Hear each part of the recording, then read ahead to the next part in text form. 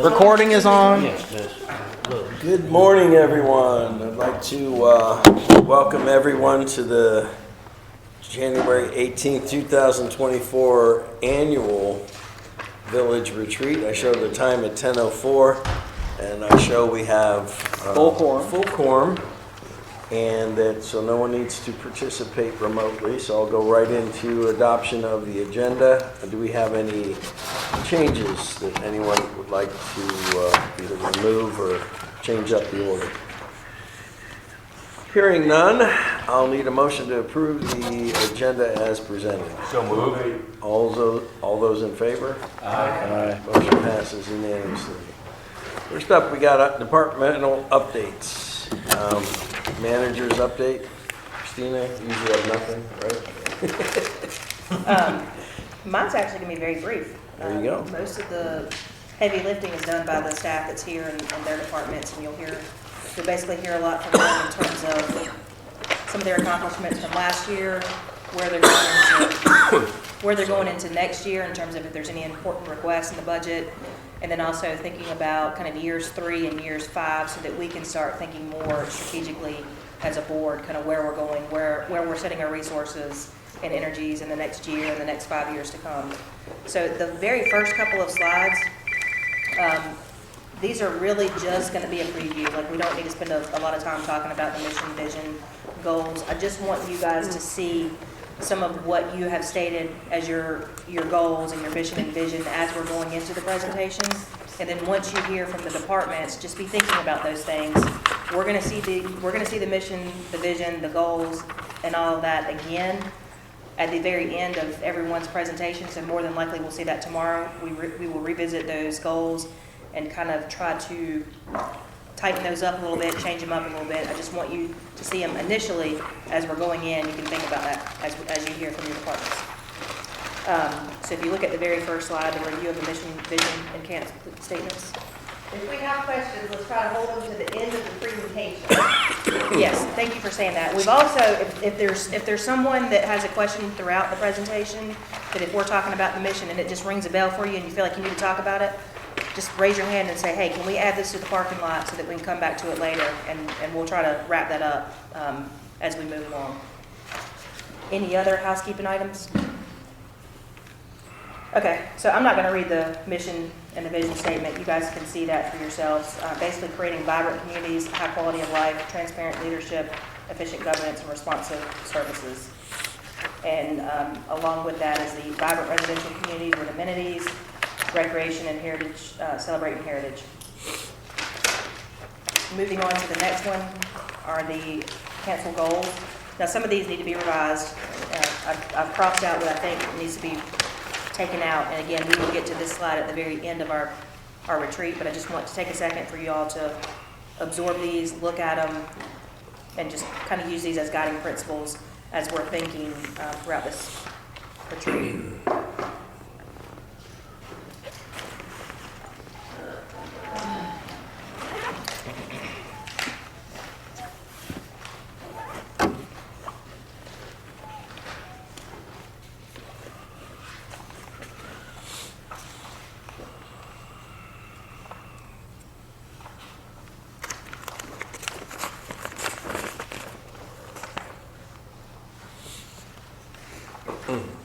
Anybody need a few more minutes? Really fast. Whenever you're speaking, try to project your voice. We have our recorder in the old room, so we want to make sure we pick up what everybody's saying. Anybody need a couple more minutes on anything? Okay, so moving on to the next slide, strategic planning. This kind of goes over just some questions. Again, at the end of the retreat, we'll look at these goals. We'll try to revise them with specific actionable steps and strategies. Throughout this presentation, I want you to focus on the priorities that you'll see in just a second, staff requests as they're going over them, and then consider aspects of just a couple questions that I have in general. How can we promote a vibrant community with high quality of life, which was specifically taken from your mission and vision? How can we promote a clean, safe, family-friendly community? How can we promote a thriving heritage district? Do we want a thriving heritage district, and what does that look like for you all? Do we want a municipal service district, which is the kind of the tax overlay? Do we want diversified business and residential growth, or do we only want to focus on residential? Do we want to entertain additional intergenerational events, and what do those amenities look like to reflect the community? And then what specific accomplishments do you want to see in 1 year, 3 years, 5 years? And the reason I ask these very important questions is because there's a lot of planning and work that goes along into setting some of these things forward. I'll give you an example, stormwater. You know, if Cancel has a goal to get into the stormwater program, we are talking probably a year, year and a half in engineering, planning, and all that fun stuff to even get to the point of entering that program. So we've got to plan a little bit more in advance for some of those bigger ticket items if you all have those desires. And then the last question is, where do you see Marvin in 10 years? And that kind of goes along with, it takes time to plan things. We've got to set those things in motion. The next slide, if you all remember back in December, you received, or maybe even November, you received a priority worksheet that basically allows us to go through and figure out what the priorities are of this existing council so that we can strategize some of our budgetary items and our focus and energies towards what you all would like to see. So here's just kind of a recap. It looks like number one on the list for everyone is roads, greenways, and then we have a couple of safety aspects of roads, which is the pedestrian refuge, and then wayfinding, master planning for a heritage district, streetscape, record keeping software, and then once we get to the 8 or 9, kind of tied in here, the consultant for the heritage district overlay and infrastructure plan, village hall, multi-use facility and event lawn, increasing staffing needs, and so forth and so on. Looks like the very last thing on your list of wants is cell tower land, and then master planning for the Marvin Gardens Pocket Park. Next on the list is the tax increase feasibility, and there was a little bit of confusion on this, so I want to make sure that I'm clear here. This was done with the impression that the GO bond did not pass. So you kind of see the average there of you guys were, as an average, more palatable towards a 1.5 cent increase in next year based on the GO bond not passing. And you can kind of see the trajectory there. Now this is, you see the variation of the responses. We just took an average. So that's the end of my presentation. Again, I'll kind of interject and we'll come back around to things at the very end. But does anybody have any questions on what they have seen just in this brief little section here?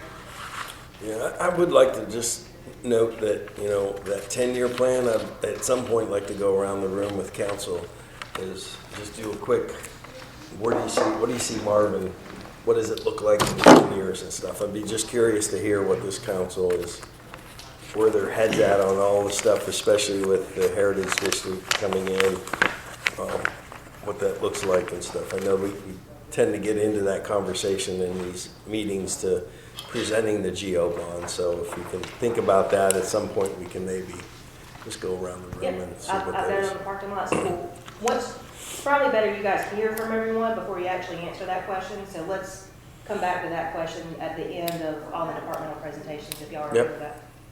Just one thing I want to note that we can talk about later so I don't forget is I had an idea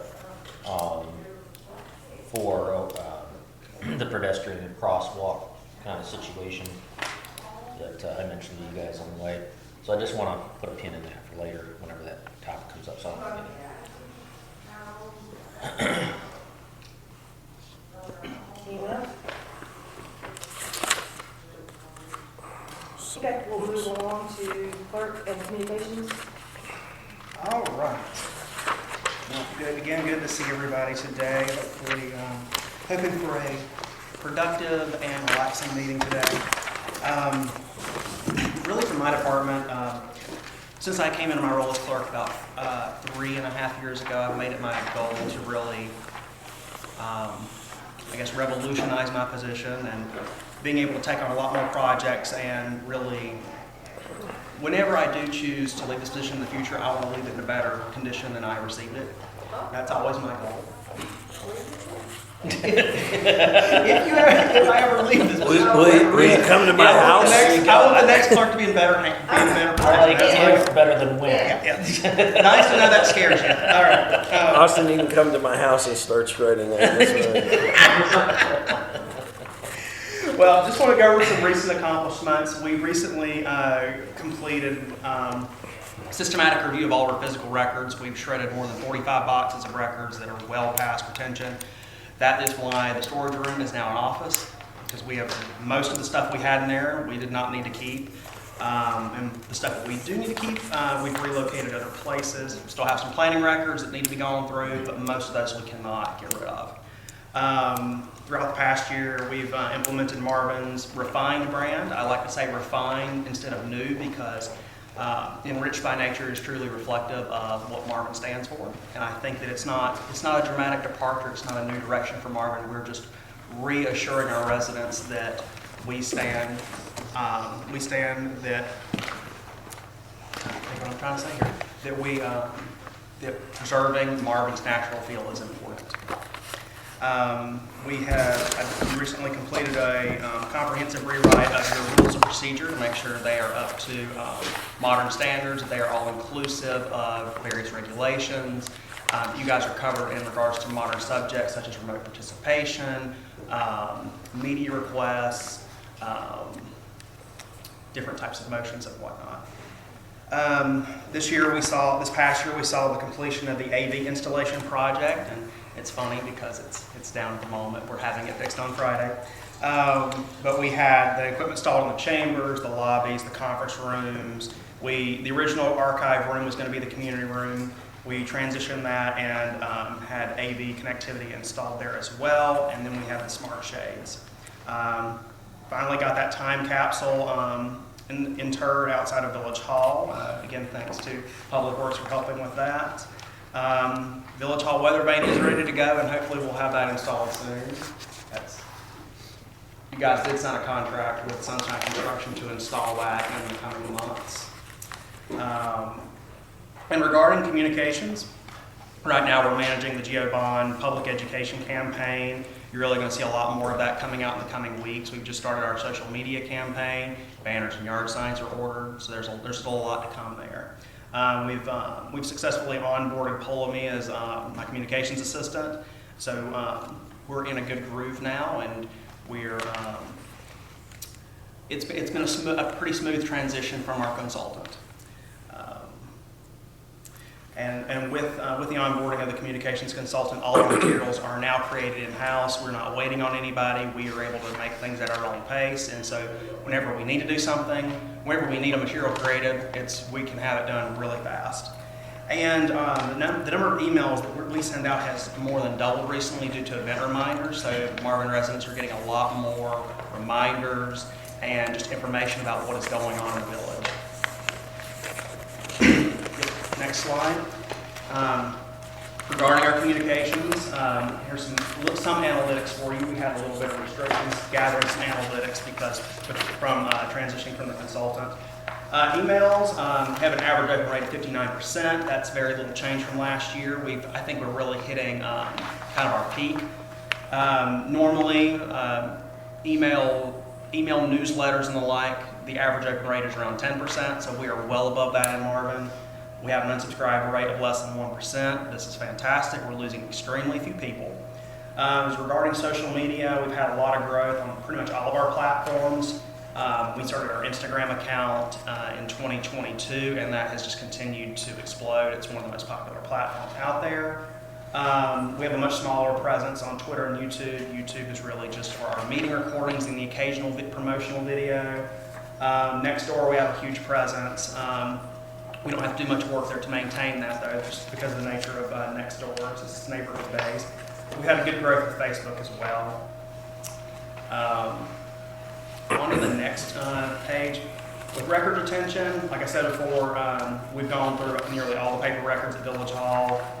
Most of what's left can't be disposed of. Looking forward, like we had on your priority forms, I am looking in the future to implement an electronic record keeping software.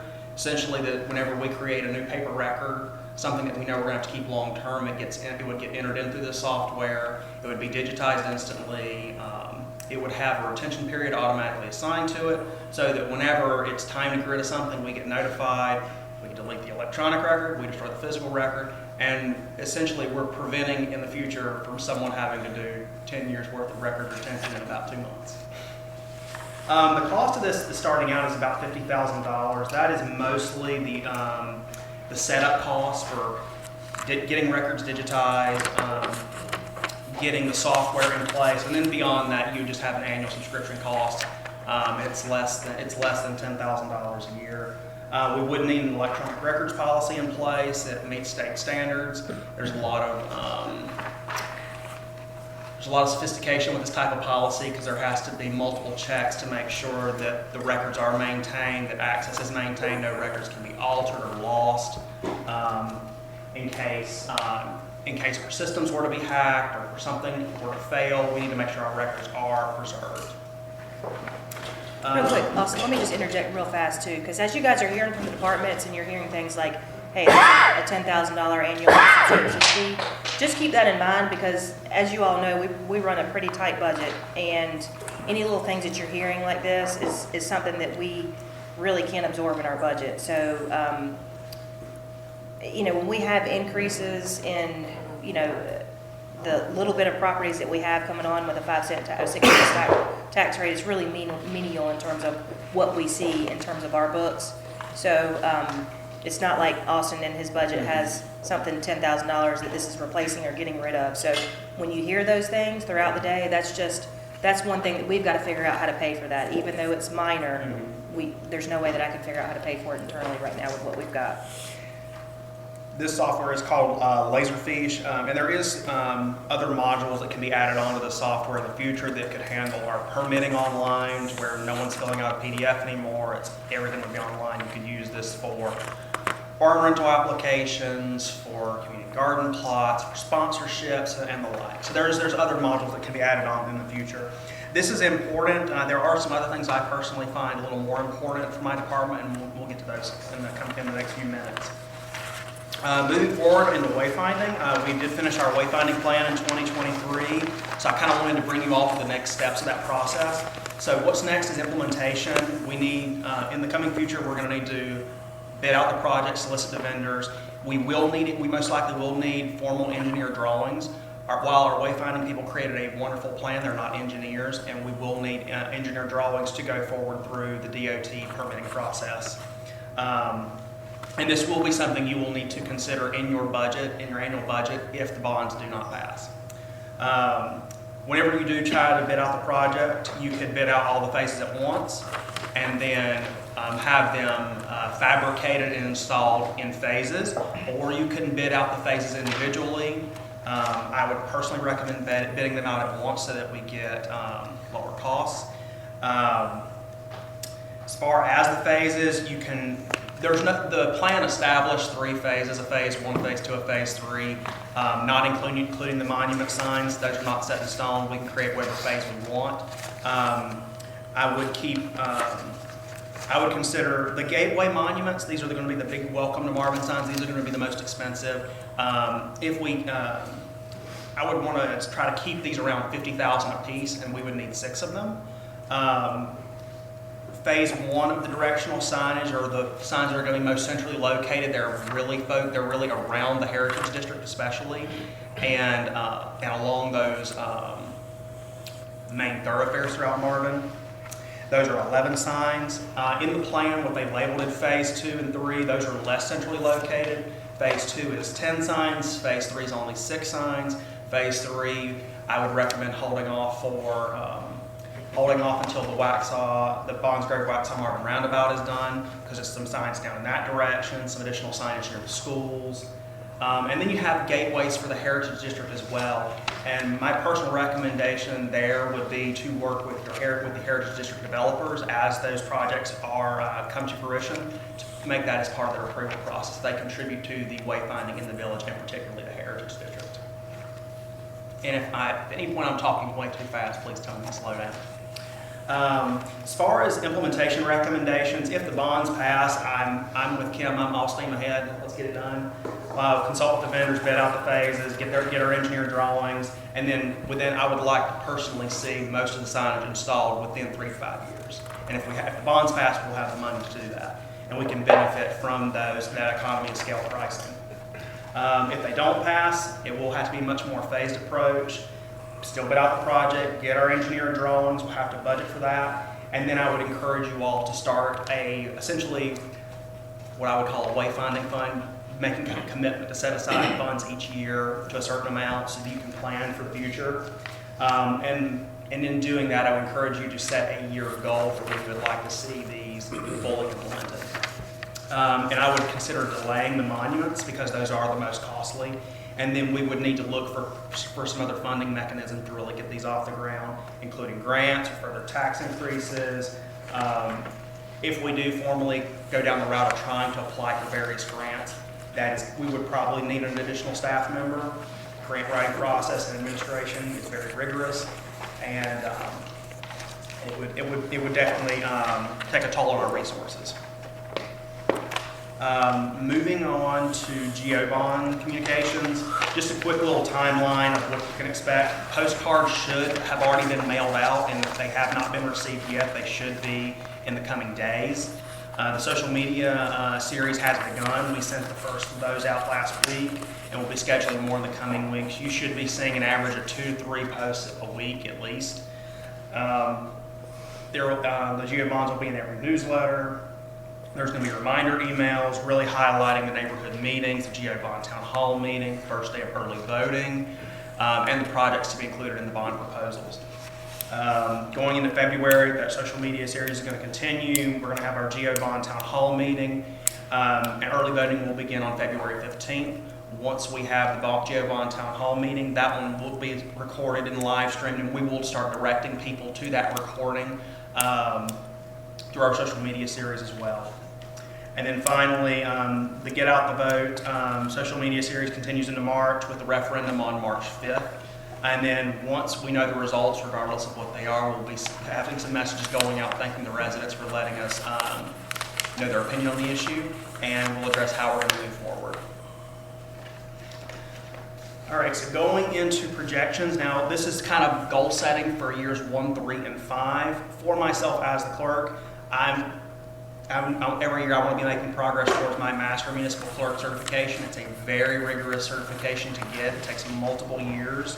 I've received my Certified Municipal Clerk certification and North Carolina Certified Municipal Clerk certification over the past 2 years. I'm working on a fellowship right now. It involves like doing a lot of reading and studying on leadership qualities. That's called an Athenian Fellowship. I expect to have that done within the next 2 years. As we're able to, one thing I would like to do coming in the next year would be to have more time to assist Christina with various projects. I know she's pointed out that she needs help with grant administration. That's something I think I would be good at. It's been with transitioning from the consultant to Ptolemy, with wayfinding, with the bonds. There is a lot on my plate at the moment. And while I am managing pretty well, and I would like to be able to have some time coming into the next year or next 2 to 3 years to really help her with whatever she's working on at the time. I also want to focus on succession planning because one day I will not be in this position, and I don't want that to be anytime soon, but I do want to make sure that whoever is the clerk of Marvin in future years is in a good place. And then if you guys do want to move forward with record software, we could get that going in the next year. My biggest ask going into this next year is for a deputy clerk, someone that can be split between myself and Hunter as planning assistant, and right now that would be Ptolemy. I'm asking for a resource appropriation for a full-time deputy clerk, planning assistant, someone that I can onboard and train over the next year, can get Ptolemy, for example, into professional associations, get some training under her belt. I'd like her to take over planning board minutes especially, and to get her into that succession planning process as well. And even if she is not a deputy clerk long term, I want to make sure whoever could be a deputy clerk long term is in a good position. as the clerk, you know, you guys see me at every single meeting. I'm at every council meeting, PRG board meeting, Marvin Day meeting, planning board meeting, coffee with council, and the like. And while I enjoy all of that, it is a lot of my play, a lot of places to be, and it is hard to disconnect at times. So being able to have a backup so that if I need to miss a council meeting, I don't have to worry, that would be a tremendous help. Projections year one for wayfinding. I would like to get those engineered plans for the signage going, obviously pending the GO bonds. And I'd like to have a work session with y'all, probably just in a normal council work session, where we formally lay out our wayfinding phases. And I would definitely want to do that after we know what goes on with the GO bonds, so we can just plan for the future. Into communications for the next year, I really want to start doing more video content. It's something that I've not had time for, just everything on my plate. But now that we have Ptolemy working with us, I think we're going to have a lot more opportunities. We did a cute promotional video for the Friendship Tree a couple months ago. We have our photographer we use for events, obviously, and she did a wonderful drone video for Marvin Day. But I would like to do maybe a Trail of the Month series, especially since the GO bonds coming up. If for example, the bonds pass and we're moving forward with greenways, I would like to highlight already established greenways in Marvin and do videos on ones we're planning for in the future. Because a lot of people don't know these trails exist, and most people in Marvin, I guarantee most people in Marvin have not walked one of our trails or one or two of our trails. I would also like to do interviews in the future with council members, board members, staff, marsh, and the like. We have a lot of interesting people here working with the village, whether they're council members or board members. I had a very interesting conversation with Jen Castellucci in the last few weeks, and it was just very interesting. And I think it's very beneficial for the residents of Marvin to truly understand who is working on their behalf, both in a professional and a volunteer capacity. And I think that builds local trust too, which is very important these days in government. Going into year three, I would like to have my Master of Municipal Clerk certification from 3 years from now. Again, more time for focusing on projects with Christina, more succession planning. Whoever's my deputy clerk in 3 years, I would like for them to have their certified municipal clerk and North Carolina certified municipal clerk certifications. I want to have that person fully trained. They feel completely confident that if I'm not there, they are comfortable in whatever setting they're in. And more succession planning.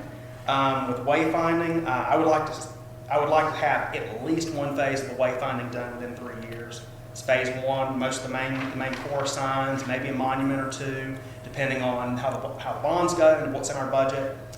But in addition to that, I'd like to start rolling out those street blade logos, the little trees that you tack on to the sides to really show which streets are in Marvin.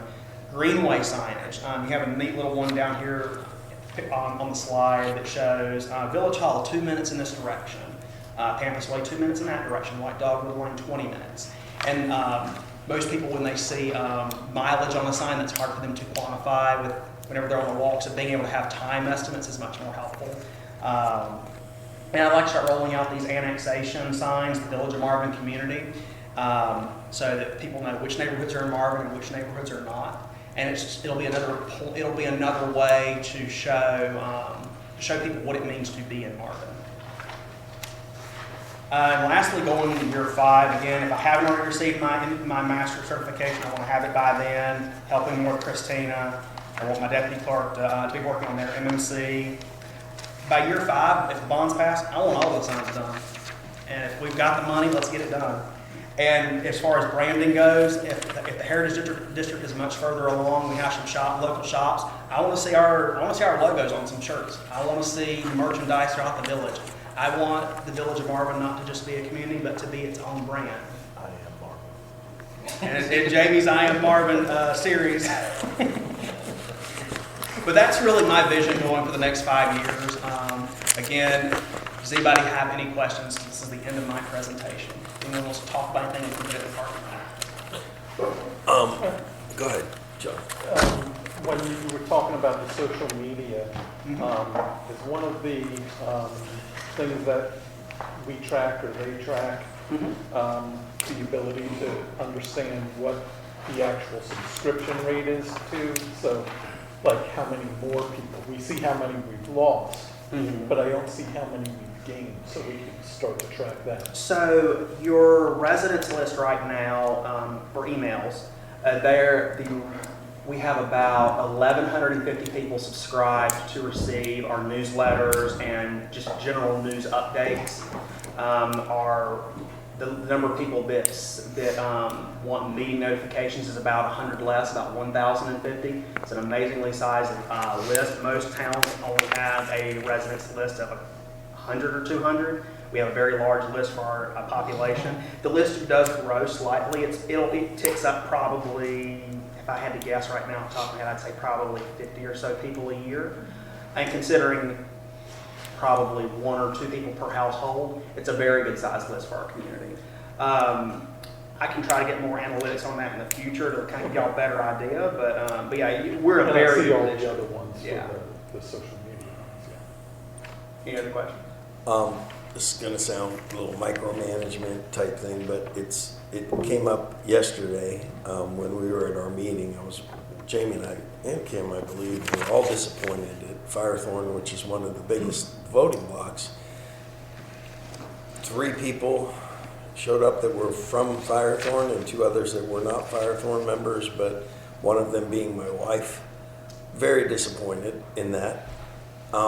And I teased on how we could maybe get attention, but is there a chance through the remainder of these little neighborhood get-togethers that we have a one-day banner that we can place in front of their main entrance and exit? It's just an idea that say, come find out about the bond tonight. It's like, as much as we do with the emails and stuff, I did ask my wife, did you get an email from our neighborhood? She did remember getting an email from that, in which she had asked me, should I go? I said, absolutely. I said, I want your feedback on this. But I teasingly said, what would get people there is if we went to a construction company and hired them to park a huge bulldozer right in front and put a banner on it and say, come see what's happening in your neighborhood. Come learn about the. People would come, I guarantee you, because that's when they come, is when they're fearful of something. And at the end of the day, this GO bond does involve construction and what we're going to be doing and stuff. So I'm so frustrated on how, but if there's anything we could do, like when we put those banners up for Coffee with Council, can we not do that, a generic one for the neighborhood for that day? It comes out. You could do something like that. The only issue at this point is the turnaround time to get the banners. If I place an order for a banner on Monday as soon as I get back in the office, and that's just me sitting down, getting it designed, placing it over that day, you're not going to get it for at least a week. So if you're We still have all February. Well, no, I'm saying I would We don't have any meetings, we have one meeting scheduled. That's it. What I would recommend doing, all of our normal GeoBond banners are being delivered should be delivered in the next week or so, to be going around the village. We can design an extra banner in-house for the GeoBond town hall meeting, and that's what I would be putting all around the village, because that's going to be people's last big chance to get together and learn in person. The neighborhood by neighborhood approach, I think, is a good idea, but it would be something we should have started earlier. No, I get it, but when we're doing things like this and we want to get that attention, it's like, the communication is everything. And we heard from one person who was on the fence of coming, and she said she was so glad she did because she learned so much more, and there's no way anyone's going to be able to grasp what this is about and the details of it and what it means for them individually. Great questions last night from the few that we had, but just not that many people. I know we haven't recorded them, but it might make sense for us to record at least one so that we can put it on the website and be able to direct people to it over the coming weeks. And John's right. That is something we can do with the AV. The AV system should be fixed on Friday. Going forward with future ones, Christina, Jill, and myself, all 3 of us know how to use the system. We're the ones staffing these meetings. We can start live streaming these. That's not a big issue at all. Not in a position. It's something we can easily do. Well, We've got Monday's meetings, so that would be the perfect opportunity. I think that's one of the less viewed in the office. I think it's a great idea. We just won't be able to stream any that are off-site. So like if you're at Marvin Creek's Clubhouse, you can't stream there. If you're at Courtyards, you can't stream there. Yeah. But, and then going forward, we'll definitely be streaming the Geo Bond Town Hall, and we'll be pushing that recording out too. Can I make a suggestion too? We are getting some really good questions at these meetings. Last night was the first one that I was at. But some of the questions they're asking, I don't think we've actually covered in the PowerPoint. So it might be a good idea for whoever is attending these meetings to just kind of take notes, like, what are those good questions that were asked? Because what I would like to do by the time we have that final town hall is to be able to have the presentation posted on the website, maybe a recording of one of the meetings, but also like, here are the questions that were most frequently asked at all of the HOA meetings that we had. This was the reoccurring questions that kept coming up, and here's the answers to them. Because if you start off your kind of town hall in February with just right up front answering the biggest, most frequent questions you always get, then I don't think you're gonna have so many people interrupting, and you might not lose people. But the information that they're asking for, I think, is really good. So I would like to see that happen somehow. And I'm happy to jot down the questions that were asked last night, but I just wasn't at the other ones. I would not record any of the HOA meetings. I would record the fall town hall because people have plenty of time. Because that one will have all of our, hopefully, questions have come up, and then we'll be able to answer them there. And then we can just have that one online for people to go and look at, because we still have plenty of time before early voting starts. But yeah, we can definitely focus on the Geo Bond. And then that way the entire council is there and stuff, would be what speaking for. Would it make sense to almost have a scripted presentation by someone on staff or something to create a video just doing that presentation? No, I don't think so. I think just record the fall town hall the way we're gonna do every other meeting that we have, and just put it up on the website. Like, have a special link for it, if you wanna hear the, not have people go hunt around for it on YouTube, but under the bond stuff, here's the fall town hall meeting, all your questions should be answered here. My only concern waiting that long is we'll have all these meetings and you'll start to see momentum one way or the other, I think, by that time. You know what I mean? Yeah, I know what you're saying. I just, Why, then, because of how the way it's been going, we should consider doing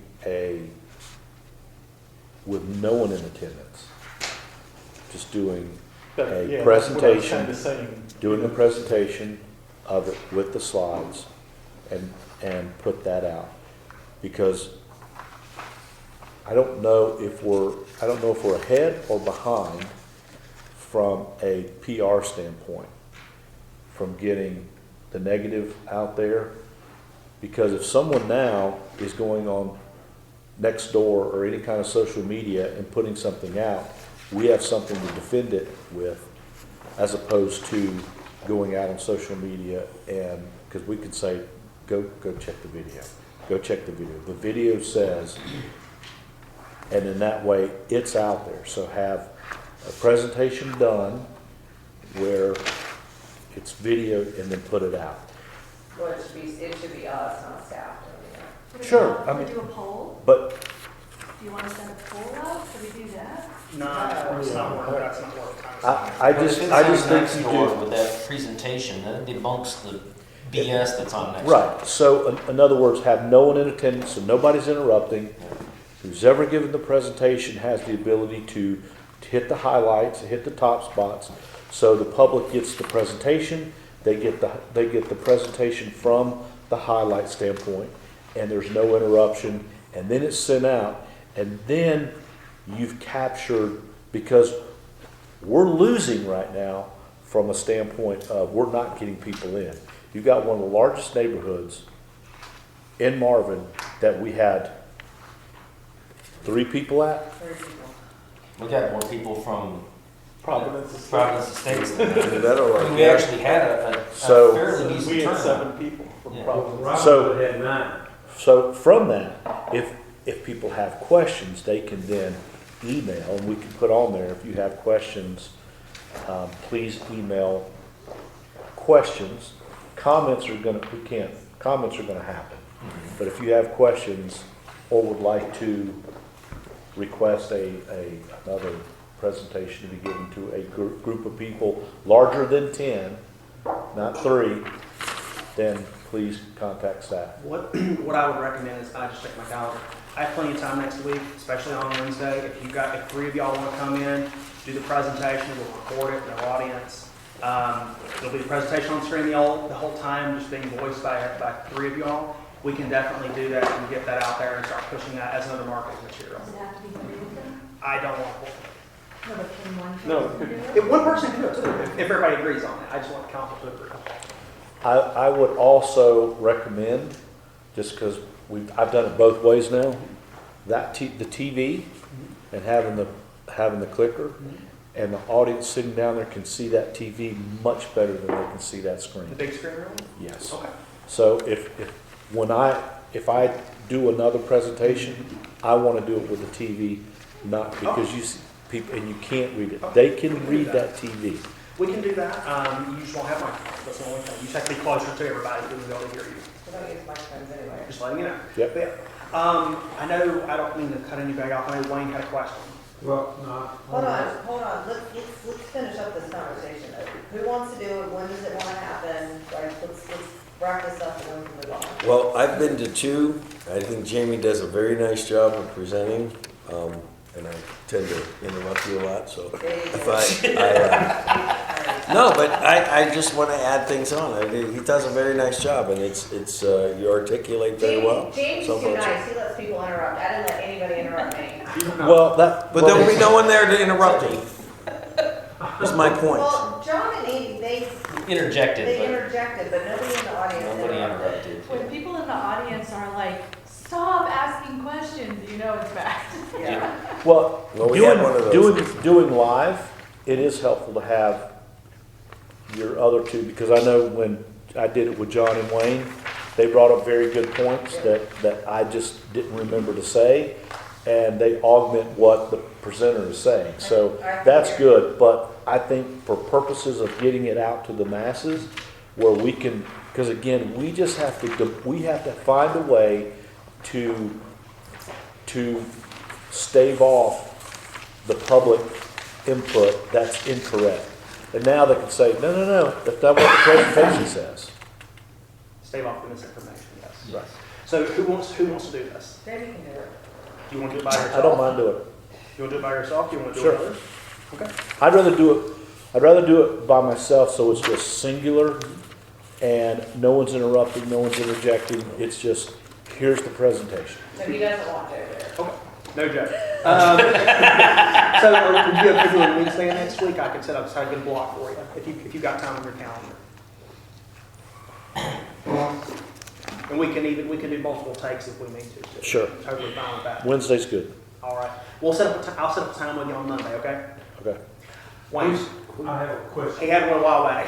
I have, Hunter, what difference is it between Martin's and the DOT standard on roads?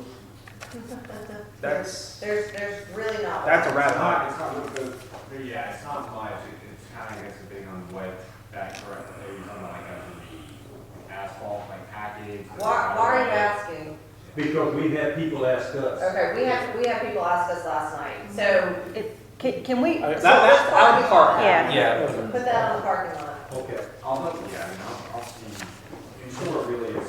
No, don't answer it, it's in the parking lot. Stop, Hunter.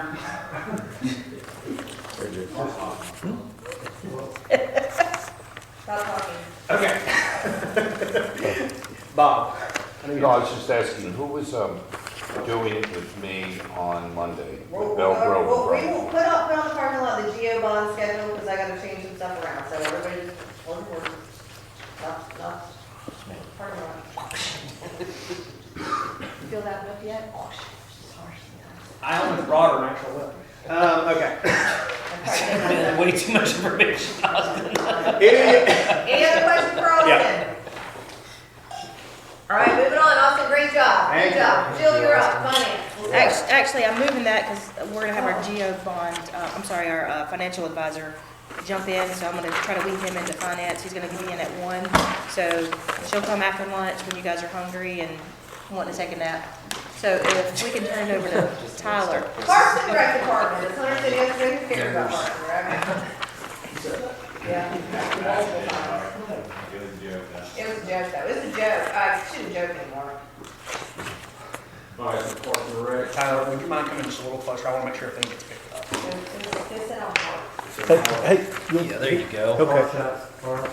Need to write Parks, I've Just want to make sure everything gets picked up clearly, because I know I'll have to go back and listen to some of this.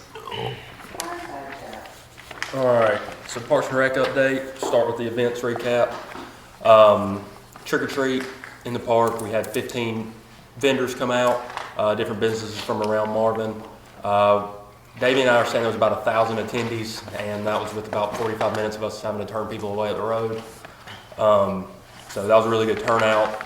Next year, we're going to try to up the number of vendors, hopefully have at least 20. Hopefully figure out a better way and get even more people, try to up the number of attendees, a way we don't have to turn people away, looking for about 1,500. The next thing was the friendship tree. We took on 50 kids, and the community really swallowed us up and did a great job. So next year we're going to start with 60. We feel pretty safe with that number.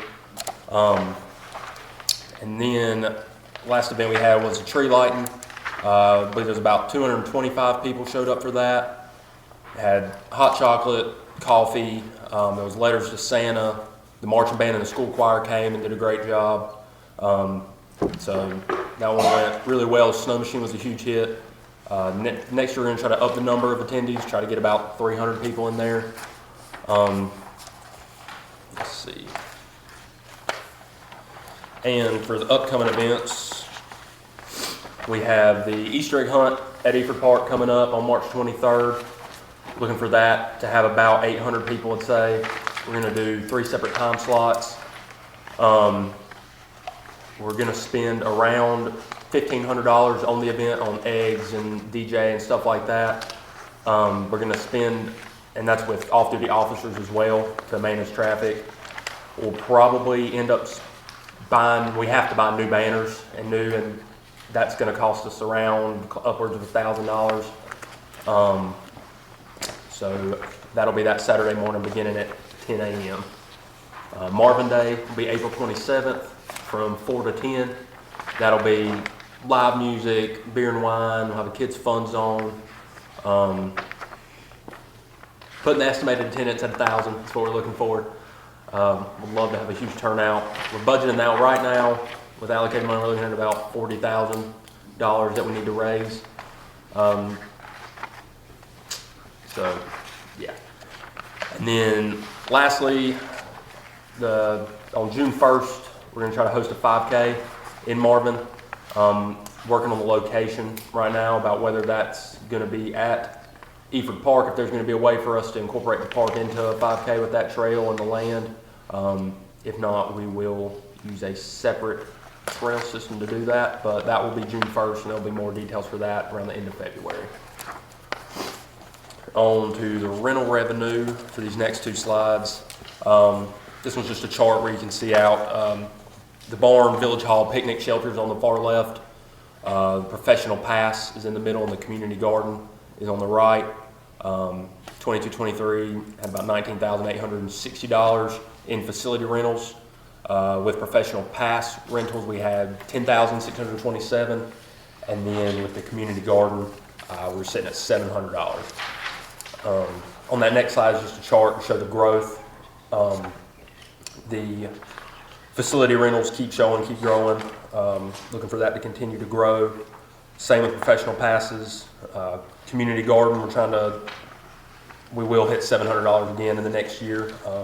Same price, same amount of garden spots for this upcoming year.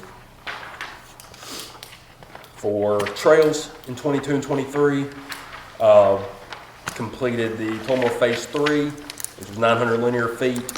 That was from the existing Tullamore Trail, and that'll link with the fourth phase of Tullamore. And then Tullamore Phase 4, the final route is to be determined where that's going to come up. A couple things kind of pending on that, but that's going to be 1,600 linear feet, looking at about $22,000 on that construction. And then lastly was the North Preserve Connector Trail. It was 950 linear feet at Painted Turtle for $24,750. And that next slide, just visual from our maps, you can see kind of the C2 and for the Tullamore Phase 3 and 4, and then the highlighted area on the far right picture, between C7 and C6 right there, that's a visual of the connector. And for trails in 23 and 24 on the next slide, we'll have S1A will be from Saddle Avenue to Newtown Road, and that'll be 4,457 linear feet of typical greenway, Newtown Road to Yellow Jasmine. And then C4A will be 6 Mile Creek, Joe Carr Road, 1,782 linear feet of, that'll be crushed concrete path. And to the next slide will be about the Village Hall Park. The Part F grant was awarded. The total on that will be $1 million, 50% match from us. And on that, the scope of the work for the Part F is going to involves a rain garden, walking loop, event lawn, site furnishings, and site preparation and landscaping. Our deadline for this is going to be November 30th of 2026. Good. What a great birthday, Brian. Yeah, what a gift. Are you managing this process? The Part F, when it gets... Not necessarily the Part F, but all the things that are gonna go along with it. Are you managing that and like being in charge of all of it? Yeah, I believe so. Yes. Yeah. You doing the part? We're gonna start it together. You mean the construction aspect of it? Not like the planning and what it's gonna look like and bringing it back to us and all the things. So, no, I'll do that. We have to do an RFQ for the engineer on the Part F. So I'll do all that once I get some time to get it prepared, and we'll send it out. Y'all will select the engineer, and they will be the one that's going through the design process. Okay, and we're gonna continue to march forward with this regardless? On the Part F, Yeah. regardless of the GO? Yeah. Yes. Okay. Yeah, it would probably likely just be a much scaled down version because in the GO bonds, the Village Hall Park is. Yeah, and I actually have agenda items specifically so y'all can Oh, you understand do? all the Okay, I'm components. sorry. Yeah. I'm sorry. Okay. And then that next slide was just some rendering pictures of the Village Hall Park. On to why we're building next to Village Hall. From the survey sent out, we had the top programmatic needs submitted by residents, farmers markets, outdoor gathering space, outdoor fitness space, and an event lawn. And you can see some visuals there from the survey. On to projections. Which survey was that? The one back in 2019. The only survey we've done. I know that. I just making sure, clarifying, we didn't do another one, or you didn't do a separate. One on there. Was that? He's the newest fellow. What was the question? No, I. They're just asking which survey that was. Just to be clear. You thought maybe they did one and you didn't know. No. You weren't paying attention. That they were doing one online, like through our website or something like that, just being clear, making sure crystal clear. Gotcha. So on to Parks and Recreation projections from years 1 to 3. We're going to continue the events that we have going right now. Hopefully a lot of growth in the attendance and the amenities we're providing. And then we're looking in years 1 to 3, add an additional event, something like chili cook-off, an astrology camping idea, something like a barbecue and brews. Don't give up on that. Never give up on that. Don't give up on it. No. And so that's something we're looking to add, in some of our more downtime, maybe in the middle of the summer, and sometime we can find one on the calendar. We're looking for phase one of the Village Hall Park will be completed. and we'll have drawn plans, construction of the event lawn, the walk and loop and seating should be done. We'll continue the discussion for athletic fields, identifying some land acquisitions, consider resources of programming and revenue consultant, consider resources for sponsor level, recruitment consultant, and try to get an athletics fields master plan. Also looking at the construction of pickleball courts, RFQ for engineering, RFP bids for construction, and then budget for reservation software for facility rentals such as CivicRec, HeyGov, something along those lines. Going to solicit a firm to conduct program fee analysis, and planning and engineering for multi-field parks. 1 through 3. So the next slide is projections from years 3 to 5. We'll be looking for planning and engineering of phase 2 of the Village Hall Park, which will be the actual amphitheater itself. By then, we're hoping to be implementing an athletic fields master plan. And then we'll decide on some desired athletic programs such as baseball, soccer, and football along that, and start the construction of the fields.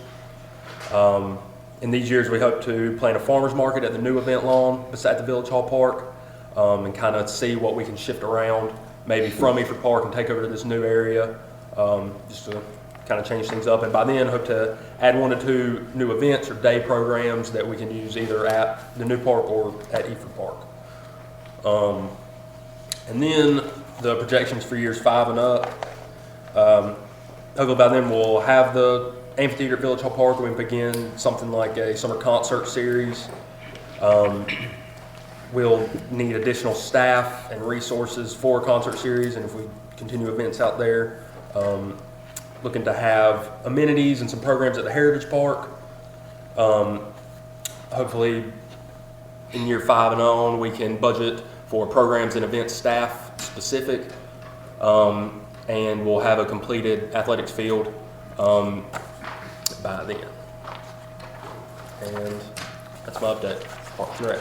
So, real quick, I just have a question for Joe, actually. Have you had any more communication with the new mayor about that piece of property?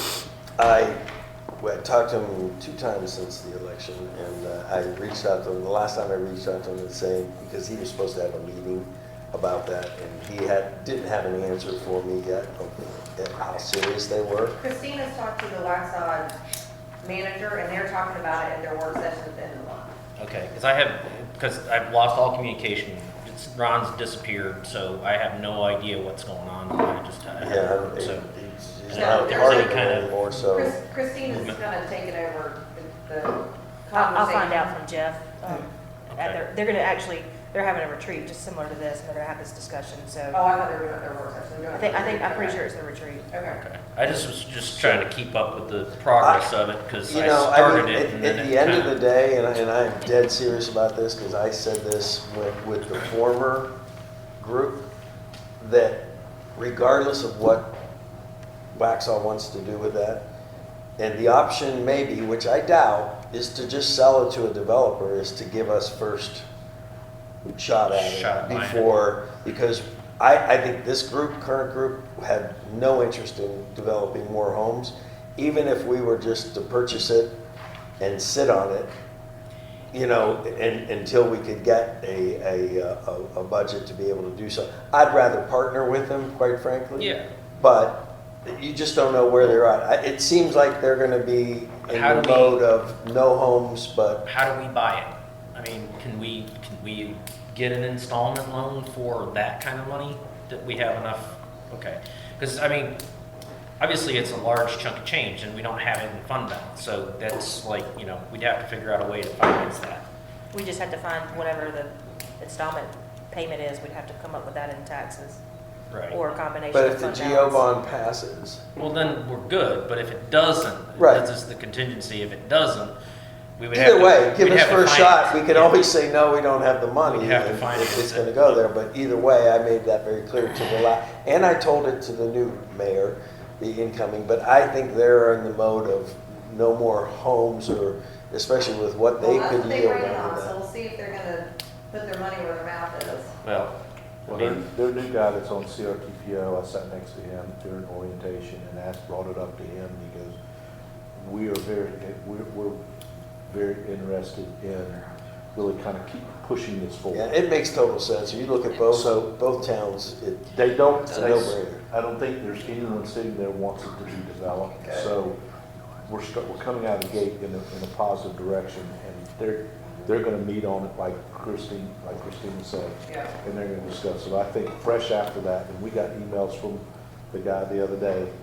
I don't know if you saw it. I did see one, but. Yeah, you So- responded to it. So I responded to him and said, hey, keep that information coming.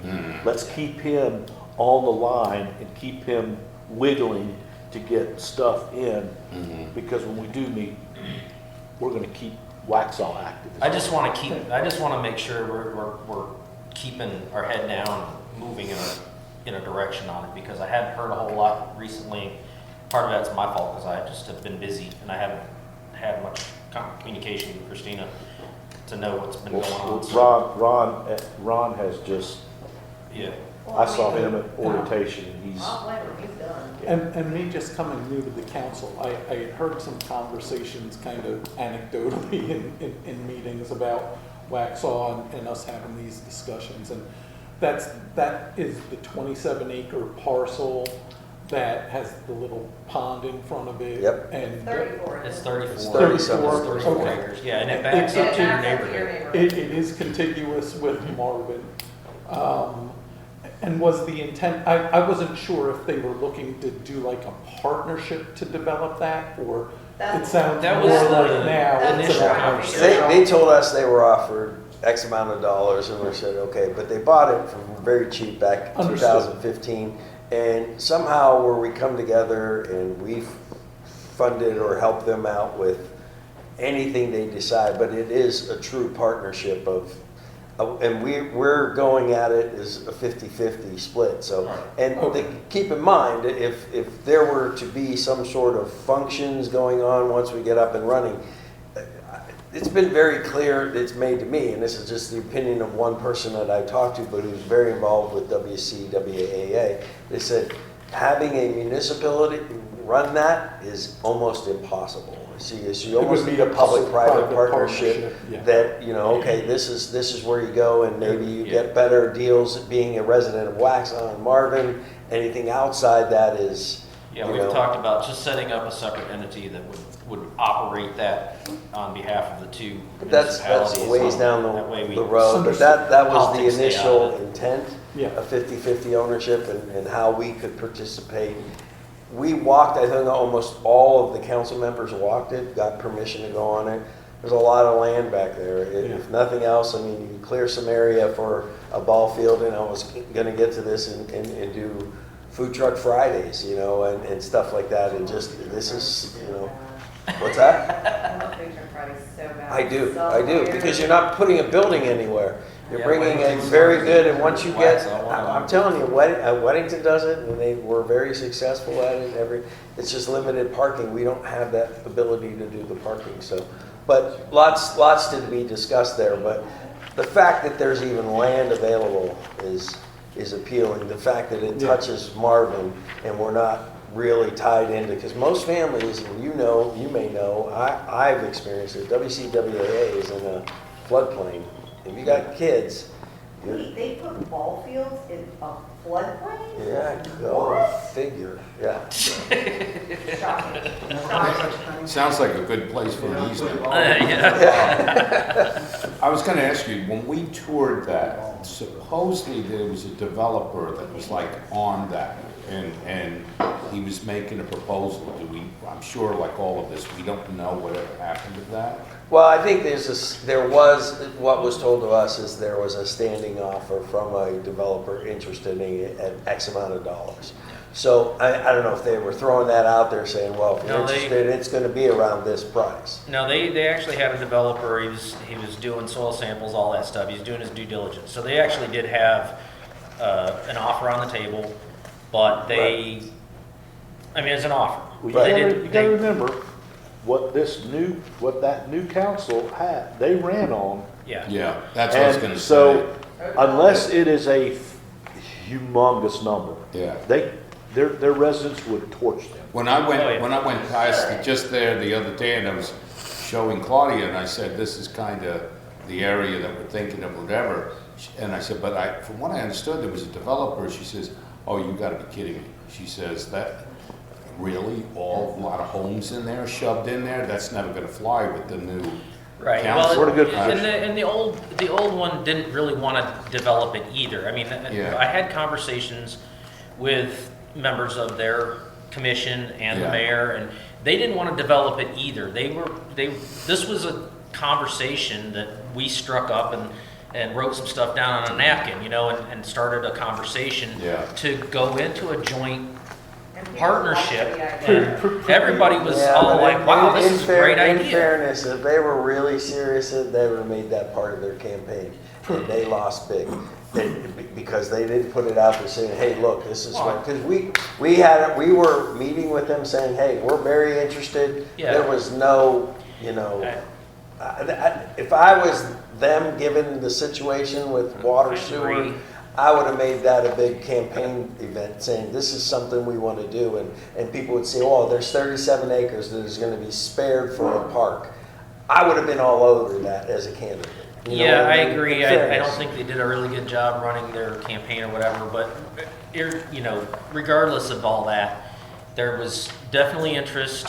One of the sitting commissioners that's still in had a lot of interest in it at that point. So I'm just glad that things are moving along. I don't think that there's any disinterest on Waxhaw's side. There's definitely interest on our side. So I think as long as we keep our eye on the ball, I think this is something that could really, come to fruition. There's nothing else I left will- unless I'm missing something. I will say previously, there was a proposal that Waxhaw did entertain that was a cooperation with SPCC, I believe, for a satellite campus there, where they were going to develop part of it, and part of it, they were going to develop a park for Waxhaw. That was kind of the trade-off. There was a lot of opposition, both from residents in the front of my neighborhood there and the other. So I did just want to point that out, that they've looked at other types Yeah. of arrangements in the past. The other thing that I would say is almost right nearby there are some significant land available as well that's owned by Jimmy King, kind of right there at Gray Byron. I believe he owns almost 60 acres in that area as you kind of come around that bend. Is that the wooded It's lot? in Union County right now proper. He's somebody that's been on the Union County Planning Board in the past. There is another kind of contiguous piece. It's not contiguous, but there's a property nearby there as well that's owned by, Has he expressed interest in selling? I don't know him personally. I've met him a few times, probably 15, 20 years ago. It's been in his family for a real long time. Listen, I had looked Listen. at that as a potential, like, there's land, like tracts of land that are in that general vicinity, that if we could possibly get a hold of this one, and possibly a couple others, we could I think really they're expand separated by this. the new homes that Yeah. just went in there, but. There's a lot of potential in that area for development for recreational stuff, that if we were to be able to kind of launch off of this particular start, I was looking, there's that parcel on the corner where the fire hydrant is as well, that goes down, that the White House is on that. I think we looked it on the map. They own That's in our neighborhood. 30 acres no, it's Union County. It's right on the corner of Great Byron across from the pond. Yeah. It's Union County unincorporated. Okay. And the people that own it live in that little white house that's down just a little bit. Yeah. There's close to 30 acres, is it? That corner parcel between the two parcels? It's close to 30 acres. So there's three potential parcels there that could be, put together, which could mean it could be a really, really awesome recreational center there if we could make it work. But there's, At the end of the day, it would address some of the issues that we don't pay attention to that side of town, which is Marvin, but that's the only location. I don't see anything in the heart where the village is that we're gonna be able to do that type of park type thing. And I think it would be such a big feather in Marvin's cap to do something, especially there, even if it's part Waxhaw, Marvin, you know, Yeah. combination. I mean, I got no problem with that, because they certainly work off a bigger budget than we do. But they're obviously coming to us to see if there's interest in that, so. So, I mean, there's some potential there, so. Well, we've beat that all to pieces. Are you ready, Hunter? I know we gotta keep this You are gonna thing get my moving. food truck Friday in somewhere. It's in the vault. Yeah, it's in the vault.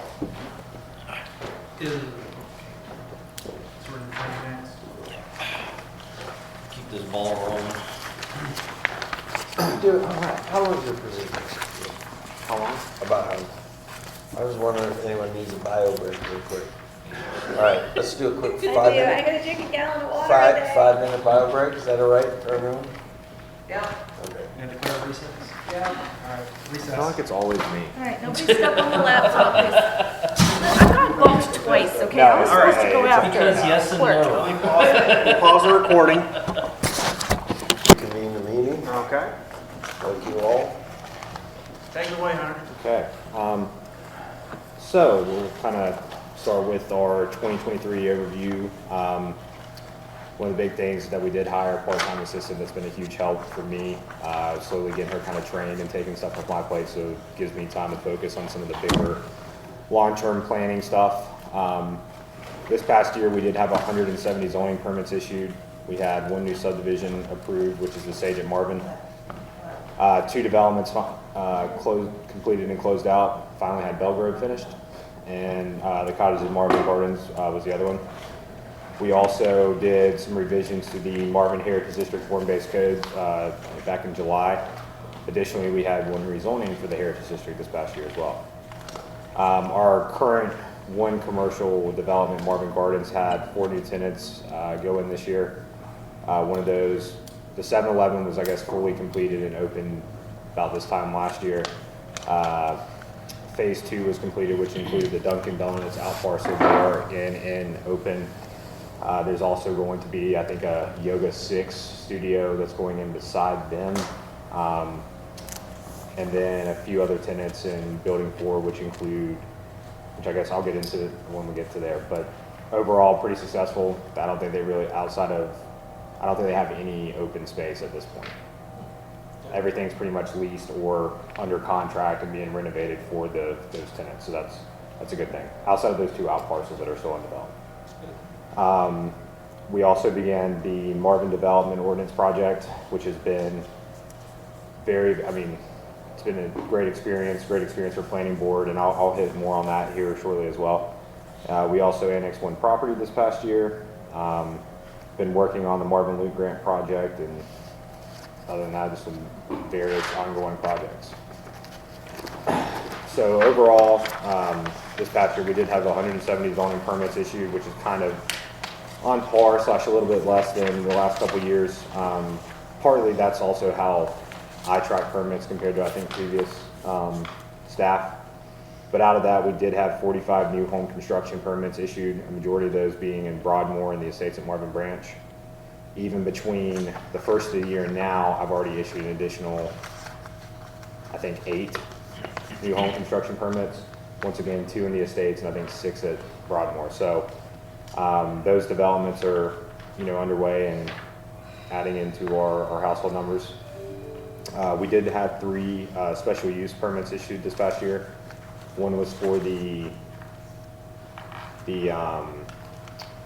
church, the nonprofit for the church. One was for the accessory building there at the corner of Saddle and Newtown, and then I can't remember what the other one was off the top of my head. Was it the accessory building off of Woodland Forest at the top right? Yeah, I think you're right, yeah. So, all right. So getting into the Marvin Development Ordinance, the village, we contracted with InFocus this past year to rewrite the zoning and subdivision ordinances. These new ordinances will completely replace any language in our current 150, 151, 152. It's more organized, it's clearer, it's definitely, basically the intent here is, 1, get our regulations up to date, as well as, plan for the future and making sure that we have tools in the toolbox to either, how we want to control development, growth, all that stuff and such, as well as clean it up. All sections have been completed and introduced to the planning board. Well, will be introduced next week. We do have that final section of, that's establishing the zoning districts, permitted uses and such. And that will be, I know I've been mentioning you guys, and I want to kind of get together with you guys in small groups, kind of go through this, kind of go ahead and get some initial questions, make sure that you guys understand everything or as much as you can, slash see what you guys might have concerns with, because like I said, all of this is new and will replace our old one. I'm having Pulmy currently go through and kind of create a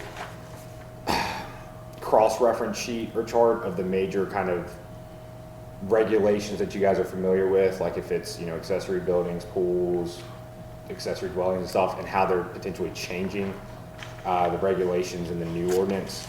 A prime example is our current ordinance. When we did the text amendments for accessory dwellings, the size limit was basically, the maximum was about 50% of the footprint of the principal dwelling. In the new ordinance, it's a whole lot more restrictive. And so that's where I want to kind of gauge council's interest on where, like, do we want to meet in the middle? Do we want to be more restrictive, or do we want to go with what we have? So that's where I want to get some of your guys' feedback over the next couple months before this is adopted in the spring. Real quick, Kim, I know I mentioned this to you yesterday. Do we want to schedule now, or do we want to put it?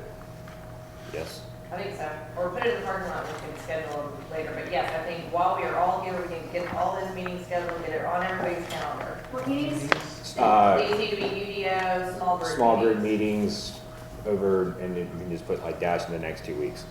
So we'll just go ahead and get some dates and times, and we'll take care of that later. But it is anticipated that this ordinance will be adopted in April, May. Any questions on that? All right, subdivision update. So approved projects in prior years were still under construction. We have Broadmoor, which the final plat was approved in 2017 for 62 lots. That one then sat vacant for a couple of years. Beechwood finally bought the development back in 2021, began construction in 2022, and currently out of those 62 lots, over half of them are under construction. So most likely about this time next year, I would maybe see them starting maybe to make some of the final improvements and begin the closeout process. Probably anticipated probably be closed out spring or summer 2025. Gates at Marvin, the 6 lots across from Broadmoor, one of those lots have been developed, and the 2 lots are currently permitted for construction for new family homes. The estates at Marvin Branch was approved for 16 lots. 9 of the homes have been built and completed and have been moved in, and now there are currently 7 of the, so basically 15, because my math is wrong here, 15 of the lots are, 15 of the lots are pretty much either sold or under construction. There's 1 lot left that will probably go under permitting in the next month. And then finally, the Heritage at Marvin, the 68 lots in the Heritage District, those construction plans were submitted in November. Staff's currently reviewing them. Those will probably, the construction plans and elevation and everything will probably come to you guys for approval after planning board in either March or April as well. I already mentioned the finished projects, Belgrove and the Cottage at Marvin Gardens, as well as the approved subdivisions, the Sage at Marvin, which they will probably begin construction within the next month as well. All right, next one. So this is one that I just kind of wanted to just bring, you know, some awareness to on what's left in Marvin. The first couple properties are basically the subdivisions already mentioned that are either permitted, under construction, or have vacant lots. It's a total of 229 acres that's being, I would say, in short, being developed right now. Undeveloped wise, you know, looking at parcels that are roughly probably 10 acres or 8 to 10 acres or larger, you have a total of 163 acres with there's a 31 acre tract right there on Marvin Road, but most of that's in the floodplain, so I don't foresee that being really developed any further. There is 52 acres on Waxhaw Marvin Road between Broadmoor and the Fincher property. That's kind of a mix of, it's about 5 or 6 different tracts. There are 13 acres on Marvin School Road that's been back and forth under contract or not. But those are kind of the ones identified. There's also a couple of tracks that are, I would say, adjacent to our municipal limits or within the county that are are subject potential to be annexed and be developed. But I just wanted to mention also, none of these tracks are necessarily for sale. These are just ones I'm kind of want to bring to your attention. Well, that could be future projects outside of the Heritage District in the near future. All right, so commercial developments. So Marvin Gardens is the only one that we currently have that's been developed. I stated the 4 new tenants is Dunkin' Donuts, the ISI Elite Training, Yoga 6, and then an Advanced Care primary doctor's office. Also, where Southern Gourmet was at is going to be a hibachi sushi place. So, so that like I said, that covers all the basically tenant space in Marvin Gardens at the current moment, as well as we council approved the Marvin Grove Heritage District project this past year. They are in the process of doing their construction documents and everything. I actually talked with Peter earlier this week, and we probably expecting to get those plans within the next month or two. They'll probably then begin construction around summer, fall, and most likely phase 1, which is renovating the old structure, adding the commercial kitchen and the initial land development, will probably be completed maybe, I would say, this time next year, spring of next year. Okay, Hunter, back to Marvin Gardens, wasn't there talk at one time about a water worker coming in? There was. There was. I haven't heard anything further on that. I'm not sure if it's because, I'm not sure if they were under contract or because it was going on one of those out parcels, and those are built to suite basically. But Whataburger's like marketing, or not marketing, but they're like signage and marketing stuff technically didn't align with what was permitted there, and I don't know if that threw it off. But I haven't heard anything further. The only other thing I do know is potentially, because that would have been the first Whataburger in North Carolina, but the rumor is that there's one going in Cabarrus County somewhere, and I'm wondering if that was the one that potentially was going to go there. I'm not 100% sure. So Heritage District update, just quick recap. The small area plan was adopted in December 21. The form-based code which are the actual regulations, was adopted in 2022 and amended in 2023. I also, side note on that, I do plan on kind of proposing some more revisions to that / incorporating that into the UDO project. But that did establish the Heritage District as a conditional zoning district. Current status is that we've had two rezoning applications, and they both have been approved, and both kind of in the same process of construction documents and review. And the next step is continue to work on the revisions to kind of better the regulations, better the process, as well as continue to work with property owners and developers to get to the rezoning process. We have been working with Robbie. I'm fully expecting that to have a submittal from him, and I would say between March and April as well.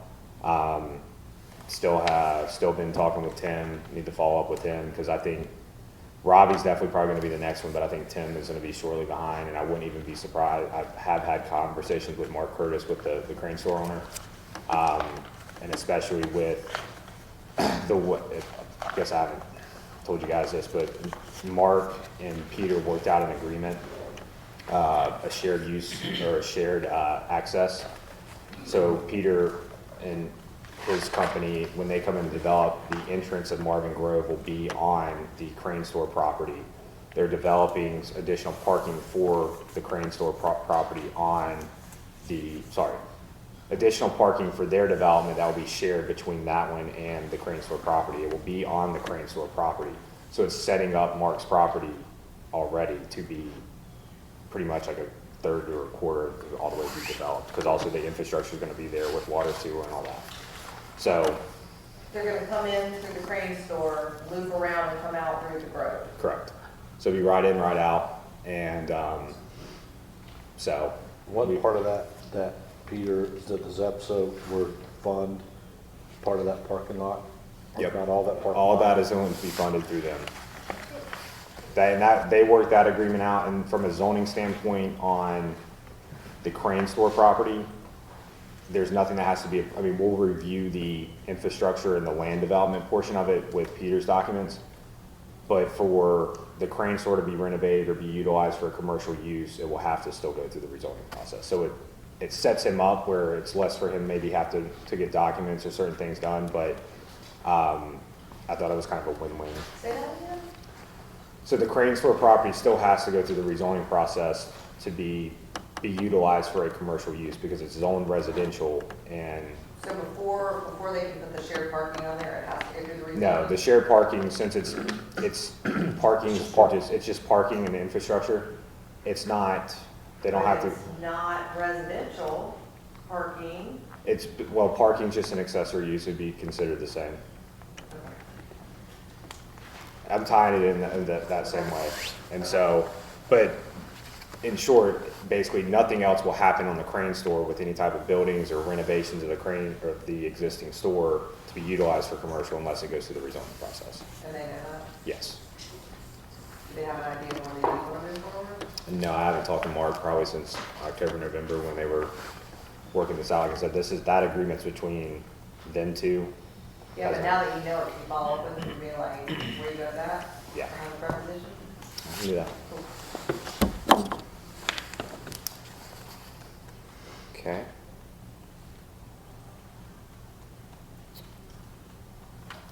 But, yeah, and the next couple steps as well is, we'll look at working on a kind of strategic plan, master plan, however you want to deem it for the area, looking at infrastructure.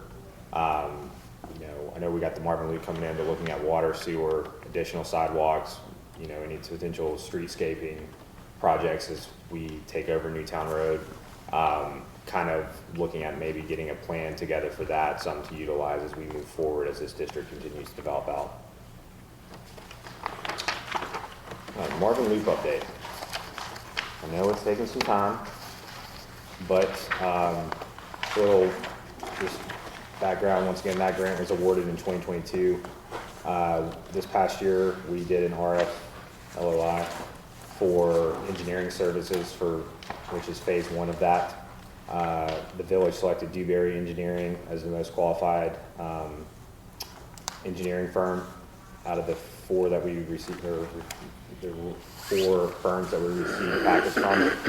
NCDOT then concurred with our selection. We have been working through engineering rates and the contract with DOT. That's been a process and a half, but I think we're on. And part of it too is just how it's got to go through the federal, or starts at DOT, then it's got to go to the federal office, make sure that everything's compliant. In short, I would think in the next month or 2, that should be good, contract should be good, and then they'll basically hit the ground running with getting plans done. So most likely construction for anything of that, I would maybe fall, but I wouldn't think until next year, because those plans, if they begin plans next month, we should have the rough final plan set by December, early January next year. Do we have easements? That's something I've been kind of working on the side. There's a couple that we have secured. There's about 3 to 5 properties that I think we're going to have to, that they'll identify in their plans that potentially we're going to have to make an offer or go through some type of because there's 3 existing, I guess, residential properties. So you've got the one right beside Saddle, before you get to Innisbrook, right? You're talking about on the Saddle property? Yeah. Yes, I had a conversation with that property owner. He's willing to grant it. I mean, we don't have anything in writing, but he's willing to give that, which that would then negate having to cross the road and then cross the road again. Right, okay. So there, you've got Innisbrook. Yep. Then you've got the house beside, between Innisbrook and the Preserve. that little white. Do we have that one? That's gonna be No, the I'm one. saying, That's- I'm saying, you have that house there, but you do That, not yeah, have it. that corner, but that house and then probably that corner is probably those are the ones, because I'm not worried, I mean, we already have one for, Marvin Grove. Do we have one for the churches? No, but I don't think that one's going to be an issue. Okay.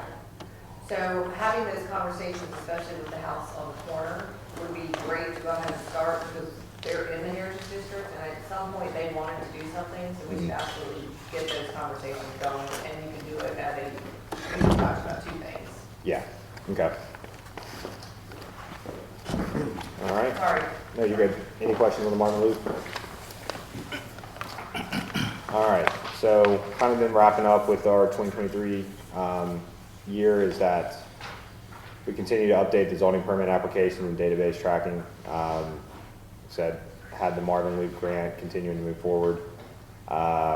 We completed numerous text amendments. We did text amendments to chapters 150, which is subdivisions. That was basically the gates, private roads text amendment. We amended the accessory structures language. We amended. There was a lot of different kind of sections that we hit on just to kind of clean it up. And this was all prior to us going through the UDO or kind of getting starting the UDO process. Code enforcement relatively was kind of quiet this past year, knock on wood. No chickens, so that was good. That's my name. I actually did have one call. It didn't ever get into an actual violation, so we were fine with that. But I was like, yeah, it was scary for a sec. But overall, any of those code enforcement complaints, typically we were able to get resolved without having to take any type of abatement action.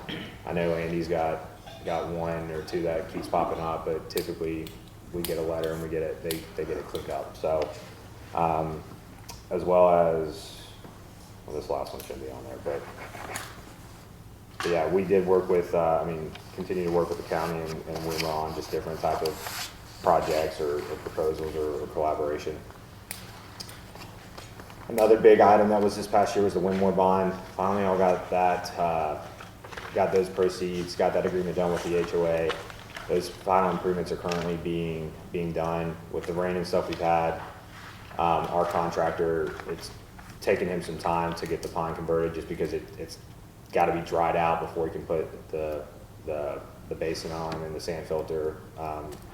So hopefully that should be completed probably in the next month, and then paving for that will be done whenever the temperatures are sufficient for the final layer of paving. We also then received CRTPO funding for the roundabout at Marvin School Road in Waxhaw Marvin. Did that agreement with the county. County got the agreement with NCDOT. I'll have to follow up with the county, kind of get an estimate kind of timeline on all that. Hold on, what? The roundabout at Waxhaw Marvin in Bonds Grove. Oh. We also received $25,000 for transportation improvements that were originally being allocated for the Marvin Newtown Road roundabout. We didn't have any, so that $25,000 expenditure will be utilized for another intersection improvement project. Staff also worked on the Union County critical intersection analysis.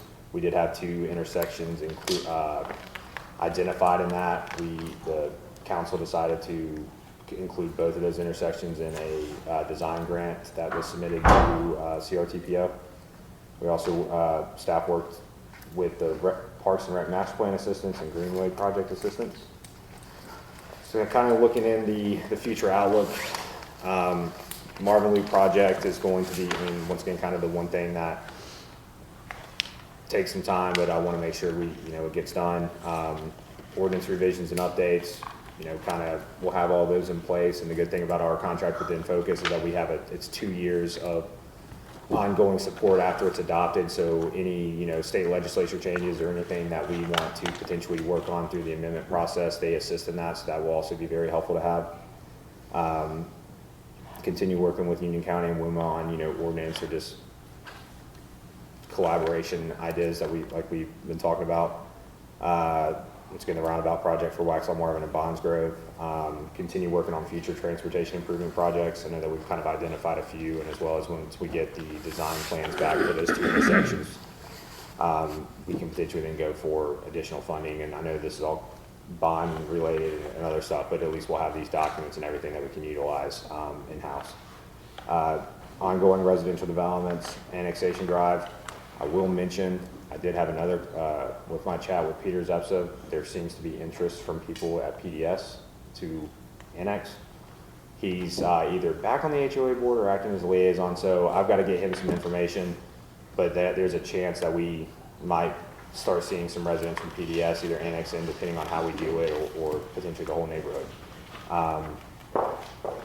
As Austin mentioned, consider resource appropriation for full-time planning assistant / deputy clerk, especially somebody to help out with planning board and stuff for minutes taking, as well as with preparation. One thing that we are working on as well, and I mentioned this last year, is the Tree City USA status for the village. There's different steps on that, but the positive is this is with the UDO rewrite, we're able to amend the ordinances to get how our ordinances are then compliant to get that status. One of those is that we have to have a tree reserve fund. My thought is with our tree mitigation fee in lieu, because if they don't mitigate, they have to pay a fee that goes directly into that fund. My other thought is then we can use that fund to do screening and certain things for greenway projects, and it's not necessarily anything that we have to maybe allocate through budgeting. It would just be a fund that we receive from developers to an extent during their projects. But hopefully we'll have that this year, the Tree City USA status this year. Staff's also, I'm trying to complete my AICP certification, as well as begin the land use plan 5-year update, since that was adopted in 2020. It's good to always kind of go through the land use plan, update it, with, see what goals we've hit, see what goals we maybe want to amend. So we'll probably once planning board finishes the UDO project, that will probably be something we start working on at that level with them, and potentially bring some updates to council for approval later this year or early next year. Year 3 update, road projects.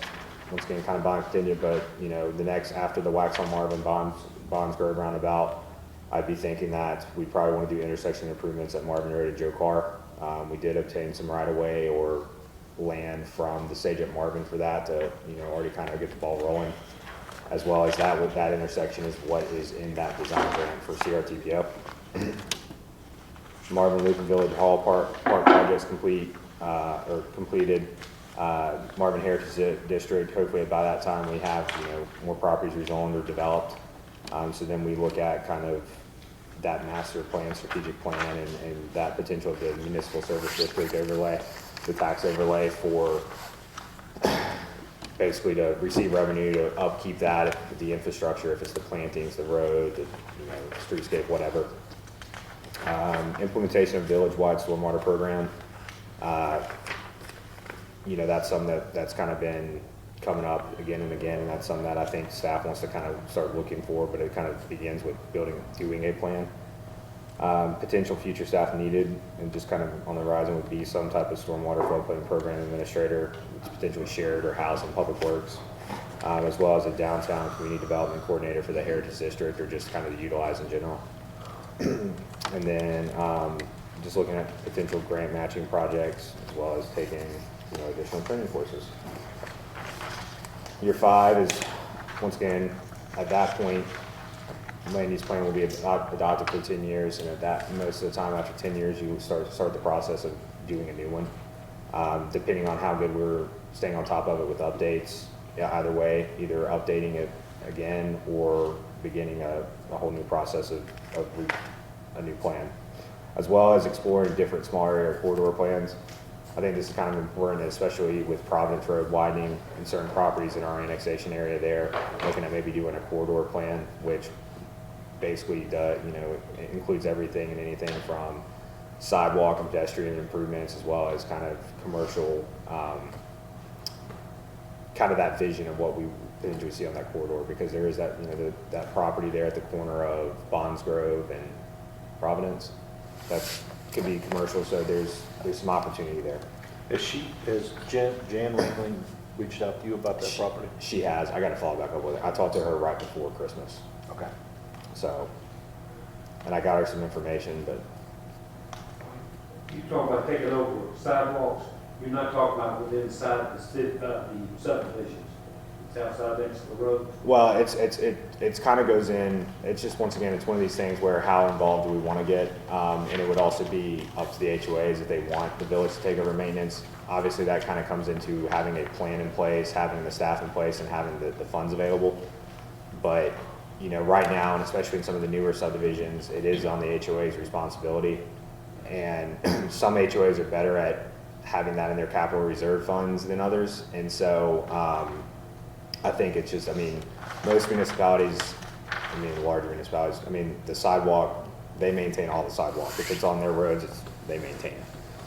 So that's just something that, you know, kind of think about, as well as that would be the same concept for stormwater as well. So. Well, there's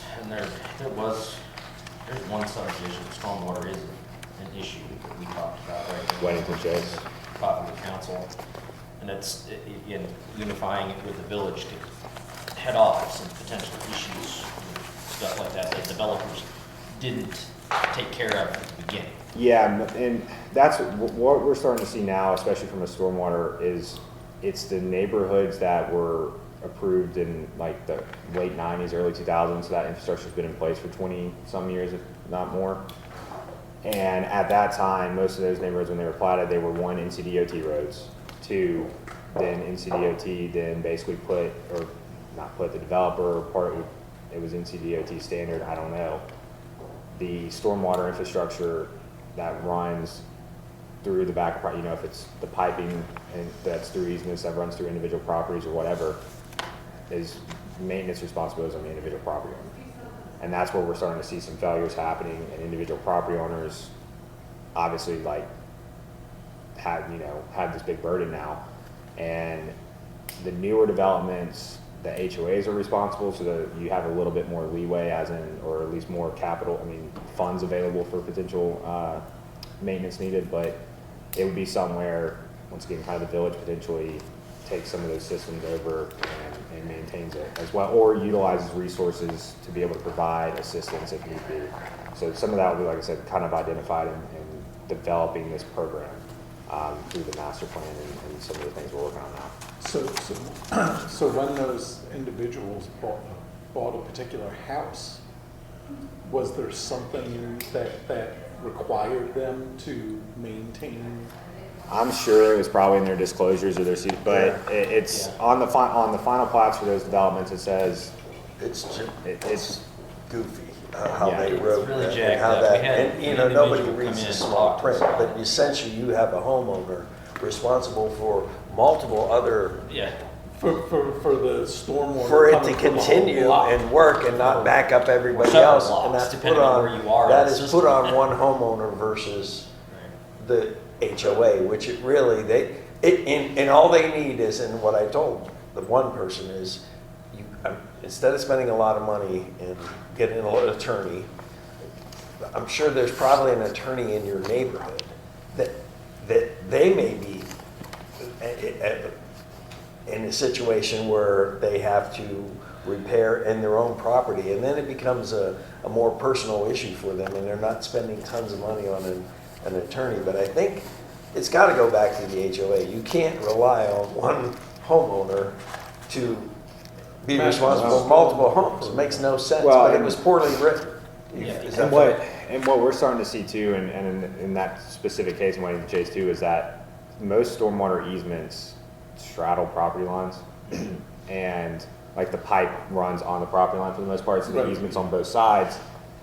So if there's a failure, and one homeowner is potentially willing to pay for it or pay their portion, and the other one's not, but then it's it's creating damage if it doesn't get. So it's a huge civil issue, but it's one of these things that, and it's going to take time. It's going to be probably 5 to 10 years before we would probably have any type of sufficient type of stormwater program to administer. But it's just something to think long term about, and how as we continue to provide services on how we can help residents or or take some of those burdens off of HOAs or individual property owners to maintain, because we definitely are gonna have in theory, access to better resources or better rates and so on to get some of that stuff done. And that's just, it's when the village got into the road business, greenway business, all that stuff, it started with kind of plans and those plans are important to follow and give you kind of that foundation of how to administer these programs or projects. And so it's kind of, that would be the same concept with the stormwater plan or any type of corridor, small area plan from a land use or mainly a land use standpoint. So I have a question. So I noticed there's an awful lot of clearing going on for these houses. And I know we have a tree ordinance and it only goes, it's mostly restricted for new stuff now, not compared to what it used to be. But I noticed, like the one house down there on Newtown, they cleared the entire lot. Yeah. How is that even, is that it? No, that one, and the contractor is aware, and apparently the homeowner has been made aware that they did get a tree removal permit. That tree removal permit was to remove 10 trees. They removed more than that. Yeah. And Keith and I met out there, and so it was documented. I've already put them on notice. Basically, I told them that they're not going to get their final zoning compliance until either they pay the fine or trees are planted back for mitigation. So, from a tree standpoint, it's the individual ones are the hard ones to administer, because most of the time they just do it and then you have to pick up the pieces and try to get it fixed. The newer developments or developments like all that, they have a tree removal plan and all this other stuff, and typically it's all followed per suite, but it's those individual lots that happen, because I think even like the new Marvin Villas, one of those homes cleared out some trees behind their house, and it's hard to kind of, but luckily we had a permit for this guy, and that's what Keith and I have talked about. It's like you tie everything with your tree removal permit to like your zoning permits and stuff like that, and that's what we do. So the house being built, we were able to have all that documented and have a permit. If somebody gets one down and doesn't have a permit, it gets kind of in a gray area, and it's harder to.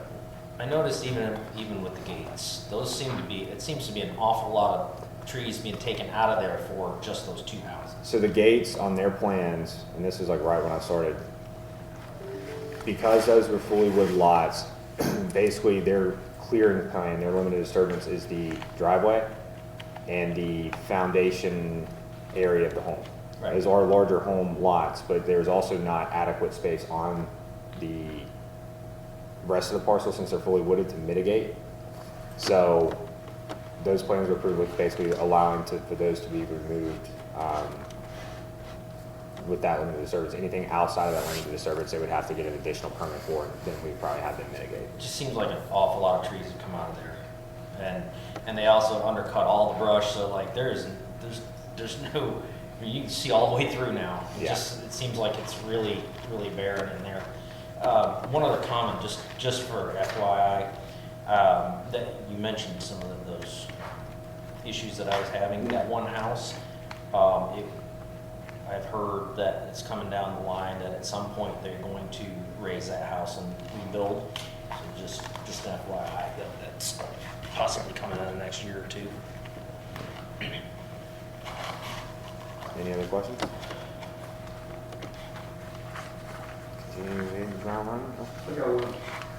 I know this is a 5-year lookout, but you're talking about sidewalks, greenways, and storm systems. I know in my subdivision, because of the storm system, if anybody had any work doing building or patios or anything like that, we required them basically not to wash the remainders down in the storm drains, but to clean them up. Yeah. And I know in some places they just wash them down. Yeah, and that's like I said, that's where, like I said, in 5 years, I'm not saying that we're going to be taking over all this stuff, but it's kind of building those plans to maybe explore it further. But one of the things, and part of that issue is that, yeah, like, and I think Marvin Creek has similar issues, but once again, they have a big HOA, so they get their stuff addressed. It's just, it's analyzing where it's basically doing an inventory analysis on where their failures are happening and how it's happening. If it's the residents washing stuff down the storm drain and not being cleared out and certain things, so that's what some of that program that we would potentially address for us. Maybe set up some guidelines of how do you keep these clear, so like you're cleaning your house, you just don't wash it all down in one corner. We can look into it. Just, because housekeeping, outside on the roads from stormwater. A lot of places have ordinances that prohibit stuff being thrown on the road that goes down into the storm drain. Well, Tullamore has one of the retention ponds which belongs to Colby, but there's been so much trash come up there that the dirt has got backed up into the pipes. Yep. And it's where it used to be a drop off and run, the water stands in the pipes now because it gets, they're washing out. You could put something in our nuisance ordinance that says you can't do X, Y, and Z. We can, but yeah, I mean, we can, there's ways, like I said, for us to get involved and try to and get it addressed. I'm just thinking every situation is a little bit different, and sometimes, like I said, some HOAs, like Marvin Creek, for example, they've had a couple stormwater issues. I've helped Milan get either the original construction document stuff, but like they're taking care, and I gave him a contact for somebody to come out, and they've done a whole inventory analysis of their stormwater structures and kind of their failures, and it's a burden on them, but I mean, they're getting the issues resolved. But I do know, like, yeah, in certain other subdivisions, that's not always going to be the case. Marvin Creek. When you first come in by the fountain, you turn right on those trails. These sewer system people, they came through, they filled in the creek so they could get maybe a foot across the other side. They made a dam under that creek. They cleaned some of that out, but they still have quite a rock. They set there raised up so they could cross on there with a foot and then taking it down. So that's one reason that they get pushed back, water back up towards, They didn't put a pipe under it, they just threw dirt in there? yeah. Well, what they did, they took the front end over, knocked the banks down, and then everything loaded, just made the dam so they could cross. Now, they cleaned some of that out. Some of the places they got rocks filled up, and it's fine as long as there's water gets through. But once it fills up, it just backs up until it's thrown down. Wow, That's definitely an issue. Yeah, I'll have to check that out. But yeah, like Marvin Creek, when you come into the right, they have it was an old pond, and It's still there. it's still there, but in theory, I don't know why the pipe just never ran to the But it just runs over the sidewalk and goes Yeah. slowly. but their issue is that that pipe either is sunk where the grade's not remain positive, where it gets positive drainage, or sediment and stuff is filled in the pipes, because they weren't even getting, like, basically it was getting where it was some of the rain this past summer, it would just stay there and then actually backfill back into the pipe. So that's one of the things that I know Milan's been working on. Like when we get a heavy rain, you cannot walk down there with water, will stay there 3 or 4 days. I mean, you're talking about 5 or 6 inches up. For the old pond. I'll go check that out because I'm curious on. Well, let me know when you're there, I'll walk down there. Okay. They won't shoot you today.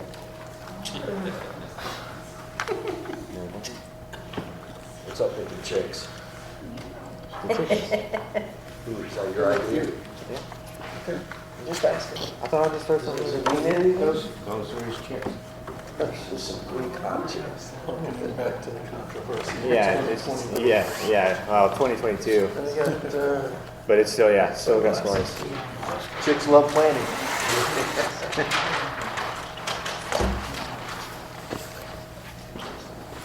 All right, Great thanks, job. guys. Yep, look Appreciate forward it. to continuing to make things happen in 2024. Right on, right on.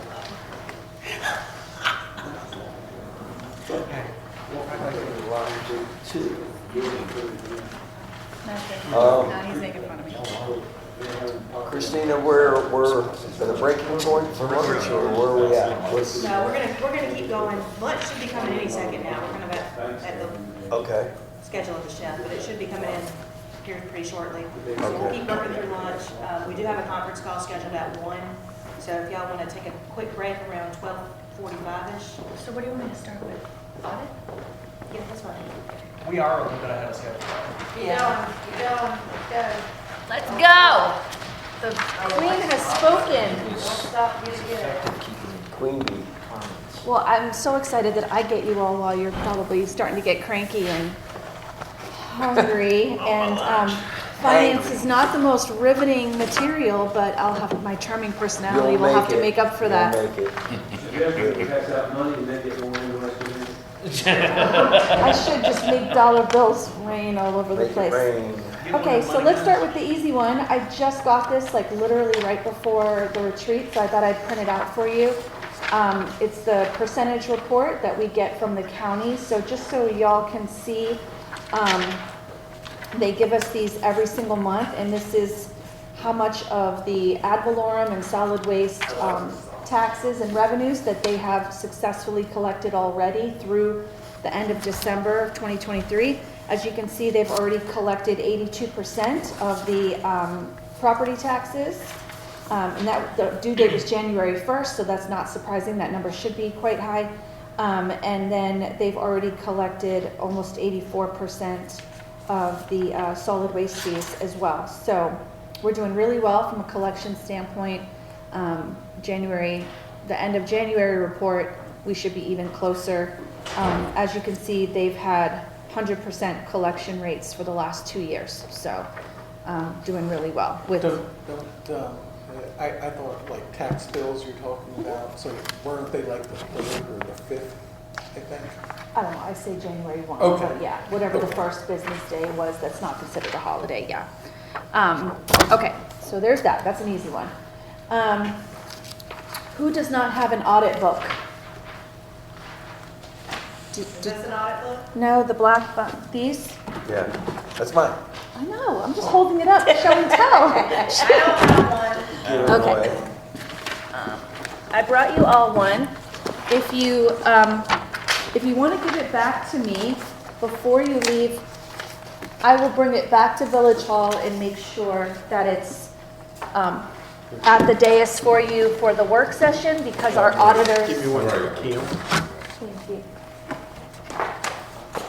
Our auditors are going to actually take you through this. Oh, good. Thank God. The 25th. Just write your names in them so she knows who took one and who didn't, unless you all give them back. Okay. All right, so Like this? there's extras. If somebody didn't get one, just come grab it. Like this, Christina? Yeah, that works. Is that good? Bill? Sure, babe. That was mine. Perfect. Okay. M-I-N-E? That would have been Mine. fun. That would have been good. That'd have been a lot funnier. All right, I missed that one. let me get to my slides here. What are we starting with? The black book? The finance I mean, the black book is slides? really the finance slides. The black book is there just in case you all want to peruse through it over the next. Can't sleep tonight. Yeah, exactly. Oh, we're not going over this now? We are, but I'm going over the highlights of it. But I have it there in case you see something and you're like, I want to know more. You can open up your audit book. Okay, sorry. Okay, no, you're fine. Textbook for this So- course. We ended last fiscal year, which ended June 30th, 2023. We ended with a fund balance of 1.8 million, 1.8888888, blah, blah, blah. So this is my first slide. It says audit highlights, right? Oh, wait, I'm sorry. Let me go back, my friends. My bad. Is this on the? You would think it's my first after- time. Yeah, you would think it's my It's first about time. 10 pages in. Only 10? I was jumping right to the audit, but let me tell you how amazing I was in my department this year instead, shall we? Let's. All hear right, it. so we'll start with department updates. Okay, so when we implemented Tyler and switched to that payroll, we stopped utilizing QuickBooks Intuit payroll processing. That meant that finance had to take on paying all the taxes, doing all the retirements, insurance benefits, everything that I pull from everybody. I have to send it everywhere.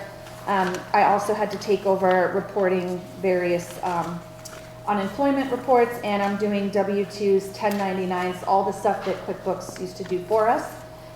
The learning curve was not as steep as I had thought, so that was good. And you will not have a W-2 issue this year. We will not have to do that again. So sorry about last year. It wasn't my fault. I was just called in to clean up the mess. Okay.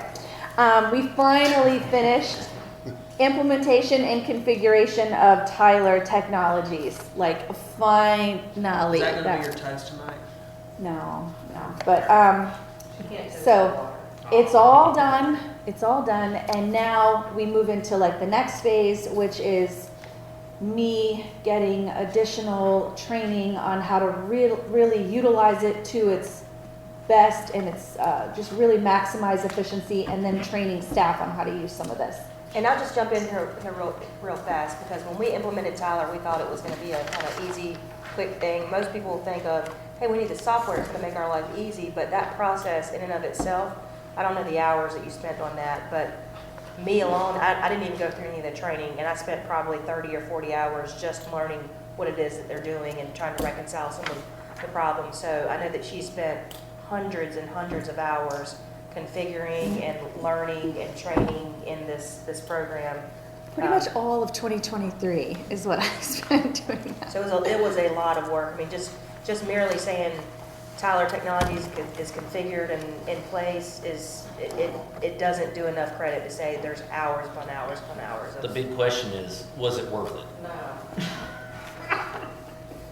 I think it will be in the end, but it was a nightmare getting to this point. I mean, I know it's a tremendous amount of work, but is it going to save anything? I mean, it was supposed to take over our barn rentals and our facility rentals, and it was supposed to take over all that. And now I've heard of 2 additional pieces of software that are going to do those things. And why this isn't one of them is the question that I've got up on the parking lot. So. Well, and we can speak to that in the parking lot real fast, but I will say there are software programs out there that are really good at what they're good at. And then they have these other subsidiary things that they may not be the best robust program for that specific thing.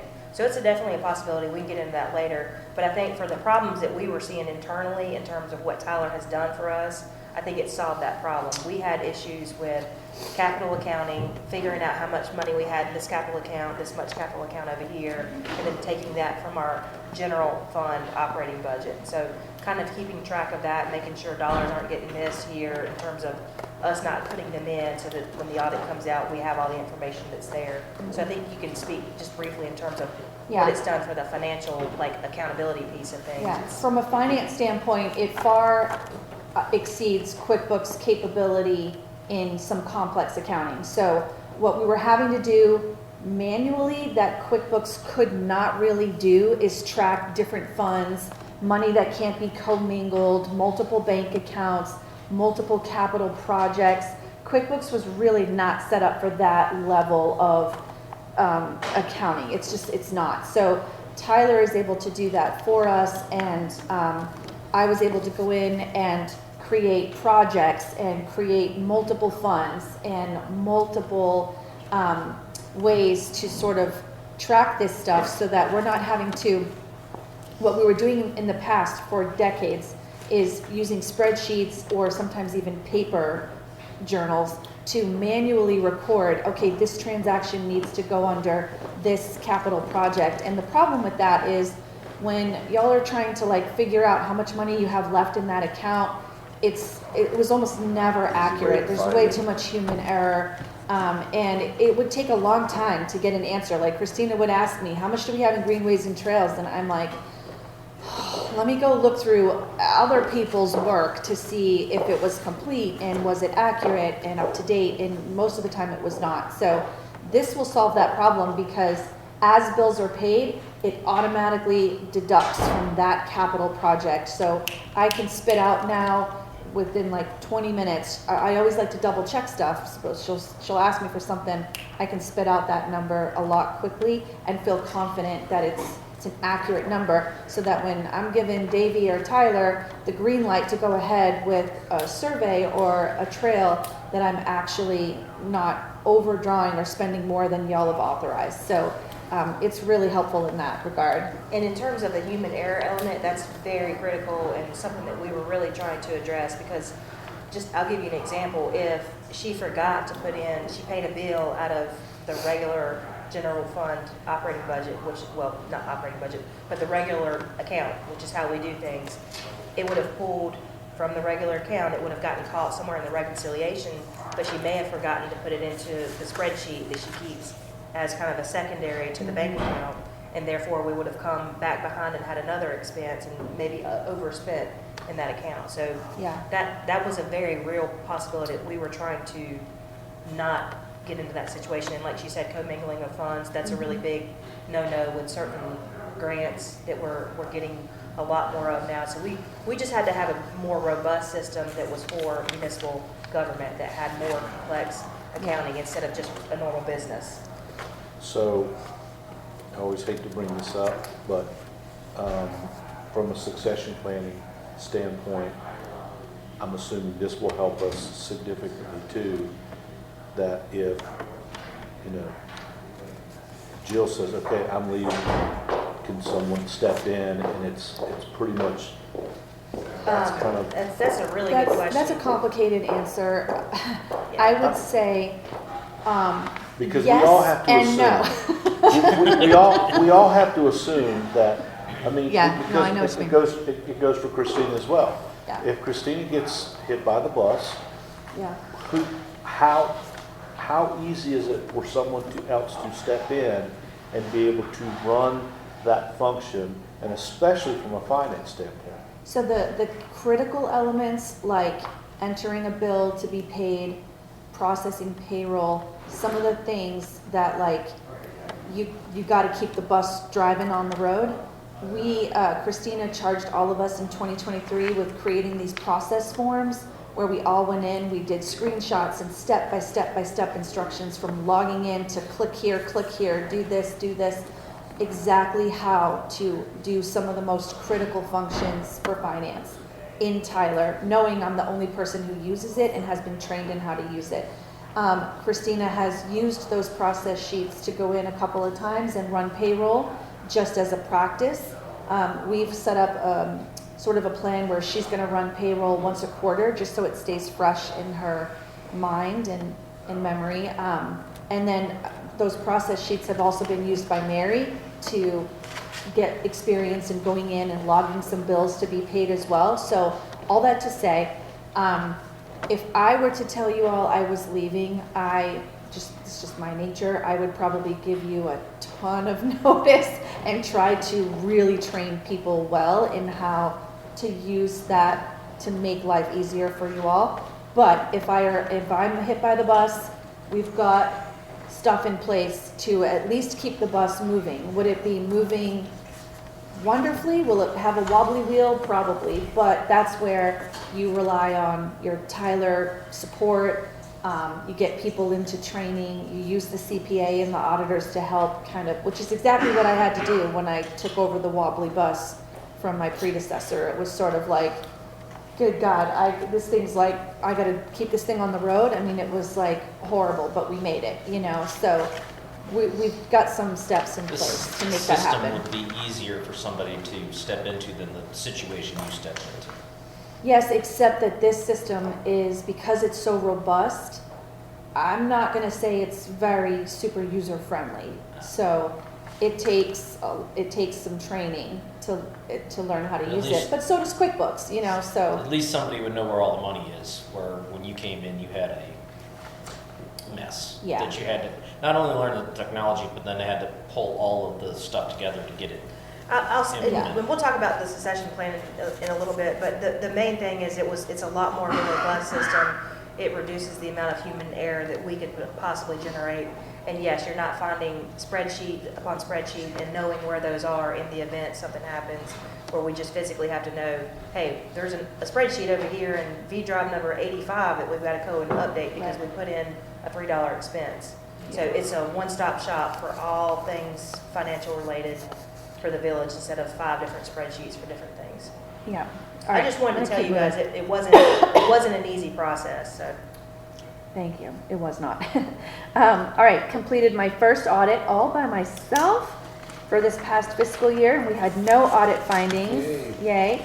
I have been responsible for filing all the paperwork and applications with the LGC for our GEO bond referendum. I've actually already submitted the one that you need to submit after it passes, but there's no need to wait till after it passes. You can submit it ahead of time. So Christina and I just made the decision to get it in.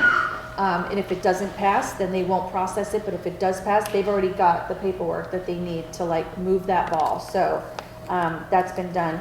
I attended a couple conferences in 2023. One was the North Carolina Government Finance Officer Association Conference, and the other was the North Carolina Local Government Budget Association. So both of those were really helpful for me, just to network, but also just to continue fine-tuning my skills. I also started the Introduction to Local Government Finance course in my super hard to find spare time, but we're moving forward. Transferred some of my duties to Mary, accounts receivable and accounts payable functions, just to help, one, with separation of duties from an audit standpoint and a fiscal responsibility standpoint, but also because I just can't do it all. And then I continue to work with our CPA to improve efficiencies. Nothing really gets me bothered more than processes that are inefficient and data that's not correct. And so I'm constantly saying, hey, this is a pain point for me. How can I fix this? And she and I will meet and we will maybe make some tweaks to the accounting software. I might merge accounts together just to simplify and make things easier and more efficient. And then I've taken on the responsibility of tracking and reporting for all Powell bill, ARPA spending, solid waste, dozens of reports that are due annually or semi-annually to the LGC, state treasurer, feds. Christina, myself, and Davey just met, and I've agreed to take on all grant reporting because I feel like if I'm going to manage the numbers, then I should probably be the one reporting on them. And then the last bullet was what we've already touched on, which was creating all those process forms to have somebody who can do something if something were to happen to me. Moving on, I just put the bank account snapshot. This is very similar to what y'all would get in a treasurer's report, so I just threw it in there. But you can see we currently have 1, 2, 3, 4, 5, 6 bank accounts that I'm managing and reconciling every single month. And in the parentheses, it just kind of tells you what they are and gives you a little bit. But the $500,000 grant account, we're getting ready to finish that up as soon as the playground is installed and I get the final bill. That account will be empty. So we're actually going to convert that. Christina just received a new $250,000 grant. Christina, are they aware of that grant yet? They are. Okay, so this is the $250,000 grant that we're going to put towards our $500,000 match for the Part F. So half of our match we got another grant to pay for that. So as soon as this $500,000 is paid out, we'll put that $250,000 in there and we'll manage it just like we've been doing. And then fiscal year snapshot. This is just through the first 2 quarters of our fiscal year. You can kind of see where the revenue was at. Obviously, I just gave you a revenue update that's much higher, but that's because I hadn't received it yet. But this is sort of where we were as of 12/31. You can see revenue and expenses. Nothing crazy here that stands out. We were expecting the low revenue because most people and most escrow companies do wait until closer to January to send the money. But you can see our expenses total, we're at 58%. And that's pretty good considering we're at the 50% mark for the year. So we're doing really well in both revenue and expenses. Moving on, what does a penny get you? A 1 cent increase in taxes right now, based on our current tax base, would yield us an extra almost $58,000 a year to play with, okay? Now, this is based on the property tax valuations for 23 to 24. In April, we will get a new sort of tax-based assessment, and we'll know what that 1 cent will actually be for the next fiscal year. But if we were using last year's numbers, 1 penny increase in the tax rate is 157,500, okay? That's a number that we all should have in our back pocket and know. Yeah. So what does that mean for fiscal year 24 to 25? To fund additional department requests and council priorities, a proportionate increase would be necessary. For example, 2 pedestrian crosswalks and refuges, if they cost $157,000, that's your 1 cent increase right there, just to pay for those. Or record software and a full-time planning assistant/deputy clerk. That could be your 1 cent right there. So we're constantly having to look at what are the department needs, what are your priorities, do we have enough money or do we have to have a tax increase? Bottom line is additional revenues are going to be needed to fund council priorities and departmental requests for this next fiscal year. It doesn't necessarily mean a tax increase always, but it just means we need additional revenues. We got to figure out where that's going to come from. So we'll strategize by pushing less urgent priorities into subsequent years so that we can reduce the need to raise taxes if possible. Somebody's missing a salad? I'm not sure. Is someone missing a salad? Oh, I don't know, we haven't gotten. I'm sitting here listening to you. That's all I had prior to going into the audit. So I think since lunch is here, I'm going to pause. Is everybody good with that? So we can eat? Yeah? Okay. You turn off the recorder? Sure. Come on, Christine, get with it, sister. All right. Do we need to re-adjourn? Someone was Joe? texting. We need to reconvene. Reconvene. Oh, yeah, sorry. I already hit record. No, look at you.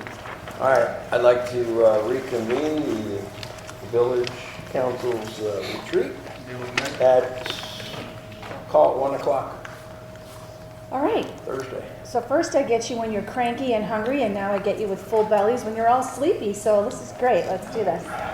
All right, audit highlights. We made it, Kim. Yay! Yay! Woohoo! Okay, so Finally, a lot. at the end of last fiscal year, we had an extra $1.8888 million that we were able to move into unassigned fund balance.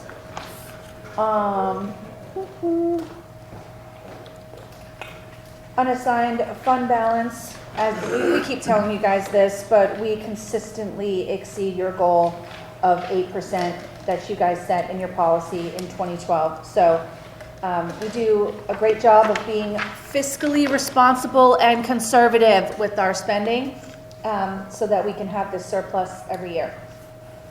As of the close of that fiscal year, our funds combined, all of our fund balances were 3.4 million, almost just shy of 3.5.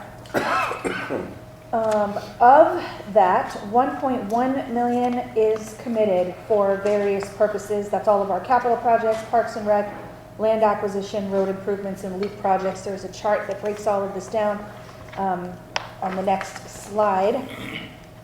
And then our net position increased to 14.8 million. It increased by 622,000, which was 4.2%. That's our cash on hand, right? Just for the recording, no, that is not cash on hand.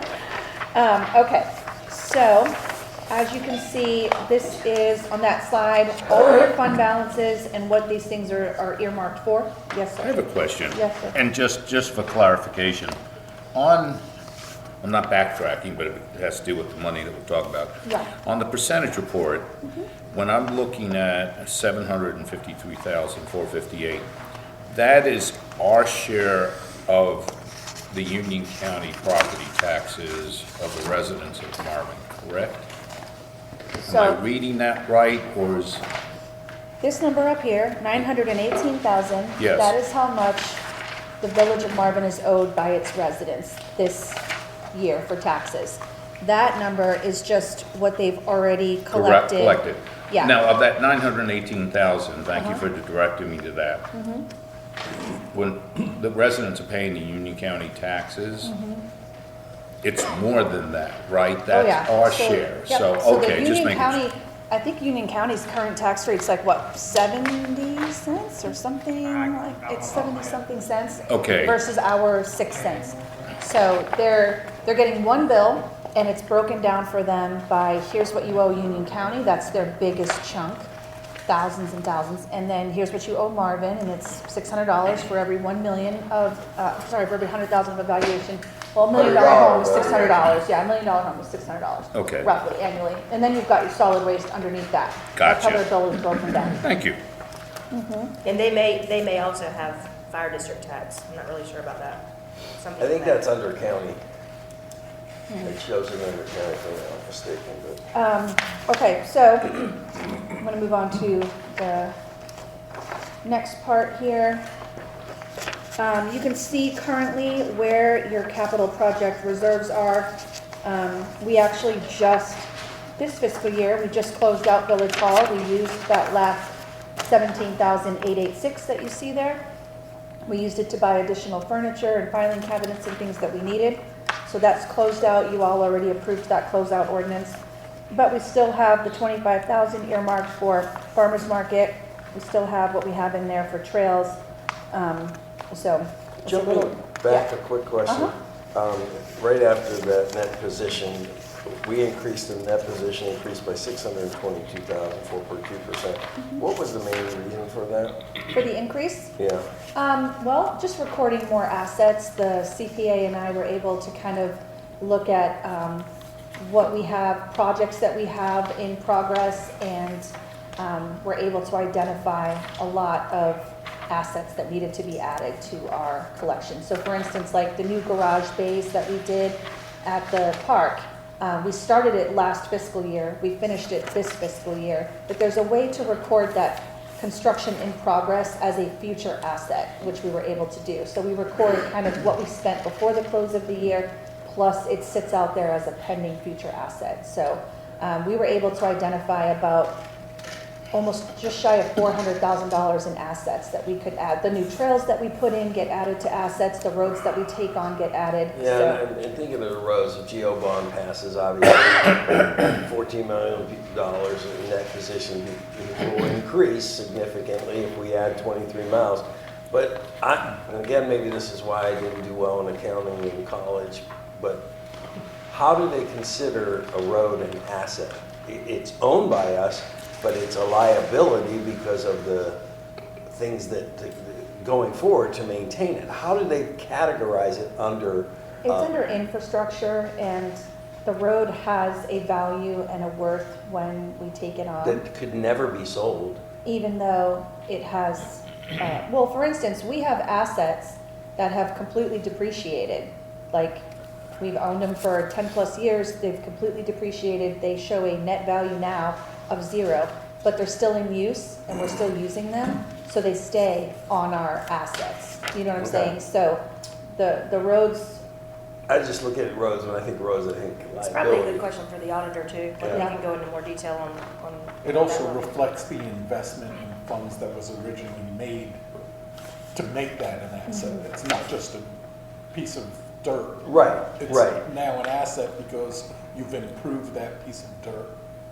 And that You the value. improved it, but you also are on the hook to maintain it and be liable for it. Like Should, even our easements are assigned a dollar value. When we get granted an easement and that deed is recorded, that Right. easement goes on our assets and it stays on it. Even when we build a trail on top of it, that easement value stays in our assets. It's something we technically I mean, own. if you abandon a road and it is no longer used, you could sell the land under where Yeah, that but- road was. again, you're never gonna sell any of these roads that we have. No, but I'm It's- saying There's no one to sell it to. potentially though, and it would have an asset, it would have a value. So if you were to abandon a particular part of a road and then sell the property for some other developmental use, it still has a value, so.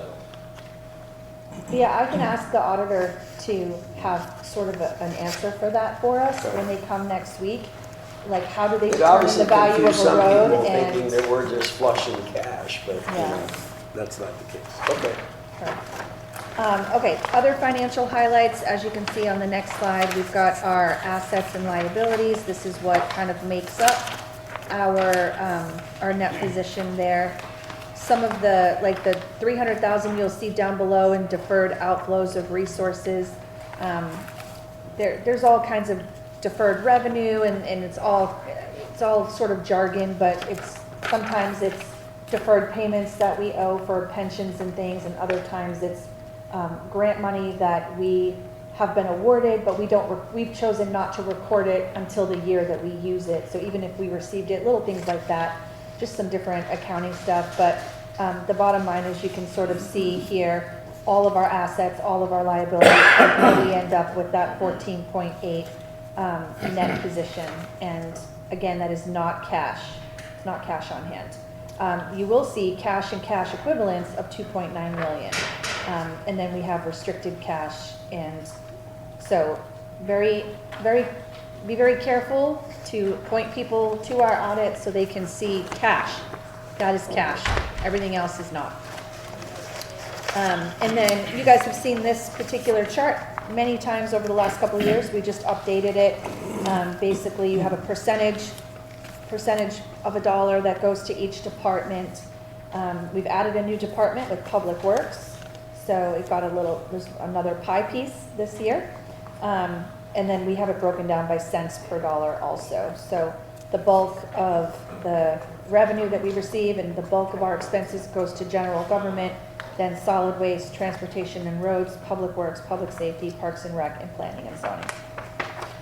When we say solid waste, and that's trash, but the residents are still paying, so is this an additional cost that the village incurs above and beyond? No, no, but we receive it in our revenue. Just as a general revenue, okay. It's As not a solid when it waste comes revenue. in. No, it's dedicated. It's dedicated for solid waste. Yeah, we revenues. have a specific slide on that we're gonna Yeah. go into that more detail. And then we have a separate Track it in and expenditure. So we're spending, 16% of our expenses is going to solid waste services. 16.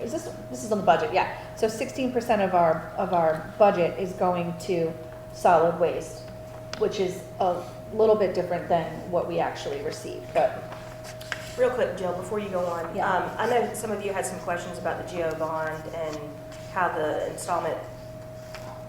payments are going to be made. I've actually got First Try on the phone, so we can have a quick conversation Yep. about, Chazo, if you could just kind of, Well, maybe if we could, so he knows what was asked yesterday in our meeting. you told him, didn't you? I did. I know, but we told her, she told him, let's make sure that he's hearing it correct, because I still don't think that I just want to be crystal clear what we're talking about, and go ahead and explain what the question was that was asked. So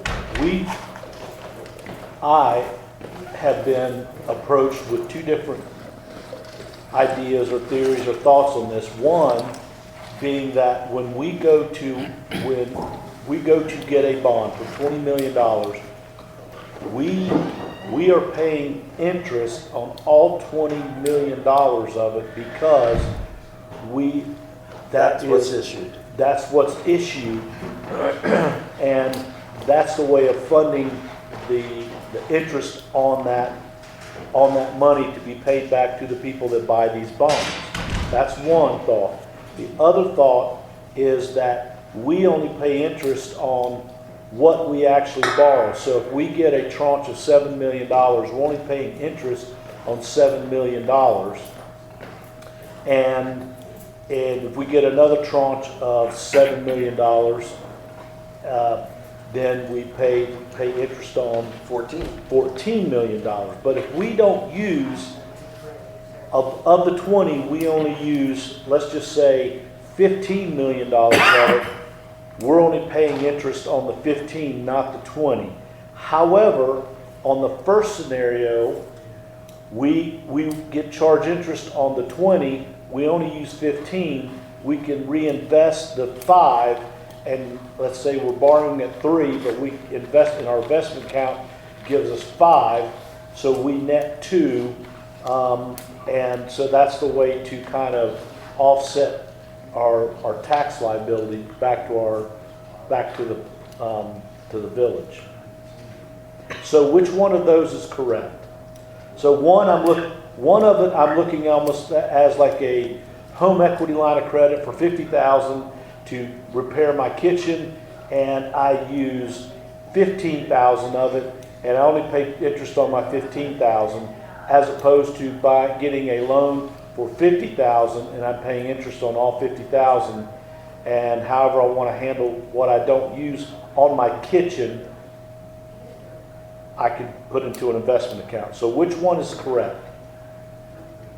So the second scenario you described, where you were talking about potential $7.5 million tranches, is correct. So if voters approve the full $20.3 million, you don't pay interest on any of that approved amount until you borrow against it.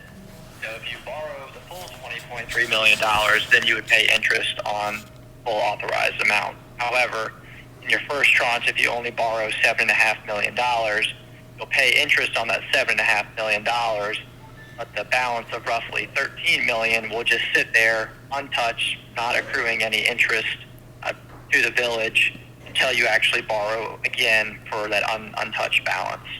So it sits there. There's no penalty to the village for having that authorization that you're not using just yet. So from an investor standpoint, if my investor saying we have a municipal bond at $20 million and it is going to be at 3%, I'm going to invest in that assuming that I'm going to get a return of 2.3% on $20 million. That's the way I always have looked at it, because I have done municipal bonds on our own personal, investments, and that's why I would believe it. You're telling me that necessarily may not all be used, and only 10 million could be used of that, and you'd get the return of the 3%, whatever it is, of the 10 million. That's what my return is. That's what you're telling me? Yes, so okay. From an investor's perspective, they can only buy the village's bonds that you actually go to issue. So if you want to fund $7.5 million of project, you will issue $7.5 million of bonds. Investors will then buy $7.5 million of bonds and earn a return on that, issued amount. But the balance that hasn't been issued, investors don't have any claim on earning money for lending you that money until the village looks to borrow against that unauthorized but unissued amount. Right. I guess it's never been cleared from an investor side, but I see what you're saying, and that to me obviously makes sense. We just wanted to make sure that we weren't presenting it improperly at these meetings, as the Q&A had asked, because we were challenged by, I guess, 2 separate individuals on that issue, that no, it's for the 20 million, and which wouldn't make sense, but you guys don't send it to the investor until we take our first tranche. And you say, hey, Marvin's got $7 million out there. You want a piece of that at 2-3%? Here's, you purchase this now. That's kind of how it works. It's not, hey, Marvin has up to $20 million. You can earn that. That makes sense to me now. You're exactly right on there. Okay. Do you speak to the investment portion? What's that? In terms of the investment, of reinvesting the money? So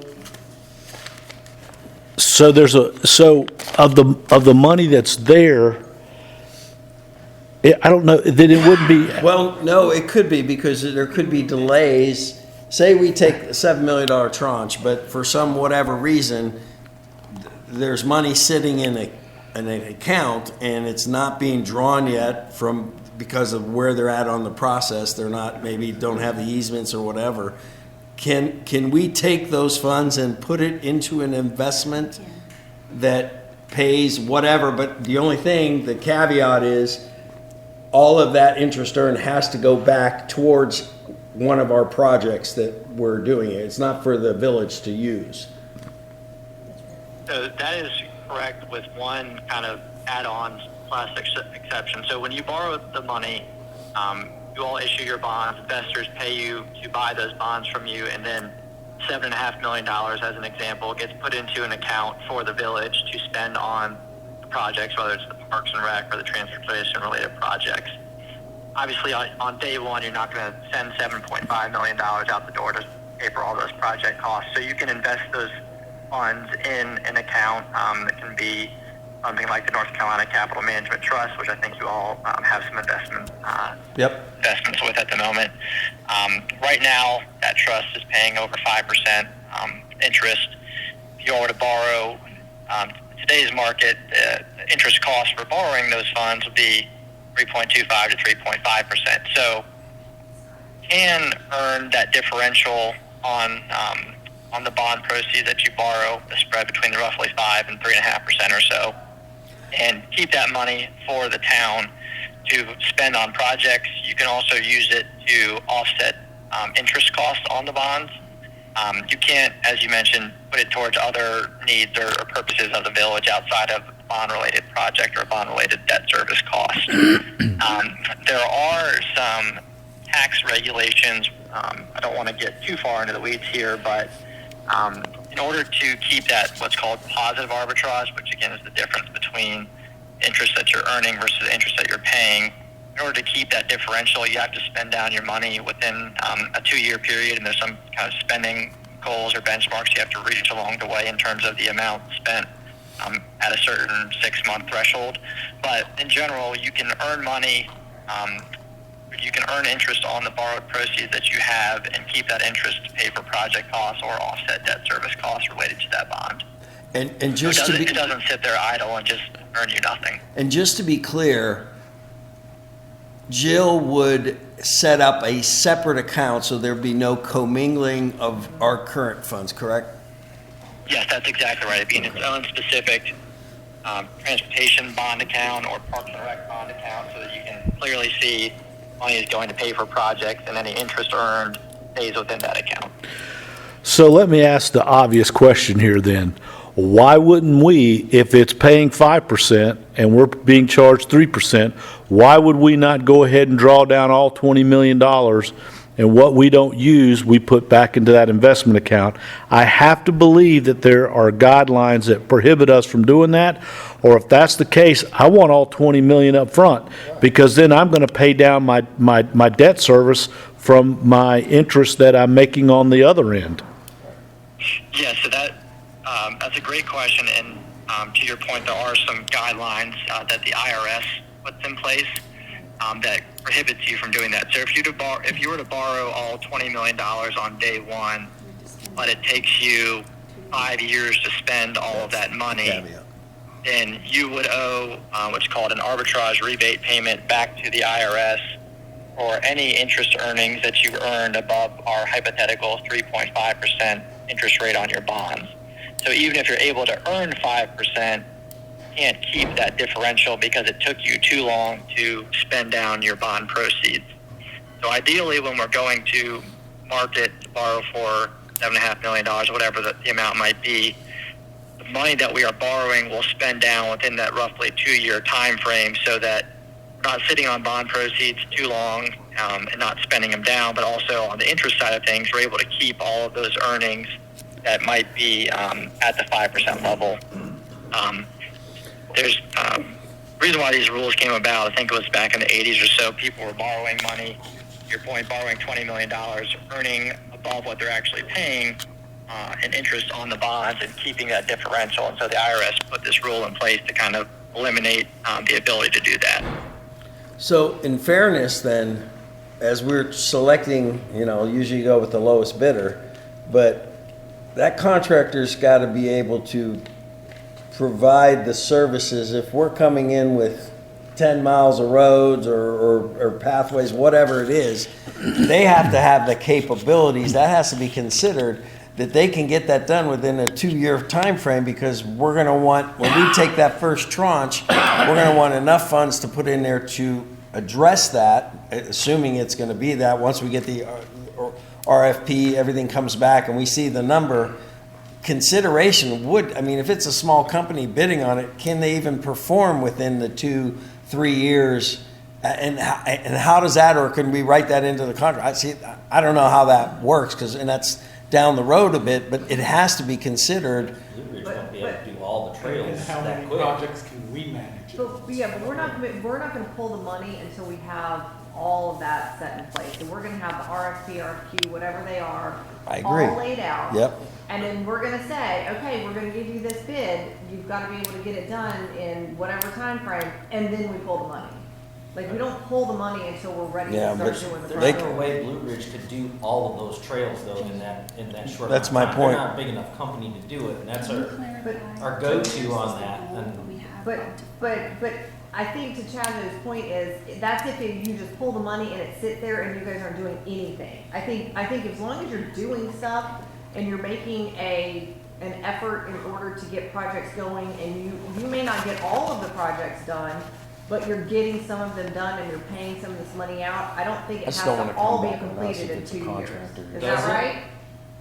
Yes, that is correct. It doesn't all have to be completed within that 2-year time frame. That's just kind of You gotta make a ideally good from faith a effort to do it. practical purpose. Still Yes, want you it want to it come to back be and done ask if quickly, it's a because then otherwise you're just sitting on borrowed money that isn't being spent. From the IRS's perspective, not the end of the world, because it just means you're not keeping that positive differential in interest earnings. You can still keep up to our hypothetical 3.5% earnings, but anything above that you would have to pay back to the IRS. So you're not paying out of pocket, you're just paying out of what could have been, essentially, if that makes sense. Okay, that's fine. So Chazo, is the only account we can put it in that trust that you just said? Because we're not doing that right now. No, you can put it in an account of your choosing. So it could be a local bank, it could be the trust, or a couple other local government investment pools in the state that you can choose from. So it's really wherever you please. So you can shop it around to find the best interest rate, earnings rate out there, or if you just want to go with an easy local bank that does your kind of day-to-day treasury work, you can do that too. It's completely up to you. Okay, thank you. You're welcome.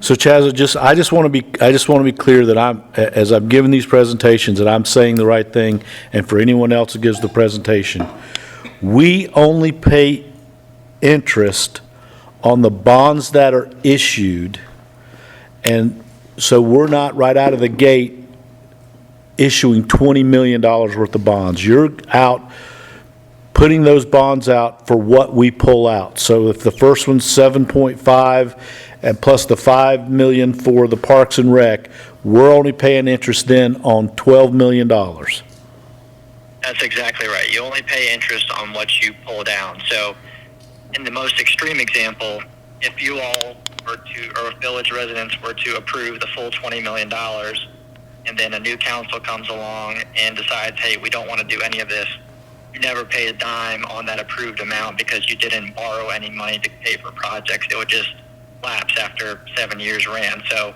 you can have that, what we call authorized but unissued capacity, basically what the voters tell you you can issue up to $20 million. But until you actually borrow any or all of those funds, there's no interest accrual to the village. Very good point. And that clears, I know for me, it clears it all up. Because you have we're authorized to 20, but we only charge interest on what we use. That's exactly right. Okay, thank you so much. We have Hang one on. more question for you from Christina. Hey, real quick, one of the questions we've been getting is if you have a asset that has a useful life of, let's just say 20 years, how do you project out the maintenance cost of that asset by the 20-year mark? And I think it's really difficult for us to put a number to that. I'm not sure if you've had other entities that you've done where and we're talking about roads in particular.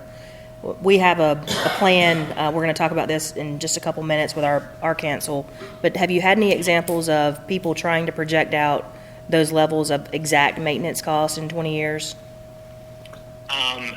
Hasn't ever gotten super granular, but usually if it's a 20-year asset, we'll just use like a straight line depreciation method, which means that your asset depreciates by the same amount over the 20 years useful life. And then in theory, your you're setting aside money or kind of repairing and replacing at that depreciation level every year, so that by the 20-year mark, you've basically kept that asset up in a good working condition. So that's kind of a simple rule of thumb. As that asset depreciates off your balance sheet, it loses its value, and so you want to kind of replace it or keep that that asset up and equal to where it started at by funding depreciation by way of general operating and maintenance expenses to keep that in working order. So in the simplest terms then, I mean, you're talking about an asset that has a straight line depreciation, but unfortunately, as we all know, roads don't have that straight line depreciation. So I guess what a good recommendation would be is to find an average of what we're willing to stomach. Roads can last anywhere from 10 to 40 years, and we just need to find what we want to keep as a stomachable number of useful life, and then basically put that depreciation rate into play so that we're kind of dumping that equal amount of money back into it so it doesn't essentially depreciate over that whatever average we decide. Do you follow me on that one? Yeah, I track you. That's exactly right. Because on day one, you're not going to lose a year's worth of your road condition. It's probably going to be towards the back end of the useful life when it really starts to deteriorate. But if you can plan in advance, then you don't kind of get that one-time whammy of a big cost if you're setting aside funds, if you're doing that routine maintenance and upkeep. Yeah, I think they were really concerned about when the sunset clause came into effect after 20 years, what is it going to look like? And we're like, well, we really can't predict what later councils are going to want to, but they're going to have to put a budget to it because it's now an asset that we have. And that was the question they're asking 20 years out when the bond it sunsets. Of that, let's say 10-cent increase, how much are we going back down to? And that's almost impossible to determine based on cost in 10 years or 20 years and life of a road, to your point. That's where that kind of generated. But we had two people in the audience last night, my wife being an accountant, and one of them, she goes, people are going to want to know that, and it's just how do you get to that number? Well, and we're going to talk about this in just a little bit in the detail of kind of what goes into the life expectancy of a road. But if we can, all agree that 20 years is a good number to stick with, and I think that's probably a fair number, then we can kind of do our own backtrack of the investment of, let's just say, $2.5 million is the roads of what we're taking on. It's roughly what it is in the project list. We can kind of backtrack what that means over the course of the next 20 years, and we can try to put that money back into some type of annual maintenance program. So take that $2.5 million, and I'm just talking really high numbers here, $2.5 million, what does that equate to over the course of 20 years? And that's kind of the equal amount that we would put back into our maintenance schedule to make sure we're putting, certain portions of money in every year to make that depreciation pretty much zero. Yeah, that makes perfect sense. And one thing I'll just throw out there, by no means have to take this approach, but you might recall that the way that general obligation bond payback works in terms of principal and interest payback, your highest principal and interest payment is going to be in your first year, and then it will step down every year as you're paying down principal. Your interest costs will step down. And so the way that we've sized our max property tax increases to cover principal and interest on these loans is to meet that first year's payment. So as your payments step down over time, in theory, the value of a penny is probably going to increase over time as your assessed value grows. That property tax increase that you put in place to cover the principal and interest payments is going to start kicking off excess revenue above and beyond what is needed to pay for your debt service payments.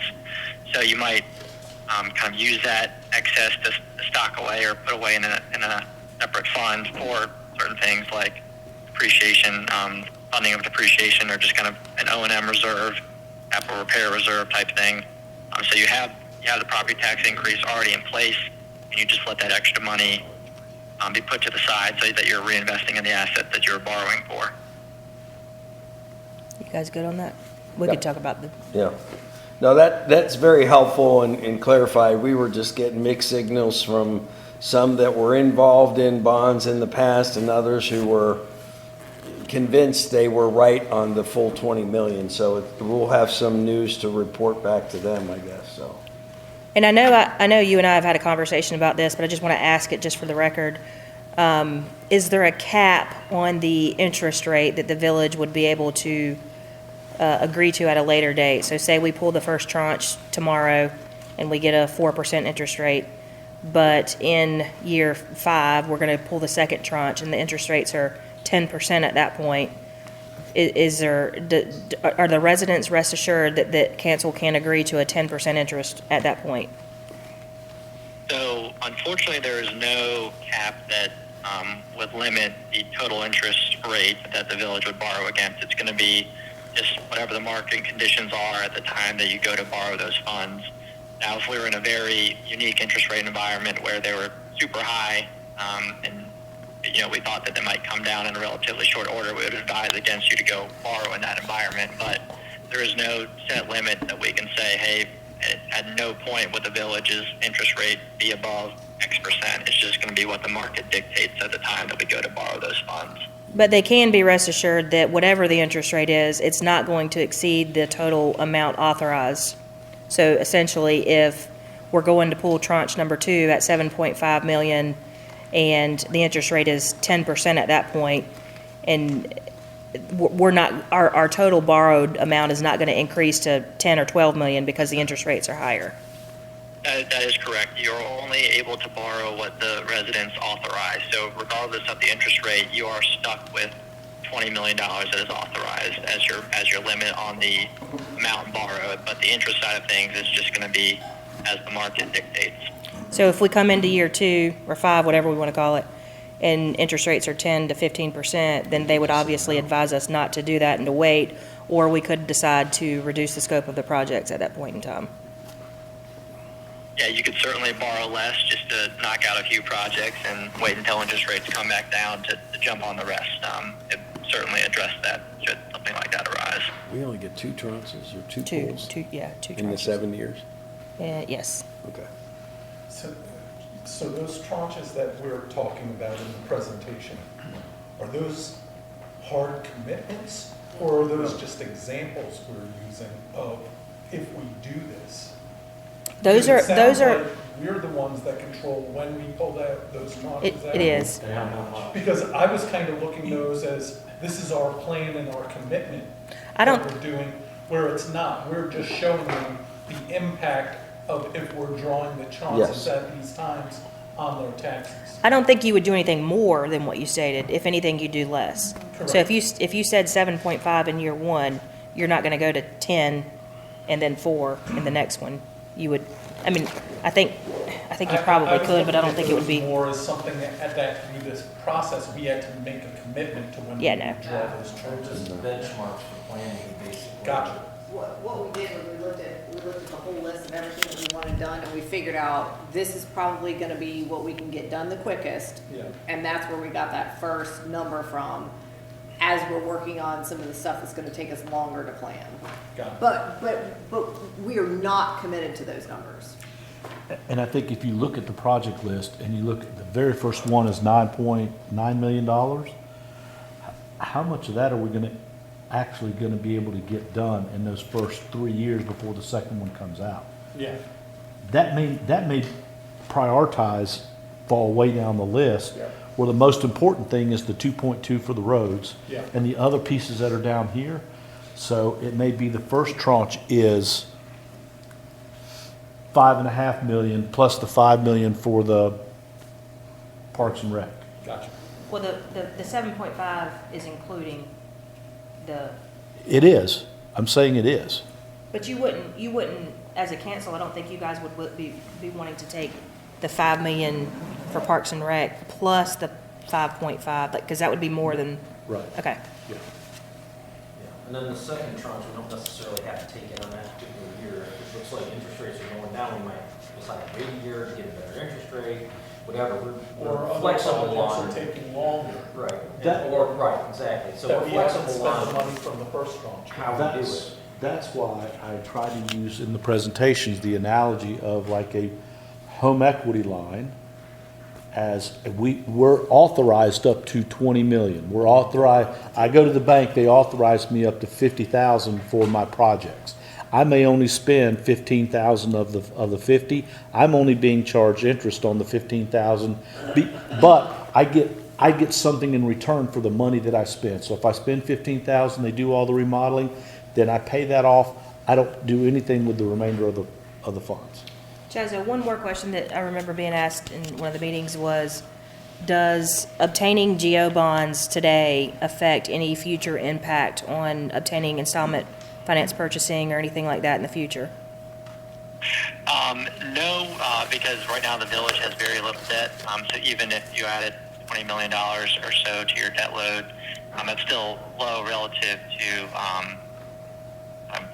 how a lender might look at your all's overall debt position. So if you need to go out for an installment financing for a fire station, for example, adding this GO debt is not going to deter any banks from submitting a proposal to lend to you all. Well, it's not even really a debt, right? Because, I mean, it's not changing our debt to income ratio because. Well, it is. But we're increasing our income to cover the debt. So at the same time, we're balancing the debt to the income ratio by raising the income, which is, it's a nice thing to be able to do because, like, in your personal income, it doesn't work that way, but we can do that to offset it. So it's not changing our ratio. So, but if we wanted to, let's say we wanted to buy the piece of property from Waxhaw. Waxhaw wanted to sell that piece of property from us, but that is no different than Village Hall. We have an asset to collateralize to be able to do that. And that's within our tax base, so it's within our income that we. And you would think the land itself would be the asset that Right. we're borrowing from, so that wouldn't affect. It wouldn't affect the GO bond. Yeah. Any other commentary, Chazo? No, you all are correct in what you were talking about.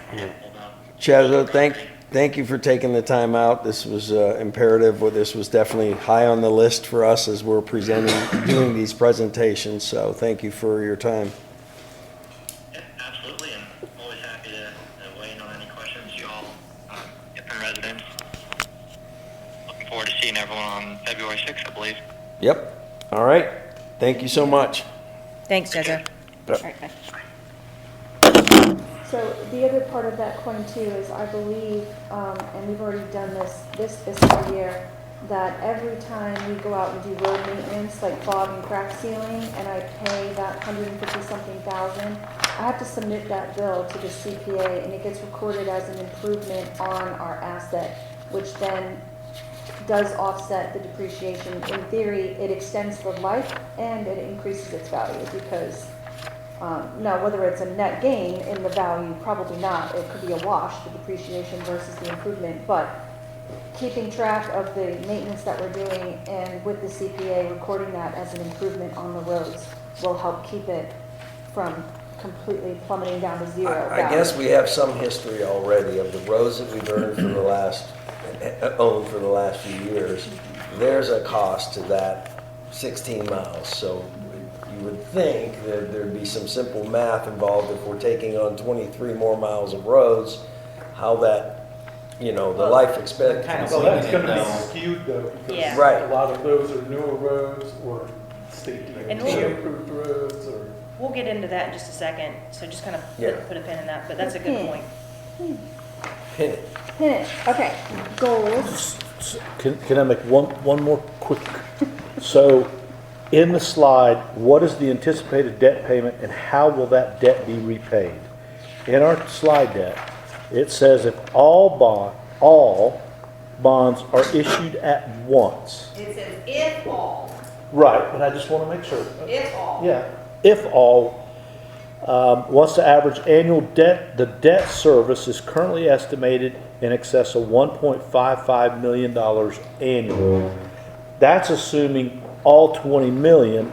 I don't know that I guess it's fair to put that in I there. don't think we should, because we would never take the But 20, because we couldn't spend it I all the think, time, but right? see, I've had people come to me and go, that's $1.5 million debt service that you have to pay. And I'm going, no, we're only paying on what we borrow. Yes. I don't- Worst I case see your scenario. point, because that's We should in there, take that out. that's bringing the thought in somebody's head that you hadn't thought of before. You're entertaining and saying. The bottom one, That's worst case scenario. Right, That's not, yes, but that's- not But necessarily. I know, but don't it's- think it's a viable but we're, scenario. I don't Yeah. want Because to, we're not gonna pull it all at the Because we same time. wouldn't be able to spend it all within the time frame. right, I don't want to defend a number that I don't really have, I shouldn't even be That's correct. defending. Yeah, I see what you're Do pointing. you see what I'm saying? But I feel like if we pull that slide out now, then we're gonna be like, oh, you guys took the Just slide explain it out. Well, that's true. Explain it too. better. Yes, we could So it was Okay. causing confusion. and- wordsmith it a little bit and keep the slide in there, but change some of the wording in there to make it. You could just Sound explain more the realistic. illustration of what it is. I got it. Okay, moving on to goals. Okay, we'll talk about that. Yep. Yep. All right, so my 2024 goals for finished Tyler configuration, which we already did. Train additional staff in Code 10, which is Tyler Tech. That's in progress. I'm really just training Christina and Mary at this point, but we do have plans in the works for me to get with each department head, make sure they can log in, that they can view a dashboard, they can save a report. They don't have to come to me when they want to know how much money they have in an account. They have, we've already set up where they're getting weekly reports every Monday in their inbox. They can manage their own departments and expense accounts. But just giving them a little bit of training to be able to go in and set up a dashboard to see graphs and charts that are relevant to them and their departments. So I'm working on that. Working with Christina to create a career development plan, create a records management process, because I don't want to have to go through ever again what I had to go through with Austin for his 45 boxes of cleanup. And then creating calendar and timelines for tracking all of the various finance tasks, which are enormous. And then goals for Mary. She's going to become a certified notary public so she can back up Austin for when Marvin residents want to come in. She's also going to receive more training to help take on some additional stuff off my plate. And Mary is currently discussing with her family whether she would like to increase her hours for the rest of this year. She has a child that just started preschool, so she's got maybe a little bit more free time, so we're gonna see if that works for her. Does she report to you, Jill? 3 to 5 year finance department goals. I would like to get certified as a public finance officer. I have to be in the role for a certain number of years to even be eligible. I think it's 2 years, but then there's a whole series of things that has to happen. But that's definitely a 3 to 5 year goal. I would like to see us eventually have a deputy finance officer. This doesn't necessarily have to fall under finance, but I think it would. The part-time grant writer, I think that would fall under finance. Human resources staff member, eventually, again, long-term, I think it could be great. I think we should probably at some point reassess our employee benefits package just to make sure we're staying competitive with other municipalities. Reassess our purchasing policies. I think it's just good to refresh those every few years and see what other municipalities have for purchasing policies and how ours compares to best practices.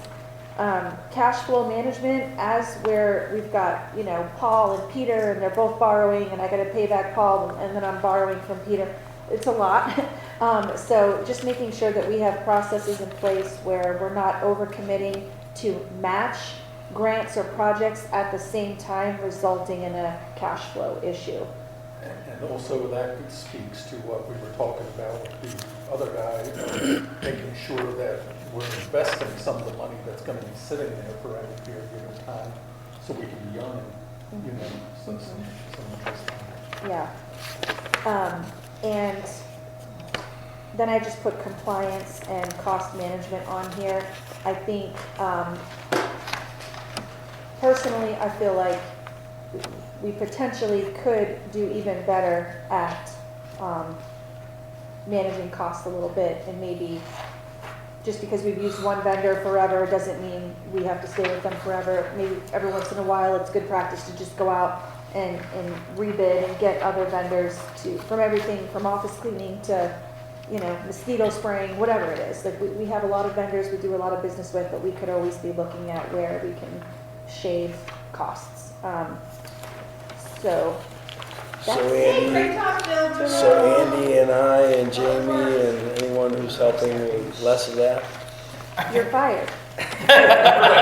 Yay! We're officially fired. Is that a promise or a threat? I think I No, just. that's too good for you, Andy. Just stay where you're at. Okay, you wanna move into, Angie's to the a village CIP, people. Christina? Yeah. Wait, Okay, I thought we were going over the audit. we did.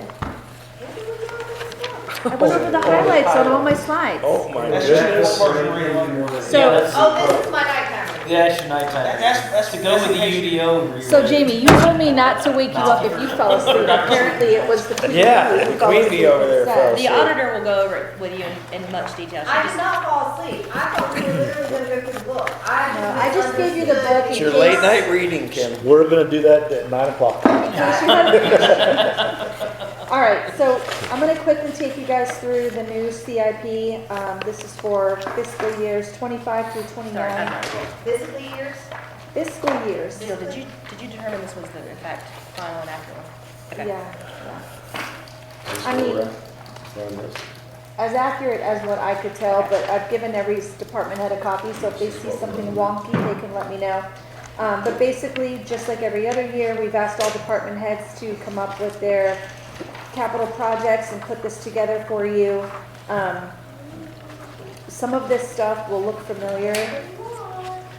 Like the Lakeside Corridor was something that we had as a project that we would potentially get done this fiscal year. But due to some staff turnover and also due to some priorities, department heads may have decided to push something to next fiscal year to be more realistic in what we could get done. And so that will look familiar to you, but, do you want me to go through each one of these or just see if they have questions? Yeah, so and we kind of threw this in, for all fairness, we kind of threw this in at the last minute, and we have not really gone through this tooth and nail, so there may be a couple of changes that Yeah. need to take place, and so I just really ask all the departments to pay attention here and look at these CIPs, because if there's anything that I've asked you to do that you haven't done and what you're seeing in front of you, just let's talk about it real quick. Yeah. But we'll have more of an in-depth kind of, this is what I want, this is what I'm looking for at one of your subsequent meetings.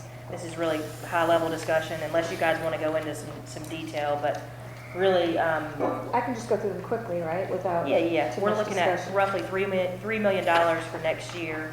Now, obviously, the biggest portion of that is the Village Hall Park.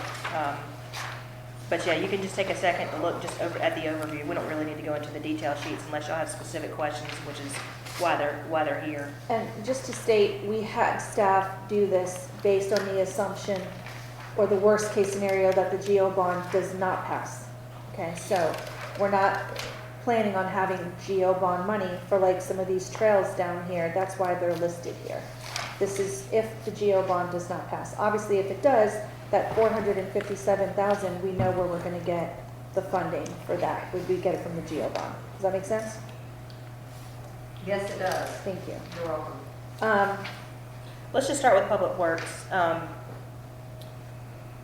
There's a portion of, and like Jill's point, there's a portion of the CIP that you all had approved in this fiscal year. Don't quote me on this number. I want to say it's around $40,000 that we basically told you, hey, we're going to do all these projects.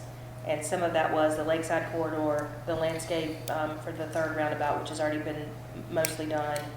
And I'm trying to remember things off the top of my head. I think Park enhancements was the other one. some various things like that. We are in turn kind of shifting some of that money to presenting a proposal to you all at the next meeting for a parking lot, a paved parking lot. So we're basically saying, hey, we're not doing what we told you we were going to do. We're kind of shifting it to something different. So hopefully you all, That we think is a higher need. hopefully you all will approve that, and we basically pushed everything that we said we're not going to do this year into what you're seeing here. So there's additional parking as well, and this may take place of this ADA. Not 100% sure how the parking situation is going to work, but he can always use more parking money.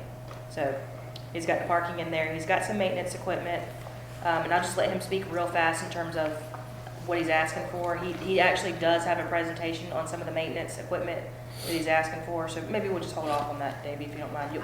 I don't think we need to go, I mean, we're gonna go over this ad nauseam at our budget meetings, correct? Like, that's will, what's yes. necessary.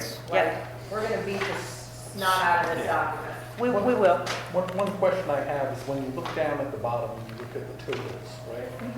We spoke about before that 1 penny equals $156,000, right? So if we raised it 10 cents, right, just off, that's only raising $1.5 million next year, right? And some of these numbers are almost double that. So how do we square that, or are these projections realistic? If we don't think we're gonna raise it 20 cents to get $3 million that year? Yeah, it's a great question, and one of the things that I kind of like to start off these capital improvement plan discussions is, this is really just kind of a wish list. It's the Christmas wish list. Somebody on staff a long time ago referred to it as "Can I please," which I think it's catchy and fun. The main reason we do these CIP plans is to basically tell you guys, hey, these are our needs. This is what we're projecting. We're always going to be at a Whether we have the money or not, it's still a need. But it I was just having a hard time squaring that number with what we were saying. But it's also good too for us, whenever we apply for grants, they like to see projects in the CIP. Whether or not they get funded is a whole different story. But we always like to try to realistically place them with a year, and whether or not they get funded is a different story. We'll just have to keep moving them back and moving them back and moving them back. But then they can see that we've had them on there for X number of years, that it's a high priority for us, and then hopefully we get some grant money. And I have seen components of this when you've come to PRG in the past and asked us, where do you want to lay some PRG priorities on the capital improvement plan? Now, the second answer to that question. We didn't have to worry about paying for it. It's like a kid. It's like going on. Come on, Dad. I can't get a shot. The second answer to that is kind of where you fall into play. Is there's a section here that's called Greenways Capital Subtotal, and that's $450,000. That is where you guys, as a PRG, used to kind of divvy in. You were the kids saying, we want this trail, this trail, this trail. And you didn't really have to worry about the dollar associated with it because we had this capital fund that you were just drawing down on and drawing down on. And it got to the point where that fund just depleted. And so about 2 years ago is when the council decided to do that vehicle tax to kind of shuffle some money from Powell bill to Greenways and try to make some stuff happen. And we were also working on Village Hall, which I think, ate into a lot of that capital. So of this $3 million that you're seeing here, 400 of that is really supposed to be in the capital side of things, not the penny side of things. I mean, it all boils down to the same penny, but there are some funding. There's some funding in that account already that we can pull down from. So it doesn't necessarily mean you got to match penny for penny on what you see here. And then on top of that, when you look at admin total at 2.2, you've got a grant to offset some of that stuff. So. But that's a good question. I mean, it's kind of, we've got pennies coming in from all over the place, and it's not necessarily the tax dollar has to increase to match this. It's just we need to reprioritize what we're going to do, or you guys tell us, hey, we definitely like all the public works things, and we definitely don't like all the parks and rec things. That's where we look for you all for guidance to say, what's your priority in what you're seeing here. So this is our first round pass. You guys will get this. You will read all of these sheets. You'll see exactly why some department head wants to do this. You'll see the costs, and you guys will play a big role in helping us shift these numbers around. You're going to come in and be like, no, we're not doing that next year. Push that back, and whatever you guys tell us to do, we're going to start shifting things to future years based on what you agree or disagree with us is something you might say, I don't want to do that at all, scratch it, or you might say, that's not a priority for next year, move it down the line, and we'll shift things around based on that. Yeah, when we have the actual, go into depth in this, we can have those conversations. But just so y'all see it here, you see the total, you see what we're working with. Like Kim said, we're going to beat this to death when it comes budget time. Because that's when we start putting the numbers to the budget and reflecting on what we can and cannot do. Question, if the GO bond passes, do we remove some of these things from here, or do we just maybe make some notes down here that say, like reducing it from this number to say paid for with GO bond proceeds? Like, Yeah, that's a good question. If the GEO bond passes, we have to have a whole separate kind of prioritization of what we're doing first. yeah, So we'll essentially, I think you have to pull from here. If any of this addresses the GEO bond, Yeah, we would take that has to be out. Yeah, removed, yeah. and then you have a whole sheet of nothing but GEO bond, because that's gonna go back to the reporting to the LGC and to First so then Triumph. agreeing with still- Capital here but and let me- Village Hall Park would hang on, probably hang come on. out. But, so we would still have this CIP. Yeah, yeah. We would basically have two of these. One of them that's GEO bond related, Right. one of them that's not. And have to manage them the same, because there's some things on the GEO bond that we're had, because that was our Christmas wish list. Everything that we wanted, some of those things are gonna fall off, or some of those things are Yeah. not going to be feasible for us to do for various For reasons. that reason, yeah. Do you have anything else on this, or you're good? I hope I'm good. Do y'all have anything for me? You did great. Good job, Thank Jill. you. Nicely So pretty. done. No, So- you were so No one- smart. Thank you, appreciate that. So smart, much better than so pretty. So y'all take this home and read it before you. Read it tonight, bedtime reading. Davey's With up the next and he has 5 minutes. Five? Okay, I can make that happen. Hi, I'm Davey.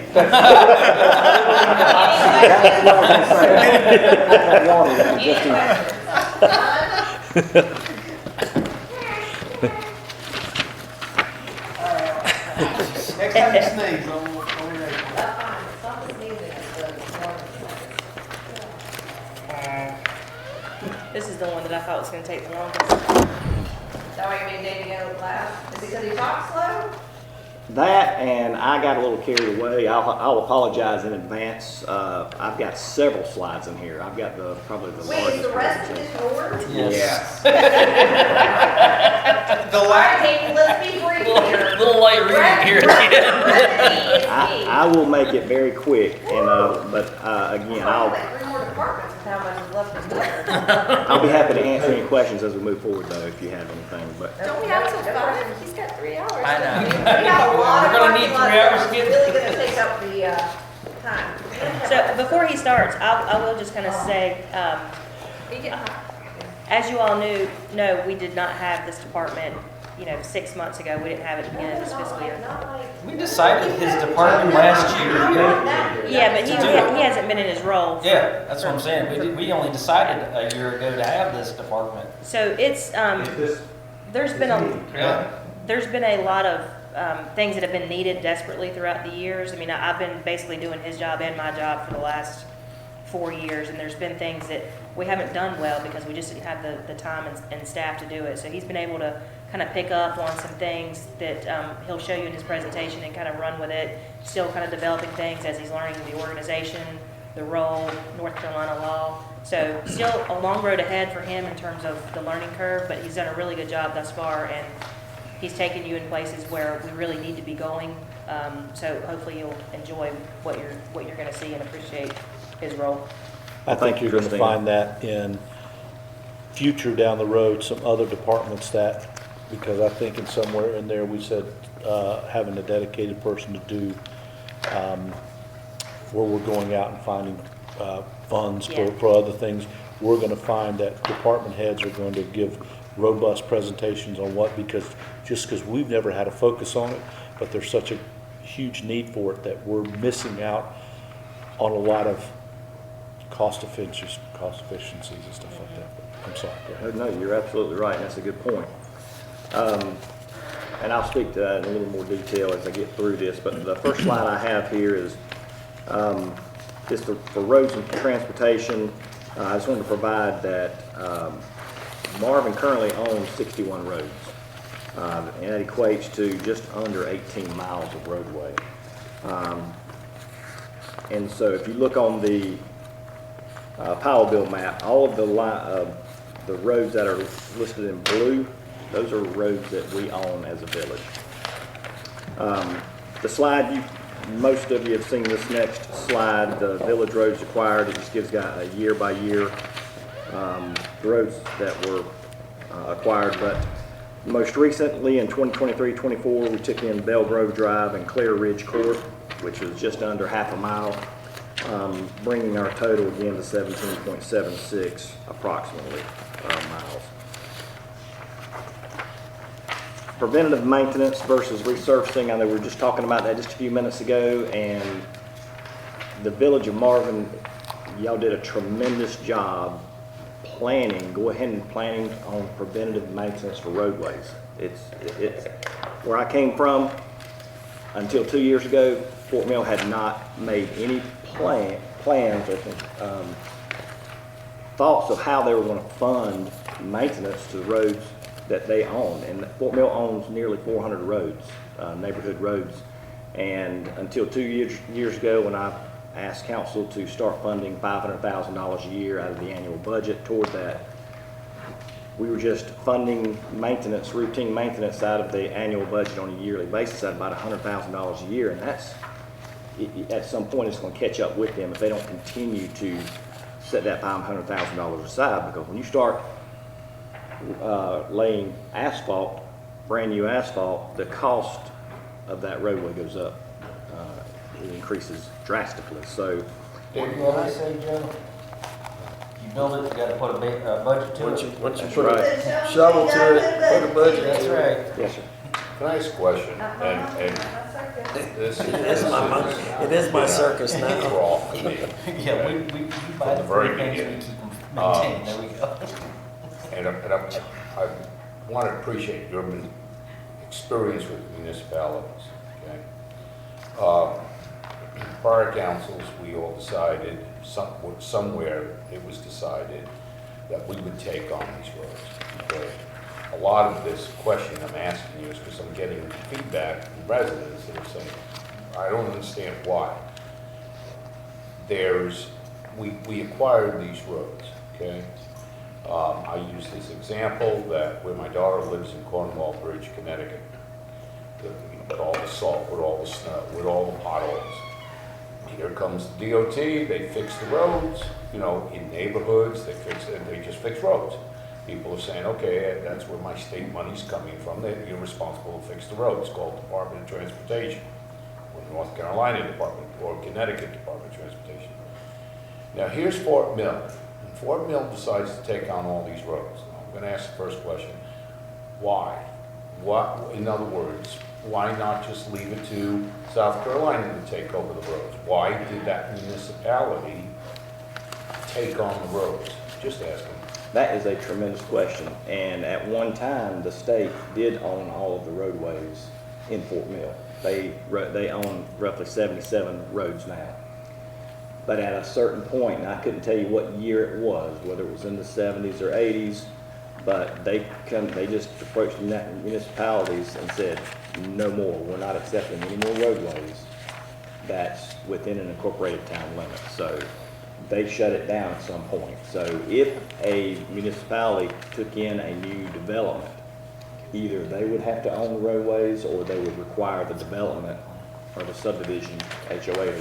And that essentially enforced an unfairness because they're all paying the same tax, but now you got to account for this new development that came in and have this road, whereas the other ones were by the state and stuff. How is that fair if everyone continues to pay the same tax? Now, have we ever been in North Carolina when, you being as the mayor in years past and experiencing all this, had we ever been told by the Department of Transportation we're not going to handle roads just like this situation? I remember hearing that. Really? It may have been 10 years ago or so. Hearing what? I didn't catch That that. NCDOT was coming to council. And I can't remember when this was, but they were starting to say, you know, if you're the one that are approving these new subdivisions with roads, we're not going to take them over anymore. Right. So I North seem to Carolina remember did that as essentially well. the same thing. I think it was Yep. probably 10, 12 years ago. Yep. I remember that too, and that had been a challenge, and then we find And ourselves. that's part of the reason why the POW bills funds started to become more important. And it was essentially their way of dangling the carrot to municipalities to start unloading. Yeah, and keep in mind, and I'm going to say this for the record, for those that are listening in and stuff, we were trying to figure out when we got in. It was after I got in, and I was against getting into the road business. However, we were already in the road business because we were receiving POW bill funds. Why? is because DOT said, you want Powell bill funds, you gotta take over roads. Former council thought they were slick, and what they did is they took over cul-de-sacs. And so that was their way of, they said, oh no, we're taking over roads, cul-de-sacs don't get traveled, they don't get much use. DOT right away, we were like this, because they didn't like the former council. We were cherry picking. They were cherry picking, and they just took cul-de-sacs that got no travel, and all of a sudden we're getting Powell bill. And that wasn't the, they looked at the agreement that said we're kind of skirting what the true agreement means and stuff, and that's kind of, you know, I think we're correcting that, you know, relationship obviously over time, but in the end of the day, it's a forced hand situation. Well, that makes sense. That's the first time it's been explained to me that I can figure out why this all happened. Now, I understand, I mean, municipalities like Chicago and New York, let's take New York City. New York City sitting on an island, it's so heavily trafficked that there had to be, New York City example, had to have their own road department because it's getting hammered. You know, it's interesting to me because a lot of people are trying to understand. I pay state taxes. I don't understand this, you know? Right. Well, nobody understands it. Why don't they take care of it? What's that? Roads aren't funded with state taxes. It's gas tax that funds NCDOT, not your income tax or any other state tax. It's all on And gas. people keep getting electric cars and don't pay gas taxes anymore. Right, and that's cutting into the budget. And most of the Powell bill funds that Marvin received in its early years never went to roads. It almost exclusively got utilized to develop the loop. It was almost all greenways and stuff. Yeah. So, you know, that's what I think council wasn't even really interested in getting into the roads business. They were more interested in getting our share of the Powell bill funds because it was looked at as our residents are paying that extra tax that funds the Powell bill. Unless we're getting some of it back, it's a net loss for our residents. And at the time, since we own no roads, they did the cul-de-sacs and then really utilized it for the green. So I guess it makes sense then why they did it the way they did it. Yeah. Not that it necessarily was the right way to go, but I understand the. Well, I understand the. it wasn't in the spirit of the agreement Right. to access that, but we were already at 5 cents, which you needed to qualify Right. Yeah. for Powell bill to begin with. But at the end of the day, you know, you look at it, and my argument back then was, guys, we can't do this at the time, 5 cents. We can't be in the road business at 5 cents, given what the costs that were projected on us. But they got it approved, and, you know, now, they also said that they thought that we'd be able to take over these roads within a 8 to 10 year time frame at the time. And here we are, 6, 7 years later, we're not close. Well, that's what I was going to say, because Davey's about to go into this, that it's sort of the analogy of, you know what, I'm young, I'm pretty healthy, I don't need health insurance, you know, I make plenty of money, I'm just going to go ahead and, well, I don't need that health insurance, I'm just going to pay as I go, as I take care of my health. Then all of a sudden you start realizing you're getting older, and you start your health starts failing, and then what winds up happening is, Speak for yourself, Bob. I'm just saying, but you're sitting there going, whoa, wait a minute, I'm starting to incur, you know, old age kind of issues, right? And you're going into a deep hole. So in this case, here's what I'm asking as we go in here, and I don't want to cut into you, I just want to flow with it. So what happens now is, we still haven't taken over half of the roads, to your point. That's correct. Is there a point we have to? Because if the GO bond doesn't go through, Well, No. technically no, but I would say as a taxpayer, if I'm paying the same taxes any other neighborhood that is under Marvin, knowing that Marvin's going to be much more responsive into getting that road fixed, I'm going to be a little ticked off that you're not including me in this, and if it means... Those people that are mad, if the bond is not passed, those people that should not be mad at the village, they should go to all those people who voted no for the bond. Correct. And I think there's a difference between neighborhood roads and main thoroughfares, like near town. Yes. like Oh, yeah, Waxhaw sure, Road, yeah. Right? But you're still Those gonna should be have the to last do- ones we build. Oh, yeah, no, we can't. Yeah, If the bond doesn't and pass, again, though, like, and again, technically Kim's right, because when you sign your deed for your home, that originally, in my neighborhood, Firethorn, it was a state-owned road. And that's what the deed was. So everyone did that, but now we're paying for taxes. And if you're a taxpayer in Marvin, and we're all paying a 6 cent tax based on the value of our home, however, only 50% of the homes or roads are covered under Marvin. And I look at what currently the state is doing for us, where they'll just say, get in line. Remember that when we went to Lancaster, being that Firethorn was split in half, and we went to them and said, hey, you need to fix our roads. They said, yeah, get in line. And go, no, you don't understand. We're going to participate. And Firethorn did. We came up with funds. No one's ever done that. We went to the front of the line and got our roads done. But it's just not fair at a 6 cent tax rate, everybody paying the same.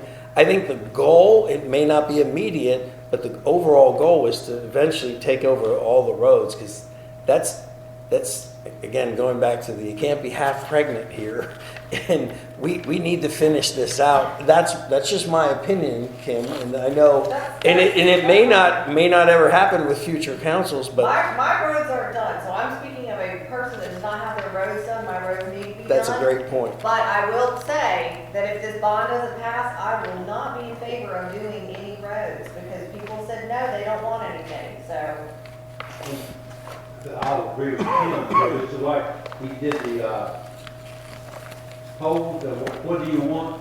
And this was there, that if they don't want to pay for it, and I mean, that's also including in the 6 cents, they don't want anything else. Wait, in fairness, they think they already are paying for it in their state taxes. They think That's correct. That's correct. That is the problem, and it's not really funded that way, and they think it is, well, we're already paying state taxes, why aren't they doing it? Well, they'll give you 100 reasons why they can't do it this year, next year, or last few years, whether it's a pandemic or a hurricane, you name it. But you're not paying it in your state income tax. No, You're it's paying all it on in the the tax that you state pay at In the gas pump, tax. correct? Yeah, and tell the 20% of the Marvin residents that drive Teslas that they're not contributing to the roads. And again, to Jamie's point, as he's presenting in the last two presentations, we're at per capita, we're at one of the highest per capitas, and let's sort of act like it, and we have the ability to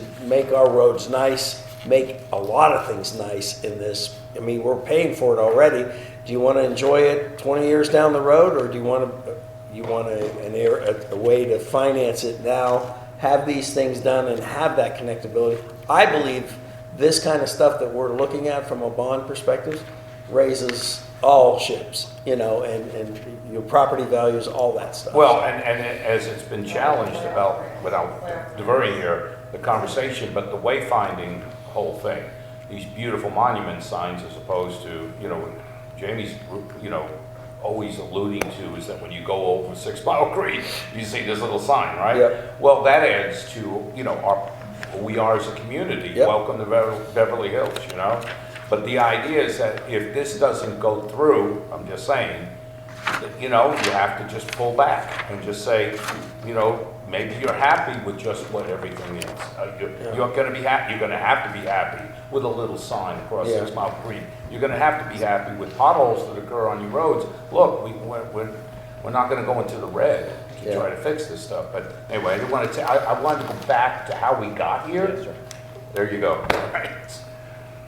Well, All right, you got 2 minutes. okay. So these slides, if you want to go through some of these on your own time, that'll be fine. But preventative maintenance, in my experience with roads over the years, if a asphalt road is constructed properly, and the life of the road, in my belief, in my opinion, is the base of the road. So anything under the asphalt, that's where the life of the asphalt is. If it is installed properly, compacted properly, asphalt was laid properly, it's going to vary. The lifespan of that asphalt, if you do nothing to it, it's going to vary based on the traffic count, obviously, but you should get on average about 20 years out of that asphalt.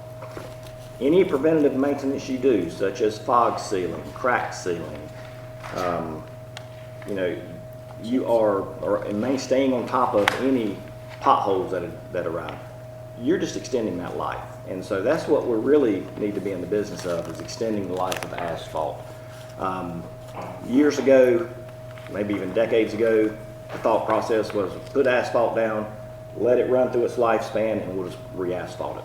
Well, with the cost of the crude oil and asphalt work increasing the way it has increased, now everyone has dropped back, and it is all about preventative maintenance, extending the life of the asphalt. So that's what, when I was reading up into this position, and I saw that y'all had already proactively started that process, that was very impressive, because it's not, you don't always see that around this region, so, or at least across the state line. So kudos to y'all for go ahead and starting the preventative maintenance.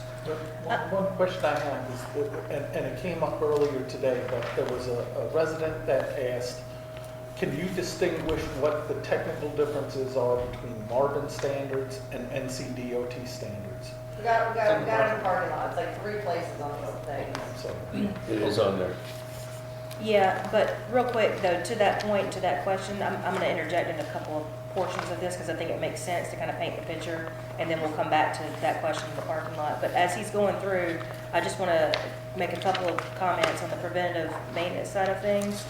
And I'm giving you rough estimates here. I'm not an engineer by any stretch or form. I have consulted with an engineer on this number, so it's a very approximate number. But if y'all want to write this down, the preventative maintenance side of things is approximately $50,000 per mile. On the asphalt resurfacing, it's anywhere from $200 to $250 per mile. I'm just saying that when we get to the point of talking about the depreciation and going through that, I'll kind of come back around to that number. So just in your mind, I just wanted you to kind of pencil that into these 2 categories that he's got listed as new and old. That's kind of what we're looking Repeat that one more time. The new part where it says preventative, Yeah. roughly $50,000 per mile. Like fog seal? Like I just did the numbers last night, it was like 38.5. Yeah, 38.5 for the contract, and there was a little bit of crack seal that went on with that. That's not a part of the fog seal contract either. So there's a little more stuff that went on with what you're actually seeing. So I would just on the high end say $50,000 per mile. On the asphalt resurfacing, Yeah. around $200 to $250 per mile. Thank you. And obviously that number changes with inflation and how things go on, and we may actually see numbers very much different from this. And I'll give you a prime example in terms of this preventative side. Marvin only has had new roads, and I know I've said this several times, we've only had new products, so we've only been doing the preventative maintenance side of things to, like he said, extend the useful life of the road. So it is a very good thing, but at some point, particularly when we get into these roads that are in the GEO bond, we will have a mixture of new, old, and anywhere in between. So does that mean we go in and resurface all of them from day one, or do we say, all right, we're going to hit the 80s last, we're going to hit the 20s first, and we kind of diversify how we're going to approach it? So I say all that to say we'll wrap back around to this when we talk about your question about the GEO bond and how the roads are different, and then what we do from a depreciation standpoint of the road maintenance in 20 years. Is DOT continuing to work with us like they did for my neighborhood and bring roads to standard? So they said yes and In no. order for us to. Yes and no. I say yes and no because they've been telling Valhalla Farms, don't quote me on this, for at least a year, maybe. Well, Jill said it was 2 years. So. Okay, it may actually be 2 years. Because I've actually gotten involved in conversations with them as early as early spring, summer. That they said they were going to do it, and they kind of assured Jill and myself that they would have it done by fall. So fall comes around, and they've said now it's going to be the beginning of this year. So I say yes, but I haven't seen it yet. So because we still have that kind of carrot to hang out there. Yeah. Where we could participate. Take some burden off them and help some. Yeah. Well, I certainly, it's like buying a used car. I certainly wouldn't want to buy a car that hasn't been maintained over the years. And that's the way I would approach it if we were going to continue adding roads, which opinion of one who doesn't have a vote, that was the idea when we got into the road business. Eventually, all of them would be under Marvin umbrella. Whether or not this bond passes or not, it's just going to take a lot longer for it to happen based on our financial situation. But my caveat to the state is, state wants nothing more to get rid of the roads. You want to get rid of the roads, at least bring them up to your own standards, so then we can take them over, or let's do some trading. Okay, we'll take this road because that has an 80% rating, and this road has a 60%. Bring that up and work that out. That was my thought process. I think it was the thought process. But I just want to make sure, technically, to Kim's point, if this GO bond doesn't go through, we're not financially obligated to take over these other roads. No.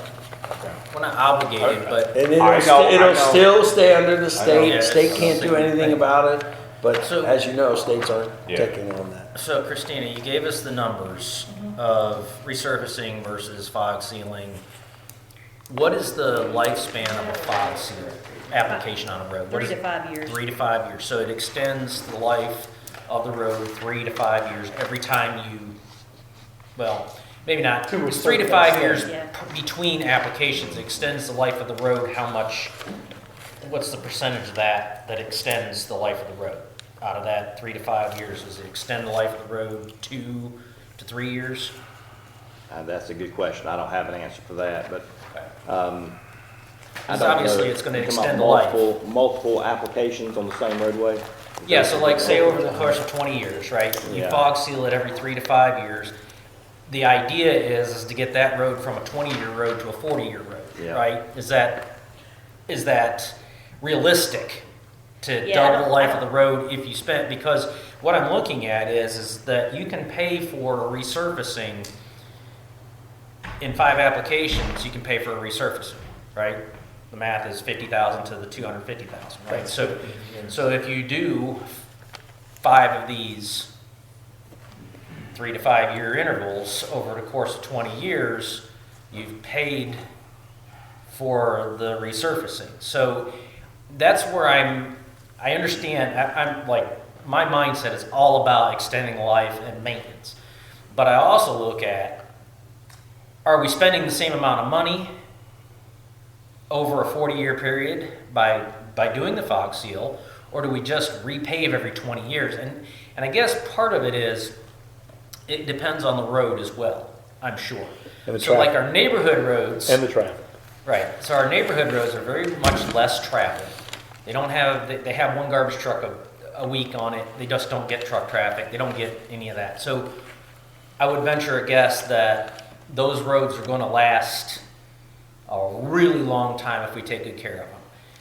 But maybe our plan would be for maybe if we ended up, the GO bond passes and we do take over Waxhaw Marvin and the other main arteries, maybe those roads we just put on a 20-year repavement cycle because of the amount of traffic that's on them. When, you know, obviously the idea is to try to get as many trucks off them as possible, but you can't get all the trucks off them because construction does go on, deliveries go on, all this. So, but you know, those are going to wear out faster just because of the amount of use. So maybe those, I guess it's all about figuring out a formula of how we I've got a couple ideas that I've put in the parking lot to address that question. Okay. But I think the main thing to take away from this is I don't think any of us sitting here today are qualified to answer the question as to if, you know, if it extends it 5 years, 10 years, or how that works.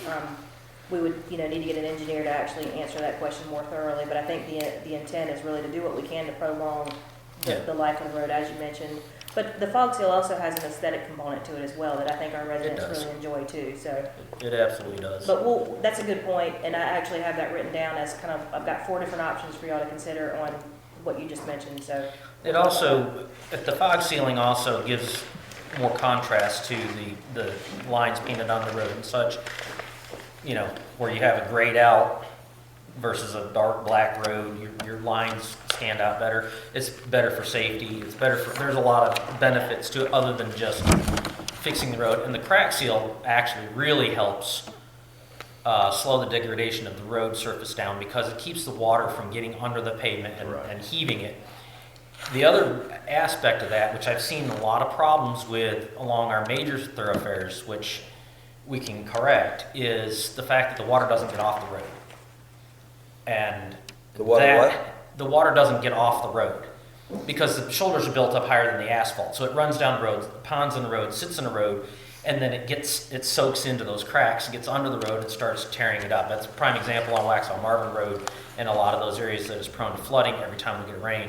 So there's a lot of those different things that go into how long a road's going to Well, last. that's a good example too, because when you talk about people asking questions about how are you going to maintain these roads in 20 years, those are things that come up, drainage issues that come up based on developments, and you don't know those things until they're problematic, until they come up. And I remember a couple of years ago, we had the engineers go out and assess kind of sloping the shoulder on Newtown. I think you were actually one of the ones that brought it to our attention, and Mike Walden went out there, did a couple of estimates, and it was like way more than we thought it was going to be just to fix this minor little issue because of the involvement of resloping, regrading the shoulders. You can't just do it right here. You got to kind of do it All the way down Yeah. where it's graded at a certain percentage, whatever. But that's the whole point, is that NCDOT doesn't have money to keep the roads maintained, let alone do the upgrades necessary to prolong the life of the roads. So like as in Waxhaw Marvin Road, Christina, I know year or two ago, I sent you pictures of flooding in those prone areas. She sent it to DOT, nothing's been done. They don't care. They're not going to do anything about it.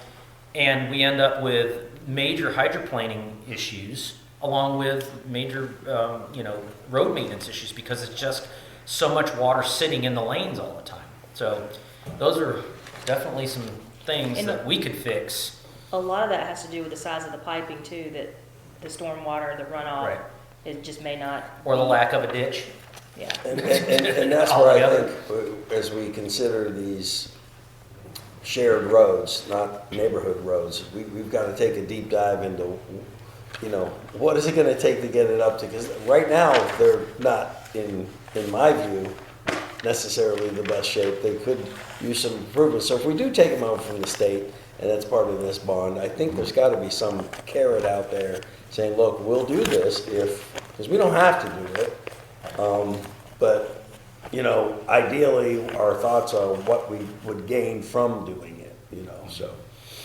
So if y'all just want to earmark that little section, because we'll come back to the preventative maintenance resurfacing when we talk about this long-term 20-year plan.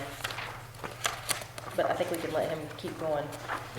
Well, let's get started. Yeah. All right. One thing, before we leave out preventative maintenance, I think the last slide shows a picture of the most recent fog seal. And I don't recall which road that is, but you can see the difference. They fog sealed half of it, and they're on their way back to fog seal the other half. It does make a big difference in how it looks, the aesthetics of it, and as well as maintaining and extending the life. Power bill revenues, that's where we're at on the slide for it. And is this where I turn it over to Jill? Hang on real fast before you go over that slide, if you don't mind. Pavement preservation I recommendation. just want him to take a couple seconds to tell you what's not included in our pavement preservation plan. Sorry. It's okay, I'm just kidding. So what's not addressed is any new subdivisions or other North Carolina DOT roads that have been accepted since 2019. And the reason for that, I'm sorry to interrupt you, is because we only do our AMT engineering studies every, let's just say 5 years. So the last one we did didn't include any of the roads that were in the queue for being accepted or have been accepted since then. So you're not seeing them here. For example, Golden Bell, if they call today and say, hey, where are we on this list? You're not on there until we redo a study, and then you'll be on there. Sorry. No, I appreciate that. Is Fireville done for 2019? It's been done that long? It was done in 2019, I believe. You guys accepted it in 2019. And so other items that are not addressed, sidewalks for all subdivisions that lack maintenance agreements. Curb and gutter issues, stormwater emergencies, blockages, and any expected acceptance of new roads from North Carolina DOT or developers. Any roads we may take over from North Carolina Department of Transportation. Any revisions to pavement preservation schedule for later this month. And we are due for another assessment within the next 2 years. Question. Yes, sir. Private roads. If somebody wants to do our little thing with there, that we'll do it, they pay back in 5 years, does that mean we're going to put sidewalks, gutters, and everything on it, or we just going to do the road? Yeah, it's whatever they petition. They could petition curb and gutter. Oh, okay, They- had, yeah. okay, that's, But that doesn't mean we have to give it to them. Yeah. because some. Or I'm not finance thinking- it. In some places, I don't think they have places where the gutters and sewers and everything, where they have it, you can run them down the street. Yeah.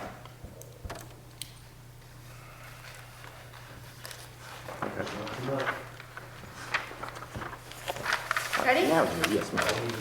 All right, friends, so this is our new Power Bill tracker, and it's just kind of slightly changed. It got a little bit of a facelift, partially because we used to just track Power Bill on here, Power Bill revenues, and then expenses, and we would track kind of what our balance or shortfall was. But in recent years, we started realizing that there was a need to add more money to the pot because the Power Bill revenues just were not going to be enough to pay for all our road expenses, as we are well aware by now.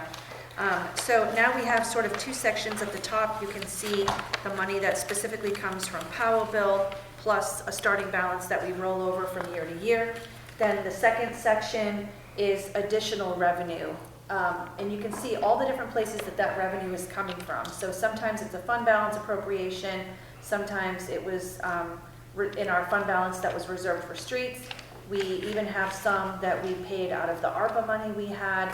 We have SCIF revenue, which is grants, the vehicle tax revenue that currently has a sunset, and then the $25,000, for instance, this year that, or actually we got it last fiscal year, that Hunter referred to, that came from the county for roundabout overruns. We didn't have any roundabout overruns, so the county's told us keep it and apply it towards other transportation needs. So we're starting to sort of keep track of these two buckets. You've got your Power Bill bucket, and then you've got your other bucket of revenue that we've put towards roads. So let's just look at fiscal year 23 to 24. We were expected to receive we were starting off with 198.5 that was our leftover balance from last year. Plus, we were expecting two tranches of 84,000 each. Now, the second tranche in January, we already received, and it actually was higher. It was about 107. I have reached out to them to find out why. Sometimes we do get a larger allotment. What are you laughing at? I'm just laughing at because he's like, why would you ask why?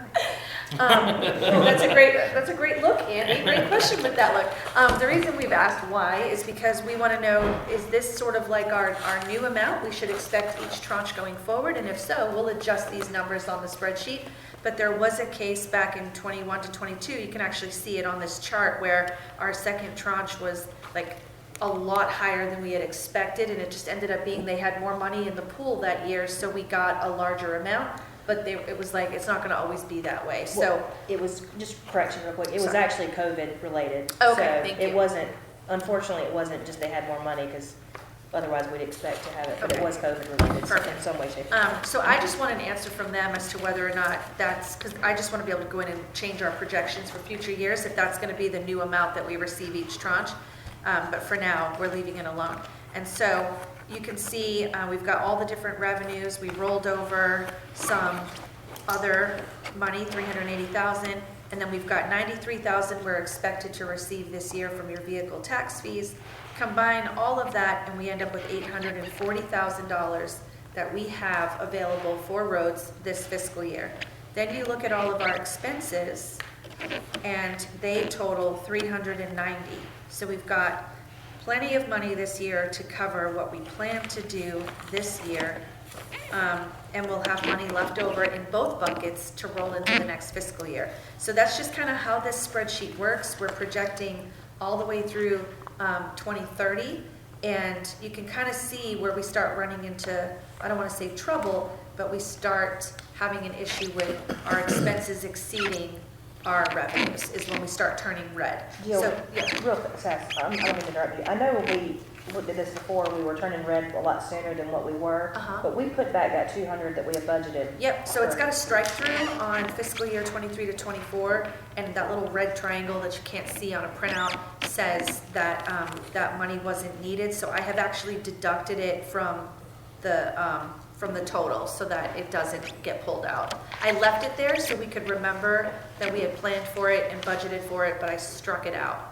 So that's why we have the 578 left over, because we wouldn't have taken it out. Yeah.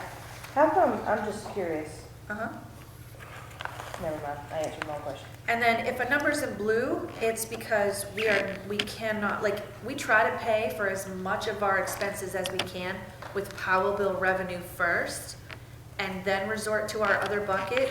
But there are some things that we either can't pay with Powell bill funds, very few things. One of them is our CRTPO dues. Can't pay that with Powell bill money.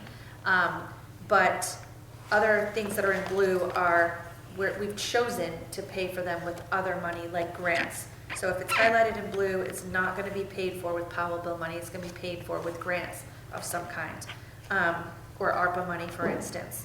So fiscal year 25 to 26 is the first year where we're not, if we spend everything we project to spend in fiscal year 24 to 25, you're going to see down at the bottom, we don't have any leftover Powell bill money to roll forward. There's none. We used it all, right? So we're going to get our 168,444 in fiscal year 25 to 26, and we're going to carry over that 493 from our other bucket, but it's still not going to be enough to meet all of our expenses that year. So we end up where we don't have enough in Powell bill money, but we have plenty of that backup other bucket to cover what we're missing. And so, Two things too, this is also projecting, if you look in the revenue section, she's into the vehicle tax revenue, because that's where you guys sunset it. So you could decide to keep that in, and she could plug that number back in and see how that changes the model. right, which it would significantly alter your model. We And have, 24, 25 is 46 because it's only half the year. Yes and no. There it is. So it has something to do with when your tags become due and when the tax is due and the tag fees and all of that, where they basically told us not to expect 3 full years of this, but to expect like either, at first we thought it was going to be less in year 1 and then like higher in years 2 and 3 and whatever, but year 1 was actually higher than we anticipated, so we think it's going to be on the back end. We could be wrong, and that number could end up being more or less 93 as well. We're just trying to be as conservative as possible. I'd rather no worst case scenario. All depends on when your tag is due. Yeah, When you it's pay to do the with when the tax. tags are due. And We it were also just told by depends the on when the county bill is to printed. expect that, Yeah. so we're sort of trying to figure out what that's gonna look like, but it could be wrong. So at what point are we supposed to talk about that? I think it sunsets this year. Yeah, we should be talking about it during our budget meetings, because we're getting ready to set that fiscal year budget right now, so I would start talking about that. Or is it up for talking about today, or? We can if you want to. I think we need to be talking about it with if the bond passes or doesn't pass and how that's gonna affect what we do. Yeah, because I would say if the bond passes, but the likelihood that I would support sunsetting it would be a lot higher, because we'd have other resources to draw from, and we'd also be showing the residents in good faith that, hey, sometimes, we actually can let a sunset happen, But if it doesn't, then we still have to maintain this stuff, and we have no money. I know, I think it answers itself. GeoBond passes, you drop it, you sunset it. GeoPod doesn't pass, you're gonna have to extend it. Yeah, I agree. One thing I'll mention to you too, as she's going through these sheets, it's always great to see these green numbers. But one of the things with the Powell bill revenues is they have to be spent within 10 allocations, so basically every 5 years. we have to basically roll over. Every 5 years, essentially, we need to reset at zero, if you think about it that way. So it's kind of good to see some level of ebb and flow, and to see it getting down to the 11,799, because you know we're spending those allocations within those 5. Right, you just can't stockpile it in Yeah. perpetuity, so. If you don't spend the funding within the 5 years, you have to send it back. And they're they monitor it pretty good. We have to send 3 or 4 reports every year. And given, I was told this years ago, the POW bill is not a given for the state. It's there now, and they approve it every so many years and stuff, but it could go away. So you got to keep that in mind too. The POW bill could go away, especially if it's coming from some of the gas tax, and you're seeing that deplete because of electric cars, whatever it is. There may be a time where, I know you were but that's a state issued. It's kind of like the vehicle tax, you know, they can either make it or break it, like we can make it or break that, So just put that way in the back of your mind that potentially could happen. Could be 2 years from now, 5 years, 10. That was one of the arguments for not getting into the road business in Powellville, because you could be assured it was always going to be there. Yeah, of course, when we look at this, all right, so we get 2 allocations of $84,000 a year. In the grand scheme of things, it's not a whole lot of money.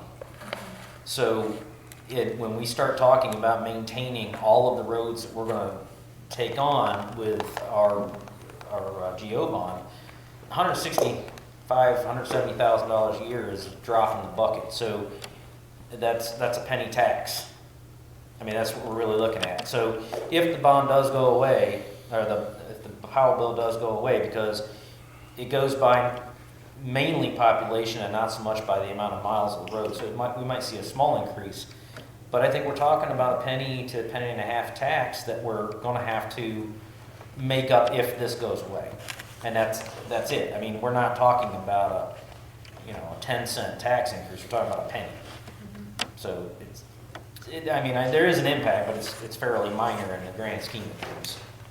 So this particular tracker is updated probably like every couple weeks, because it just depends on new things that come up. So like, for instance, Hunter is in the process right now of trying to get me an answer on whether the $48,000 that we have earmarked for fiscal year 23 to 24, whether we're actually going to pay that by June 30th, because there were some, like the agreement was just signed last month, and it all depends on when the county asks me for it. Or whoever asks me for it, I don't know where I'm paying, but either way. So once he gets that answer, if he says, yeah, Jill, it looks like it's going to be next fiscal year, then I'll slide that over to the 24-25 column. So this is constantly changing and being updated. But really the biggest thing to note right now is you don't have a problem until both of your numbers are in red. So you'll see that's fiscal year 27 to 28 at this point right now. What? So I did follow up to our useful study cost share into the DOT will invoice them for their share of engineering costs this year, 24-25. So He thinks it might be 24, 25? well, no, he said he's not sure. Like he asked me to see if they have it today, but We can update it. That's fine, yeah, we'll do it later. So, so that year is where you're short 451,000 in Powellville, and our other bucket is empty. It's empty. I can't cover what we're short at all. We're just short that much money right now with the expenses that we have planned. And these expenses will change. These are just our projections and predictions, but obviously, if we don't have the money to do something, it gets taken off the list. It just doesn't get done, and we'll have to move some stuff around, but. And just to wrap it up too, this is not a budget. This is not something that It's just planning purposes, yeah. Why not, this is our budget, we're in a deficit, it's red. No, Jill, just last thing is that 451,000 is on the roads we currently maintain now, not the other. Right. No, if you look at the spreadsheet, some of it is our match for some, Waxhaw Marvin. the Waxhaw. Bonds Grove. But it's not roads that we will take on with the GO bond. It's also Marvin Loop. It's the still Marvin on. Loop match that we have agreed to. It is not, if the question that you're asking is, it's not new roads that we will be taking on of the bond, no, correct. It does not cover new roads. Okay. Right. It's Thank the you. Providence widening that may never happen. I mean, who knows? And do you have any estimate of what it will increase to if we do take over all 23 more miles and what that would be? I know it's based on population. We're gonna meet and talk about Okay. that in the parking lot.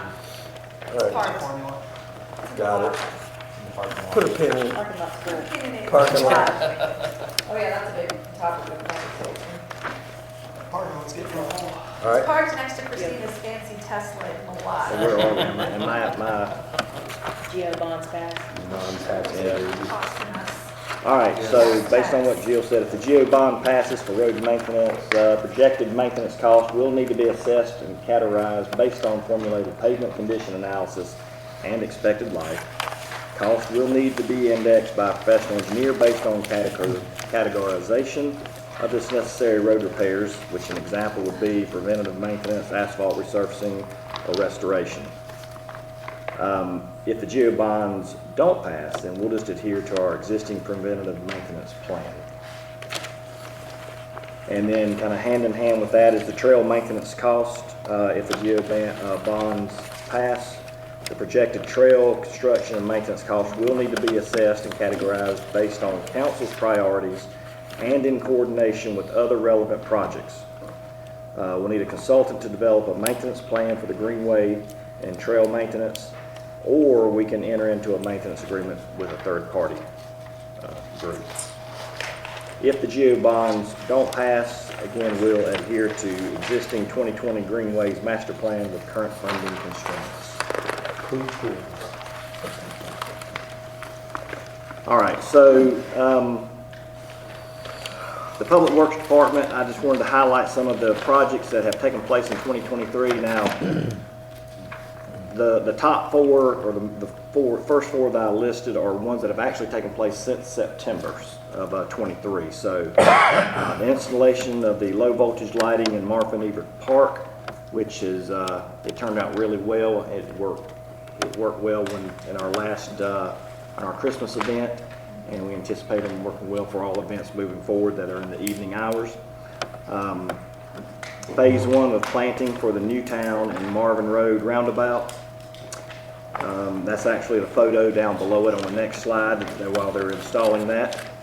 I added the installation of the holiday decorations at Village Hall and Marvin Eagle Park, as well as the removal. You don't think there's a lot that goes into hanging Christmas lights, but it's more work than you really think about. And we were, you took us renting some equipment to actually hang the lighting for the barn. We did most all the work by hand at the Village Hall, but it took most all the staff to handle both of those projects. And it was a fun project. It just took us a couple of weeks to actually install them. Much faster to take them down, of course, but good thing is we labeled everything, so we'll know exactly where it goes next year, so it should speed up the process as we move forward. In the year 2023, there were 90 work orders completed, and that's a work order system that Christina had come up with and developed. And anytime there's a request that comes to the Public Works Department to do no matter what request it is, from fixing a light switch or changing a light bulb, all the way up to one of these projects that are listed, it is documented in that work order system. And so it has worked really well. It's helped us track the type of work we do and sometimes time frames it takes to get some of these projects completed. We still have some projects on there. There's some major projects that we're working on. Some of these are already they're in the process now. The installation of the radar speed signs. We have the signs, we're ready to go with them. In the process of getting encroachment permits for the locations. DOT would not allow us to put them install them in their right of way, so now we're going to the property owners and getting approval for that. So we'll have those up very soon.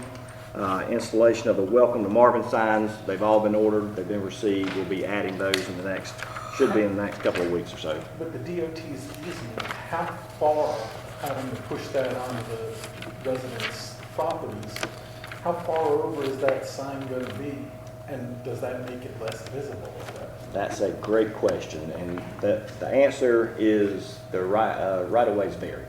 But what we found in the locations that we've selected, 60 feet right-of-way, so it's 30 feet from, Okay, 30 feet from the center. from the center. And so, if So you you're look going at to the, be at least 10 feet into the side of the road. at least 15 feet. 15 feet into the side of the Well, road. if you look at the one in front of Innisbrook, that one's farther than that off the road. Is it? Yeah, it was pushed way back, and it's very visible from where But its placement is. It's just about what your sight line is. I'm thinking about Waxhaw Marvin, where it's been discussed, and there's a bank there that you start climbing up. And then, once trees fill in, you might even have to be cutting a lot of branches and stuff for it to be visible. That's true. We've actually, we had some difficulties getting some access up on that hill, but we are working with the property owner now that has a portion of the hill actually runs, a portion of that hill is in their property, and then it goes down to just the flat area. And so we're working in that flat area, which is actually, if you look at it in both directions, it's a better location because you don't have to worry about that vegetation that now there are signs up that the DOT put up, but you can't clean that. You cannot clear cut or spray that area underneath those transmission power lines. So we've got a better place in a very, it's just within 50 feet or so of where it was before. So we're looking okay there. We still have to get the fencing installed around the generator, complete the roundabout planning there, Marvin Road and Newtown Road, bamboo removal, which will be starting fairly soon, and we're still working on some water intrusion at the barn itself. The welcome to Marvin signs, Yes, sir. what do they look like and where are they going? They're going on every sign that we currently have that says "Welcome to Marvin." Very similar to what you see there, but it has our new branding on there. Okay. So essentially what you see, just with the logo on it. I think some of them may be a little bit bigger, but for the most part, it's basically what's Are those there the now. signs that make you crazy every day? Yes. That one across that bridge, now look at that sign, I swear, why don't we put some sagebrush and shit in there just to make it look like we're it's embarrassing. We'll change that one first. I'm being dead serious. I agree with you. It is embarrassing. If I have friends that come into Marvin and they see that sign, it looks like we live where I grew up. I do not disagree with you. I don't always travel that road, but I travel it from time to time. That's the first thing that I notice. So we'll change that one out first. Thank you. Is the water coming in around the Chippewa? It is, and that's a project. Yes, sir. And we're having that fixed now. They're having the windows, fake windows designed and cut. But what we're talking about is the intrusion around the base of it. And you can see sunlight underneath the base of it. So we as staff can handle that. So when Christine asked me to try to put together year 1 goals, year 3 goals, year 5 goals, what I'm putting and presenting to you is it's opportunity, something that can be done. It's not necessarily I'm saying this is what we need to do it when, but council, you can decide on what services that you want to provide to citizens. And based on what the services that you want to provide, I can provide you with what equipment, staffing that we would need to provide those. So what I'm going through now, I'm trying to give you the big picture of if you said we want to do all of these services, this is what it would take. So we'll go through these pretty quick, but my first goal, I think we're at a point with Marvin that first off, we have very good staff, public works staff. These guys have done a lot of work. I've asked a lot of them because they've gone through a transition from parks maintenance crew to a public works crew, and just get them to understand what a public works department is has been a little bit of a challenge, but they bought in, they're doing a tremendous job. But I think at some point we need to, every one of them are retired, and they do this on their own time, and they do a great job while they're here, but we're limited in the amount of hours they put in on a weekly basis. In saying that, I'm drawing as much out of them as we possibly can to make sure we have the quality of our work as high as possible. As we move forward with the process and the expansion of our services, we probably need to look at full-time staff handling that. So I can call on somebody Monday through Friday, 7 a.m. to 4 p.m. As a work schedule, rather than 7 hours today, 5 hours the next day, 3 hours. It gives us a little more ability to address any issues that arise during the day, week, even on weekends. That puts you more in, because right now I would almost look at that and say that you're more in a reactive mode than you are a proactive mode. Yes, sir. And if you were able to do that, it puts you in more of a proactive mode. Yes, sir. Okay. We right now with our staffing, we can handle the maintenance issue. All of the maintenance of the properties. We're rolling along with that. But when you start throwing projects on top of that, you just don't. The time runs out in a day when you only have a staff that's here a certain number of hours that day. So if we were to eventually move to 4 crew members, based on what we're budgeting for now out of the staff that we have, you would be estimating an additional $130,000 on top of what we're currently funding. So I just want to give you a snapshot of what that would look like if we went with 4 full-time crew members. Now, I'm not advocating, don't hear me wrong, I'm not advocating that we cut ties with the guys we have now and go straight full-time staff. I think this is a progressive opportunity. As we have an opening, maybe we look at add full-time staff as others leave. So, but I just want to give you a snapshot of what it would look like. Again, the benefits: more productive, improved training opportunities, better emergency preparedness and the response for that. And by having staff here on a full-time basis, we can get an on-call policy and procedures established for weekends and evening emergencies that pop up. Yeah, one other thing. So we take over more roads of the roads we have now. A tree comes down and goes across the road. That's on us, correct? Yes, sir. Yes, sir. We've already had that happen once, not with us. Well, we have had it happen with us, but we had a really good example that I think he actually took a picture. I asked him to go out and take a picture. I think he put it in here. I did. But it was a tree fell over the roundabout, and luckily DOT came and picked it up. And it is an area where we would have to call in at least a couple of guys to come in the middle of the night and address something like that. Yeah. If it's a residential road, not that big of a deal, but for something like that, yes. And so on the next slide, if you look at some of the equipment we feel like we need to help keep us moving forward, a dingo skid steer. Right now, currently, we rent those when needed, and it's kind of we're the scheduling and the timeline of the project it's dependent upon the availability of the dingo, whomever we rent it through. So having one that we own would provide us opportunity to jump on projects quicker, whether it's in Marvin Eaton Park or Village Hall and or any of our trail system. An all-terrain vehicle is another. We already have that in the current budget. We'll be purchasing that before this budget is out. We're going through and getting some pricing now on those. A brine tank sprayer. In anticipation of us brining roadways, if we ever get any snow or ice in the future, staff just sent me a text a while ago. We got our first attempt or our first opportunity by using a water tank that we already had on site down at Marvin Park, and they've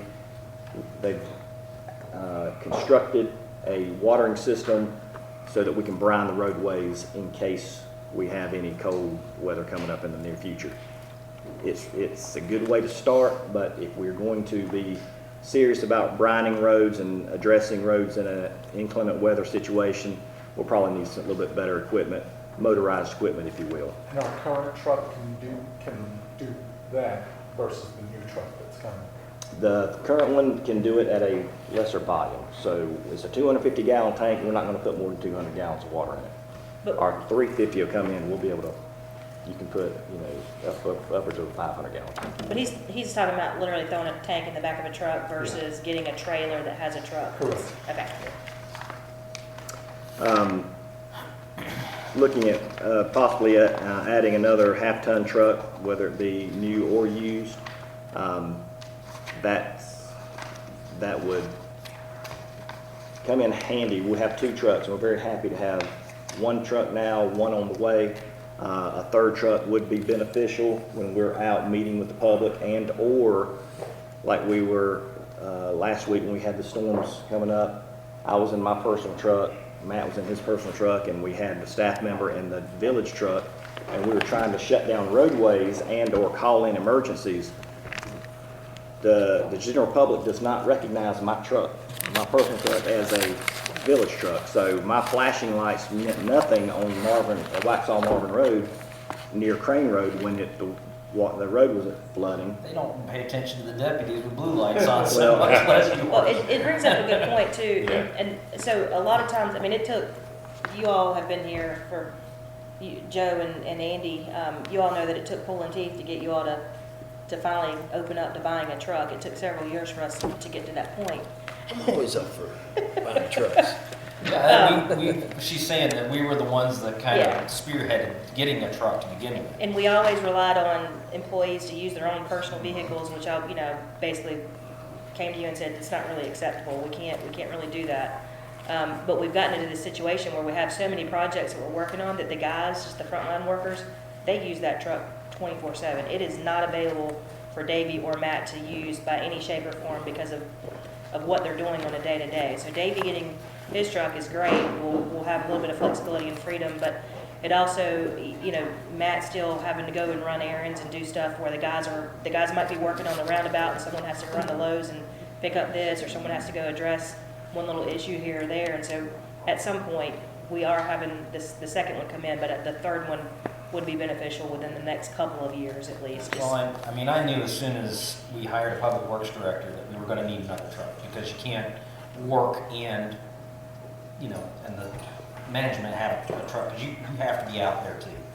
And it's not fair for you to use your own vehicle to do your day-to-day job. That's just, And I know this sounds silly, sorry, I don't mean to interrupt you, but we've actually had HOA send police, law enforcement photos of our employees in the field. They actually did that to Rohit while he was out in the field, and made like legal complaints that someone was out in their subdivision taking pictures and they felt violated. So that's a good point, because even yesterday I was out in a neighborhood in my personal truck because someone emailed us about a tree issue that was in their yard, and I wanted to go just take a look at it. But with all the Ring cameras nowadays, I'm sure they got a picture of my truck, me walking up in their driveway. Now I always wear this, but I don't know if they can pick out the emblem, but to them, that's just someone from the public on their property, rather than having a marked vehicle out front. So it's just little things like that it would go a long way in helping with. Well, and when I saw that on here, I asked for justification when, we sat down and chatted about it. I said, well, what about a used truck? Just a $20,000 used truck. And he felt like that would be something that could be utilized as well. Well, and I'll tell you from my own personal opinion on that stuff, looking for a good used vehicle that's 2 years old, that has 20, 30,000 miles on it, you get rid of that initial sticker shock. It takes significant cost off of the vehicle, and you don't lose much of the value of it. Because let's face it, the truck's probably going to rot out from under us before we put the miles on it, because we don't have a large village here. We don't put a lot of miles on it in a year, so it's just going to get too old to keep in service before it wears out. So used is a great way to go. Well, I don't know how this goes with the GO bond, but if we do take over all the roads, I mean, it's kind of a no-brainer. We're gonna have to do it. We're gonna have to We're gonna have to expand. So there's a lot of, Around. there are a lot of trigger points to the GO bond that if it's yes, you're. Can we gonna have to use do it. GEO bond? But we for are- maintenance for- I mean, What's the we're purpose of growing transportation is actually in carrying public out works the work, yes. anyway. Well, I know. You know, I'm just saying that is Oh, yeah. that's a clear trigger. Yeah, they're definitely gonna be. I think you're gonna need it anyways, but I mean. to your You point, are, definitely but are. that's- Yeah, Can we confirm? And even if you're not talking about the GEO bond specific projects, the GEO bond potentially takes pressure off some of the other budget areas that can be utilized Yeah. for something. But I just thought that was an important piece for you all to hear, because it is definitely something that we desperately need. I don't know if that would make sense. If you, I was just asking her, could you use the GEO bond to fund a vehicle, but it wouldn't make sense, 3% over 20 years. If Oh, that's yeah, yeah. part of it, it's probably better off financial just as an asset than you go through the regular loan, or a fund balance rather than using funds. You can- It's you not can- that much. You can likely use PAL bill dollars. If we have one truck designated to road issues, and I think we could probably justify that, you could probably use PAL bill. But either way, $20,000 isn't that much, but I wouldn't wanna finance it for 20 years. Yeah, no, no, The interest alone would yeah. be more than the truck, so. Sorry, I didn't mean to. No, it's okay. That's good.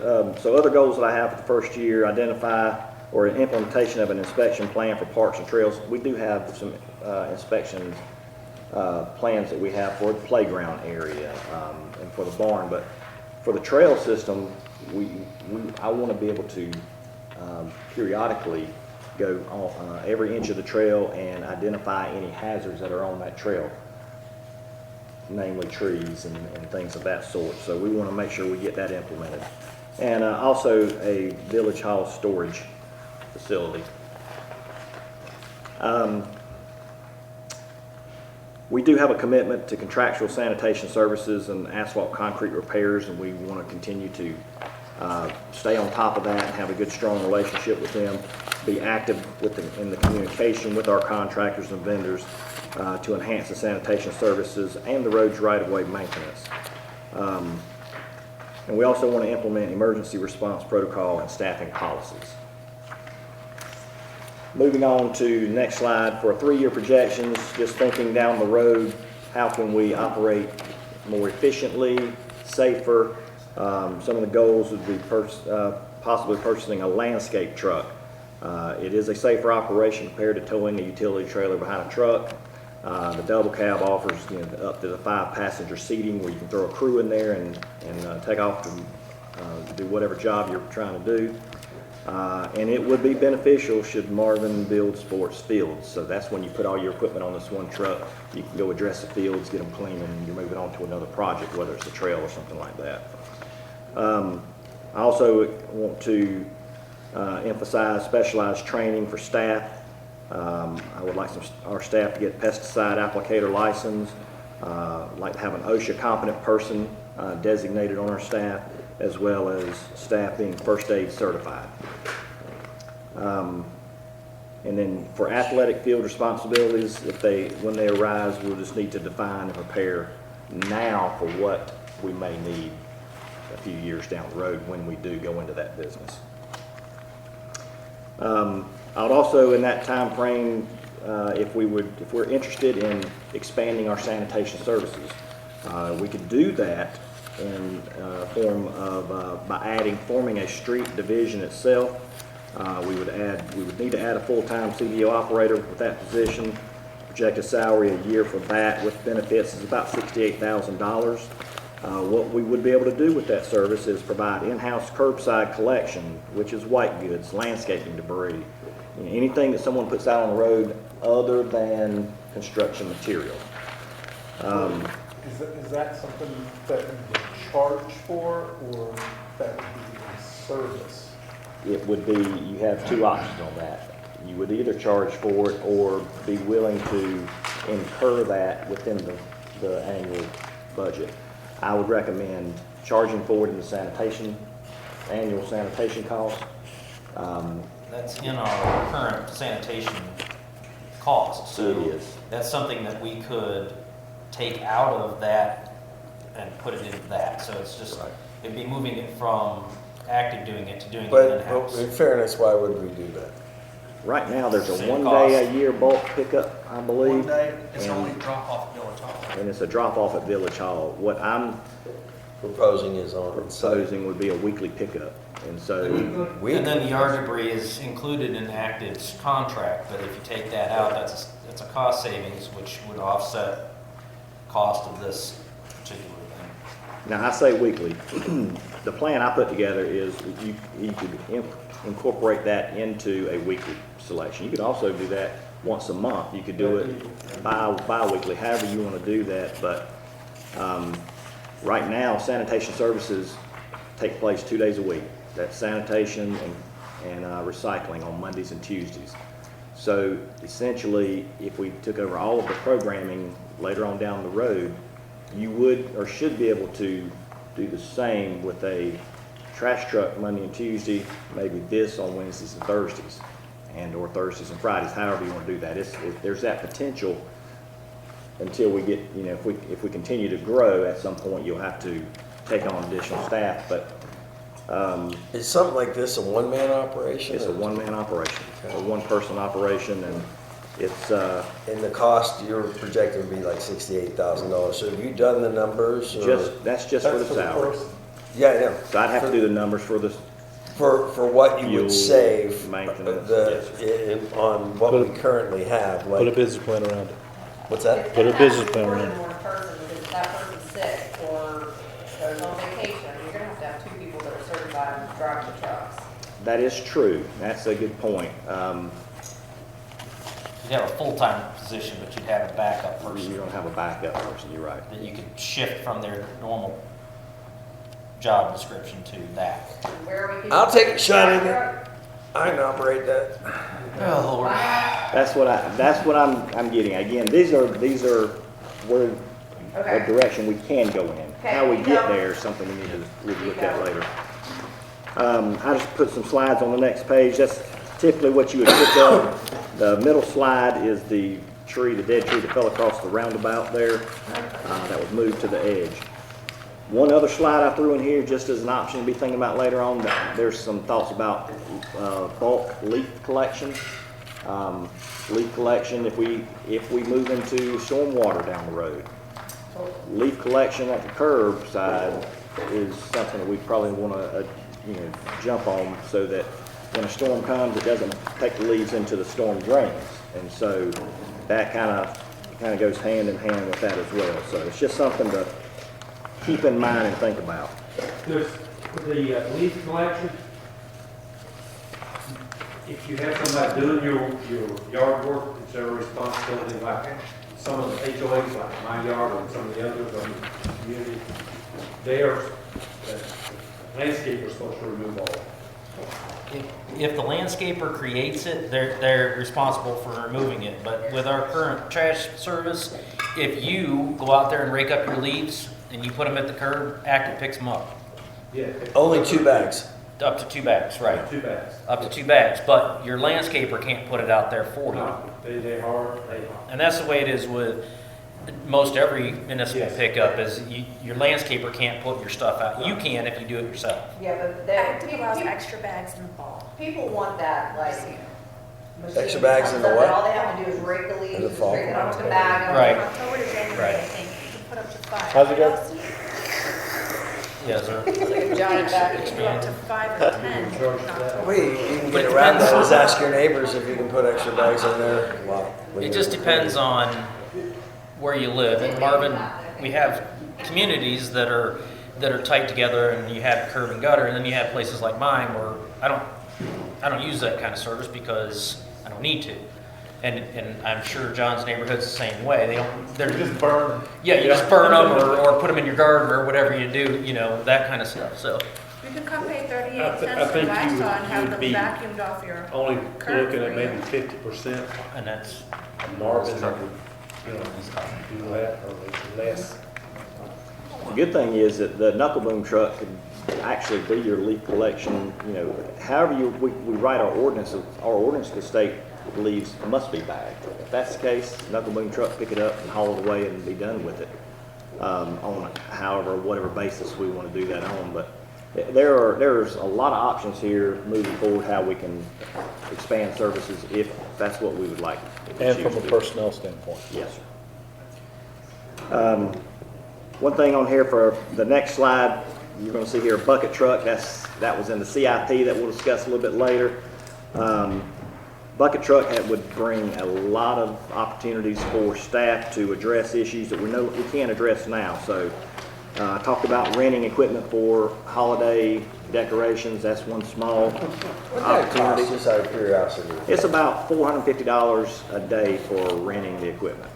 So that bucket truck, is it actually a truck that has the bucket to it? It is. It's an actual bucket truck. So I'm just thinking as we look at our village hall and the real high ceilings, and I'm wondering, oh wow, changing a light bulb or what, dealing with maintenance on the blinds requires some sort of lift that they got to bring in there and get it all the way up. No one's getting on a ladder and doing that. That's right. So is there something other than a bucket truck that could be utilized, put aside, and over time be used for maintenance on internal things with the village hall that we have that are way up, whether it's putting lights on for Christmas and or maintenance on the bulbs and highlights and stuff like that, as well as the barn? That's a great question, and I've looked into that because internally in the council chambers, it's very high ceiling. Sure. And that's the I've issue. already tried to figure out how in the world are we going to change those light bulbs when they. I've thought about that already, and I'm like, you got to rent something. I think temporarily. We'll have to put a light bulb in. That's what's crazy. We'll have to rent a scissor lift. Yep. And bring it through the front doors, but it just goes straight up and down. Yeah. Whereas a bucket truck is scissor lift for articulated. but my thought is scissor lift for one freaking light bulb, you're paying $450 to change a light bulb. When if you, depending on what the purchase of something like that, and you utilize it for the barn, utilize it for decorating the outside, if there's something out there that's a little more mobile that you can get to where you need to get to safely in that bucket, but not be a truck. That you're right. There is opportunities to do that. The truck. Let me go through what the truck could also do. Okay. That this machine wouldn't be able to do. Okay. So tree maintenance in Marvin Eater Park and some trail areas. So right now in Marvin Eater Park, I've got to have the arborists come in and take a look at the trees, and because we need some trimming done. This visible dead limbs. Dead wood needs to be cut out of those trees. We're in a park. That's a liability issue. We could address most all of that in-house if we had the ability to get to the limbs. A bucket truck would provide that. Without that, we'll have to contract a tree company to come in with a bucket truck, and they'll handle that. We could be proactive in a windstorm for limb breaks and it's stuck in a tree. We would be able to go get it, remove it. Whereas now, we'll have to call someone and do that on their time. And then the photos I have in here it's just an idea of if we want to, Janie, getting back to your thoughts on the Welcome to Marvin signs, if we really want to make a splash with the community and show the community that we are more than just a entrance sign, we could put banners throughout Marvin, Village of Marvin. We have the power poles there. We just have to work out an agreement with the power company, but we can install, typically, I think they would be okay with it, for us to establish just the banner hardware, and then we would have the ability to hang the banners for as many holidays or celebrations that we would need. We would just install them and take them down. Well, in the Heritage District, there's going to be opportunities when we do a streetscape, probably have our own light poles that we can do that, which is kind of what I've been envisioning for the Heritage District, because once our streetscape is in, that affords that, like Waxhaw does downtown, where they decorate for the holidays, or even even our buddy Rick out there in Mineral Springs, they do down 75, down through the middle, they decorate on those power poles as you go through Mineral Springs. Weddington has them on their poles throughout their town and province too. We're the only town that doesn't do it. We have that ability, we just need the equipment, you know, to do that. Those banners you see there, those are from our branding plan, so we do have that already ready to go. And so I think Kim brought this up a little while ago, facilities, where do we put all of this equipment?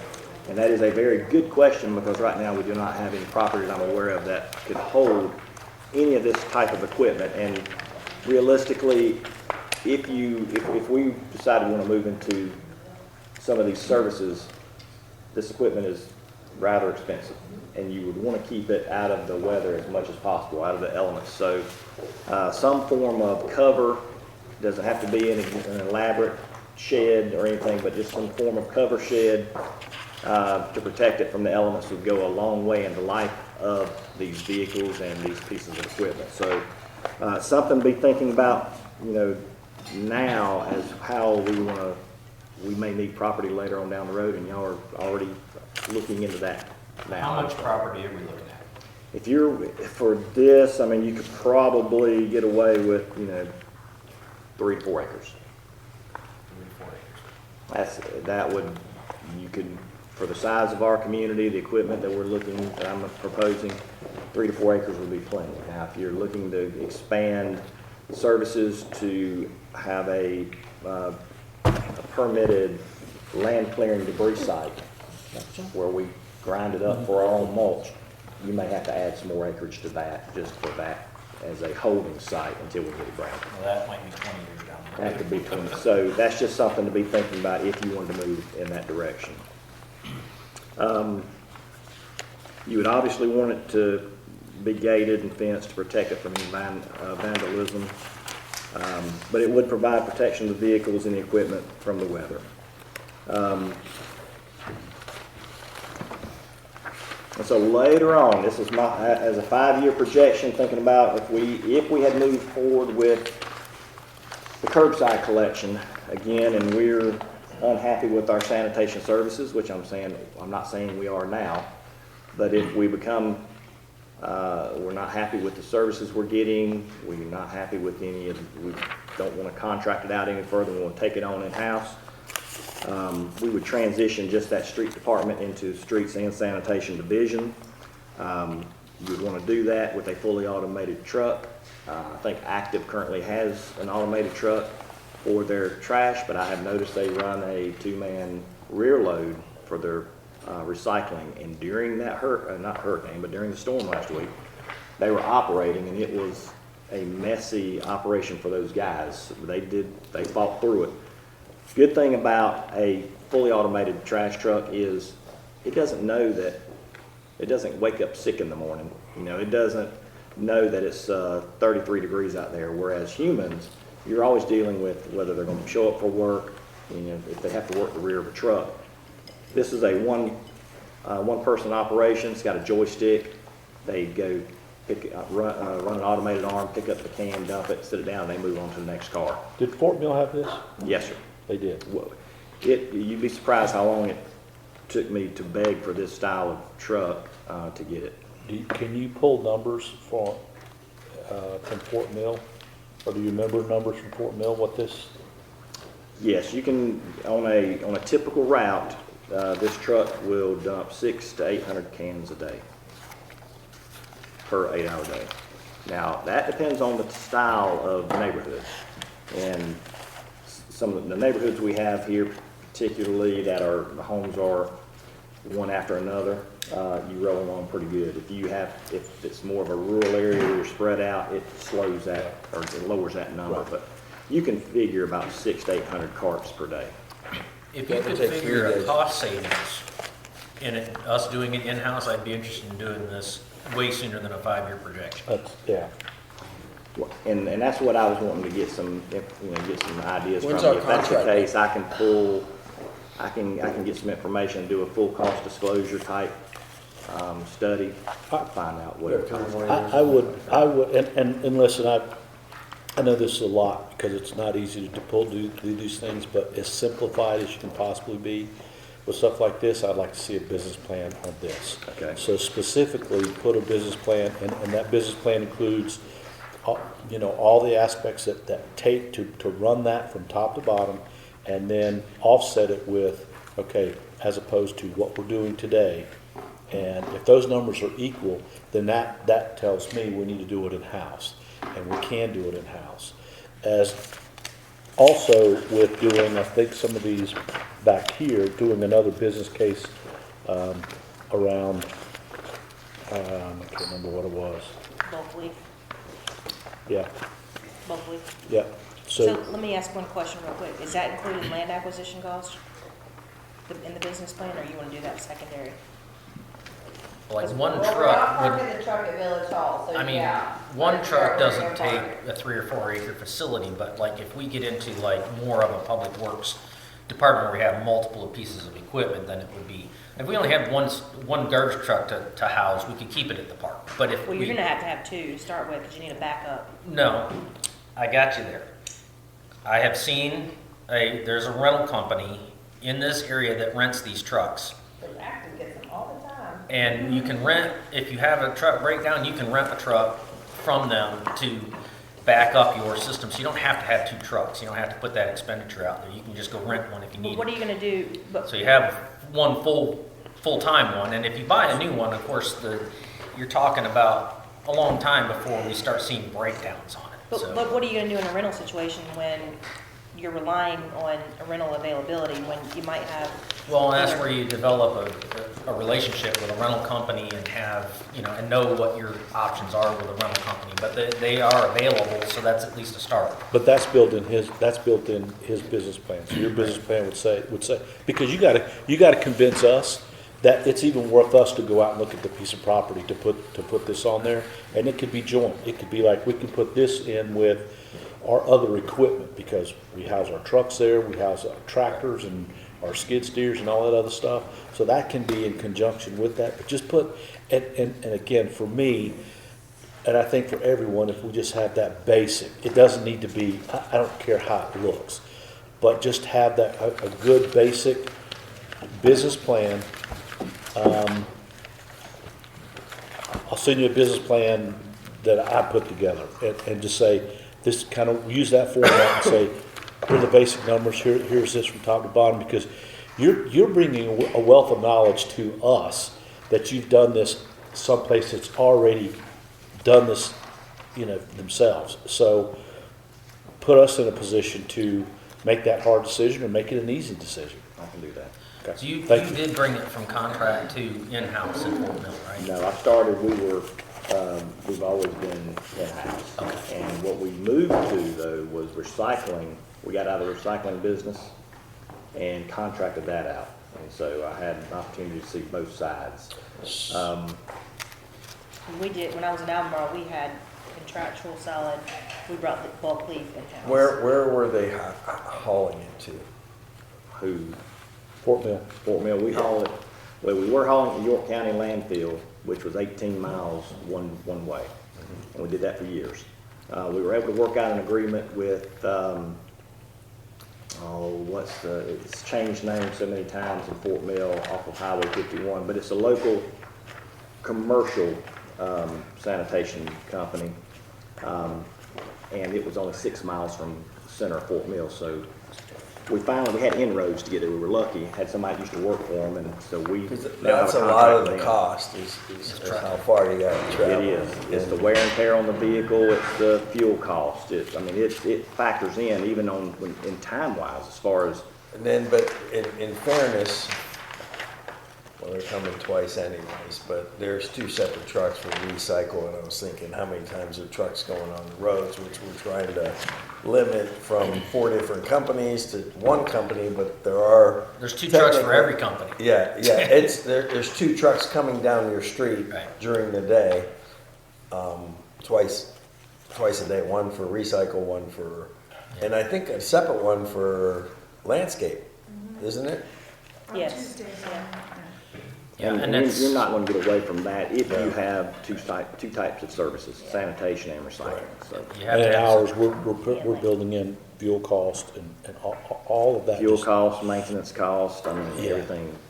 And that's the other thing, like you were talking about. So Union County doesn't have a landfill close to us. Right. But the foxhole does accept from Union County and Lancaster County. It's a Mecklenburg County site. So there may, they charge to dump there.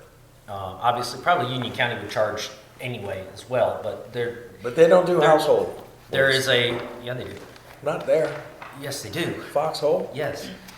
It's a landfill. Since when? They just Since didn't always. want- Since when? Always. You Let's take still some time have to to pay. argue Not always. I've been taking, okay. So we Anyway. just, as a point of time on time check, we've got probably about 30 minutes of your presentation, and I'd like to, I hate to say this, but I'd like to earmark at least a good 30 minutes, 45 minutes on at least one of these pages of the parking lot. Okay.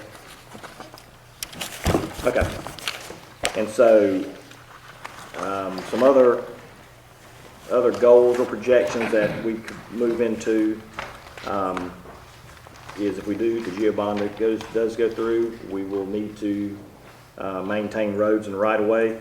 When you start doing that, if you're doing in-house, you may want to do the medium to small jobs in-house for asphalt, all of the concrete work, but you're still gonna, at some point, when you get to a full-scale resurfacing of a roadway, that's more than, you don't wanna go into that. You'd rather, you save money by contracting that work out. I just put some slides on the next one, pictures of a couple of the asphalt repair equipment that you could make repairs to potholes and all of that. Just threw this in there. We have, if the GEO bond passed, we have 3 roundabouts and islands that we have to keep clean. Right now, we have to do it in the middle of the road with a leaf blower. That's dangerous. So we either need to contract a street cleaning company to come in and just vacuum that up on a monthly basis, keep those roundabouts clean and islands clean, and or if we wanted to move into it on our own later on down the road, that's the type of truck we want to get.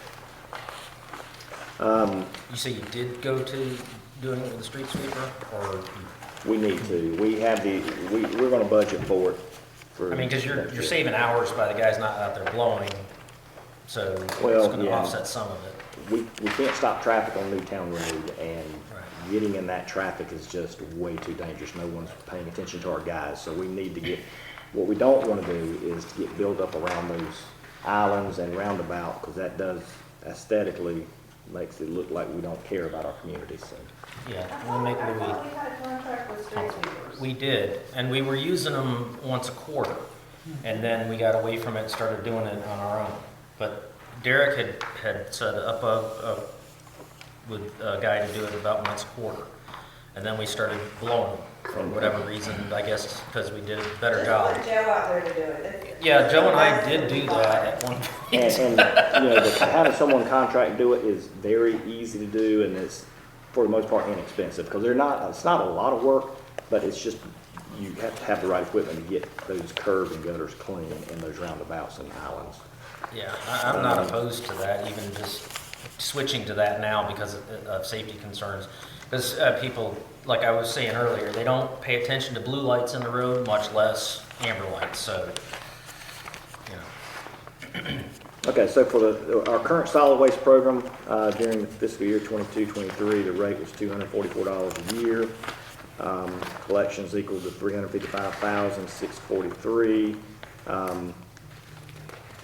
The expenses came to service fees were $229,000, fuel charge $28,000, and then on the tonnage report, they picked up 130 tons of household garbage and 17 tons of yard waste. 100% was collected with tax revenue from solid waste for the $472,506. So customer service requests are primarily about missed collection and a resident, and were used to more services, amenities from their previous trash service. People are coming from all over to move to this region, and they're coming from areas that Some didn't offer any of these services, some offered the full gamut of services. So, it's just something to be thinking about when sanitation services, what all do we want to offer the residents of Marvin? So 2 points I want to make here real fast before he moves into the projections for next year, is you had posed a question earlier about basically is there an earmarked revenue for the expenditure? And if you notice here, the collections at 355, and then is that the projected revenues? Yeah. And then we actually collected 472. There is a differential. I don't know the exact dollar amount right now without looking at the budget. Yeah, is that? No, that's a typo. I didn't realize, Davey, when I updated your slide that you had the 355 in 2 places. Okay. So- That should be the same number. 472,506 should be the same number. Okay. There I is. was wondering, I was like, did we make that $100,000? We did essentially, I don't want to say make money on the service because that's never the intent, but we did overly project some of what we thought were going to be the cost, just on the basis of there's a lot of variables and unknowns in terms of the economy with CPI increases, fuel surcharges. So we did increase for kind of like the highest max of what we thought that it possibly could be in any given case. And so we did have a little bit of surplus. We do have a little bit of surplus. I want to think to the tune of maybe $40,000, if I'm not mistaken. My slide should tell you what we spent in solid waste. Okay, she can pull that number up. We are looking, and he'll get to next year's as well and show you kind of what our projections were. We ran the numbers very similar to what we're running them now. I still like to have a little bit of buffer in there, maybe not to the tune of 40,000. We could look at either purchasing some of the equipment that he's mentioning now to kind of start some pilot programs, or we can look at reducing the rates for the residents. But we did try to keep the projections very similar just in case there's fuel prices and we have an increase in fuel. How long is our contract with Active? I think we have two or 3 years left. So that needs to go back into, he needs to be aware of that, so we start budgeting, if it works, makes budgetary sense to do it, you got 2 years to get it. Yes, well, and it's actually, we have more than that if we choose, because I think it's 3 consecutive 1-year It is. extensions if we choose to do that. We need to be aware of that. So as you're putting your numbers together, you also need to factor in cans. Right. I don't know who had Active going to their neighborhoods before, but we did. And I will say, it's an entirely different company. I mean, the service is so much better than I ever got from Active before. Really? Or any of the other 3. Oh, yeah. For Oh, I was less calling my they company. haven't missed it all, and they used to miss all the time, days, Yep. push days, since it's been under Marvin. No, Are you cheerleading Active now? No, I'm serious. No, I agree. I agree. Not everybody might. I was on- I hated them. I would have known. I was them, on but the they've phone, been it was a actually lot competitor, better. but I was on the phone almost every other week with them saying, oh, you either missed or you did. But I'm telling you, these guys, they may be late sometimes because of, but. And I appreciated the email that went out from the village that said, if your recycling hasn't been picked up yet, it will be picked up tomorrow. That's the Yeah. first time that they've done that, because you and I have talked about that. Well, kudos to Christina. She stays on them quite often just to make sure that they're doing what they're supposed to do, which is something I'll be taking over more and more. But So I have that number. of For the- years, council said it couldn't be done. yeah. That we couldn't go into having Well, the what's trash our service. idea? And the cost went down for me, What? and the cost went down. Yeah. They did. I was paying over $300. Yeah. Yeah. So you saved 30 grand, And we brought in 472. made 30,000. Okay, so 30,000-ish. But we'll have the same general level of surplus, so to say, in this year. So we're not, we can reallocate that back into, like Councilman Lyons said, back into the projected business plan as the capital. Can we keep the rate the Deposit. same? Yes, we can keep the rates the same. I mean, that's what people have been paying, and we can start using some of that into either salaries and allocating the portion of it. There's a couple of different options we could do. His salary right now, my salary, anyone that touches solid waste, we're all general fund funded salaries. We can take a portion of our salaries. I mean, it's primarily just me and him and maybe a fraction of what Austin is doing now, but allocating, and Jill as well from a standpoint of managing the financial side of things, allocating that percentage of salaries that we determine most appropriately fits to free up some general fund dollars to fund other projects in general fund. So we could do that. We could start on a capital investment for whatever it is that we think we need from a solid waste standpoint, whether it's cans, whether it's a truck, whether it's to start the pilot program for bulk leaf collection. I would like you to consider something when you do this business plan. Let's take a walk down memory lane. When all the bids came in, when all the bids came in, Active was like $500,000 less, was it Than not? everybody else. Than everybody else. So that was like, wow, how much did we leave on the table? So this next bid process may not be as attractive because they know, okay, these guys are going to be at this number. Everyone's going to try and get to that. That's where we came up with. How that goes, I don't know. But if we put it, that may be something That's a good point. that plays into this. At this point, until we have a business plan, I would take any excess money that we have and pay salaries with it. But as we get a business plan and we kind of see what the numbers look like, then start using the excess. What did you say about the salaries? Start paying Start, salaries? yeah. Okay. Some of So, it. didn't you originally put into the first budget for a person to manage this originally? Yeah, we did, but we were able to kind of piecemeal it to different. Yeah, I know you kind of farmed it Yeah. out, but you originally you put it in there because you weren't sure what the workload was going to be, and you thought maybe you might have to dedicate a specific staff member to it, which would that 30,000 could potentially be that.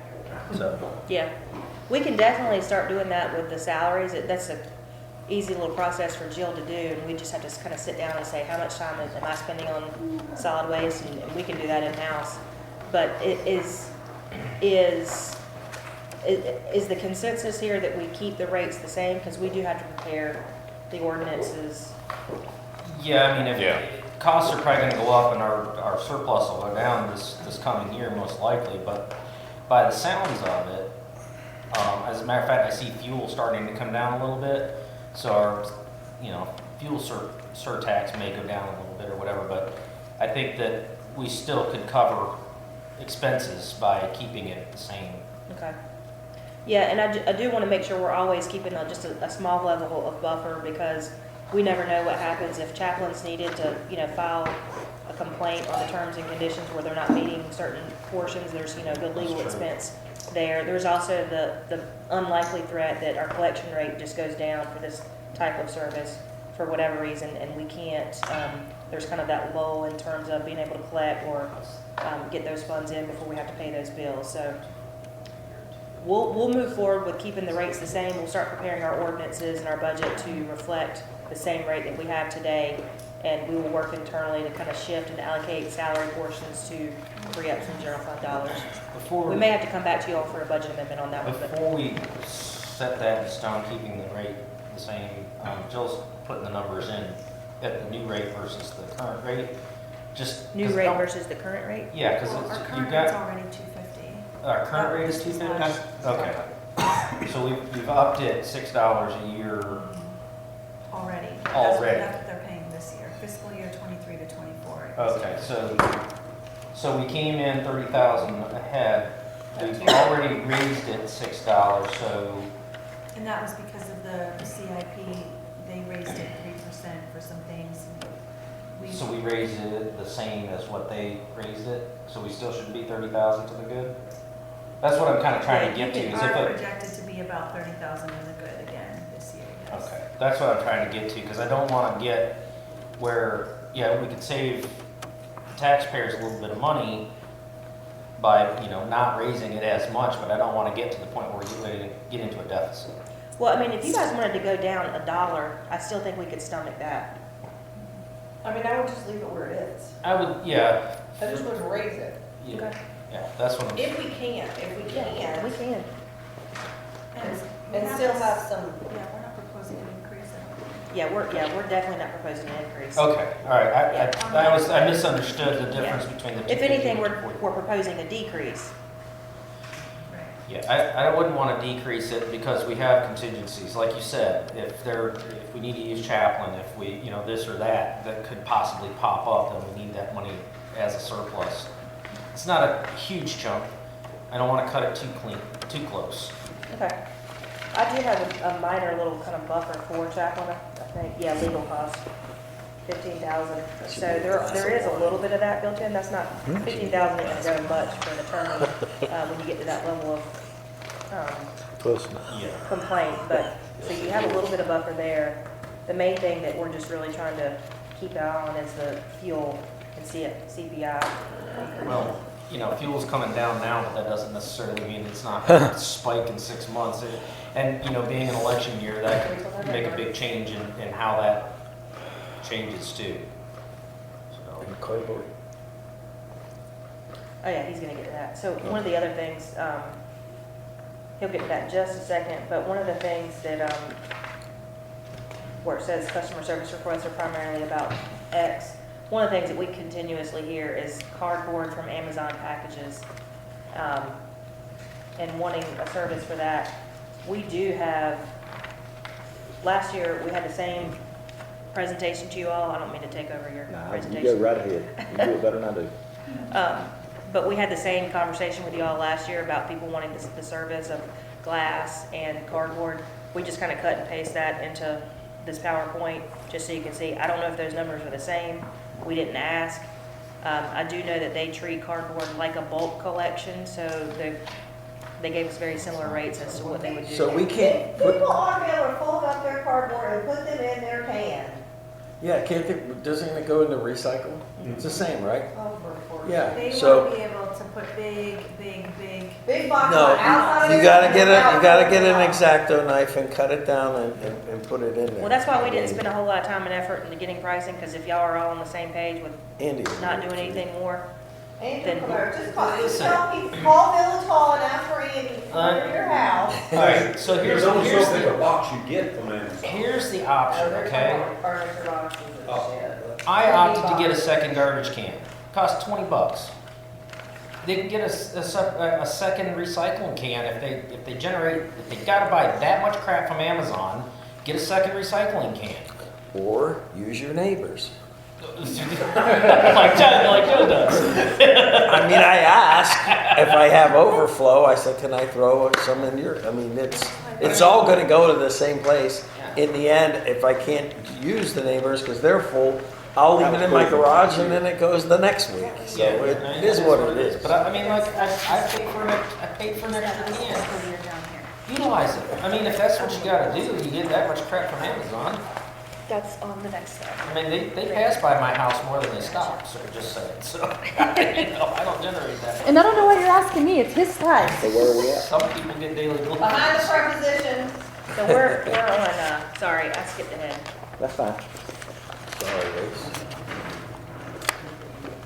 And so is there any interest in me checking into glass collection? No. Okay. It's based on what they presented to us, way too involved. So we're just for the record, we're seeing shaking of heads of everyone else. Yeah. Yes. And I'm basing it on the presentation from our current company and what that involves. What's our current company's name? Active. It took me a minute, but I got it. But no, I remember them saying it's not, and having a site to bring your glass becomes another issue of broken glass around wherever that location site is, and it is just not as easy as, and it's been a teachable opportunities for my kids. They think it still goes in recycle, and it doesn't. It goes into regular trash. Yeah, and So many years of people being accustomed to recycling glass, now they can't get accustomed to not recycling. it makes you feel good if you recycle glass, Sure. but the flip side of that is you're competing, or glass is competing against sand. We have an unlimited amount of sand on the planet to make glass. DHEC in South Carolina came out 7, 8, 10 years ago and said, they're doing away, they're not promoting glass collection and recycling anymore because they're competing against sand and the cost is just way too great. Besides, when you collect glass in a $400,000 piece of equipment, glass breaks down into sandpaper. Sandpaper and metal do not go together. So you're adding more wear and tear to your own personal equipment by collecting glass. So it's one of those, do you do it because it's a feel good and it's the right thing to do, or do you do away with it? That's a decision that has to be made. But my last slide for today. So, yay. Christina, you want to take it? So for our 24-25 budget that's coming up, that'll be our third year into the program. The cost for services, this basically breaks it down. I won't go through all of them, but at the end, the estimated annual cost per house is going to end up being $248.48. We're charging $250, and so that's where the difference should come in there. So with that, I'll take any questions you may have. Yeah, we already asked you that. I'm sorry it took so long. It was just No, I got actually, excited. We asked all the questions during yours, so it's probably just as long. Public Works is quite intensive. It's a lot. So I'm assuming we're gonna do that payment and asset management solutions in the morning? Tomorrow. You don't hear what I told you. One of the things that All right, I'm gonna consider just, when you do this business. Let's hit some easy ones. yeah, that's what I was gonna do. Let's hit some easy ones. You remember what they did? What's easy? Define easy. Is this gonna be easy? Yes. So records retention, that was me. So this goes to Austin. They leave it on the So table and, yeah, so that could be a big factor on us. Boys. What? I'm just waiting on you two. You know what? I was specific. He wasn't here for one of the things I was talking Christina about. is the one that's in charge of this meeting, and she was over there at the parking lot asking which one. So actually, she was the one who told me to start talking. But I'll let you guys. I was just transitioning real quick. I had a quick comment, so my apologies. Go ahead. Go ahead and finish. I'm done. Sir? I'll let you know. She's already marked it off. Okay. Okay, so Austin had the record with his laser, whatever. Laser. That's it. My question to that is, I also saw records retention with hunters. Not records retention, but with his program, you can do other types of reservations. You can do the barn stuff, you can do invoicing. I feel like Hunter had some sort of software with that, I feel like Jill had some sort of software with that. Tyler did as well. Or maybe it was Tyler. So let me just, it's a good question. But I would like for each department to figure out what they think works best for them instead of trying to get Hunter to box into Austin's. I'm not asking them to do that, but my overall question is, I thought Tyler Technologies I was can going answer to handle that. I'll answer that. Because when we signed up for it and we were all told, oh my God, Tyler Technologies is the best thing ever, and it's going to be able Not to so solve much. all of our problems and do all of our things, why is it not? Okay, so I'm not mad at I'm you. just gonna You give you a did- straight answer, Yeah. and I don't Give know me the straight I don't answer. know who I'm throwing under the bus with I this don't- answer, but this is the truth. I mean, we approved it, so ultimately it's our fault if it was Okay, wrong. this thing was approved, and when I got here and I was asked to help implement it, it became very apparent to me very quickly, Hunter had never seen a demo of his planning and zoning part. Derek claimed he had seen something from Parks and Rec, but he didn't really remember. So I was like, okay, well, I was assisting both of them at the time. So we sat down and we started going through these demos, and it became apparent really fast that their Parks and Rec module, which was gonna cost us thousands of dollars per year, was not for us. It was way too sophisticated, it wasn't user-friendly, and it was more for the type of municipalities that own fields and do soccer, and people are signing up for classes and stuff like that. So would we not pay for that though? We paid year one because the way that Tyler does it is they make you pay for all your modules the day you sign on the dotted line, even though they know you're not gonna get to even start putting that module into place until year two. That's just how they do it. I personally think it's a racket, but that's out of my scope. So we canceled it. Huh? That portion wasn't very much. No, but we canceled it, and then we sat down and we did the planning and zoning one, and the whole purpose of what we were looking for was people to be able to fill out a permit online, upload their documents, it would automatically come to Hunter, he could go in, look at everything, approve it, automatically send back their payment, it would all be digital. Yeah. We go in for this module, and it was really more for what the county does, like inspections, code enforcement, building code, like stuff, not issuing permits. And then the guy tells us basically, yeah, I said, where do they go to actually fill out the permit and send it to us? And he says, well, we can have a copy of your permit in our system. It's exactly what we already have on our website is a PDF that they fill out. So we canceled that too. So, if we're talking about getting new software for different types of things, whoever had software, there was like 3 of them, you guys get together, figure out which one makes the most sense. Because I do think that it does make a lot of sense to streamline that kind of stuff. Agreed. Get it done with paper, get it all online, so that it loads up into whatever you want it to load up into. But you guys figure that out. That was what that was, because that whole situation drove me crazy. And it was supposed to be easy and all the things. So you guys figure out whatever, again, whoever it was, I don't remember. I will say we canceled, by canceling those modules, You saved we some knocked money? like $8,000 off our Okay, good. annual bill. Okay, So we did save a lot. So you guys just figured out, like Christina said, you guys figured out amongst yourselves, but figure out which one is gonna work the best for all of them, so we're not getting like 8 more softwares. Well, I think that the 4 of y'all, whoever it was that had the conversations, y'all need to get together and see what each one uses and see if it works for what you're looking for, because if. I don't wanna do square peg round hole, but if you can get 2 or 3 in the same one, then do that. If what Austin's has doesn't really fit the need of Hunter, there's no point in trying to make it work. I agree. One last reminder, my software at the base level does not include those modules, those are add-ons that would be a phase 2. That's fine. Well, but if it's a top priority for Tyler and it fits, then it could be a phase 1. It could be, yeah, okay, it could be a, just Right. letting you know. Yeah. Okay. I'll just have to be involved. Yeah, that was over there. If there's an expectation that they're gonna make payments online during the rental or the permit, then you'll need to pull me in to see if it talks to We can my do a group system. demo sometime, we'll figure it out. Okay, hold on. I got my next one on there is a good one. It's an easy one. Checking account to money market. So Jill, on yours. No, this is good. This is good. Okay, on your bank account snapshot. So you've got a savings account at 539.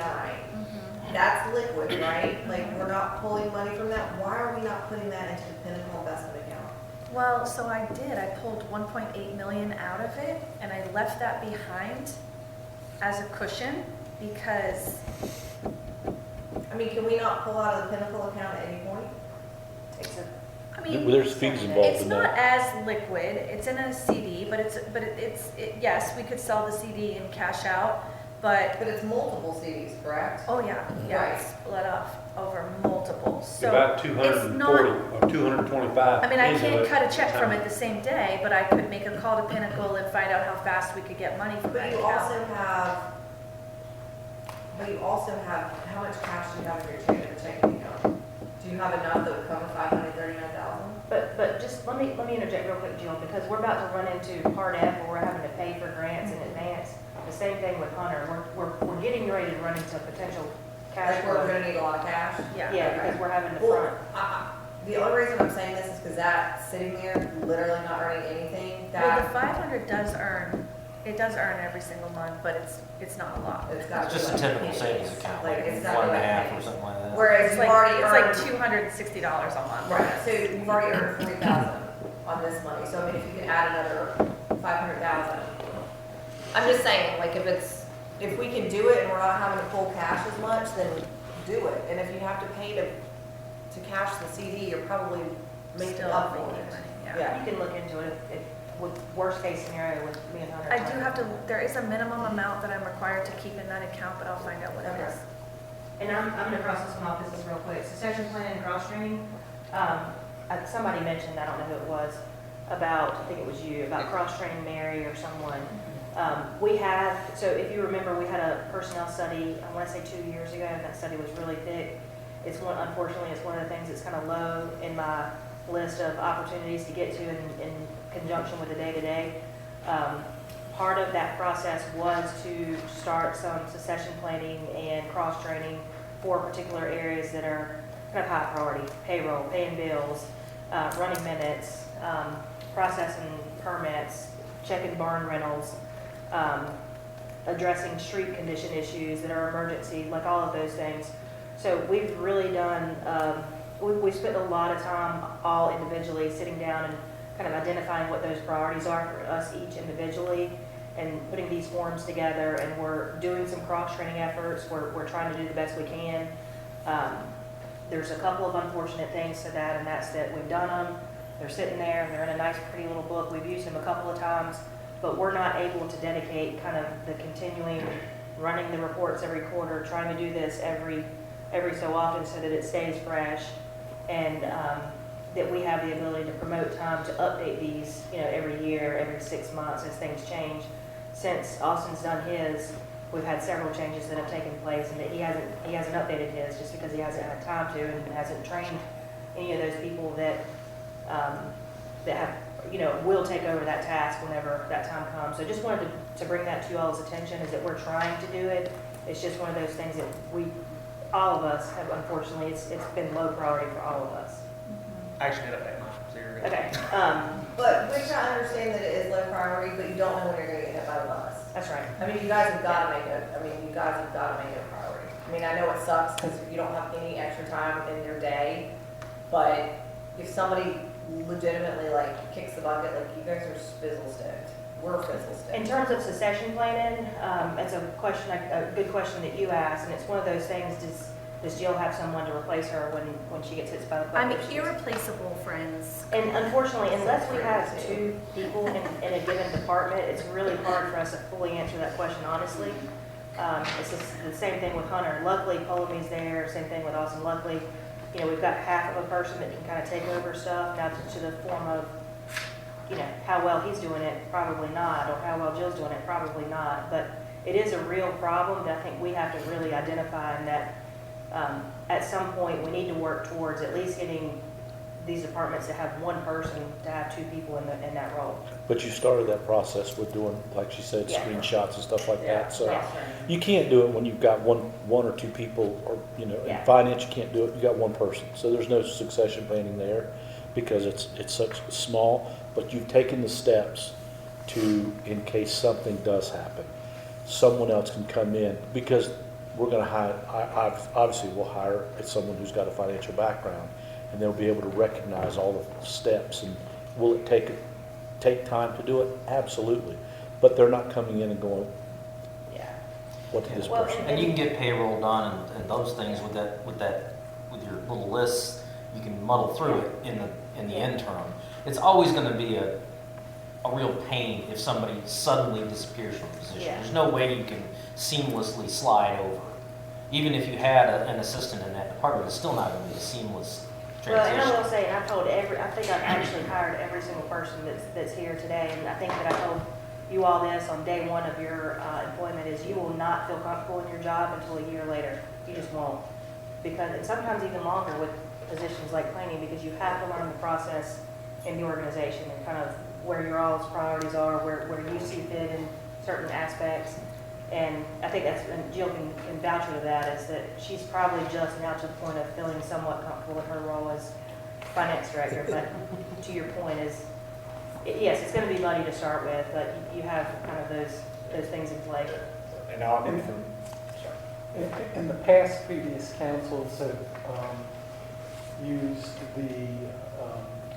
if you had somebody that, quickly left, I forget if it was the League of Municipalities or somebody where they had people that you could kind of bring in on a temporary basis. But if they were to do that and come to Marvin, do we have procedures manuals that you could just kind of And I think that's what. No, I think that's what they're working on. We're calling it priority forms. Okay, It's that's really just- okay. But it's not a procedure, so it is a procedure, but it's really just, if the shit is the fan, what is the main thing that needs to be done in your role, and these are the things. It's not, how do we go through an application process? It's really like, if Hunter's gone for 5 days for whatever reason, this is how we can get his job done until he comes back. And what I was gonna mention is that with this, the UDO rewrite, something that I'm having Pullman like do, and as we get to the implementation of this new ordinance is, one, kind of creating flow charts for every single type of development process for internal use, but as well for developer, applicant, stuff use. But at the same time, take that chance while some of these processes are changing to go ahead and create maybe a step-by-step or a guide on where, okay, if we get questions about a new home building, where are those regulations at and stuff like that, where then the general topics that come up from a planning standpoint, either if it's a phone call question or a permit application or any of that, it's kind of right there, because that's something like, that does take time to learn, especially like learning the ordinance, learning the regulations, where they're at and all that stuff. And so You need us to do it right now? If you would like to take a moment and do it, I would be more than happy. If we're gonna end this at 5 o'clock. Is there any way we can do it at that point, or do you need it before then? I'm gonna need it before then, because we start at 5 with our Okay. service. So if you wanna give those three to just give it to 3 different people, you guys write down. I can do it at any time. Okay, that's fine. They need to, yeah, just stack them I'm first. so sorry. That's okay. Yeah. Okay, everybody good on that topic? Yeah. Okay. Can I go to the next easy one? Yeah. Pavement preservation schedule. If the GO bond passes, I would like to go ahead and get that done and not wait the 2 years and start getting all of the current roads that we have, like, If bonds pass. if bonds pass, I'd like to go ahead and get, because it says in 2 years is when we're gonna do the next study. You study, okay. I wanna go ahead and do the study now of all of the roads, because like, you guys just had your roads done, but they're not on the schedule yet. Like, so stuff that needs to Okay. get on the schedule. Push it I've up. got, so I need to speak a lot more on that one, but I've got it. That would be easy. I just wanna just I get got the that. schedule up. Yeah. Okay. I can make that happen, but I need some guidance on what's in the schedule. That makes I want sense. AMT to tell us that. Oh, you wanna know like, what do you want scheduled? Yeah. Okay. we'll I'll talk tell you about that. more. Okay. Event staff and public works staff match. As we saw with Marvin Day, not so much with other events, but Marvin Day in particular, we heavily rely on volunteers. And sometimes it works great, but sometimes it doesn't work so great when we have people that, I don't want to say aren't committed so much to the project that we are. At the very last minute at Marvin Day, we had several people kind of dropping off for whatever reason, and we had really earmarked them to certain spots that were very vital and important for safety reasons. We also noticed a couple of people that had been assigned to roles that, one in particular that just left and didn't even tell their person they left. They had to go let their dog out or something. Luckily, it's not a big, it didn't turn out to be a big deal this year, but I think we need to take a step back and really try to identify the problems that we're seeing now before we're having multiple thousands of people coming into these events, because had that been, an event with thousands of people, maybe things would have been different for that person. But I really would like for us to try to make an effort to, whenever we're planning events, that it really matches the staffing needs to what we're able to provide and not rely on volunteers so much. I think it's great to have them, but when we rely on them and they don't show up, it puts us into a situation from a liability standpoint. It causes a lot of stress on our staff that really is unfortunate in some situations, because it kind of makes us scrounge and worry what's going to happen and try to be at 3 places at one time. So I'm just encouraging y'all, as we're planning these things, really try to think about how, when we staff events, let's just try to leave it to Public Works.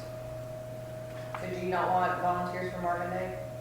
No, I would love to have volunteers. I just don't want us to rely on them as much as we have in the past, just because things happen. Okay. I mean, I have like bounce house volunteers and that kind of stuff. Well, I mean, the one in particular that I'm talking about was a bounce house person that just left in the middle of their shift. Didn't tell anybody. It wasn't a school volunteer. I don't think it was. I caught it on the back end. I went over there and sat. It was fine. But had I not caught it and someone got hurt, there could be an issue there. Got it.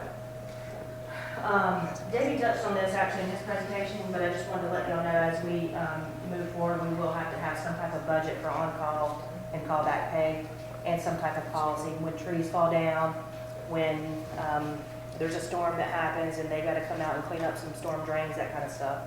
So we don't have anything in place right now. We don't even have a protocol, so to Oh, I say. love a good policy. Let's put one of those in place. You like the policy, she likes the process. So he He'll get that. I don't know who wrote this. Is that I didn't. It's just, I was making a note as I was thinking, going down this lane. Just to let you know, this does not have to, my understanding is conditional annexation does not necessarily have to be statewide and approval statewide. You can do local conditional annexation. So if that's something that we want to pursue for the Marvin area in that surrounding area that, But you'd have to lobby the state. you'd still have to lobby to have the state approve it, and then the state would say, okay, for this area, and they draw a boundary that would be in the sphere of Marvin. As it happens, then, and that would be probably easier to get it over this, because there's a lot of people that would, for no reason, and I still have not heard a reason yet why it's a bad thing, because it's not your home anymore once you sell it. The only bad thing is if you were to bequeath it to your child in a situation that they would have to start paying Marvin taxes if they were unincorporated. I still believe if you're married and a spouse and it hands over to your spouse, that would stay and they can stay a non-Marvin resident if that's, but if it's children or you're purchasing and buying a home, I think that's something that we can look at, but I believe that's an option. Is that something that the council would consider? I'd also, on the annexation issue, at one point, there was also annexation available to be able to be done via referendum. So I'd be wondering if that still is an option, because this is going back to my days 12, 15 years ago. I can speak on this. It is still a process. It is much more convoluted. It has only passed in one municipality since they changed the laws about 10 to 12 years ago. It used to be if we wanted to annex PDS, for example, all of Marvin and PDS would get to vote. Now only PDS gets to vote. So only the people being annexed gets to vote. And it goes through, when you start this process, you have to wait a full year before you can even go to a referendum. So it's a multi-year process. We would be a lot of attorney fees here. We'd be going through a very strict process. We'd be in a referendum mode again. We'd have to be very careful about what we say. And in the end, unless we are doing something that's really going to sway people, is it going to actually pass? That's what you have to think about. But going back to just a standard conditional annex for the whole state versus a local area, I think that has a better chance of getting. Who's gonna stick their neck out there for just one area? But if you're the guy at the state level, are you gonna stick your neck out and say, well, I'm just gonna force annex these people? You're not force annexing it. That's where you're. Joe, I get the concept, but what I'm saying is that's the way. Where's the force? You use a different word than force. Perceived is what I'm saying. So, are you going to stick your neck out for just one area, or would you be more inclined to do it statewide? I would say it's from our standpoint of getting it passed. Yes, I would love other. I mean, we've talked about it at WUMA, and it doesn't seem like anybody's like, why aren't we doing this? Well, we're probably doing a lot more than any of these other towns around us, and that's why they're getting a representation without any taxation. And I'm not even asking them to tax them today. I'm saying, once you leave. I get the concept, and I'm totally with you. What I'm saying is like if you're that guy on the state level, I think it would be harder for me anyway to vote for just one section, like one area. But they've done it before. Versus the entire state, because it would feel more done before. It's been done here in Marvin. When we got permission to expand our satellite annexation of Valhalla to a larger point. At least at that time, you had to include not only your specific state representative would have to be there to sponsor it, but you also had to have the approval of a majority of your county council people too. So I don't know if that's still a requirement, but just county commissioners, you mean? Yeah. I do know a little bit here.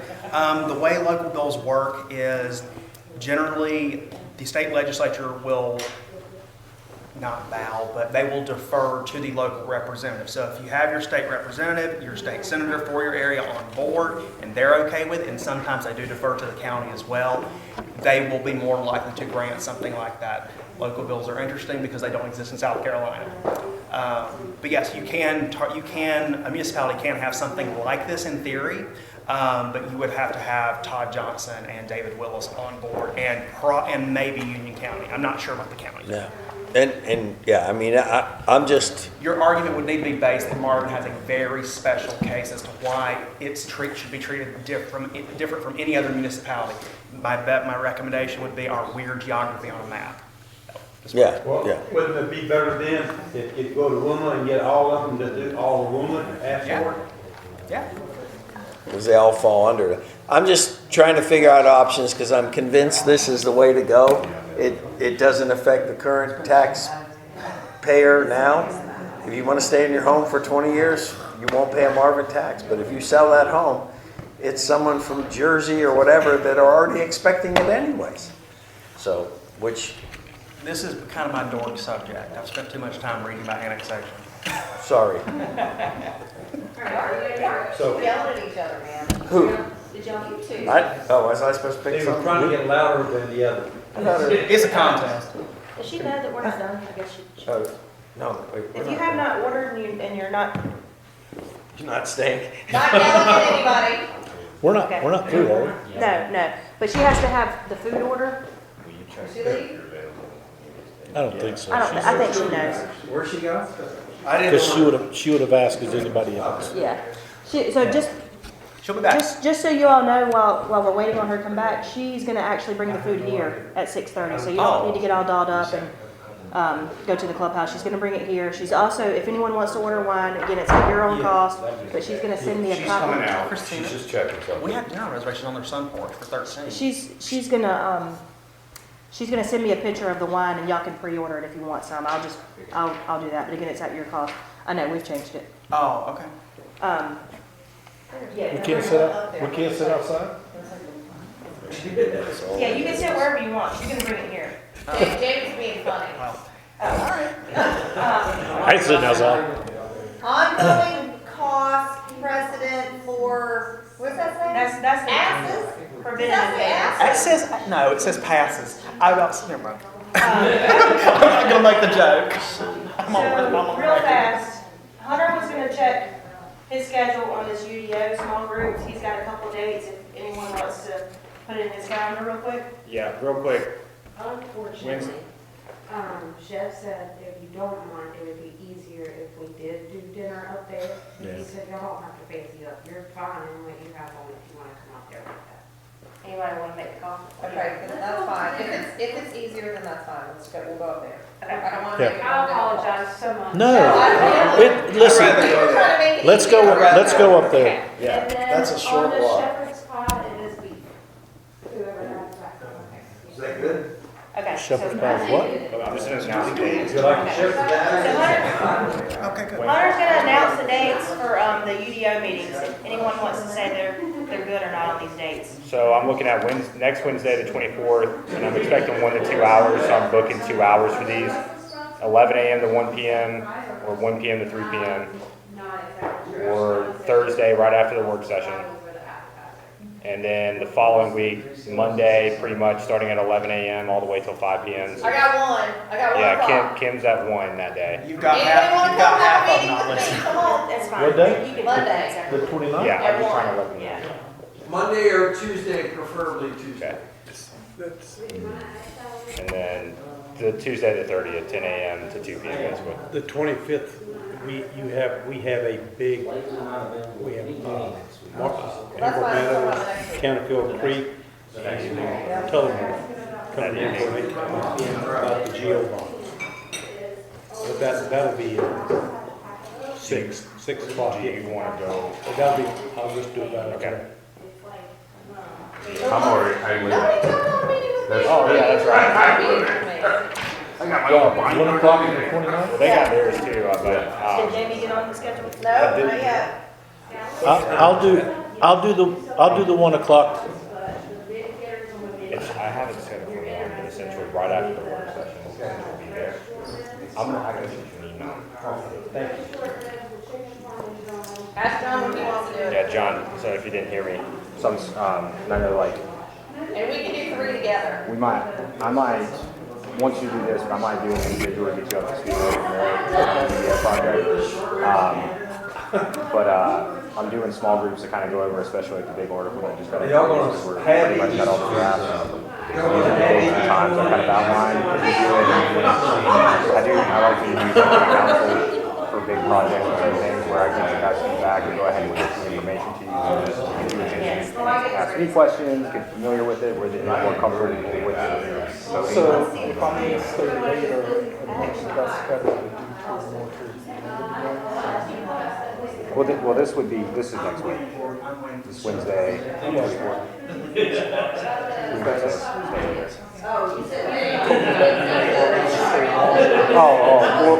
come before. Or we can do a 2 sessions. Like I can do an individual one-on-one with you to get you up to speed and Keep all the way over here. Act like he didn't have his landing gear down. He's dropped a little bit and take off again. There was some.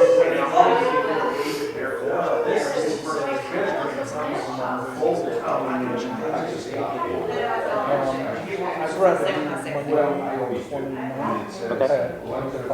Okay.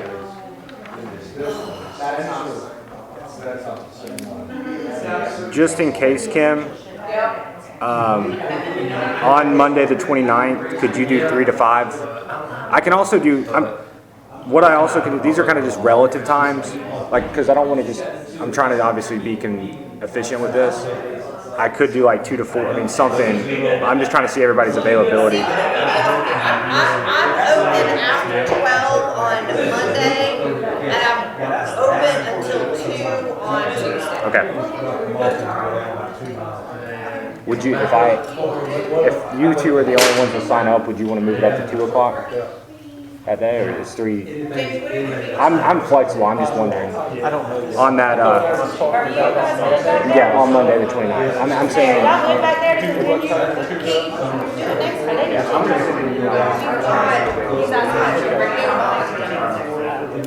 Okay. Oh, Christina, I want to do the Geo bond schedule. Next, Geo bond schedule. Okay, that's easy. Okay, council, come back in here whenever you're done ordering and sit down and be quiet. Yes, ma'am. Hey, Wayne. Hey guys, can I just get everybody's attention? If you're not ordering, if y'all can just kind of come back in and let's pay We're attention. still having a meeting, sit down and close your mouths. On recording. So we're gonna go over the GeoBond meeting schedule real quick, because that's a really short and easy one. If y'all wanna pull your calendars up so you can double check what's in your calendars versus, What I have. yeah. Okay. All right, so the next one is Monday, the 22nd at 6:30 at Village Hall. I have Jamie, Bob, and Andy. Does everybody have that? I'm sorry. Are you done ordering? I thought you were going to put me on that. No? Huh. I'm putting you on the 23rd. Okay. I'm not changing anything yet. I'm just making sure that everybody's good with that. Who's the staff member on that? Do we know? Do you know? I do not have that. Can you pull that up on your calendar? All right, Andy, you good with your calendar now? No, I was ordering, then I was getting with him at his meeting. So Okay. I'm going over to Giovanni. Get your calendar out. Get your phone. Get your little itty bitty calendar out. That they have everything in there, but Okay, Christina, that's you. Monday the 22nd. Okay. Andy, ready? no. Everybody got their handy dandy little phones out. Bell Road, Monday the 22nd, Bell Road, Providence Ridge, 6:30 Village Hall. Jamie, Bob, and Andy. Okay, I'm on there. Christina. Great. And Christina. And Christina. Okay. The 23rd is Weddington Chase, at Weddington Chase. They have requested to have it at Weddington Chase. The 23rd? The 23rd. You are doing that one, Joe. I am taking you, and I'm gonna switch John, can you do the 24th at Village Hall instead of the 23rd? What time? 6:30? Yes, that's good. Okay. So John, I'm gonna take you off the 23rd, and I'm gonna replace you with Joe. So Joe, you and Andy and Wayne have Weddington Chase on the 23rd at Weddington Chase at 6:30. Does someone know how to use the whatever? They're not, I paper. have not heard back from Earl, so we're gonna get handouts, so somebody needs to go to Village Hall and pick up handouts of the presentation. Where in Weddington Chase? Their clubhouse. Just can't miss it. It's- Go into the go main to the main entrance gate, just go south of right in. Publix, and it drives you right straight to it. Okay. Or Joe can come pick you up. Do you, you haven't heard if they have a TV, you're saying? No, he has not responded to me. I have emailed him 3 times, and he keeps emailing me saying, hey, did you get my email? Hey, did you get my emails? So I finally emailed him from my personal email, and so I'm hoping he'll respond. Okay. So that is at Weddington Chase at 6:30, Joe, Andy, and Wayne. The 24th is at Village Hall. It is gonna be Kim, Jamie, and John with Bridal Path and Wyndham Hall. And that's Austin. So you'll have to add. Which one was it? I'm sorry. This is Bridal Path Yeah, I'm good. on the So you'll 24th. have to That is add Kim, that one. Jamie, and John. I got moved to the 24th. All right, the 25th is at Village Hall. It is Wayne, Jamie, and Kim at 6:30 with Amber Meadows, Tullamore, and Canterfield Creek, And Christina. and Christina. Okay, Monday the 29th is Marvin Creek at the Marvin Creek Clubhouse at 6:30. It is Jamie, Bob, and Wayne. Tuesday the 30th. You okay, Andy? No, I got conflicts in my schedule, but that's all right. It's not you. Okay. Is it something we need to go back to and change? No, these meetings are fine. I just, Okay. we got work session Thursday and I need to be working. Okay, well, then you can work. I won't be here for WUMA either. Okay, so the 30th, Tuesday the 30th at 6:30, it is Innisbrook at Village Hall. That is Kim, Jamie, and Joe. And me. Yay! Again. Yay! On the 31st is the Preserve at Village Hall at 6:30, and we do not have anybody signed up for that. Who can do the Preserve? I can do the Preserve. I can do it. And who else? Jamie? Okay, Kim, Joe, and Jamie. And then we have the second at the Courtyards at 6 p.m. We have Wayne, John, and Joe. That is at One Courtyards. It is a meet and greet. I don't know if they're gonna give us time for, I think they're gonna give us like 15 minutes, maybe 10 minutes for like a quick presentation, so. When is that, Kim? That is the second. It's a Friday at 6 p.m. Hold on. Second Friday. Oh, that's right. Yep, I have that. That's me. Oh, that's I'm fine. sorry, I can't do the Preserve on the 31st. I got that one. I got Joe, Jamie, and who else can do that one? Sorry, I cannot do that. I can do that. John? Okay. Courtyard's gonna have wine.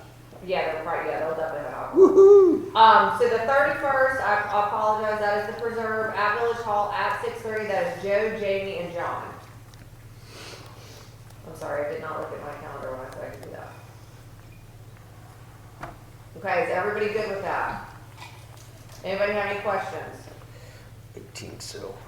So we have 4 next week, and we have 4 the following week. Okay? Just FYI, I will not be at next Thursday's work session, but I'll try and call in. You know, we're hosting this month too for one. Oh, we are? Yeah. And neither one of you can be there. I'm here, nobody else is. It's my last day before I go on vacation. Are you good? Yeah, I'm done. Okay, I moving on can't to. change my out-of-town Andy, plans, is so. this a quick one, Andy? It's a Yeah. Pedestrian Thursday. crosswalk idea? Yeah, that's a great It's idea. at Okay, 4. so, yes, so I had 4 an to idea 5:30. that would do 2 things. One, would calm traffic on Joe Carr Road, and 2, create a safer crossing. And my thought would be, if the GO bond passes and we are able to take over the roads, that we put a four-way stop at Joe Carr and both entrances to Marvin Creek. So, There are technically three at Marvin Creek. well, the one that crosses, the ones that are crossing, so one. Don't they all cross? No, one is Marvin Creek crosses Marvin Creek, and the other one Marvin crosses Creek to Canterfield. And one to Marvin Creek to Bridleville. Yep. Yes. Okay, so at least two of them, if not all three of them, but four-way stops create a much safer crossing for anybody trying to get across because cars are stopping. And the other thing is it slows traffic down on Joe Carr because it's not a straight thoroughfare. And that's where we have a lot of problems with speeding. So four-way stops are way cheaper to install 4 signs than it is to put up lights and crossing. In fairness, you're only putting up a two-way stop, and it's on Joe Carr Road, because there's already a stop sign. Right, so yeah, exactly. Yeah. So you're adding 2 signs. But it would then be a four-way stop. Then it would be, But yes. But So- you're only adding 2 stops. Yeah. So we're talking about a lot lower cost to put a crosswalk where you have a four-way stop. And it would ease some of the speeding issues that we have on Joe Carr, because you don't have a straight stretch to fly. I don't hate the idea. I think we look into it. We use it as a. How much does a stop sign cost? Yeah, I mean, exactly. Throw them in there, but Paint some reflective tape on there. well, you'd have to have signs saying new stop Yeah, added absolutely. and stuff like that, We but. can make them blinky. I'll make them blinky and. We got some time before we can even go down that route. with the But that's GO. so far down, Yeah, but because that's a good we gotta idea. take over the road. Yeah, and so And it we're was talking just a about our thought that I crosswalk. had that we could, Oh, you know, save some money and improve some stuff if we can get the roads. So a couple of weeks ago, heck, probably a couple of months ago, Jamie had come to me and asked about a pedestrian, just a sign, like a bollard sign, pedestrian crosswalk, kind of in that general area. So I submitted it to DOT. They're looking at potentially doing that, so, and funding that. So I'll update you as I receive updates, but we are working on kind of an interim solution for that, based on the question that you had a couple months ago. Y'all good on that? It's a good idea? Yeah. Okay, great idea, Andy. Okay, hold on, I gotta go back to the GeoBond schedule. Wayne, you've got a conflict on your calendar. I do. You do. We've got you down for coffee with council with Jamie on the 23rd. I can handle it by myself. No, I'd rather have somebody there. But, Are you gonna be there? No? so would you rather do coffee with council, or would you rather do,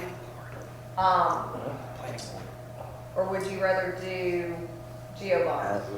I just do the geo line. Okay, then I will take your coffee with council spot. Oh, no, I'm not gonna be here next week. Shoot. I'm not gonna be here on Tuesday. Hey, Joe's going out of town. listen, Oh, Joe's doing that. And Joe, Andy, and Wayne are doing the geo bond. yeah, Honestly, if somebody comes in for coffee with council, they're probably gonna go in there, but I'll just do for that one time. I know we can It's see not all at Village Hall, it's at okay. Wellington Chase. I'm all by myself oh, with the people that come in. Bob. Where's Bob? He's on a motorcycle ride. He's out there on the phone. he's on the phone. He comes and goes when Here, I'll put, what's that? we zoom him in now and. At Wellington Chase. / coffee with Wait, council. for the Go Bond or for the coffee with council? For a coffee with council. Can you do the coffee with council with Jamie that night? At what time? 6. You already have Yes. him on the Go Bond. No, I don't. I have Joe, Andy, and Wayne. Oh, you moved him, that's right, okay. Yeah, I moved him. Yes, I can do it. Okay, perfect. Okay, there you go. Never mind, take it off the list. We're good. Cool. Okay. We're good. Well, I was gonna get Austin to do this. I can do it honestly. for a No, we need him in here. Yeah, he need, like, what's happening? Come on, go get him, go crack the whip. Does he know that, where is he? Marvin Day sponsored, I guess everybody needs to be in here for that too. p.m. I will start with, Wait for it. what time is it? 4:35. Oh, yeah, we're meeting. We may have to continue this discussion. He's just out there shooting shit with somebody. I guess he figured we were done because we were ordering food. Oh, bless. right, I'm gonna go ahead and start on roads. And I'm gonna read y'all a prepared statement that I wrote, earlier. On road standards? On road standards and kind of where we're going in terms of, What our position is. yeah. So y'all have had the question a few times about how you're gonna pay for maintenance. And we had a couple of conversations about this in Davy's presentation in terms of, the variable factors that go into maintenance. And there's, And we had residents ask, what's the difference between DOT standards right, and Marvin's? right, and I'll answer that in just a second. But so the main thing, the main takeaways with roads is you've got your preventative maintenance and you've got your resurfacing, your restorative maintenance, and you can kind of have new construction in a separate bucket. We've only been doing preventative maintenance, and that's the chip seal, the fog seal, the crack seal, all of those things that preserve the life of the road. That's what we've been doing because we have the new product. And as I've said that several times, we're going to have new and old mixed in. The question about the standards and what DOT has and what the village has, they're very similar. I will say that. They're very similar. There are some minor nuances. Now, I'm not an engineer. I have not fine-tooth combed it. I can only tell you what I remember us changing during my time from what the current standards and specs that we have now that are variations from DOT. But from my understanding, our standard and spec manual was modeled off of DOT with minor exceptions that have been changed. And the changes that we've made are due to problems that we've seen due to resurfacing that wasn't done very safely. The Village of Marvin Standards and Spec Manual models that of DOT with a few exceptions, such as the allowances and depth variation where curbing connects to roadways and allowable depths or variation from the road to manhole covers.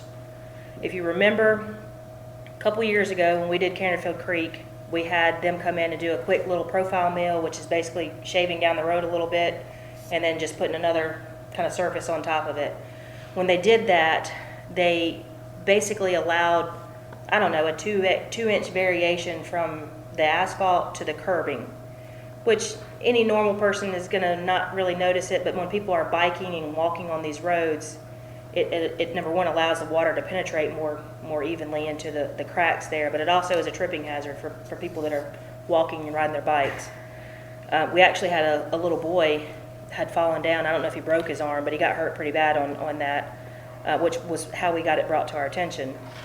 While this may seem trivial, it's extremely important for pedestrians and bicyclists within our community. In terms of response, the village's response on roadway and sidewalk issues is more localized and more responsive, and is more responsive than what a citizen would see at a DOT level. Additionally, we have preventative maintenance plan for all village streets, which should add years of life to existing roadways and reduce overall cost over time, while giving the aesthetic benefits to promote the quality of life that Marvin residents desire. While we understand residents want to see a long-term plan for all roads to be taken over as a part of the GeoBond package, determining maintenance costs to be incurred in 20 years is extremely difficult because several factors dictate road conditions and treatment levels.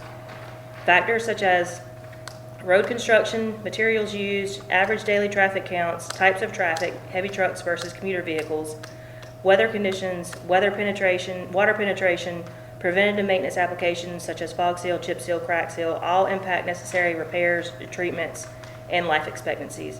Because of these variables, a road life expectancy can be anywhere from 10 to 30 years, maybe more. Instead of attempting to project an unknown maintenance number, Council has committed to earmark a certain dollar amount each year and plan to dedicate a diversified approach to preventative maintenance, restorative treatments, and other or complete reconstruction for Marvin roadways.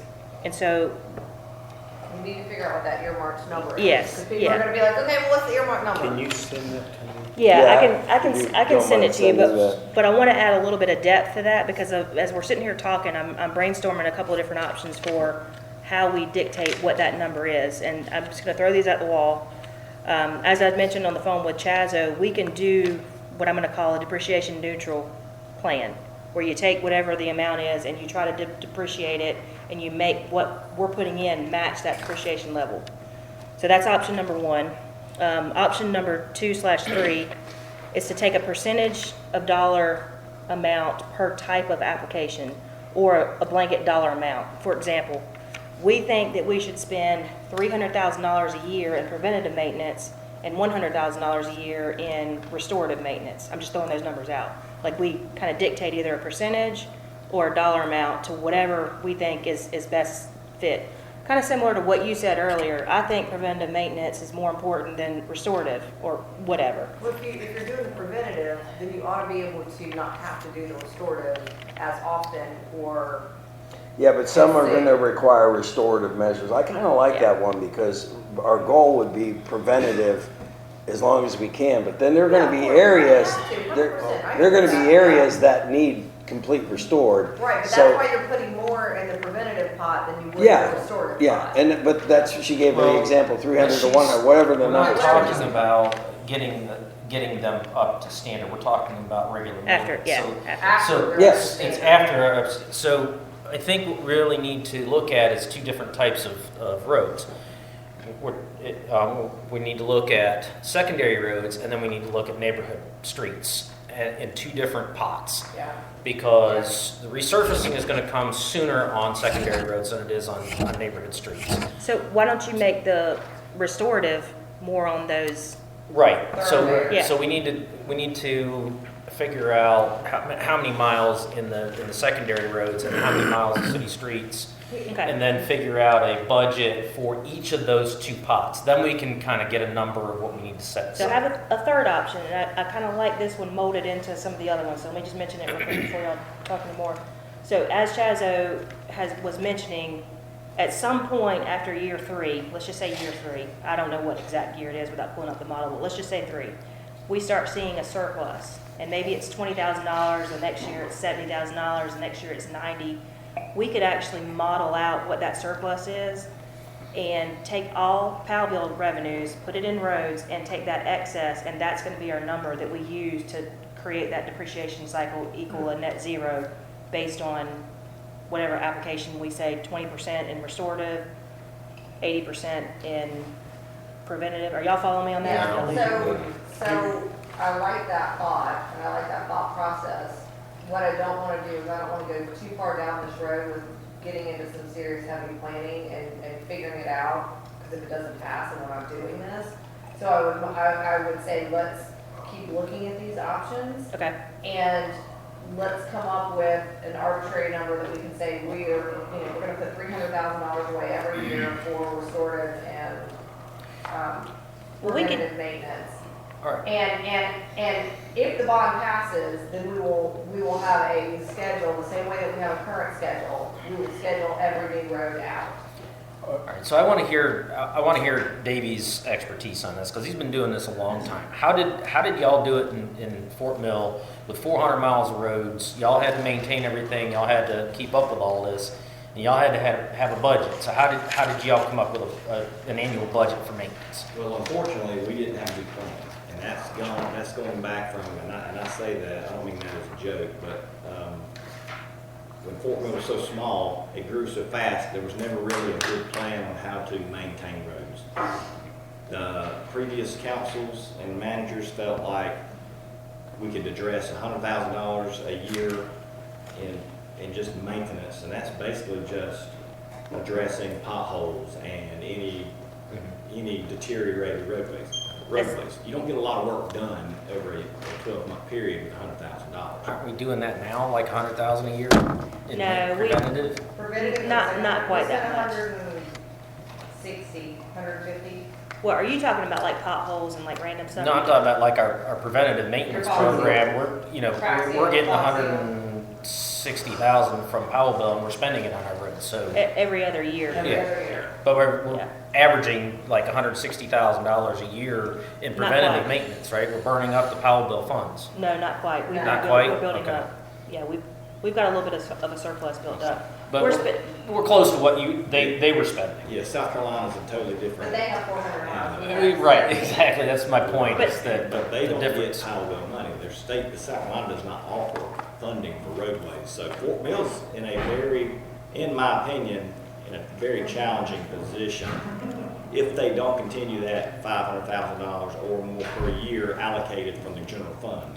So that 500,000 that you spoke of earlier is what you think is adequate for 400 miles of roads in Fort Mill?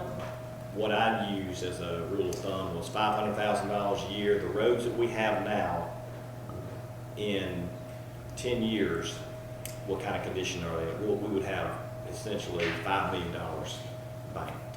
Did you have any like engineered thought mindset of 500, or you just kind of threw that at the wall because you thought it would help address? I tried to pick, what I tried to get to was the $10 million mark. Gotcha. At $10 million, you should be able to maintain the roadways moving forward. You know, but you've got to get to enough money in a pot, if you will, to do the work that y'all are already doing. So, I mean, basically, by the time that we get the additional 23 miles, they're will essentially be almost brand new, right? Like, from all the work that we're gonna do to them, once we get them and take them over for that 2.66 million.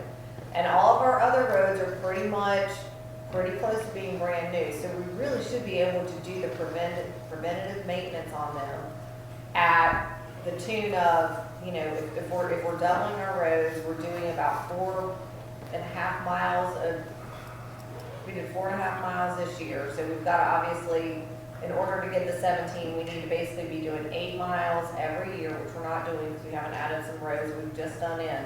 So then if we double, we need to be doing about 16 miles every year. And you're balancing that. So you have to figure out what is about 16 miles, and you said it was about 50,000. 16, no, because we did not fog seal. You mean $16,000? 16 miles a 16 miles year for $50,000. times $50,000 You per said- mile. you said I see what you're saying. $50,000. I see what you're saying. And that should be what we spend on maintenance. And Maintenance. that's not putting into the pot for resurfacing. For restorative. So $800,000.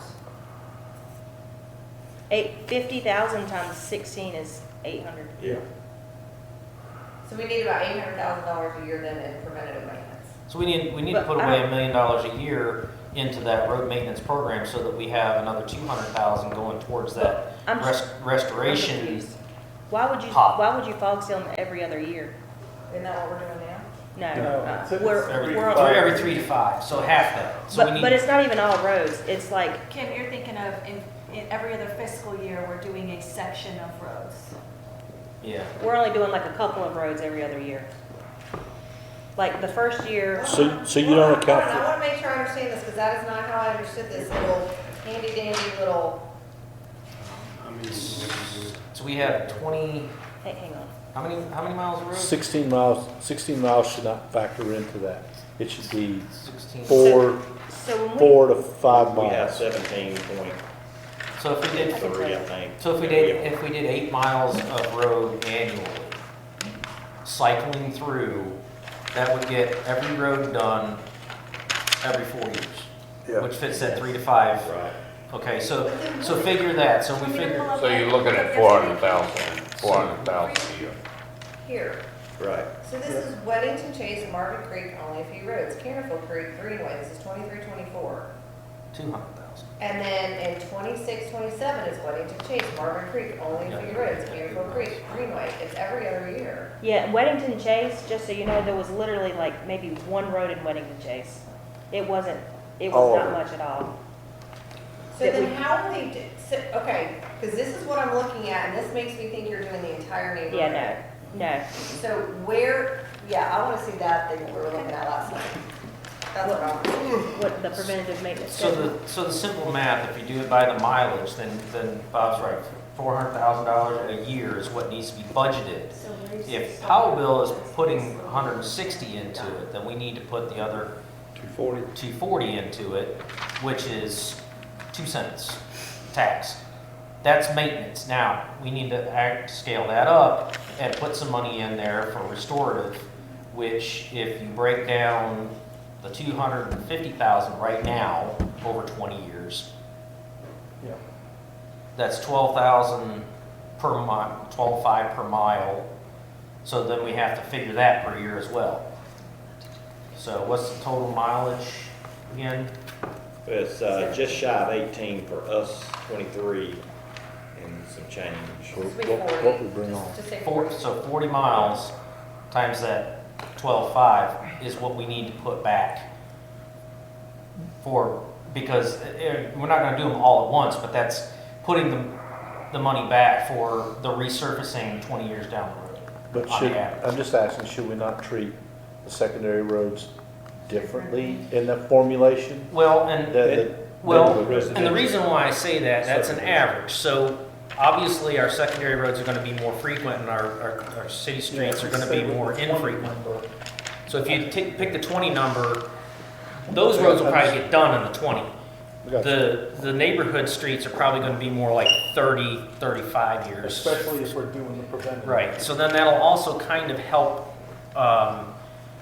offset inflation rate a little bit. If we figure it on that average, I mean, and if we're doing it that often, that's something where we may want to look into doing that part ourselves. I mean, the equipment may be a little bit costly on the front end. Oh, fog sealing, definitely we should do in-house. Because we've got the truck, we can buy a trailer and do fog sealing. He didn't put that in his PowerPoint. I was Out out, all the pages you did put back. I was on site when they did some of this work, but you gotta be really careful. The product doesn't slide, doesn't get over into the curb and gutter, and they had a crew of people. They probably had a dozen people out there working this, and That's why we pay so much. right. Okay. I mean, they literally, 4 guys were dragging a tub or a brush, if you will, from the edge of the curb over to the road, and they walked the entire mileage that we had fog seals, and they had 2 other guys sitting there with brushes, brooms, making sure that the product didn't get over into the curb. So it's that involved, huh? It's Labor intensive. And so that's a huge undertaking. Is that a job for like if they did it slower, is that a job for a dedicated crew, like a 2 or 3 man crew that's all they do for the village? And do it a little bit slower, obviously, keep up with it. I'd have to research that, because I don't know about the product. I don't know if it's just an enterprise type thing. I don't know. But this company, what I did find out is the product they put out this time was really good, but it was, for our application, it was a little too runny, if you will. Well, there So may they be want adjustments on that. a little thicker, which is a little more costly, is what they told me. So Okay. some of these numbers may fluctuate based on the different So styles. going back to the initial kind of question as to what are we putting in for maintenance in 20 years, do y'all want to come up with an actual dollar amount or percentage amount, or do y'all just want to have a kind of a blanket statement as to, how do y'all want to approach that? I'd like to do it in the sense of when that sunset, this is just me, that sunset happens, what are we estimating that we need to keep out of that 10 cents that we increased over the last 20 years? Chaplain said, do not answer that question. He said, you cannot answer that question. I know you can't, And but so He said, do not answer that we question. need to put a budget together, however we get the money, that's something else. We need to well, put that's a what you would budget. hope that the council does. They're gonna look at what. But what it's gonna Yeah. hard to put a budget You to a can't- number that you don't You don't know. know. You in can't put 20 you years. cannot, I'm telling you right now, if I'm sitting in the crowd and you give me a number, I'm gonna call BS, because what if petroleum 5 years from now is $1,000 a barrel? Well, we That- have to cross that bridge when we come to it. No, because here's the thing, Andy, someone's gonna come back and say, well, Councilman Lyon back in 2024 told us this. Someone's gonna do that. Now, I wouldn't be here. Well, So I then don't that's really not your care. problem then. But I do care. We have problems that Lanny did, and he's No, not here anymore. I understand. So I'm You know? I'm comfortable with giving today what it costs today to do a linear yard on a greenway or a path. 20 years later, And- whatever that costs. Whatever you that determine council that, decides. whatever. So Okay. today, it costs this per mile. That's what I'd like to see. And Well, that's this- what I'm and saying, this but we whatever. gotta put a budget together for CO. That may not be followed We by can do an future council. internal, we can do an internal budget. Right. But We're gonna have to for, start doing We're that. gonna because have there's to two track different it things, there's two different things. with, We're just like talking our power about bill tracker, budget. we have Yeah, to track that and make adjustments along the way. The question that they're asking is, in 20 years, how much is that 16 cents gonna go down? How much is We it? don't, there's no way to know that. All right, so That's what we tried to say my, last night, they're like, you should know this. How are we supposed to know in 20 years from What a now gallon what is. the economy is gonna be and how the, that's how, I think you basically by saying, look, at that time, We're adding- we'll know what the budget is. We're and adding 23 a miles. Responsible council should. Today, in today's world, it costs X per mile to do the road. Yeah. On a plan that gives us the cross between preventive maintenance and refurbish, or whatever, resurface. And on the greenway and the paths, it costs us X per linear yard, linear foot, and that's what it is in today's terms. In 20 years from now, obviously those prices will change, those numbers, those dollar amounts will change, but you can extrapolate from there. You may want to extrapolate that as 20%. From a budgeting standpoint, we have an internal budget that we have for our road schedule, and we do it out like that. But we can't certainly publicly commit to you what that's gonna look like.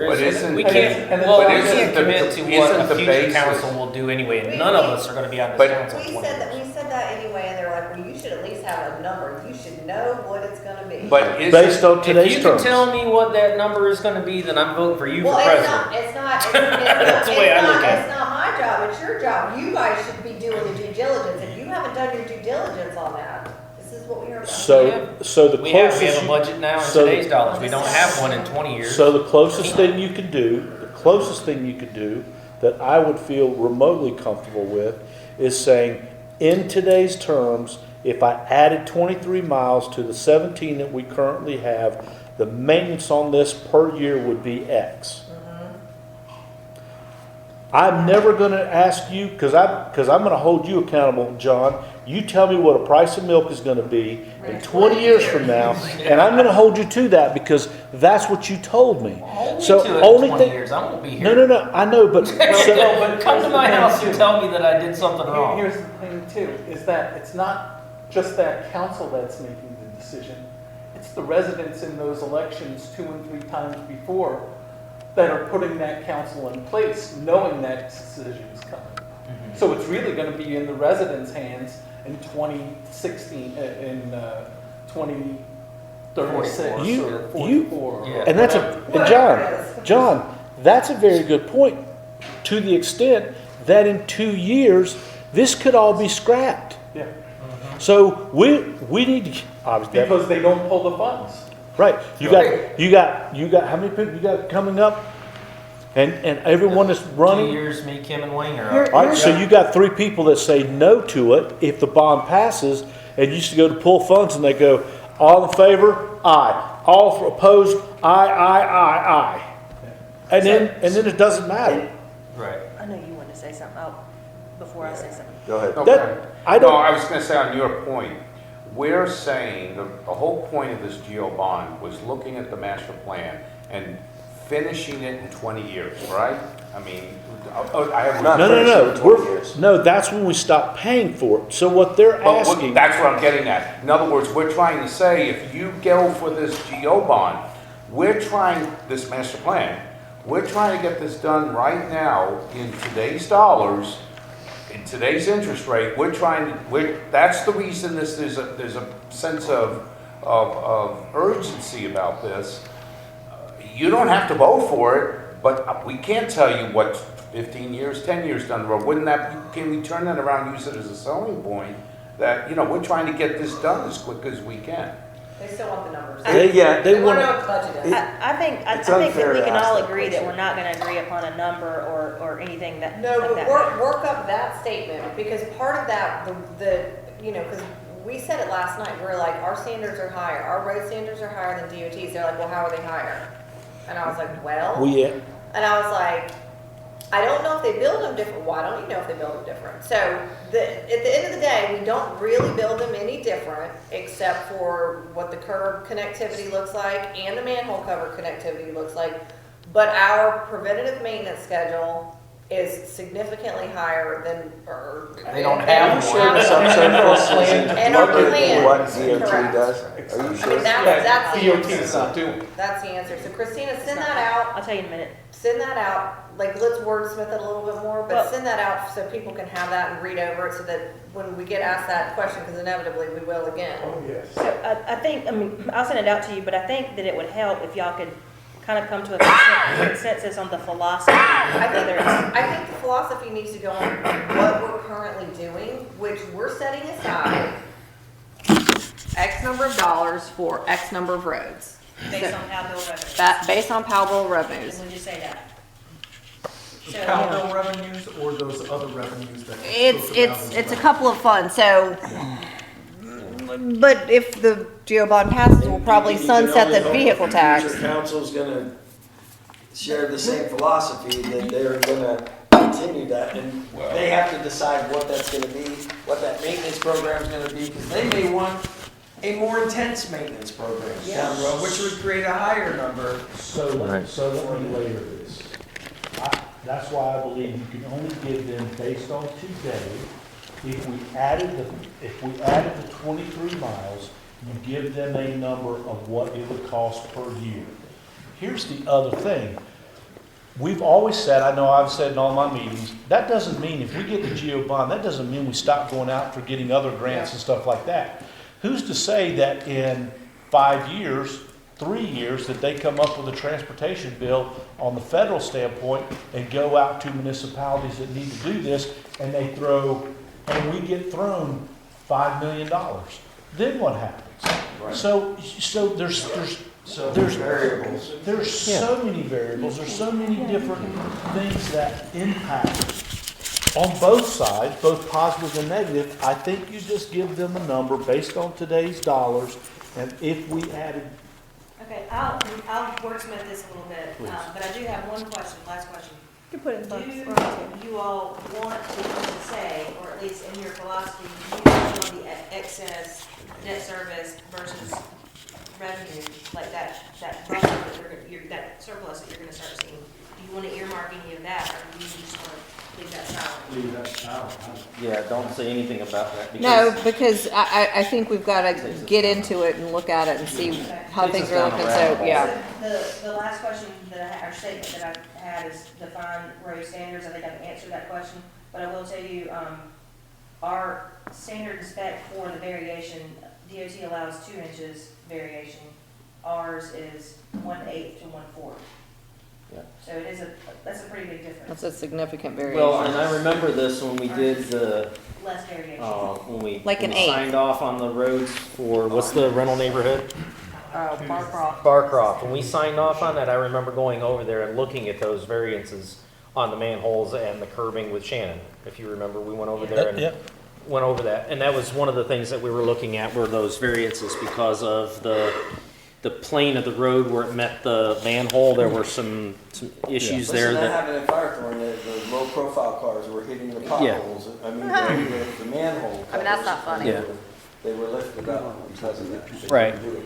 So we went and checked those specs. I remember doing that. That's the only difference, other than our maintenance program? That's right. See, I thought there was Okay. So I say, when you put that verbiage together in the simplest of terms, to put that yes, there is a difference between DOT and Marvin standards, and they All are the time. 1 and 2, in the simplest terms possible, the All the variance time. of curb and gutter, and We have a maintenance we have a program and they maintenance don't. program that is more. Like that statement. Yeah. That's include that. Yeah. But It's very not that simple. long. It's easy to. Just, because I think the most significant thing is the maintenance program. We have more Happens to aggressive, me all the time. maintenance, preventative Yeah. maintenance program Okay, I'll than work the on state that. DOT. So that answers, but do y'all want to talk about that at all tomorrow? What we just.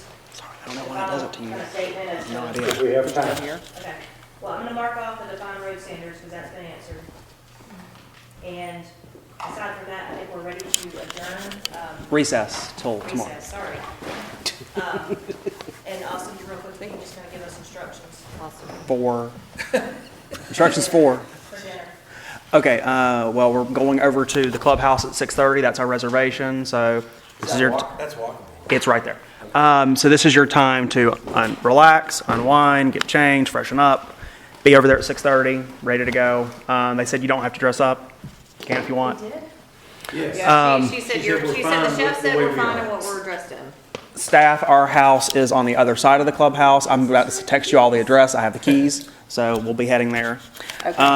Do need a motion to recess until tomorrow morning at 9 a.m. Recess till tomorrow morning at 9. Bingo.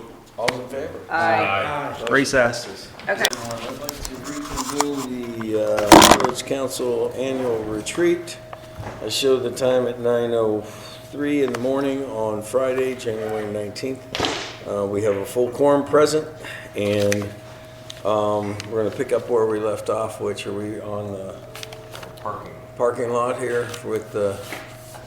We can continue with the agenda and then do the parking lot last if y'all want. I think that's a good idea. Okay, We're yeah. gonna continue to add to it. So who's up next do we have? We have, Me. oh, okay. I love those glasses, sorry. Thanks, they're not the right ones. I ordered these things, but anyway. They help. I'm old.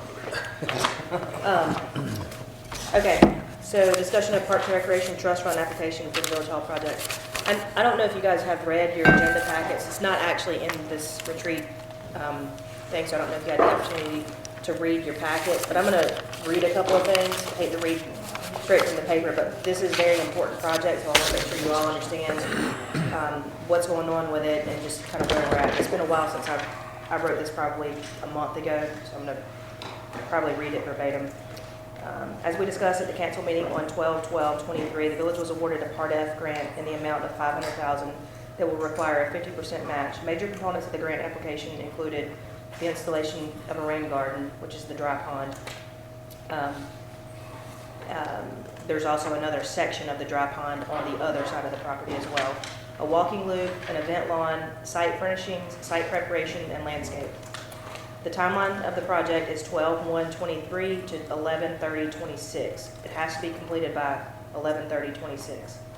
All components listed here, all components listed above or amended must be completed by this date. All components as listed must be completed as a part of the application regardless of the cost. For example, if all components listed here equal $2 million to complete, the village must expect to pay the overages of $1 million unless the project is amended or approved by Part F. The village will be expected to expend 100% of the project cost and submit reimbursement requests every quarter for a 50% reimbursement of the actual cost on a cap of $500,000 over the life of the project. There are several nuances in this program, so council should fully review the contract as attached and the project scope to assure site plan and understanding.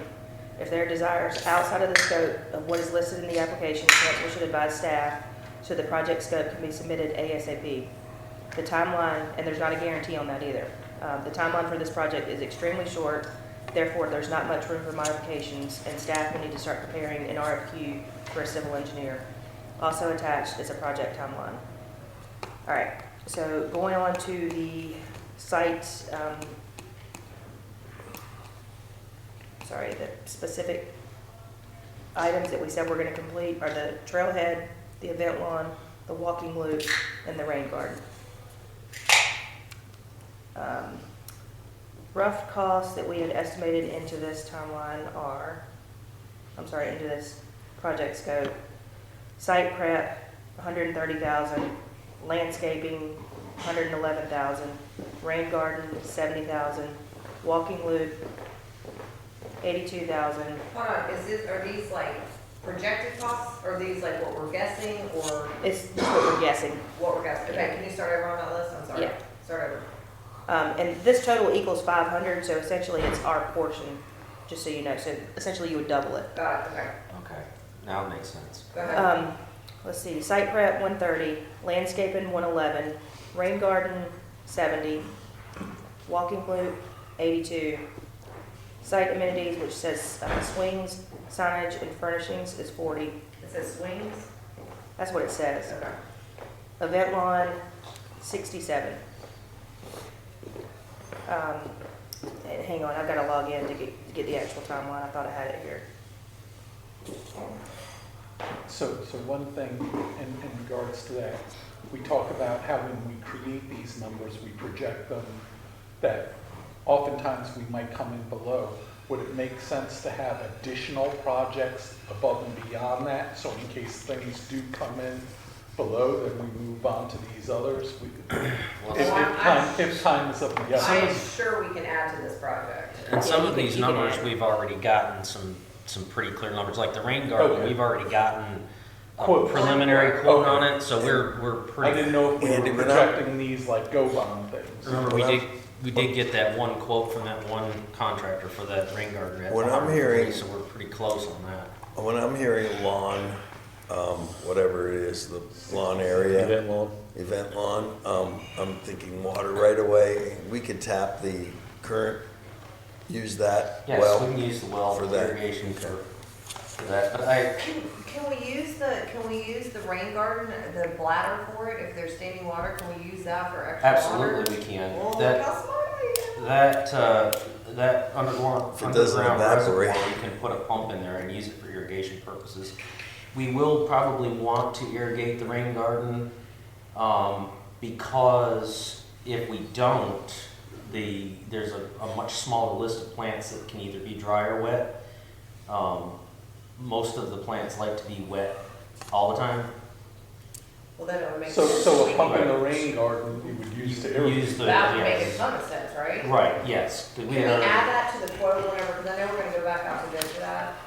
Like, make a underground bladder storage? Well, no, there's already going to be one, it's giant, that's like where the big chunk of the a big cost is concrete coming from, reservoir. but put a pump in there so that we Oh, can okay. utilize the water that's in the bladder, right? Yes. Well, we've got a little bit before we get to the RFQ process, so we can, and then you all will see the site design anyways, so you'll have, I'll add it in there, but you'll have opportunity to add that later. I mean, you'll have opportunity to input into that plan too,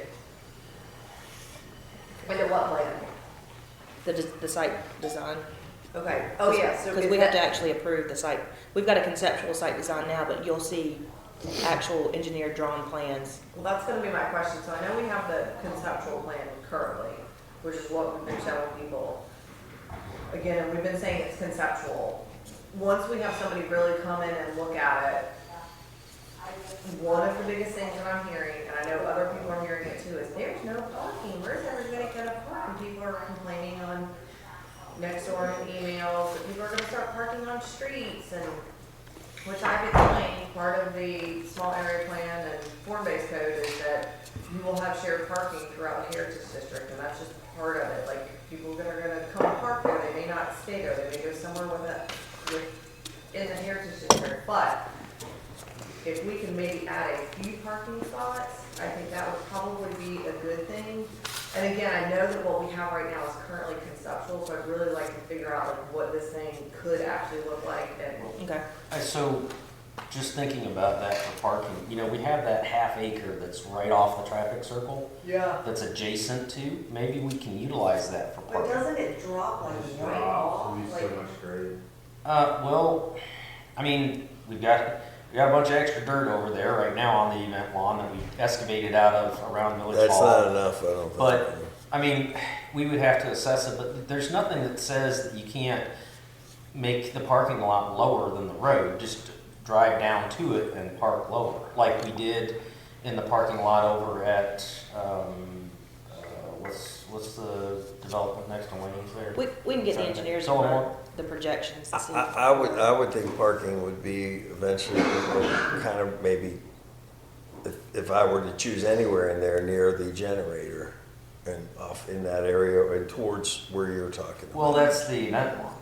That's behind the what- generator. That's why I'm saying if we utilize that half acre that we have adjacent to the traffic circle on the backside of it for parking, Yeah, but that's how do not a you real big. you access it from the Yeah, from the traffic circle? circle, yeah. I mean, it's wide and not real deep, so it's not useful for much else.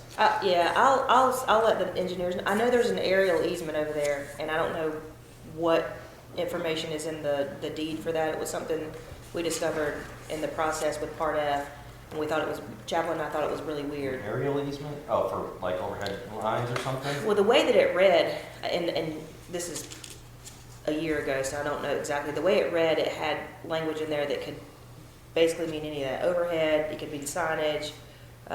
Don't quote me on that, but I remember it was written very weird. So let me let the engineers look at it with that aerial easement too. Because I'm just trying to think of what would be a good purpose for that, because it's not a really big parcel, and it's wide and not very deep. So really the only thing that it would be useful for would be parking. And those utilities don't get in the way there? Those, well, I mean, go all the way to the crane store. So there's potential to access it in plenty of places. I mean, where that tree line stops and they start mowing, that's the property. But hearing the project scope, are you guys okay with the things that I've mentioned? There's not anything you want to take out? I'm sorry, say it again. The list. You don't have to give me the dollar amount, just give me the list again. event line, rain garden, Walking trail. walking trail, and site amenities. And we don't have a pavilion? No, that would be phase 2. This is just the prep to get it laid out, basically. And I don't think really that we've missed anything. I don't think there's really anything that we can do more than that. Because there's just not enough money to do more than that. And we won't have to be concerned like we were with the current village. When we went to go build, we couldn't build on it because of the dirt that was under the, whatever they call it. Not most of the things you're talking about. Yeah, The the pavilion would be the only thing. Yeah, the that- pavilion would be the only thing of concern, and that's not a very large footprint. The rest of it's all just pervious ground. Can this stuff be considered like park amenities, like if we have extra money? Yeah. Like what John's talking about, like if stuff's coming in lower, like we can. So what, I mean, if you guys are conceptually okay with those kind of categories, what I'll do is we're gonna get the engineered, RFQ out. There's gonna be a couple months for that because obviously we've gotta go through the process of vetting that, and then we'll decide, we'll let you decide one via recommendation by staff. We'll get them assigned on the project. It'll take them a couple of months. I don't have the timeline pulled up. Is there a design person that usually is behind this, or that we spoke to with other parks that people have designed for municipalities, or is there anyone we're consulting, or is it we're just on our own? Well, I mean, we have the master plan from the. And this McAdams. design It's came different from than McAdams, the right? design. McAdams did a little bit, and then our engineer, we will have asked, when we go through that process, we'll ask them. McAdams to gave hopefully us have the experience. concept that we're working with now. They came up with the Yeah. design. Well, I'm talking when you, so you don't, we're not missing anything. It's like, you know, I mean, there's, once we get going, or we don't know what we don't know because we haven't done this before. So that's why are we reaching That's why out I'm to saying anyone? McAdams came up with this design. They gave us the basic blueprint of it. Now, we can add or subtract from it, but they gave us the basic blueprint of it. That's what we're working off of. That's why we're pulling numbers for specific portions of it, because we have that information to go off of. And you'll have, if you guys want to have this conversation again, I mean, the main thing is we've got to get the RFQ laid out for kind of conceptually what we're looking for. You'll have some opportunity to have minor input, like adding an irrigation pump, adding a couple of parking spots.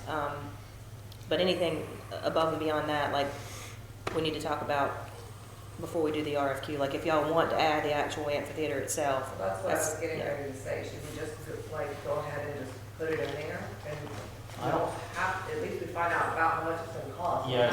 We have to do it. We could get the cost, but I don't think we're gonna have the money to do it all. I don't think 2 million is gonna cover it. Do you? No, but if we have the GO model, then we're moving right along, Well, we can get it done.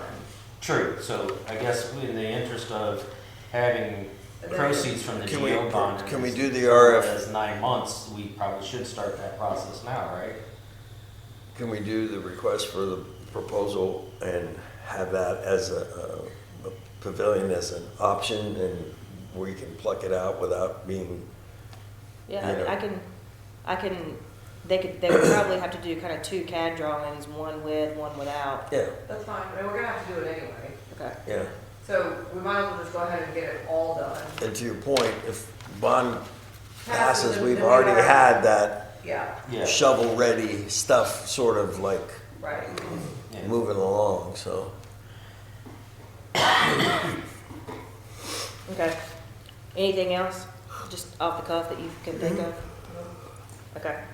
Well, we'll move forward with the RFQ process. I don't have the timeline. I can't remember what it said, but I'll try to add this back on your agenda at a later date, so you'll at least know the timeline in which we're working with. I'm good on that topic. Okay. What's up next? All right, discussion of Marsh budget appropriation. Who's got that? We were asked to add this on. One of the, rewind about, I don't know, maybe 4 months ago, maybe even longer than that, we had some conversations with a property owner that we were putting in a trail, and they wanted some buffer trees. And we obviously know from you all that we don't have authorization to purchase trees that benefit a private property owner or HOA. So we reached out to Marsh and said, hey, can we get a donation for some trees? They said, yeah. We had a little bit of back and forth with the property owner because they wanted very specific trees, and we were just trying to mediate a solution. They finally come to an agreement that we also had recommendation that it wasn't the proper time to plant the trees. I think this was actually maybe in June or July we had these conversations. We were advised that we should probably wait until fall, late fall, to deliver the trees so they had a better chance of living. That's what we did. When we came back around to the fall season, we were told the trees were no longer available, so then we tried to kind of see what other trees were available, and then we were faced with, we're just not going to do the tree donation anymore for private property owners. So we obviously felt bad that we had kind of promised this guy that we had gotten the trees, and had kind of pleaded to PRG to figure out if there's anything they can do to get this tree donation.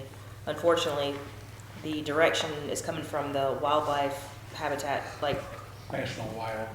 the head people, not necessarily March. The National Wildlife Federation. So that's where they're getting their directive, and then in turn giving it to us. And this situation was an unfortunate situation. Hopefully we've resolved that, but we're just trying to move forward, figure out what we can do, because we are constantly, as we're constantly evolving our trail network, we will get these questions and requests. Can I get some buffer trees? Can I do this to kind of shade my property a little bit? So we just want to know from you all how y'all want to move forward with that process, and then how that ties into Marsh, if any. So I'm going to be the unpopular opinion here, because I'm disappointed that we're in this position that Marsh isn't able to. It's not really Marsh, so let's just say that I'm disappointed that the National Wildlife Federation is unable to assist us with the trees as was promised to us, as those neighborhoods over there helped clean up with all those tires, and they were basically promised that they would get trees over in those neighborhoods that assisted them. So now they're going back on their word, not Marsh, but the National Wildlife Federation. So I'm of the opinion, and I am sorry for Marsh for this, but this council has made a kind of stance that we're not going to improve individual homeowners' yards, their properties, because if we do it for one, we're going to have to do it for everybody, and we've had a pretty good stance on this. So unfortunately, I think we need to take the Marsh budget appropriation that we typically give them every year and use that for the trees, and that way we're not expending village dollars for an individual homeowner. And that's going to be an unpopular opinion. Give them annual. I did want to bring up, Hunter and I know had a conversation, and there was some discussion about how fee and lieu's can be used. And from that perspective, I don't know, Hunter, if you could share a little bit more about what you had discussed with me. Yeah, so like, as mentioned yesterday about the Tree City USA, sort of like getting that, basically in short, part of the requirements that we have to then spend X amount of dollars per year based off our population for public trees anyway, like planting trees. Public trees. Yes. Now, What's defined as a public tree? Because right now, the Wildlife Federation's definition of public is different than what it was at the end of last year. I'll have to get clarification on that, but from my understanding, as long as it's really just planting, it could be, it might have to be village owned property. That's the only thing, but I will double check. But in short, the other thing that we have to have a tree reserve fund. like an actual budget line item for tree plantings. And I think in the past, part of our tree ordinance now, and it's still gonna have similar language regarding this in the new ordinance, is that if developers cannot mitigate on-site the trees that they remove, they pay a fee in lieu, like basically a fine for whatever trees that they couldn't plant back. Well, the Heritage Department is a prime example because it's a different type of development than we're used to. They are preserving a lot, but there's not going to be a lot of places on property to mitigate. And they have discussed fee in lieu, and I talked to Keith with this, but Keith wanted to make sure that if we take this fee in lieu, we use it for trees, because there's most likely prior, any fee in lieu that we received for maybe trees probably never got used for trees. So that would be one of the stipulations about that Tree City USA. So all in all, have trees are fun, developers pay for it, we use those trees to plant them, park, Bush Hall, Village Park, along trails for buffer and screening, all the above. Well, the problem that we're running into with this particular case is that they want these trees planted on private property. Yep. And that, so that's what is causing the I whole just problem. don't think public, I just don't think, I think that's a great idea, and I absolutely think we should look into something like that. But now, if this property owner, Christina, is willing to pull the trees wherever they want onto that HOA property and plant them there, then I might be able to do something like that. But do we currently have any family money for trees? Not my knowledge. So, I mean, so that's the other thing, these people want this stuff done now. I mean, we promised them that we would handle this. Marsh promised us that they would give us trees for this. It didn't happen. So, I can't, in good faith, say, we're gonna use village dollars now to spend money to improve someone's individual property. And So so this- is there the option to plant these in our right of way to create the same screen and not on their private property? So the property owner has been, that situation's closed, we're resolved with that situation. So the property owner in question, we're not asking any questions on this particular property that we've referenced. What do we do? We're getting the trees. From where? We're gonna buy them ourselves. Who's paying for it? We are. Okay, well, that's what Remember we we're decided talking to- about. Yeah, but that's what I'm talking, Yeah. this is what I'm talking about. This particular situation. So, and we've already had court, what I'm saying is, I don't wanna go back to the guy now and change our minds of, hey, Okay, so. because we've already told him we're doing So at the this. end of the day, the line item here is for the budget appropriation. We give them $1,500 a year. How much do the trees cost? We give Marsh 1,500, and I think the trees were at 1,500. We, right now, we have like $1,350 left in it, because we have spent some money.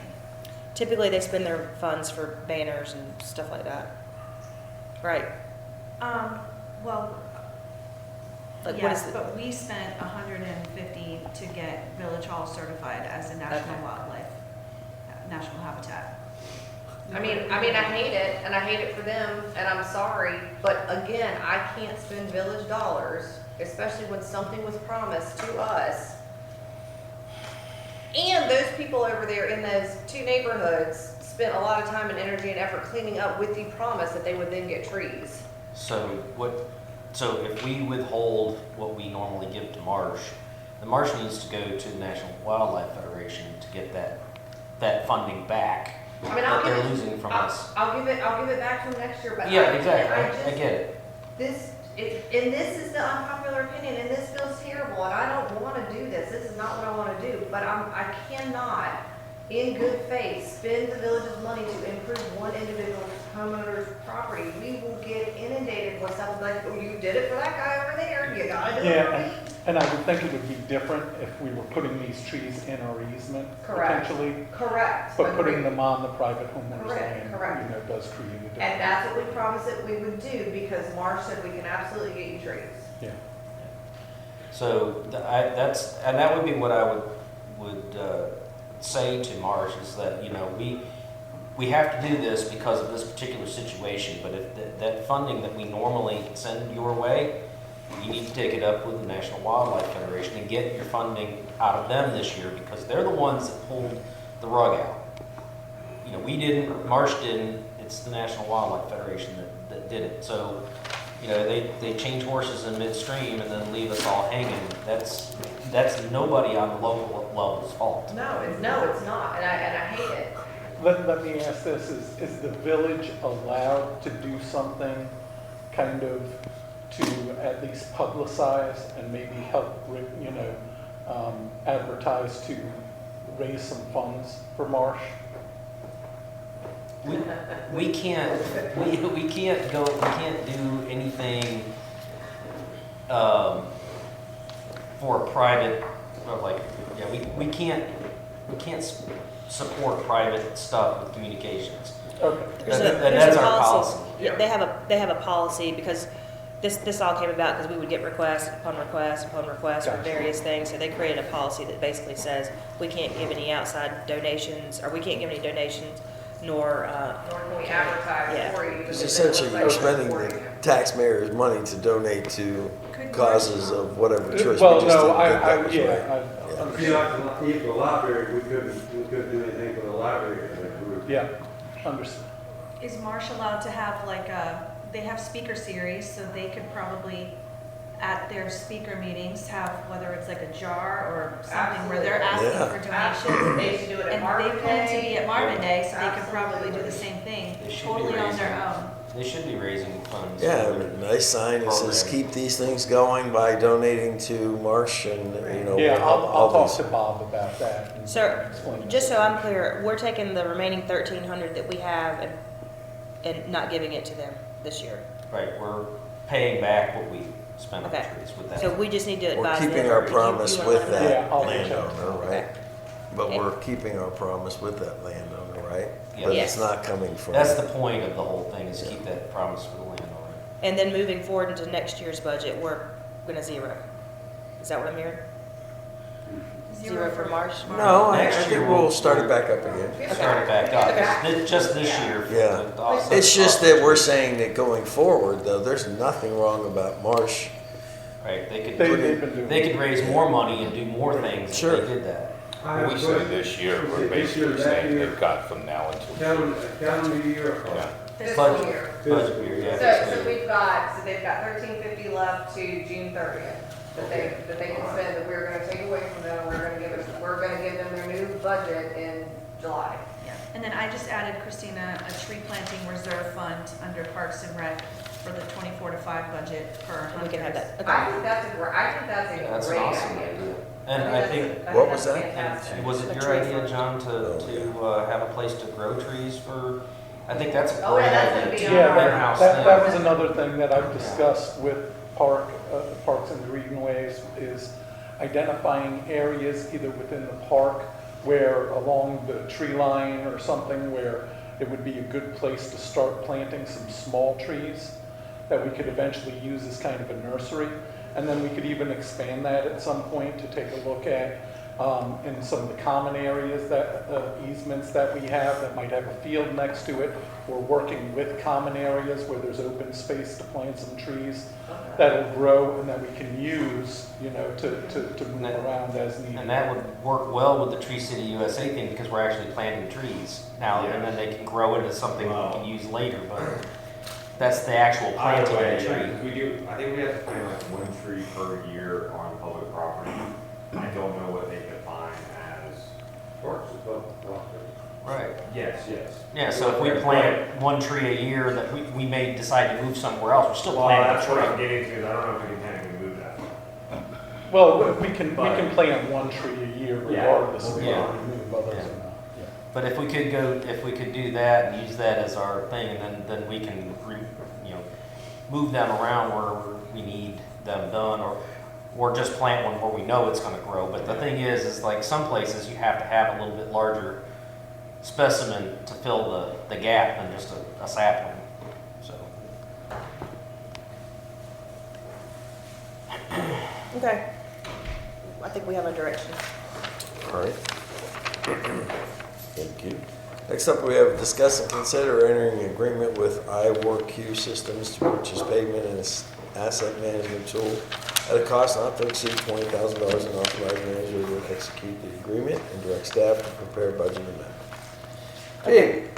I'm gonna take this over, we had a discussion about this earlier. Okay. I'm also gonna address one of the parking lot items, which is, we talked about it briefly yesterday. Mayor Pro Tem had discussed adding the road maintenance schedule on, going ahead and get that started after the GO bonds pass, because we do have, I guess, the next 2 years we need to make that happen. So we can definitely do that, but one of the things I wanted to get from you all was kind of some input based on those things that we talked about yesterday, the kind of categories of, do we want the restorative bucket versus the preventative bucket, like how we want to kind of diversify those buckets. So you all saw briefly this presentation a couple weeks ago, and Davey can interject at any point in time if you want to say anything, but in short, this, as he mentioned in his presentation, this is a really, really, really robust system. We really like it. It provides the opportunity for us to basically build the model of pavement preservation and restorative repairs as we see fit, whether it's the, $100,000, $300,000 in each bucket, whether it's the taking excess funding from whatever and we give it a dollar amount and putting it in. However we want to do it, it'll build the model that way. So what they do is they come out and they kind of take pictures, videos, they categorize the buckets as we put in the information that we want to see spit back out in terms of dollar amounts each year. Unfortunately, he received an email last night, and they're coming out on February 19th to conduct their surveys. They're in the Midwest somewhere. So where are they located? They're out of Utah, but the salesperson's out of Texas. So Okay. Utah connection. So they were coming in already to service another municipality. We were just kind of piggybacking off of their cost savings of mobilizing one time in North Carolina. So that ship's kind of sailed with iWorks, unfortunately, because they're already going to be here, and we're not going to know what particular streets we want to do unless the GO bond passes. We can jump on this all day long today, but we're only going to do the roads that we have in our system, unless y'all want to go above and beyond and do DOT roads too. I'm very confused on what them coming out in February has to do with. To assess actually physically assess the roads. Because They're already gonna be here, so that it's saving cost on them making a special trip out. But you don't know why February matters? Is that what you're saying? No, I know, because we're not gonna know if the bond passes, so we're not gonna be able to do the roads that we don't have. But they can't come out again? They can, but it's gonna be more costly. It's a $5,000 travel fee added to what's in this.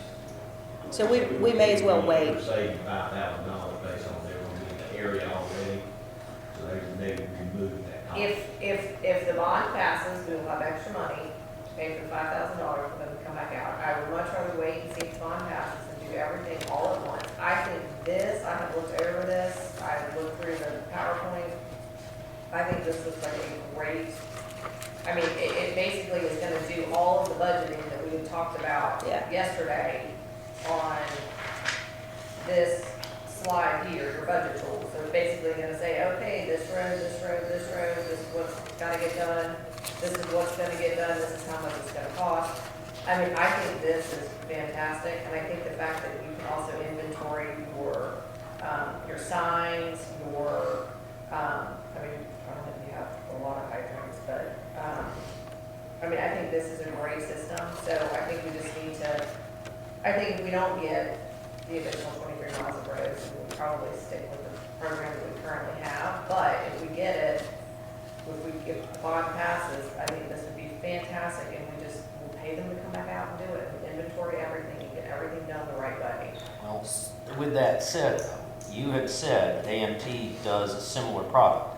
So cost-wise and product-wise, how similar, number one, and what's the cost difference keeping it local with AMT, because they are local rather than being in Utah? And we're still waiting on their proposal. They've been working on some stuff for us over the last week, and they haven't had a chance to. So either way, we're gonna wait anyway and see if the bond passes. But if AMT is equal to or less and has a very similar product, I would prefer to stay with AMT, because then we don't have to have them come from Utah. Yeah, They're local. I'm fine with that. But I agree with the system 100%. I think What it's is a the- great tool for you to keep up with everything.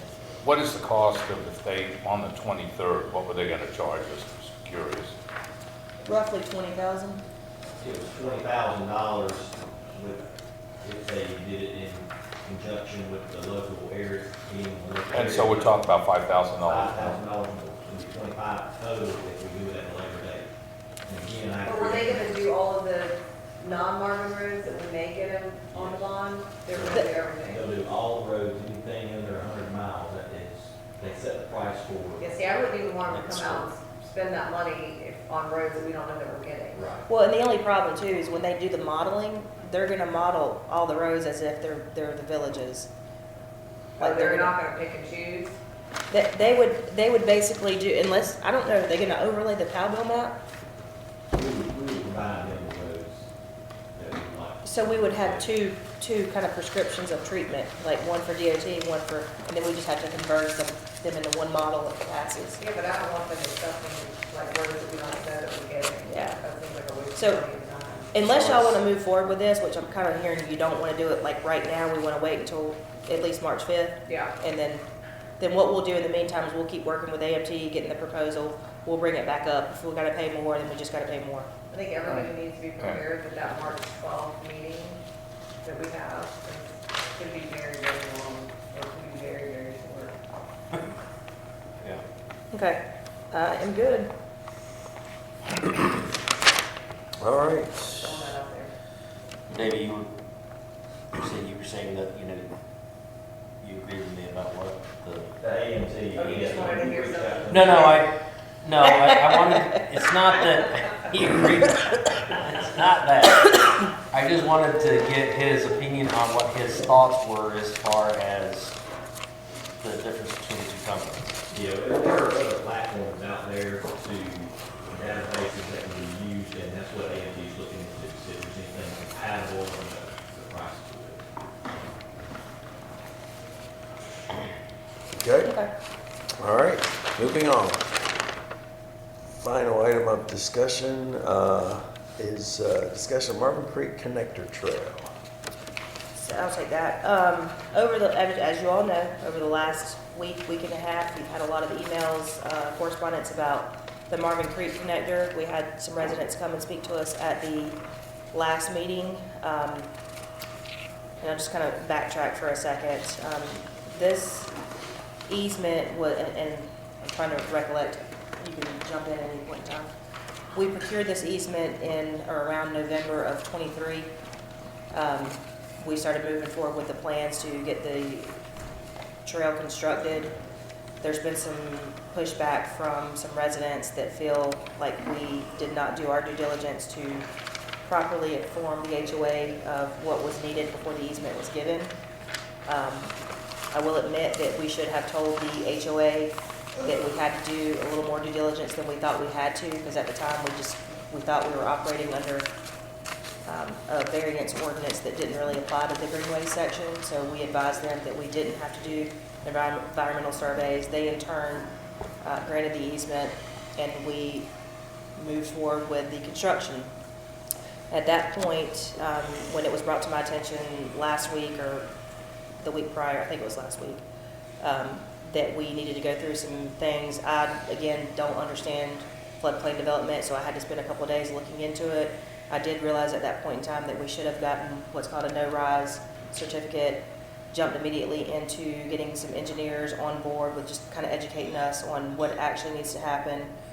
They confirmed that. They also confirmed that they didn't think it was 120% completely necessary to do a wetlands determination, but I did advise them to go ahead and put that into their proposal so that we at least had the opportunity to look at it and go through it and err on the side of caution and get that added. So currently what our engineers are doing right now is preparing a proposal for a wetlands determination and a no-rise certificate, where they basically will come in and they'll model the hydro study. Like they'll take the water from a 100-year flood, put it into a modeling system, and then overlay the bridge that's going to be going over that floodway, and they'll kind of raise that water up as the 100-year flood comes in to see what it does and see if it creates a rise.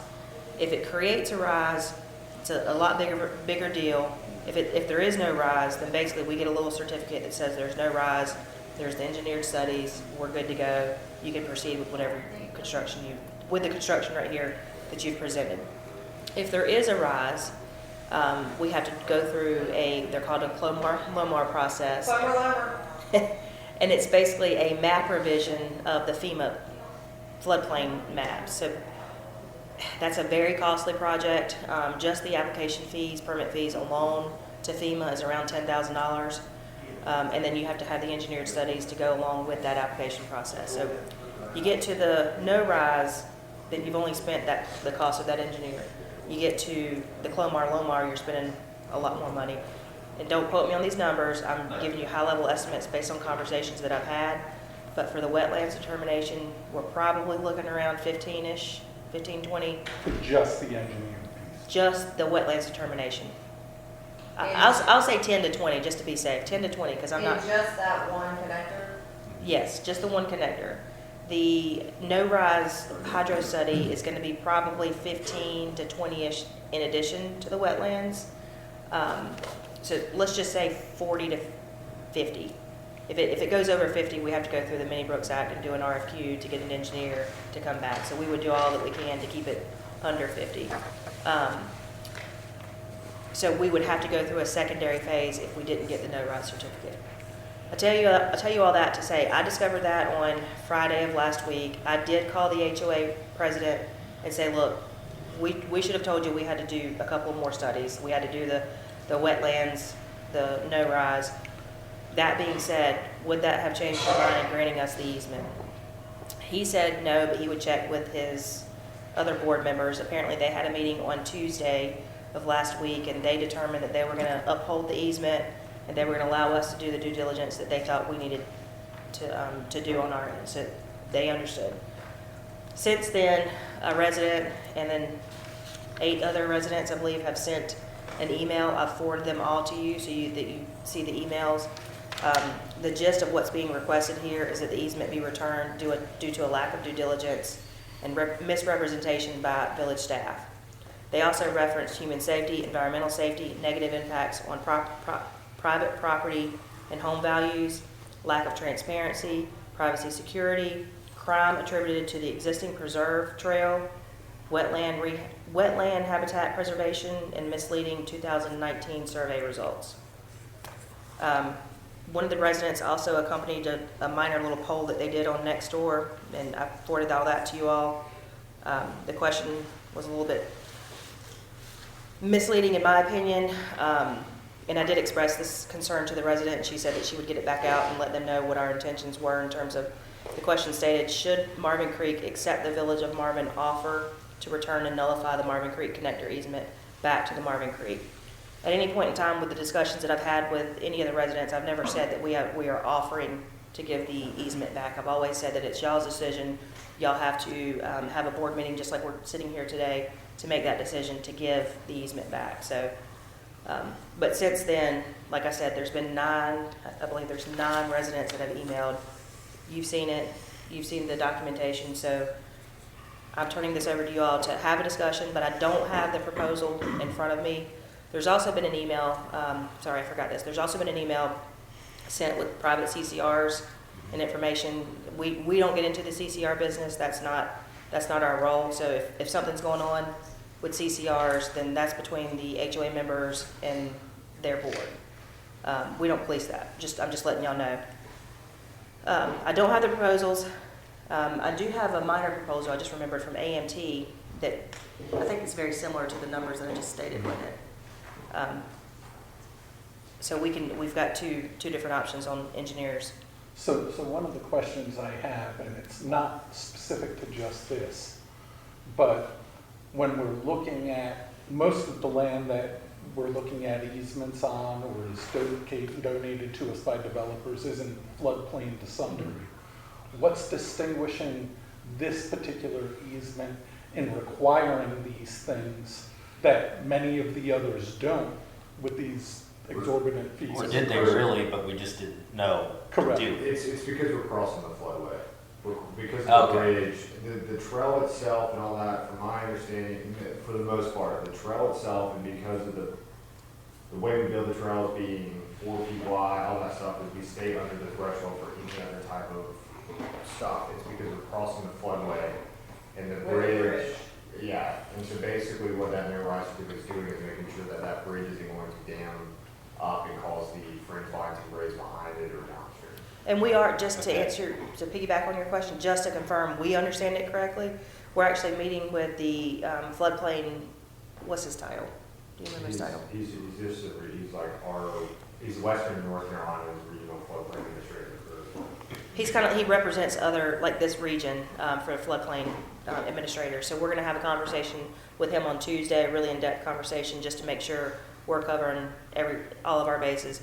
I've also asked the same engineer that's doing the proposal for the no-rise to go ahead and put in kind of an overlay of all the trails that are in our geo bond, so that we can do that wetlands determination as well. Davey actually had a question to our engineer on that call, and that prompted us into getting kind of an overlay of other trails that are in the geo bond, so that those are the priority trails we're going to start working on. We'll kind of know these problem areas before we actually start construction. So the situation that we're in here, our determination was really because it was based on the trail, not that crossing. And the error that was made is that crossing itself is what kind of triggered this additional, thing that has to be kind of looked at. Yeah, it was just overlooked, on my behalf on that floodway part. Because that floodway portion is a stream, the floodway portion is on the preserves property.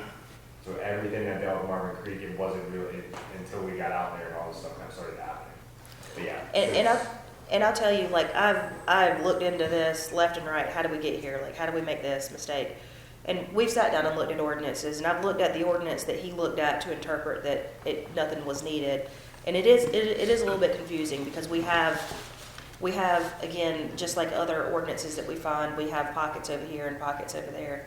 And there's certain sections in the variance process that talks about permits and floodways, and there's certain sections in, It's really, it's just because it's the way it's defined. And for me as the floodplain administrator, the other thing that threw this off in the loop is that when I'm looking at floodplain stuff, I'm looking at it when I either get development proposals or zoning permits. I'm not the trail itself. Like I said, until we started back into it, it wasn't really thought of. But every time, I'm looking at development plans or zoning permits, that's what I'm doing. I'm making sure that whatever's being proposed, no structures or any of that stuff in the floodplain. Yeah, you were looking really at the Marvin Creek easement. You weren't focused to the preserve easement, which we already had. Yeah. And that's where the issue kicked in. Got it. yeah. I think all the time and energy was focused on that Marvin Creek easement, because that's where we were trying to get that connection. Yeah. So the current path that is there that leads from Painted Turtle to Saddle, is there a bridge there now? No, I don't think so. Because the floodway is the actual stream. I'm gonna try to explain this. So here's like Painted Turtle. Once it gets here and it goes that way, that stream kind of cuts back this way just a tad. So it does go back to the left of that, but there's no bridge. That Painted Turtle, to my knowledge, I've never walked it fully. But if there is, that's on HOA, that's on Marvin Creek HOA, and that is also thinking on Cole Brothers original developer. And that could be something along the lines by the HOA is brought up with stuff, because they had issues potentially trying to get approvals for repairing, replacing or something. But we have to go from one side to the other side, and that's where we're right. Yeah, the only other way to not technically have to use a no-rise would be if the bridge spanned the full length of the floodway. The problem is that length of bridge, which is probably 25 to 30 feet, you're gonna have footings, so you're still living with So you're still doing something, okay. So but also too, I'll just add this part too. If we get to the point and we show a rise, we can also change the construction of the bridge. Now, to what he's saying, it may be a little more costly, but it is an option that you don't have to go through the Clomar-Lomar if you make Maybe changes. more costly on the construction, but less costly on the Permitting. permit, right? And then, of course, a lot less dealing with FEMA and all that, which is probably preferred. So Okay, so let me ask this question. I know the answer, but I'm gonna ask the question so that people who are listening, and I know people who do go and listen to this, would we have done any of this work before we had gotten the easement? I would not have recommended you all to spend the money to do a $50,000 study, a $40,000 study if you didn't have. And we didn't know if we were gonna get it. Yes, because you would be spending money to benefit a private property owner or HOA. So, again, I hope people go back and listen to this. The village made a mistake. It was not an intentional mistake. It was not trying to pull a fast one. It was a mistake. We're human. The village makes mistakes. We are now trying to fix that mistake. And from the time that this was seriously brought to the village's attention, which would have been 2 Mondays ago, the day before the giant storm, we were looking into it. There was basically a 2-day emergency. Then there was a meeting on Thursday where we said, the village said, we are not going to do anything on this until we find out more information. And the very next day, people did not give the village an opportunity to do the due diligence that we are trying to do. Now there have been, and I have tried calling one of the residents back. She will not return my phone call. I called her twice and sent her a text message. She will not return my phone call, to try to get some clarifications on some of the things that she has said, some of the things that she has written, and some of the things that she has emailed to us. Some of the things that have been emailed to us are very, very serious, and I only make decisions with having facts. And unfortunately, a lot of the information that she has given us has just been statements without information corroborating what she is saying.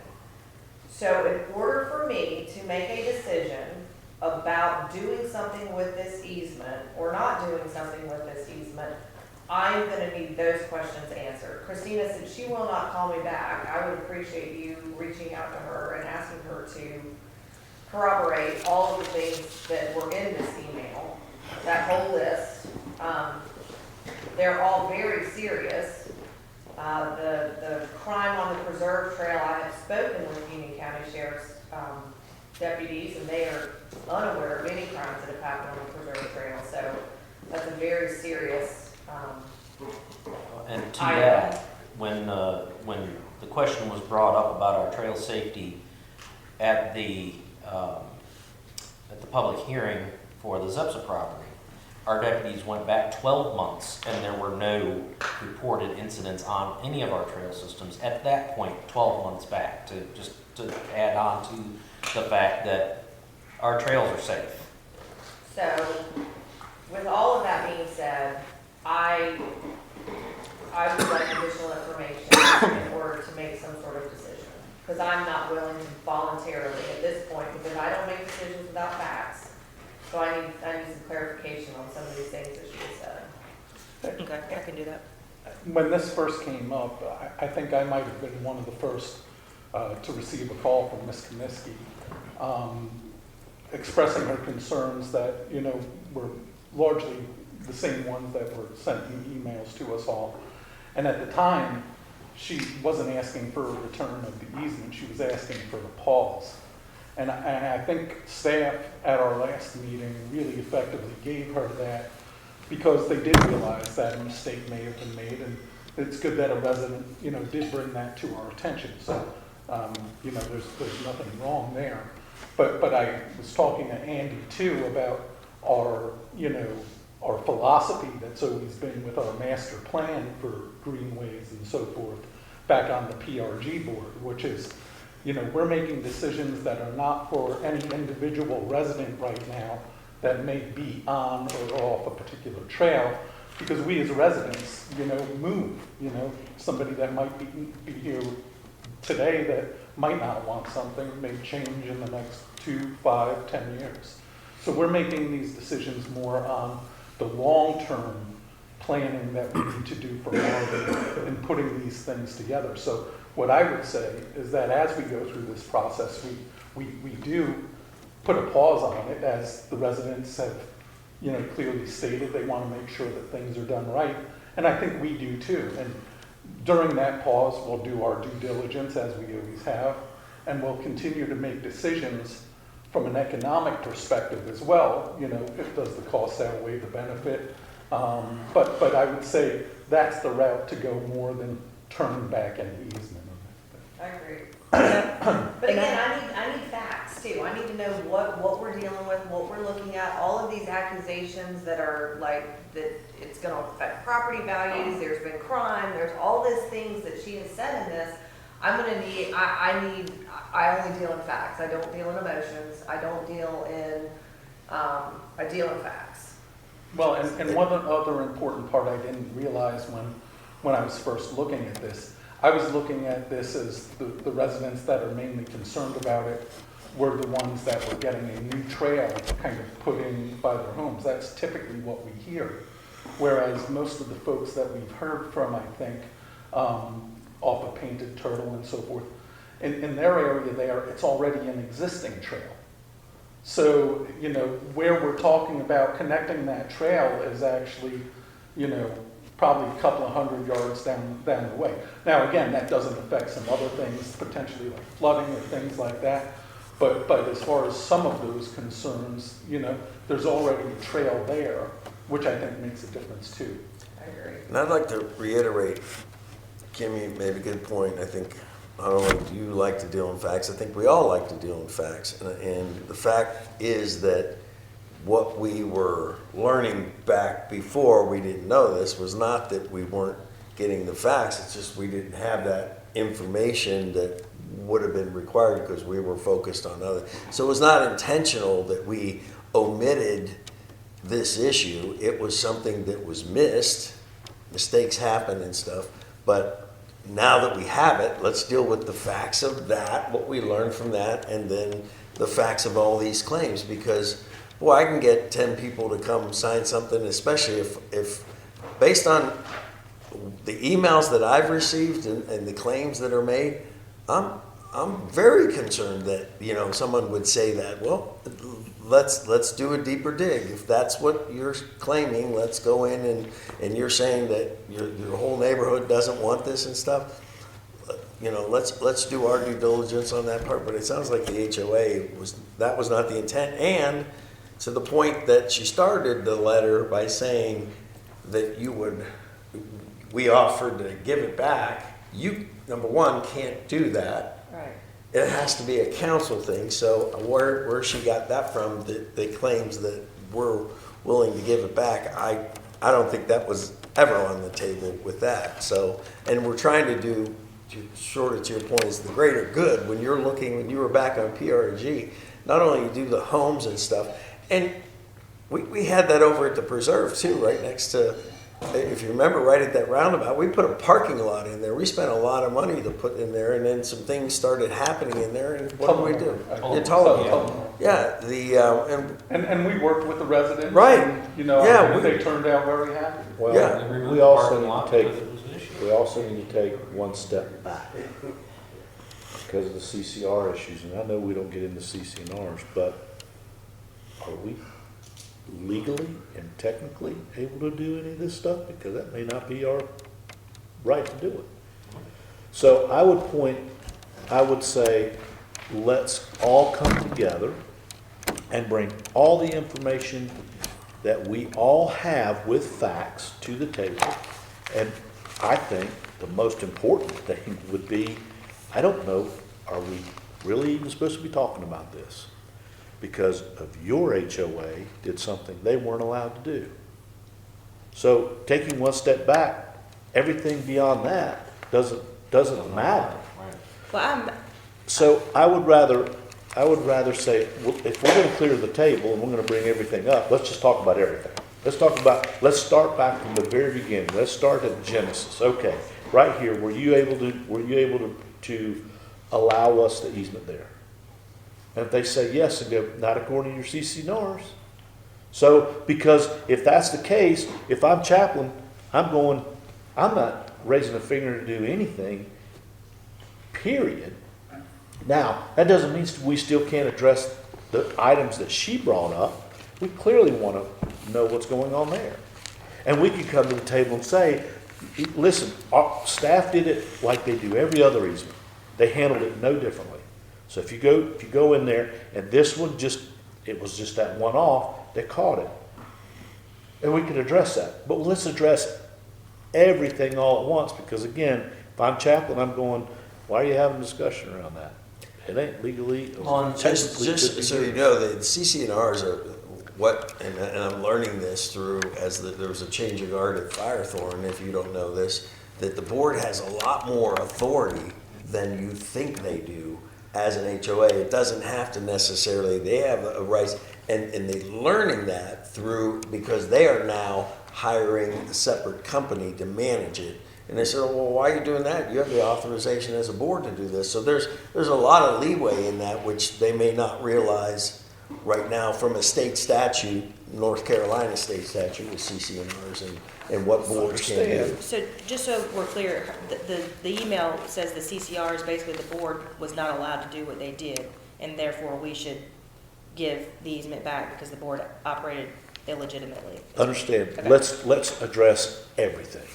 Let's not leave one item off the table, because I'm okay taking the arrows for the things that we've done, but they need to take an arrow or two for the things that they've done. And So do y'all- to piggyback on that, some of the allegations that were brought forward were pretty serious. And I want to address those allegations. Absolutely. If there's substantiation to those allegations, I want to address that, because I find those allegations very serious. If there is no substantiation to them, They should stop. then that's it, they're done. But No. I don't believe we're done. Okay, but we owe it to the public to address any allegations brought to us. Andy, I totally agree, 100% agree with you, but we're not done. Because if I say, John, you stole money from my house, and I know you did it, and I put that out there publicly. And then 10 minutes later, John goes, no, man, your son took it and he went and bought this, and I go, oh, okay, we're not done. I have to then go and make a public statement back and said, I misspoke, I corrected myself. John Barisich did not steal money from my house, and that should be a public record. Right. But you can't just say we're done because I make these allegations. It's typical of today's politics. They, bam, run with a story, and somebody did this, and then they didn't, but there's no retraction, there's nothing done. Right. So we're not done. That's why I'm saying, but we need to recognize and let the public know that yes, we did miss a step. Not by design, not by anything and we realize that, and we will correct it going forward. Right. That's just being us with integrity and transparency and moving forward. But no, we're both in the boat. Yeah. So she needs to say, per having a public discussion and having gone through this, these items that I've addressed here, they were untrue. They were not true.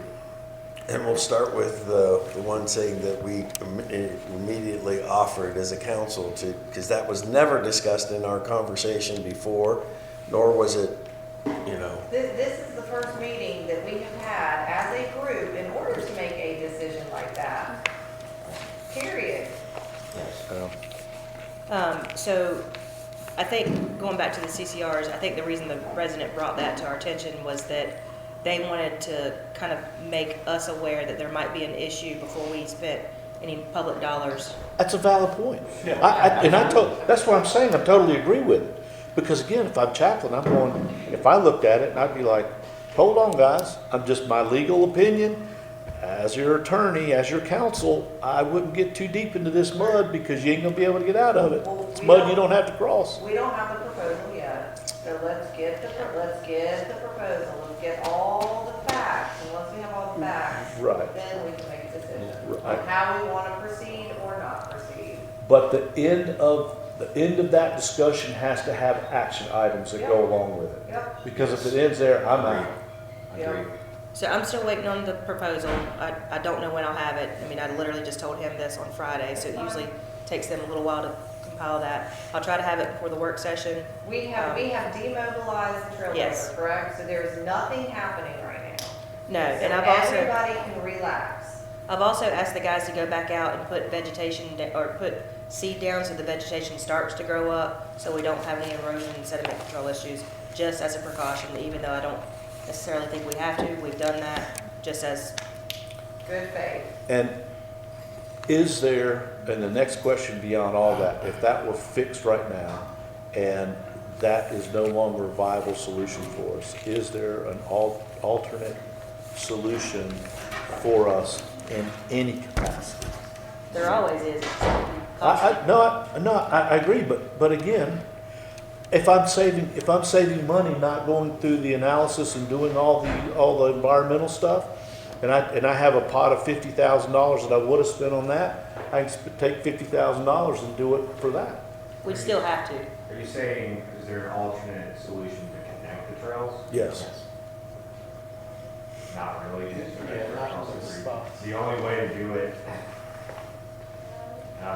the only way to do it would actually be to go through Jim Casalucci's property. Because she lives on the end of the saddle, and most of her property is in the floodplain, and the floodway, like it is. And then you would just have to connect to the saddle, and I mean, that's something that, like, that conversation we probably have further if we provide like kind of a more direct route. But to connect those two trails, that the only way to do it is really kind of at that location. I haven't walked it, so I don't know anything about it. When I say, is there another solution? I mean, literally, can we connect it back to a road and part of that pathway is on a road and then you duck back in? I don't know. I haven't walked it, We've so. already got those. This is more an internal through the woods along the creek. Again, I'm looking at the map right now. Okay. Yeah, so. It's not uncommon for you to ask for easement space on private property. I mean, No, I understand that. I'm just saying, as I've had discussion with everyone here, when someone brings us a problem, I would expect, out of respect, that they would bring us a solution. And so I would ask that of them. Yeah. How do we do this?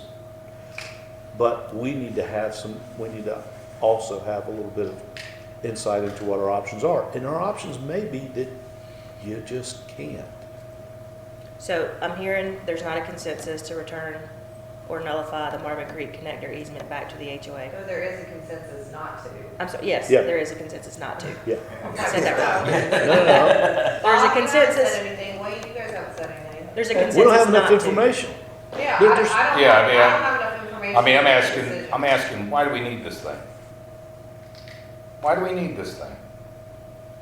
Why do we need to expend a lot of money on this trail? What is it that's going to damage our master plan that we even need this thing? Well, and that's why I don't think we need to give the easement back. It could be something that could be more viable in 20 years. But we just halt things for now until we get more information and everything like that. And then make the decision at that time. Demand could change. Because if the residents don't want the connector now, that doesn't mean the residents don't want the connector 20 years from now, or 5 years from When now. they can't, when everyone else can get to the Heritage District and they can't, Then it might change their mind, right? when their kids can't go visit someone else's kids. And Without what them is the driving root of all 4 this? miles Is it around. that they just don't want this connector trail? Or is it really the environmental impacts that they're concerned I about? think you got an individual resident that's just created the controversy, and it spills out from And we there. happen to have a giant storm Yeah. the next day. So these are all of the things that we have to consider with this, and at this point, I understand with the CCR thing, that there may not be a legal transfer, and if that is in fact the case and that can be proven, then then our hands are tied. The easement goes back. Yeah, exactly. And It is we what would- it and is. we would let that process play Yeah. out. And- You know, Correct. that's But why we're if- gonna pause now. We'll But get if back we if it's still have something. the easement, then keeping the easement and not spending the money, they don't want it right now, there's no need to force it, it's a connector, Yeah. it's not like a full-blown trail, it's a connector. So if they don't want it right now, we keep the easement. If some point down the road they want it, then we have the option to put it in. And we also know all the steps and what it takes to do it at that point, so we already will know it's gonna cost X amount of money to do this, this, and this to get this done, and then we can budget for it. So, although I think we do get the quotes, just so we even know Right, now. yeah, I mean, that's fine, get the quotes. Do you all want me to ask Jacqueline to look at the CCRs at all, or do you want to wait until? Okay. No, that's Let them their, do it. That's on that's them. their. Okay. But we need to bring it to their party attention. have on They that. already know it. Oh, I'm sure that it has been brought to their attention. You mean But the, again, you mean the HOA or the resident? The HOA. Yeah, man, they've gotta hassle that out amongst them. Yeah, our- that's not my responsibility, that is not this board's responsibility, that is not our attorney's responsibility. Nope. Okay, so what I'm hearing then is I'll advise the resident that y'all aren't going forward with giving it back. We're gonna continue to get the surveys, but y'all want the complaint substantiated But and the reason corroborated. is because I don't have enough Well, facts. we're not gonna get the surveys, we're gonna get the quotes for the surveys, just so that we know Yes. what they Yeah, were well- talking But, about. but Christina, it's not that we're just not giving it back. Just At say least before. not today, at No, least. the way to word it is, Because we don't have we enough can't facts. we can't take action at this time. Okay, It's not, we're not gonna give it back, because that's a negative Yeah. annotation. But if we just say, at this time, we're not prepared to take any action on this Correct. until we have all of the information put in front of us with factual information that supports everything that's been claimed and everything that's going on, Okay. and then we can make a determination. And that's really what they asked for at first. Yeah, then, Yes. then we're, So if the board made a mistake on their end and they granted the They easement. have time to work that out amongst themselves. Okay, but let's say that comes down and it says, yes, they made a wrong decision, they couldn't do that. You know, in that scenario, what does the village That would do? be new information for us, and then that. Yeah, And then we can talk to didn't Chad that about refer, it, but that reverts back to Bob's point. They can't do it, and we're like, all right, can't do it, and I mean, it's not, that Marvin doesn't crumble because we don't have that little stretch of. Yeah, I mean, this is, you know, I'm thinking it's like the yellow brick road. I mean, give me a break. So we have an area here that the yellow brick road isn't gonna exist. What, It's gonna end. you know? All right, I'm good. Christina, ask her to all of the Substantiate. 18 things that Okay. she had in her email, the reasons that she didn't want this, and a lot of them were very serious. I would like. And I'd like to see additional the information. crime reports too that she has. I'll kind of structure an email, because I think, don't quote me, because I have not read all the emails, but I think they were very much similar in nature. There was a lot of cutting and pasting going on. Yeah, there was. Where people just got an email and they cut and pasted it into their own. So I'll send an email back to all of them that said, to substantiate those things. And I don't discount that when residents, even if they're cutting and pasting and stuff, they have concerns, and I think they need to be addressed. And when residents do want to get together like that, you know, they want to have a consistent message too. So I don't But necessarily. if they're cutting and pasting on bad information, they're not taking the time to Correct. get that Well, information, that's where it that's comes in. Correct, that's is- where you get into. Like, are you really that concerned? Because if you are, then you would have maybe had an original thought when it came to that, and not just cutting and pasting everything. And the biggest concern, and I've heard it expressed here, is the security of the trails, where apparently there's been incidents that neither we or the sheriffs. Nor know our about. deputies, no. Or an implication that we were malicious and, you know, we just Correct. were deceitful Yeah, and, you know, in trying to get this. I That also would like- was never the case. I love how people do these broad stroke. It's going to damage the price of our house. Well, then show me a study where that actually happens, because I'll show you 2 to your 1 that increases the value of your property because you have trail connectivity. So again, that's why I want to bring them to the table and just say, let's have the discussion, but understand, we're not just going to hear what you're saying and then there's no dialogue, and we'll just accept it for what you're saying.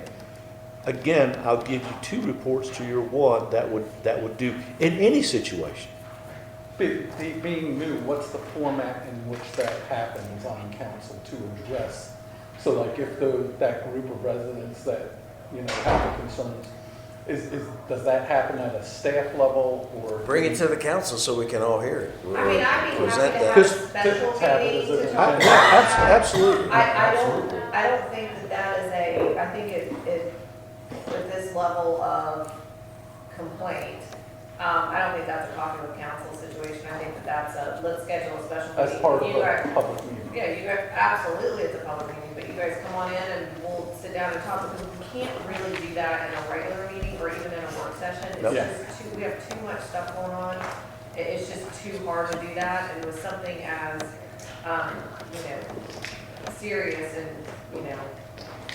I just, involved, I think, I mean, I'm happy to have a special meeting and go over everything. I'm happy to have this. It's just But again, with some facts, but I still need more information, facts. facts, but why do we ask for the facts? Why weren't all of these issues brought up to us 6 months, a year, 2 years, 5 years ago?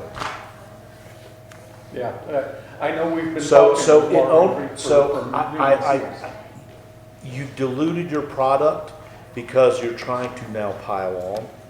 And I want to go back to the original question. Why didn't you want it there? You didn't want it there because you have daughters and it goes by which you have that prerogative. That you have that as a property owner. But you also knew that trail was going to be behind there. There's also an existing trail there now. I understand, but so my point being, you dilute your argument when it comes about, and you start piling on all this other stuff. You got the crime, you got the house prices, you got this, all right, let's simplify this. Let's be simple with this. Keep it simple, and because then we're just getting it. We're going to start throwing barbs at each other, and that's not productive. So I think we've got our direction. Yeah. Y'all. Okay. That being said, we're not going into closed session, right? No, gonna go we're right into done, parking so lot we'll stuff, go into the parking lot, but then I also want to spend some time looking at our goals again. And they're at the last couple of your retreat. But before we do that, let's kind of clear the parking lot. Where's the parking lot, people?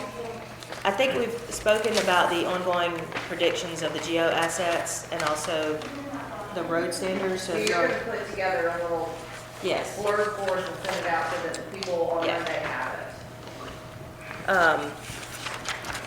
it. And I'm gonna turn it over to Austin real quick. Hold on, since we're talking about I'm sorry, Austin, since we're talking about the geo bonds, can you tell me who's gonna be at the Weddington Chase meeting? Because they do have, I'm sorry, staff, out of staff who's gonna be there. I think it's Jill. Because they do have a TV that they can probably, we can plug into like we did at Village Hall. I finally connected with the president after days of trying. So he said that they don't have a projector, but they have a large TV that you might be able to plug into. That works better. Which is fine, but I just need Jill or whoever staff is gonna be to bring the computer and any cords and clicker and whatever. Yeah, it's Jill. Okay. Who is the same setup with Marvin Creek as well? I don't know if they have a TV. They told us To bring to bring PowerPoints, to bring the printouts. So it's Jamie, Bob, and Andy. Nope. Okay. No, sorry, it's John, Andy. Nope, this is not mine. It's Bob and Andy and I.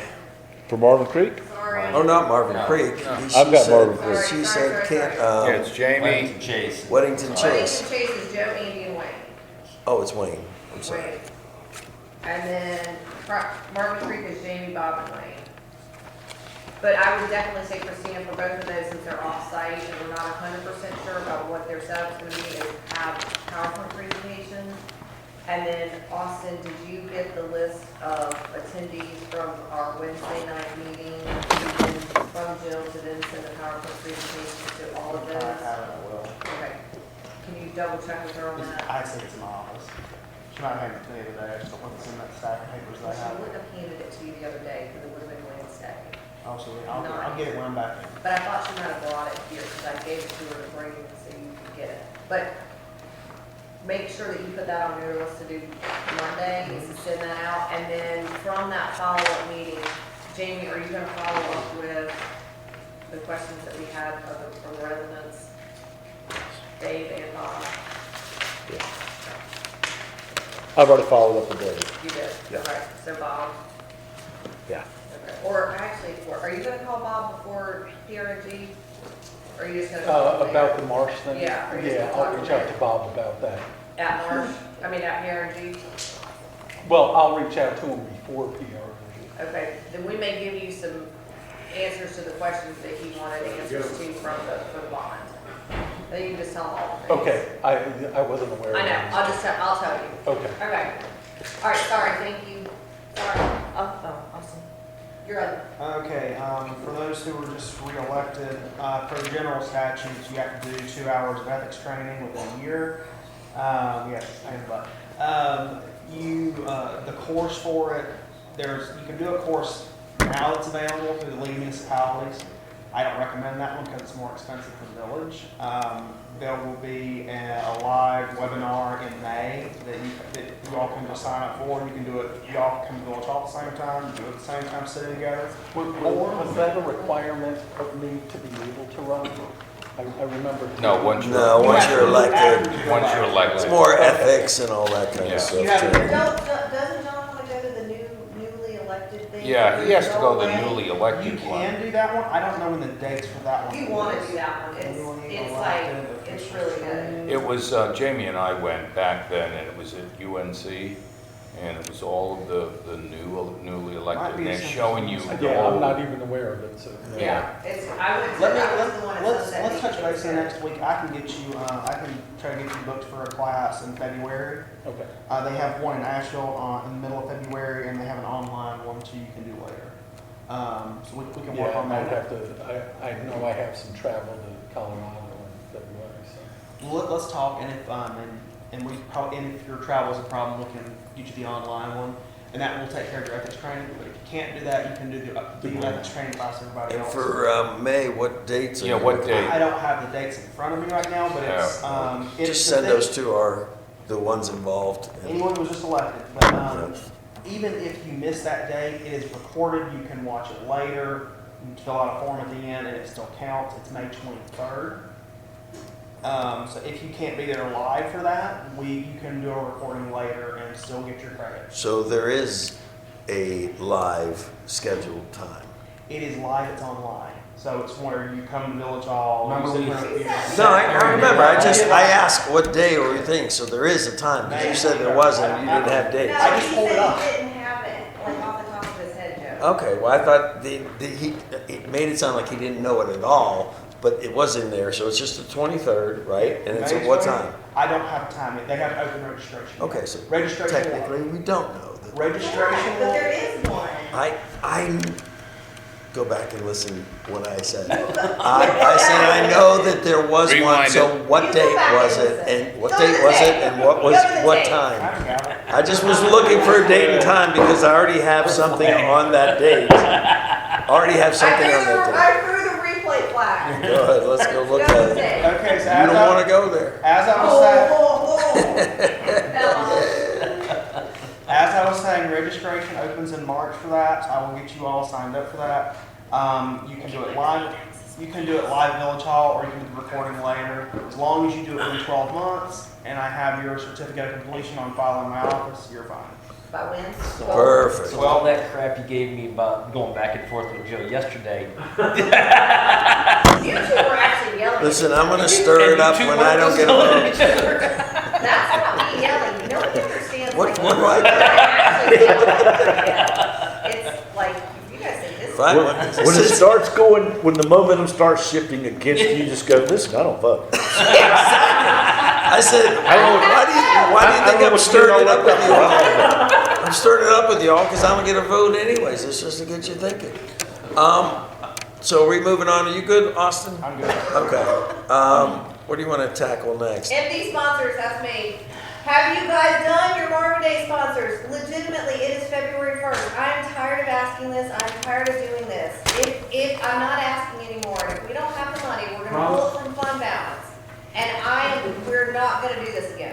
Because this is annoying AF. Can We I- had a whole year that we knew this was gonna happen. Can I tag team onto that? Go ahead.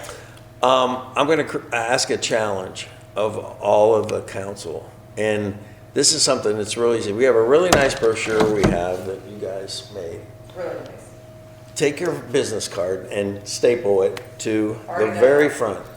And just start walking around. And we don't have many retail places. But as I just went into, for instance, Lorenzo's and stuff and dropped the card, I'm like, you know what? And then, Why not the dry cleaners? I talked to the dry cleaners. You know, I mean, why not? I think he's gonna do something. And that's great. Why not? I mean, but there's so many little stores. There's another little restaurant going in there. And I went down, I'm like, my favorite restaurant was OG. You know, let's face it, even though it's not in Marvin, I went to the wine store and, you know, they're thinking of doing it. There's so many people who have small businesses. One that helped our kids with college prep. She's like, wow, that's, you know, something real. So think outside the box. It doesn't have to be a Marvin resident, but if we just pick that circle that even touches Marvin that we all tend to go to because we don't have thing, you know, putting that in there, dropping it off and stuff, hey, all I can do is say no. Yep. You know, the haircut place I went into, I thought, you know, why not just, so beyond what we have, you know, put a challenge out there to each individual and just say, you know, have that, keep them in your car. If you're at a business, if it's close to Marvin, you know, I'd love to send a business there eventually, maybe in the Heritage District or over at Publix, but right now they're the ones getting the business and it's a great opportunity to grow their business and stuff. So that was my only challenge onto that. It was. However, let me just say that I agree with Kim that when this idea, as all the ideas that we've come up with in the last 4 years have been just absolutely marvelous. But I heard Christina yesterday, this puts a big amount of pressure on the staff. And Marvin Day is fine, it's wonderful, it's been great and it's been well executed, in my personal opinion. But we don't have to keep doing it. And if it's something that we're starting to look at, like whatever, you know, whatever reasons, we're all busy and we're thinking, we're council people, we're not salespeople, we're not running out and fundraising daily. We're in a government position that we're supposed to handle problems.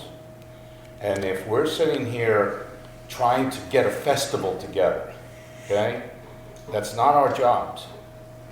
However, we want it, this is, you know, we put in, and I hope the public knows, we put in a lot of time. And we also are busy people. We just don't sit around waiting to serve. We got lives too. So the point of it is that I agree that if we have to supplement, if we get to that point, you know, we need to take a second look at this and ask the question, why? How many people are attending? I mean, is it worth it? And what's it doing to the village staff? Just some questions. I'm not poo-pooing Marvin Day. I'm just saying, let's look at what we're doing sometimes. And that's it. But with what Kim's saying, what I'm saying, I get your point, because it isn't the role of government for us to go out. But it's an opportunity to create a gathering space of people and businesses and stuff to get you know, maybe a real estate person or some local people in there. And if it's nothing more than creating a flyer and slapping our business card and saying, hey, you should think about being a part of this, I don't think there's much effort in that, okay, in fairness. For the staff, what they do and what we see them do to make this happen, hey, you know, we got to get better at the volunteers and the obligations of the volunteers, let alone, because we know staff is going to be there for us. They always pitch in. So it's our government showing that we are serving in a way to bring camaraderie and getting gathering places together. So we have events. And if it's too much to just have a flyer when you happen to be in the car and say, oh, you know what, I'm just going to hand them one and talk. You're not selling. You're not really selling it. You're just saying, hey, this is a fun event for us. So we're trying to grow this event. we'd love to have your support, your help. Think about it. Here's your options. Maybe you don't want to do anything, but a lot of people don't know about it. I mean, this person who helped my kids with we paid her a decent amount of money to help them get their college prep, and we're bringing the next one's going in too because she's going to do the same thing. It's like, she's like, this really sounds good because I got all these Marvin residents that I'm trying to capture anyways, but her business is not right in Marvin, it's just outside. I think we're also wanting to grow Marvin. We spoke about annexation and things around that, and how do you do that? You build goodwill by creating a community of Marvin. Right now, it's just something you put on your address, and most of us still put wax on If it. people remember. Right? So Right. I think it does play a component too, in terms of building that goodwill of the community. It's known throughout Marvin schools. There's so many folks in the donut hole that we talk about, you know? And I think, you know, building a sense of community is part of what will also help to bring some of those folks in via annexation and things like that. Jill, can you give us an update on who has paid? Because I know I have some people who are like, oh yeah, I'm in and I'm gonna do this, but I just don't know if people have paid. Do you have that handy? I do, with the exception of I haven't checked in the last few days on anyone who may have paid online.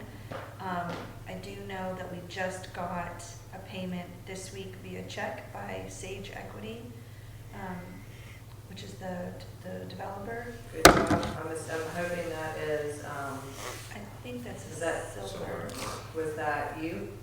Good job. Jones Homes is sponsoring at Gold. 5,000, I saw that. Gold, the 5,000 is now platinum. Gold is now 2,500. Okay, so how much? 5,000. They're gonna do 5,000? Did they say? Jones They Homes might be is gold, five? or whatever their goal They is. said they wanted to do what they did last year, so I told her, you did platinum last year, 5,000. Okay. Yeah, I think they were, in Peter's episode said that they were gonna sponsor too, I just don't know what amount. All right, well, what's our deadline? February 1st was the first tranche that would like. Are you saying the deadline for commitment or deadline for getting the money in? Getting the money? It should be both in theory, but And just, you know, when you're having that conversation, you know, hey, it's February 1st. We got new budgets. It's not only the budgets, it's like, gives our staff time for planning purposes of getting logos and shirts and all that stuff made that are only going to promote your company if you're interested, so. And we did move the date up this year. Yep, Which yep. gives us a shorter time. so it looks like we have 7,500 in the door. Who has paid? Who has paid. And I just got confirmation on another silver, so, which I sent you that information, so for you to bill them.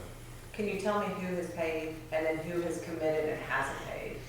Yeah, so So that I can for, follow up with people? for commitments, Joe, did you say you sent me another one in addition to Union Power? No, Okay. no. So for commitments, I have 15,500. That's dollar amount commitments, but I also show 4 additional sponsors who just haven't yet told us their amounts for sure. That's Walnut Grill, Juniper Grill, Active Waste, I just got off the phone with her actually, and Passionate Paws. So we're waiting to see what amount they're gonna come in at, but they have all committed to sponsor. As far as commitments, I have 15,500 committed that I'm aware of.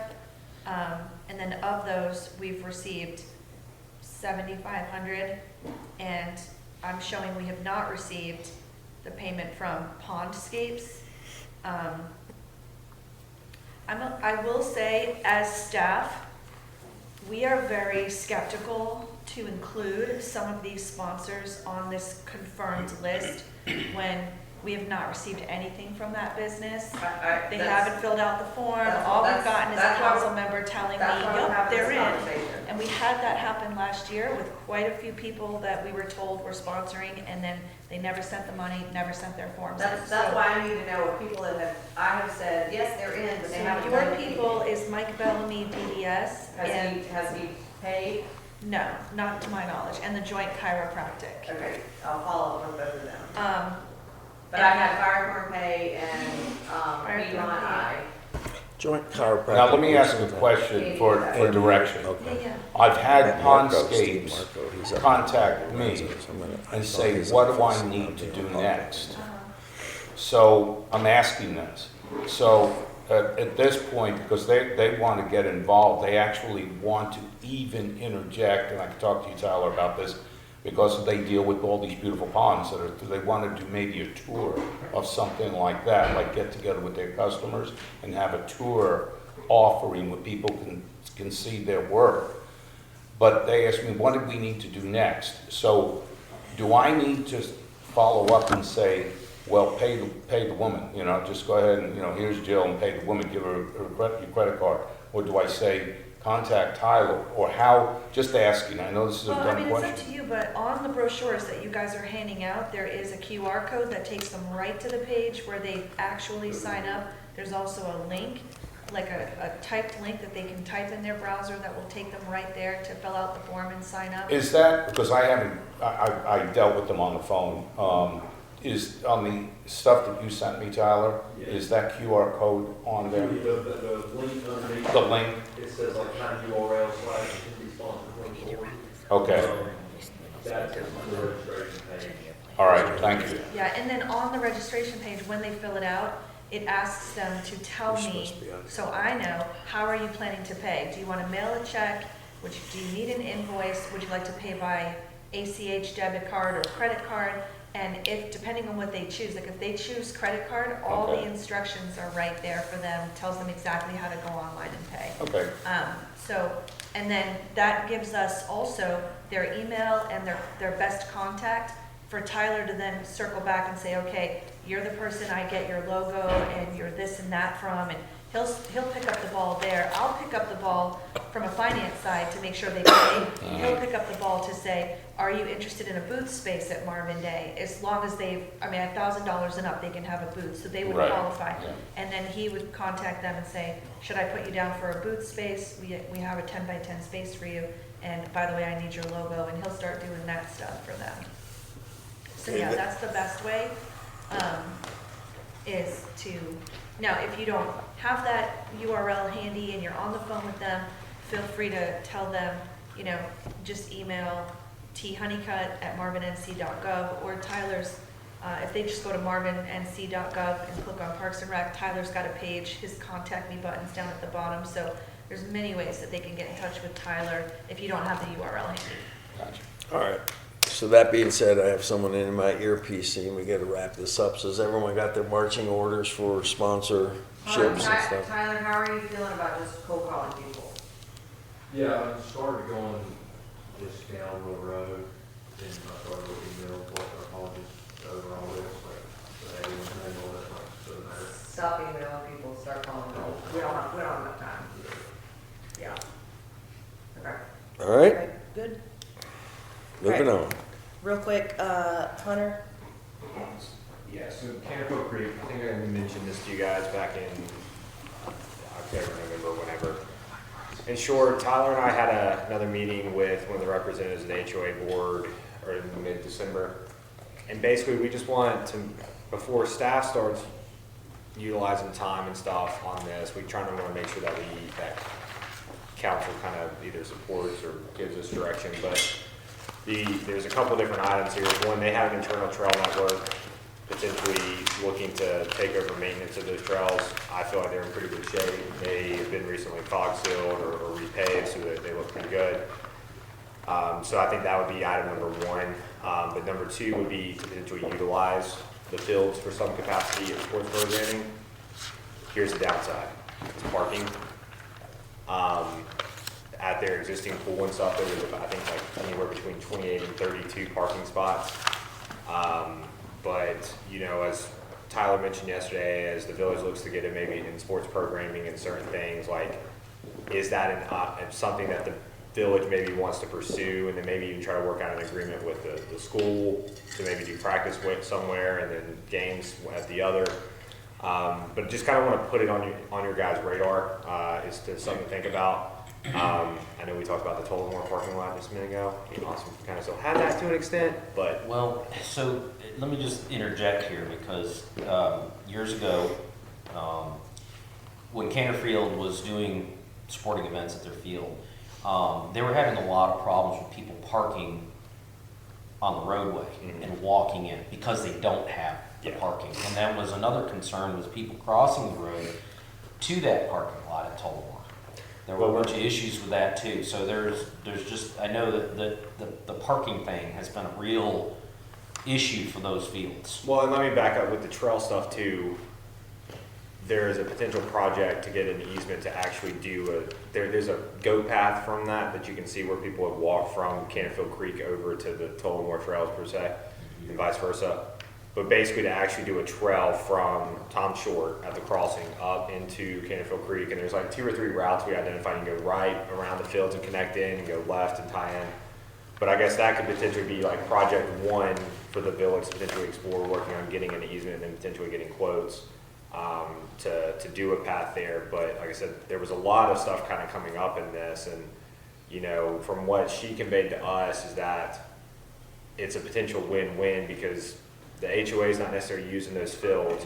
We would potentially lease or find some type of fee agreement to utilize those fields. But as we're looking into getting into recreational programming, this could be a way to kickstart or to maybe launch it in some form or fashion until we get another project with more athletic fields and so on.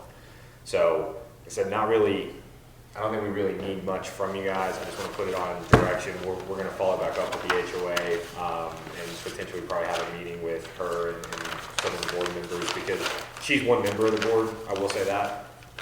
She feels pretty confident that they're open to some of these. Like I said, I think the lower projects with the trails and stuff kind of would be easy to start with, kind of get that, to build that relationship with.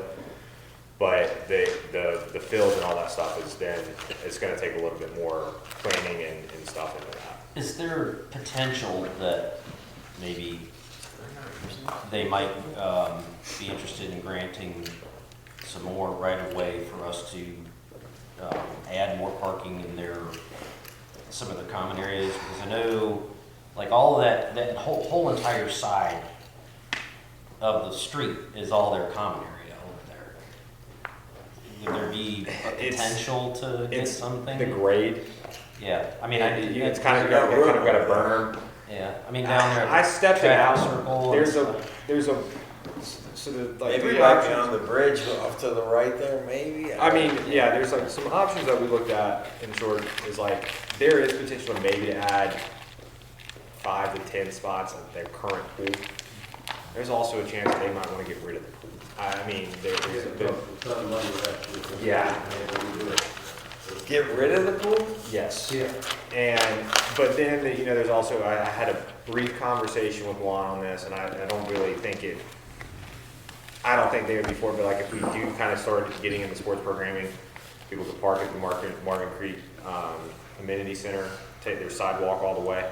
And then yes, another option would be somewhere else. But at the end of the day, these are some of these, I don't want us to jump into it and not have some of these thought out, because I don't want to have people parking on the street for safety. I don't want to have people parking in Canterfield Creek, even though we maintain the roads, and then the HOA or residents being upset. So there's got to be a way, like that's what we kind of talked about, is like potentially we do practice there maybe, because not all parents maybe stay for practice, and then try to work out where we do games at the elementary school or something. Apparently they're not using it that much anymore. No, I think in short, somebody, it's, what is it called, soccer shots? Everyone aged out maybe. They used to be. Yeah. Kids are a lot older. And Winfield's it's in good shape. It's, yeah, I mean, it's, and so, like I said, it's one of these recreational facilities that we have that an HOA has this amenity they don't necessarily utilize, and so it's, I think, a chance for us to potentially step into it and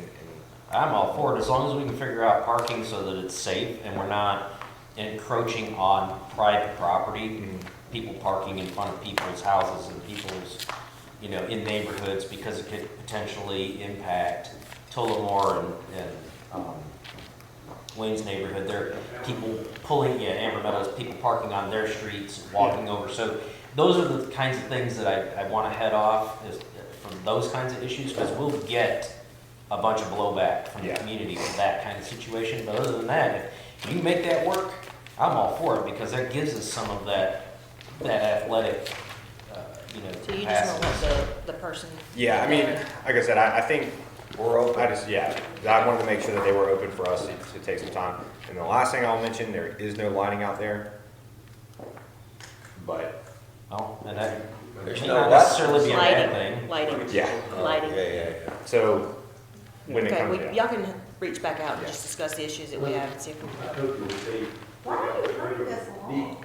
Because we're gonna go through this 10-year, and I gotta go back through these goals that y'all need to amend. That's another assessment. Yeah, she's in my ear, both ears. Yeah, I mean, y'all are gonna need to take some time on these goals, because this is kind of what we're moving forward. We need some brainstorming. Well, that was one of the main things that we needed Yeah. to do. Yeah. Okay, so you had the question about, Hey guys, one conversation. you had the question on the 10-year plan. It's probably good for us to have that conversation before we go into changing your goals. Or do y'all want to go through this first? No, you can do it in the order that you think that we should do it in. Okay, I think y'all should all go around. You asked the question early on, what are your 10-year goals? Yeah, I mean, just if you were to go around the room of council and you had a magic wand and stuff, what do you see the village looking like in this heritage district?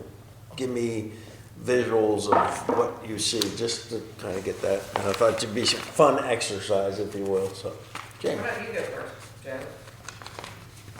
Jamie raised his hand, but I'd be happy to go first. I mean, let's see where I wrote it down. All my fun stuff. So my 10-year plan. So my 10-year plan. Obviously, You don't get a vote, so I'll go first. So we'll go first. Obviously the walkability of when I think of the Heritage District from that middle roundabout down towards the end roundabout we just placed in, I'm seeing a streetscape with some really cool lighting that walks, maybe a couple storefronts that would be, an ice cream shop, something like that. Again, it's all walkable.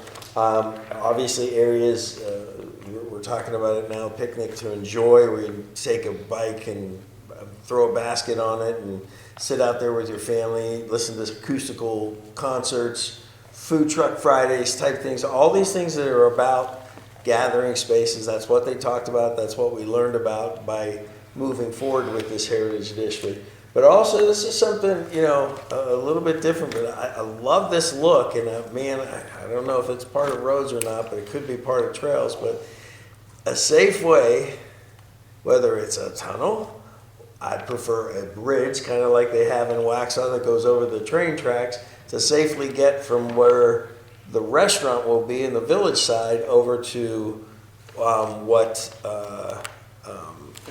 Fincher property. And what a cool look that would be. And if we're not allowing big trucks in there, that helps.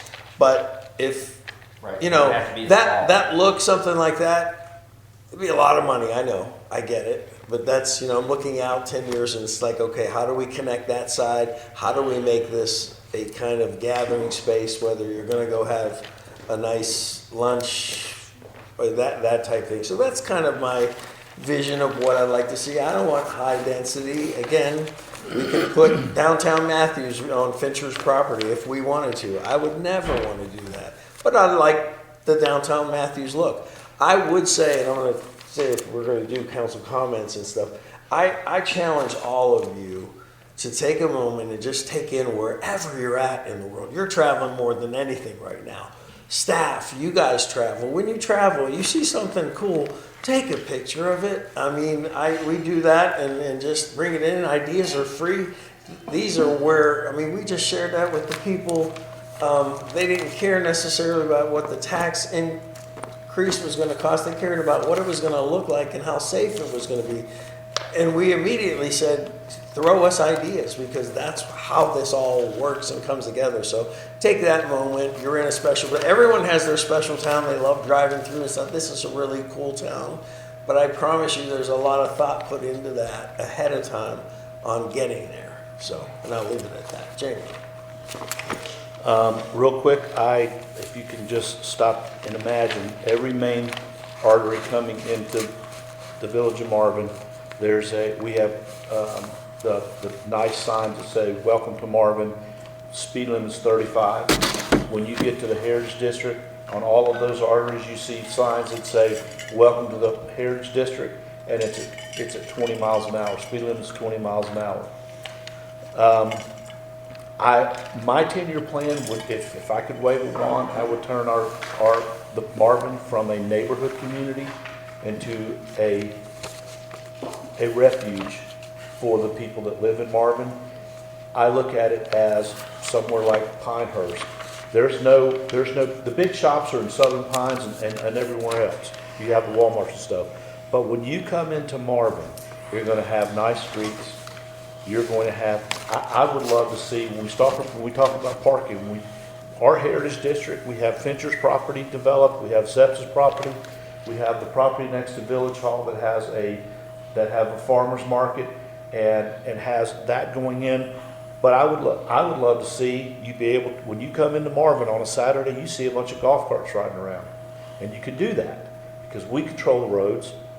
That's why in the Heritage District, 20 miles an hour, and all that ancillary traffic from Waxhaw, Mineral Springs, and all around, they're going to find another way to go. But they're not going to dictate what we do in Marvin.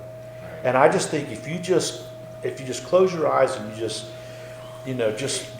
vision those main arteries coming in, those streetscapes there, those signs. We have nice roads.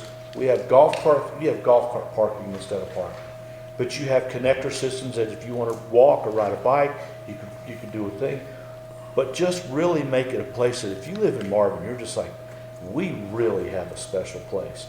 But we should never lose sight of what we do come up with, and we should never let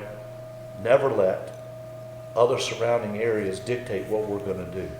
We're dictated by the lights that we had to put in the roundabouts. This is just because we don't own that road, and now that can change. I and can make this a quaint looking, town with the lighting alone. People would enjoy getting on a golf cart and taking a ride down to the Heritage District because you've got an ice cream store. Maybe you have a consignment boutique for something like that. But you have Fincher's development. But you're able to just come together. It's about bringing people together and having the things that it doesn't take parking to get to. And we don't have to leave Marvin to get the simple things that we need. And you want to talk about increasing property values and the my pathways gosh. that do that. That's going to, kill to live Meadowlark, there. all those are just, everything's going to elevate because they already do. they're right there. And Kim, you guys, you're That close makes it that enough. much more enticing. And I can tell you, then you would have, if we do these things and we do them in short order, and if GeoBond passes, we are going to give, just like you're saying, with a goodwill, we're going to give other people, not enough people say, you don't have to pay the tax. You will provide the goodwill and say, you guys could help us be a major part of bringing this together. It's a minimal tax when you start looking at it. And I think to your point, we should also do an analysis where we look at within our sphere of influence and annexation agreements for the areas that naturally could be Marvin. Let's come up with what that number becomes for both Marvin residents and the ones that would be coming in, which is going to be lower than what's projected to be if it just stays current Marvin now, right?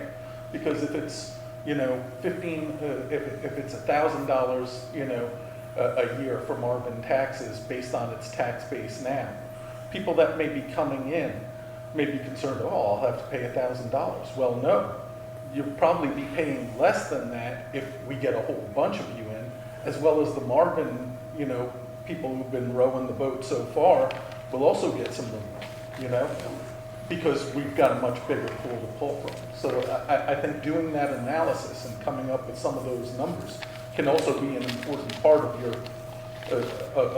pitch to people of why it makes sense to come in. These are the things that you'll benefit from, and go from there. Anyone else want to? Sure. Oh, Wayne. I like to see when you come in Ray Road, when you cross the bridge, both sides of it is Marvin, all the way to Marvin School Road. Develop that, and you really have an entrance into Marvin. Ray Road, or help me out. Where you at? Behind Somerset where the Walmart was, You get that, you got. Where Walmart? well, where it was proposed. Oh, okay. Like aside Hunter Oak, there's undeveloped properties there. Well, By Somerset. It's- Hunter Oak wants to vote in our elections In now Union anyway. County now. but it's pretty clear that, you know, that 3-story warehouse storage facility is not Marvin, right? Come on in, I'll take the tax money. That's it, I mean, what do you? Yeah, we're not getting that that much tax money. Are we really that snobbish? No, I'm not saying we're snobbish. I'm just saying that we had no control over that, and I would have never approved a 3-story if I had a say in it. And that's the consequences when sometimes councils don't work with developers that have land at a very reasonable price. Some pay too much, and they need our help. That's not our role either. But that does not speak to me, nor did. Look at what they did at Kohl's.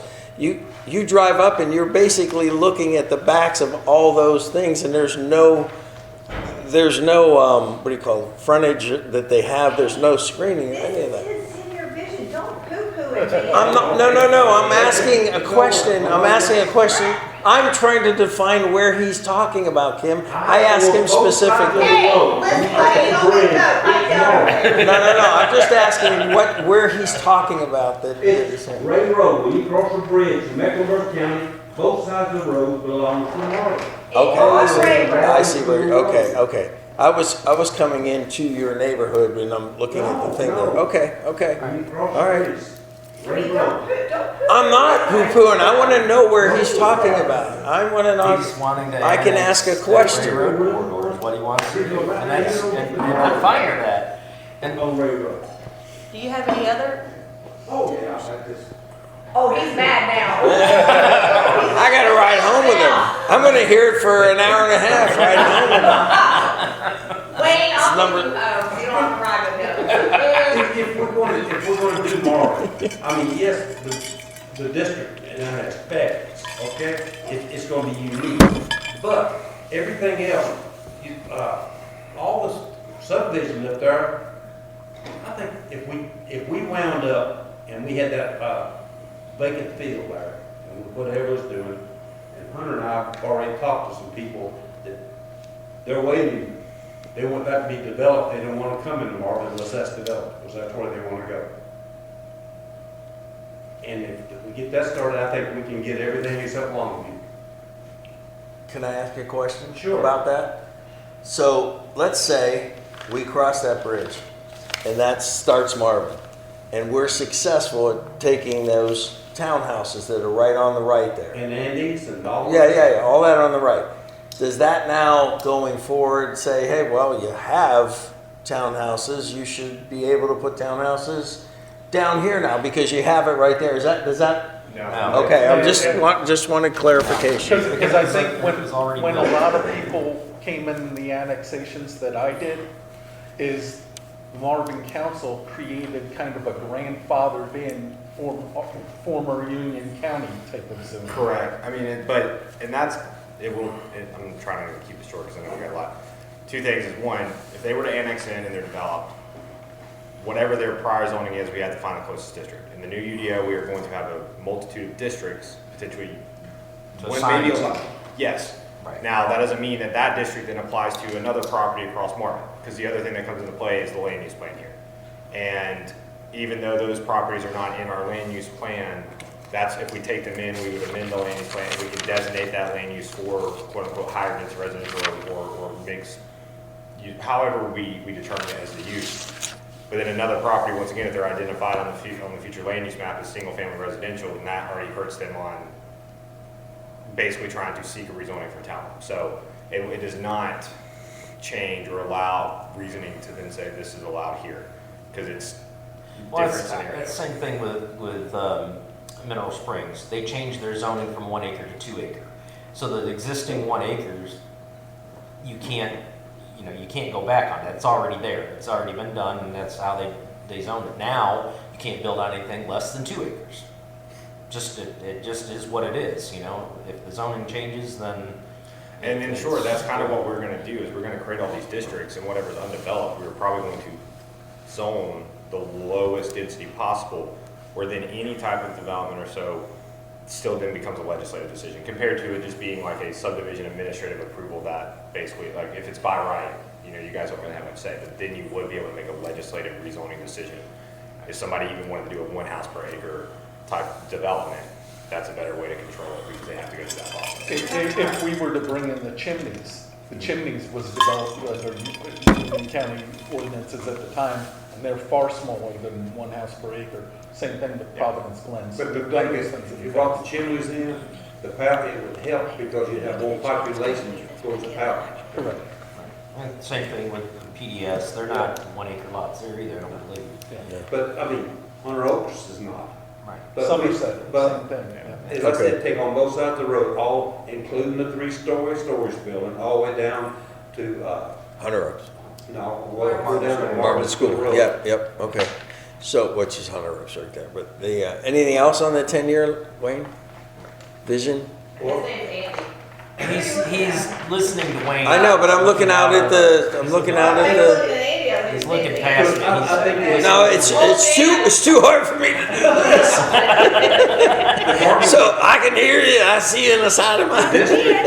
Well, it's gonna get developed, and I think it's on the way, and it's gonna want more people, because they're gonna see that how we try to work with builders, developers, and everybody else to get what we would like to have and what everyone else wants.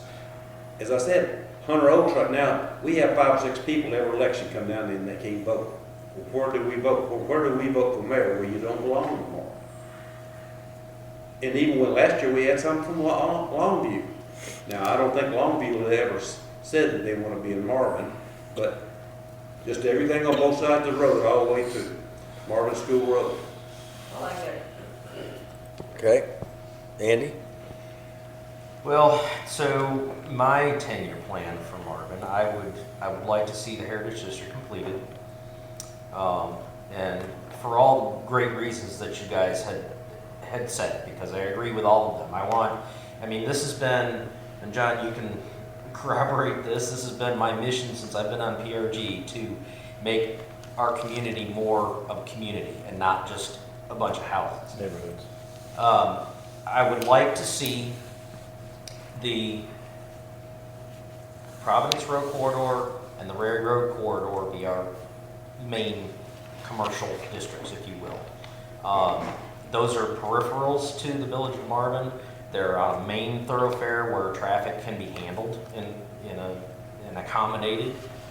And that way, we benefit from those. Our residents benefit from the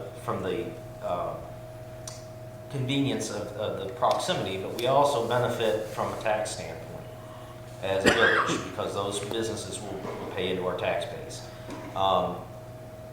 And to Wayne's point, that corridor on Ray Road, that's been discussed for decades about, some of the people wanting to annex into Marvin and build there, and Marvin wanting that.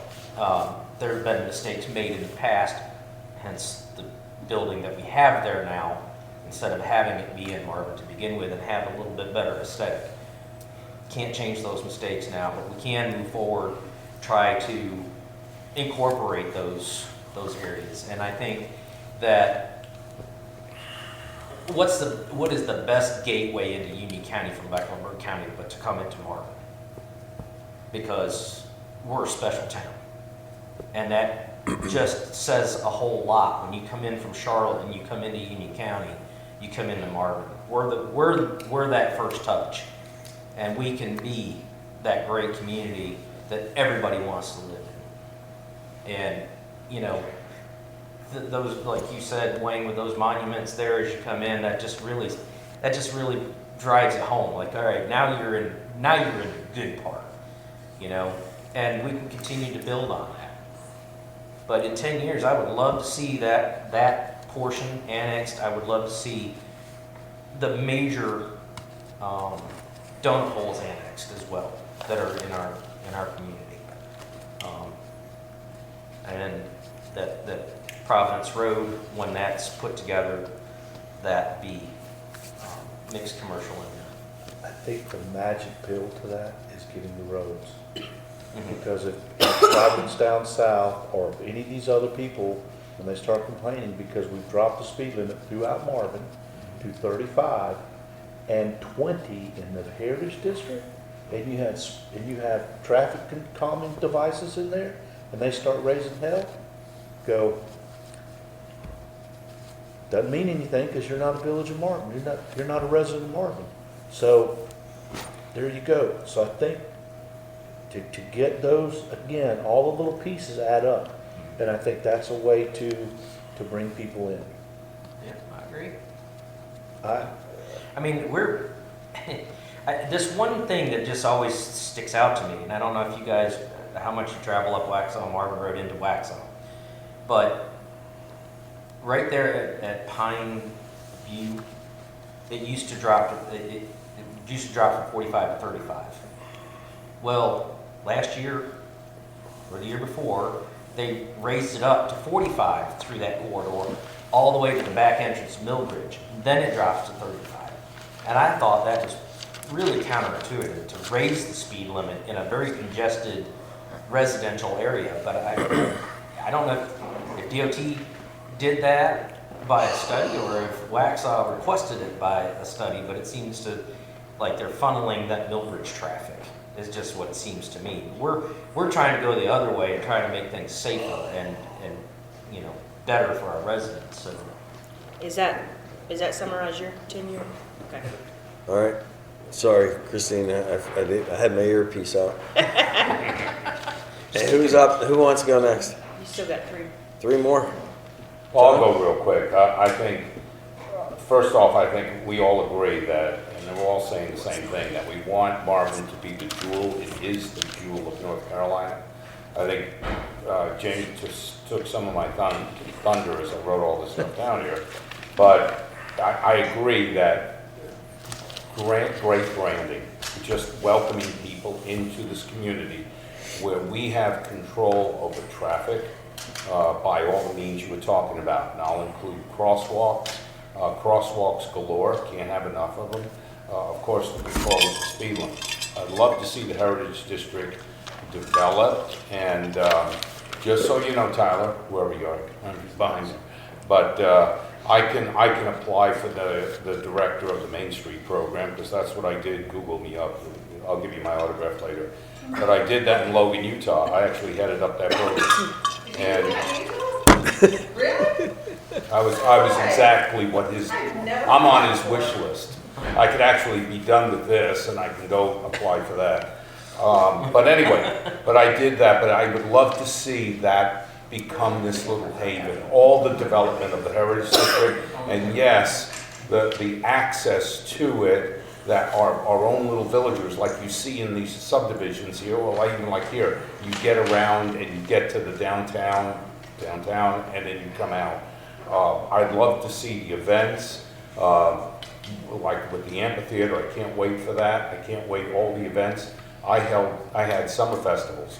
We had an area, a common area, where I actually had summer festivals, and we had bands like every Saturday, and it was well attended and brought everybody to the downtown. Love to see that happen with that, with the amphitheater. The reduction of density will basically be on its own. We only have so much buildable property anyway, so that's going to take care of itself. And I would love to see the continuation of the Marvin Development Ordinance. We're doing a great job with that. We've got a great staff, and what, keeping control over what, our haven is going to be, which is what everybody's doing anyway. The only other thing I really would love to see is, I was really enthused by Davey and his experience of talking about how little by little by little with control, we can be in control of our own destiny, i.e., why can't we have our own sanitation service? And especially if it's somewhat profitable for the town. I'd like to see slowly, but I want to see a balance of government and us being able to afford things. So I just don't want to spend money because we can. It would be, is this going to be worthwhile for us down the road? As if Marvin itself was its own corporation, which it is in essence anyway. So, we're all kind of saying the same thing. Make Marvin great again. You got it. All right, John? I think most of the things have been covered by others, and many of them I agree upon. I think really taking a look at what the group is that's looking at athletic fields and things like that, any opportunities for those. I'm interested to learn more about the discussions that are going on with Waxhaw about that specific property. I think there might be some other opportunities that we can look into. And I think there also needs to be a recognition that while Marvin is largely a village that's made up of a number of subdivisions, there's also a lot of people that aren't in subdivisions. And they don't have access, like we talked about Town Hall being the opportunity to, be almost kind of as a meeting place for some of those, residents and communities. But also, is there the opportunity, I heard somebody, a neighborhood potentially getting rid of a pool, or a neighborhood getting rid of a field. Those could be opportunities where we might be able to provide some things to people that don't have those because they live in just a house along Waxhaw Marvin Road or something like that, where we provide some more opportunities to the public in general. Now, most of those subdivisions do have a pool, and half the people have a pool in their backyard and stuff like that. But, Valhalla, for example, they have a pool and tennis courts and stuff like that they advertise to the general public. That's owned by an individual, not by the neighborhood. So could there be a partnership with them if it was economically helpful to them in order to maintain those courts and pool? Something that we can open up as kind of a lower cost thing. They're already opening it to the public, but maybe partnering with them is something that we can help to offer to more Marvin residents and stuff. So just some different ideas like that. And I think the one thing that we still do need to be cognizant of is that, we talk about a lot of, the tax increases, and yes, it's a small portion of Marvin, but there's still a lot of old-time Marvin residents here that are on fixed incomes, things of that nature. So I think we also have to be careful in our rhetoric sometimes, too, of how easy it is to absorb some of these tax things. The truth of it is, and I've learned this just on PRG and even more now as I get involved with council, is it costs so much more for government to do anything. And before I got involved in public service, I didn't realize the extent to, that's almost kind of baked into the process. Because, we're supposed to be doing things on behalf of the people. So there's so many more guidelines and policies and oversight.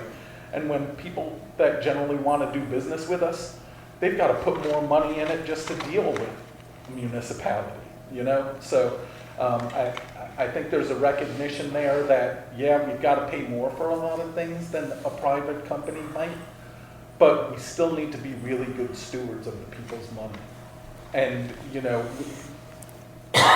while we get feedback from individual residents about, gosh, how could you spend so much money on wayfinding or something like that? Well, they don't understand the process to get to those numbers. We've got to continue to educate people so that they do understand that better. And really just, look at all these types of expenditures that we're doing and make sure that we're making the case for why they're necessary and why they cost what they do. And we've got to be prepared whenever we present things to them. And I think we've done a good job with that so far with the GO bond, but I think we've all learned things so far just in the first couple of weeks, even amongst ourselves. So. Well, the GO bond will help us get to our 10-year plan faster. Jamie and I were talking, if this does pass, we're going to be busy. All staff, just letting you know on notice, and council, you're going to be more involved in stuff and probably be more meetings and stuff. But it's a great time, though. It's a great time to be, regardless of, even if it doesn't pass it, I still cherish Marvin, and I think I bought here for a lot of the reasons a lot of the other people bought here, and it's just like, yeah, I don't want the high density, but now I want something that, okay, well, how can we improve it? And that's kind of why we're kind of doing this thing, so, Kim, We'd have to find ways to do it bite by bite. You Yep, know? yeah. And it's gonna cost more in the long run. And take longer, and, you know. And all those things. John, I've got a question about what you said. You said we've got to learn how to educate people more on what we're doing, whether it's that things cost more. What is your suggestion on how to do that? You know, I think to how when I'm in business, you know, and I have a presentation that I know in the end it will save a company money in the long run. But I've got to find a way to put that on paper and be able to present it in a way that that individual customer that's not a finance expert will understand, you know? One good point that we kind of talked about is how Jamie talked about how making people understand that the GO bond isn't necessarily a commitment that we're taking all this money out now and paying interest over the next number of years, but that it's a line of credit, you know, that's available to us. And we only start paying on it when we draw from it. So I think, you know, yes, like I said, we've done a good job with the presentation, but we missed some things and, you know, some things that I think we could potentially add to it that help make the more complicated type of financial decisions that we make more digestible by people that don't have those backgrounds. But how are we getting to the people that aren't showing up? And this is not, this is not directed at you, this is really just a comment, because this is probably one of the things that frustrates me the most is, you know, how. They won't get involved until something triggers them. Correct, and I think that you're right. I think we do have to continue to work on educating the community and what we're doing. But I don't know how else to put information out there for people. Meetings, coffee with council, call me, I will tell you.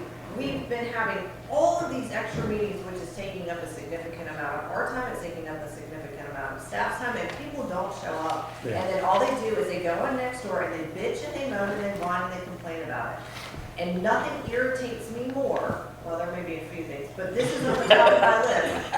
I can walk you to the water, I can put your face down to the stream to drink it, but I can't actually make you drink it. I don't know what else to do, because even people that have come to meetings and we have told them things, they still go on Nextdoor and they lie about what we're doing. They are lies, and I'm tired of it. So I agree. Can we do a better job at educating? Yes, we can always do a better job of educating, but at some point, people have got to either be called out because they're lying, which that is what they are doing, or like, I'm just never going to listen to what these people say ever again, because it doesn't matter what I say to them. I can tell them that the sky is blue and the grass is green, and they're going to argue with me about it.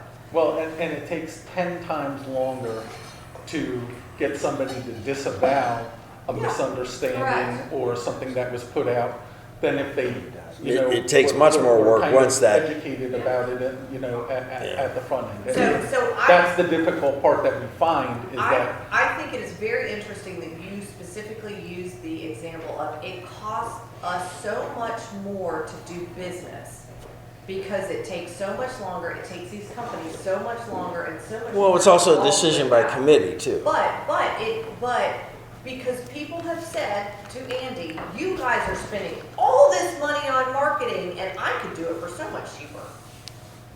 Okay. good Experts luck. that- Anyways, let's get back to our I don't agenda. have anything else because you guys covered it all. And I'm not Okay. going to sit here and say, so I think it should be the Heritage District, and I really think we should have more crosswalks. I think we should, it's what everybody said, so Okay. move on. All right. It sounds like we're all pretty much in agreement that No, the 10-year vision, we all have pretty much the same 10-year vision. Right. I mean. So, I am, So. one thing I'll ask you to do real quick is if you open up your PowerPoint, like to the third, the priorities. Everything that I just heard, a lot of it evolves around your number 6, which is the master planning for the Heritage District and Streetscape. So I think all of you answered the priority form based on the fact that the GEO bond is potentially gonna pass, because roads and greenways are pretty high up there on the list, basically everything that's in the GEO bond. So I guess my question to you all at this point is, do y'all wanna redo this in March if the GEO bond doesn't pass, to see how y'all change kind of things? I think if the GEO bond doesn't pass in March, yes, we can revisit this, but we're gonna have some real hard conversations about what we're actually gonna be doing in this village moving forward. Okay. I'm not sure I filled this out, even, I'm thinking about the GEO bond. Okay. I filled mine out based on what I thought priority should be. Okay. Christina, I think this is kind of a move. Okay. Until we know what's happening, and we have 6 weeks. So if we turn back over to the back, the mission and vision statements, we review these kind of annually, or at least we try to. And I just like to have them up, let you guys see them, let the guidance of some of your decision making kind of keep these at the core. So again, we strive to create a vibrant community with a high quality of life through transparent leadership, efficient governance, and responsive services. I think that's still spot on I think today. that's spot on. John? Yeah. Okay? With a vision to be a welcoming and vibrant residential community with amenities that create community, offer recreation, and celebrate heritage. Yeah. Jamie, you used a word about it's in gathering people together. What was the word you used? You used a word about a community type refuge. Refuge. Whatever.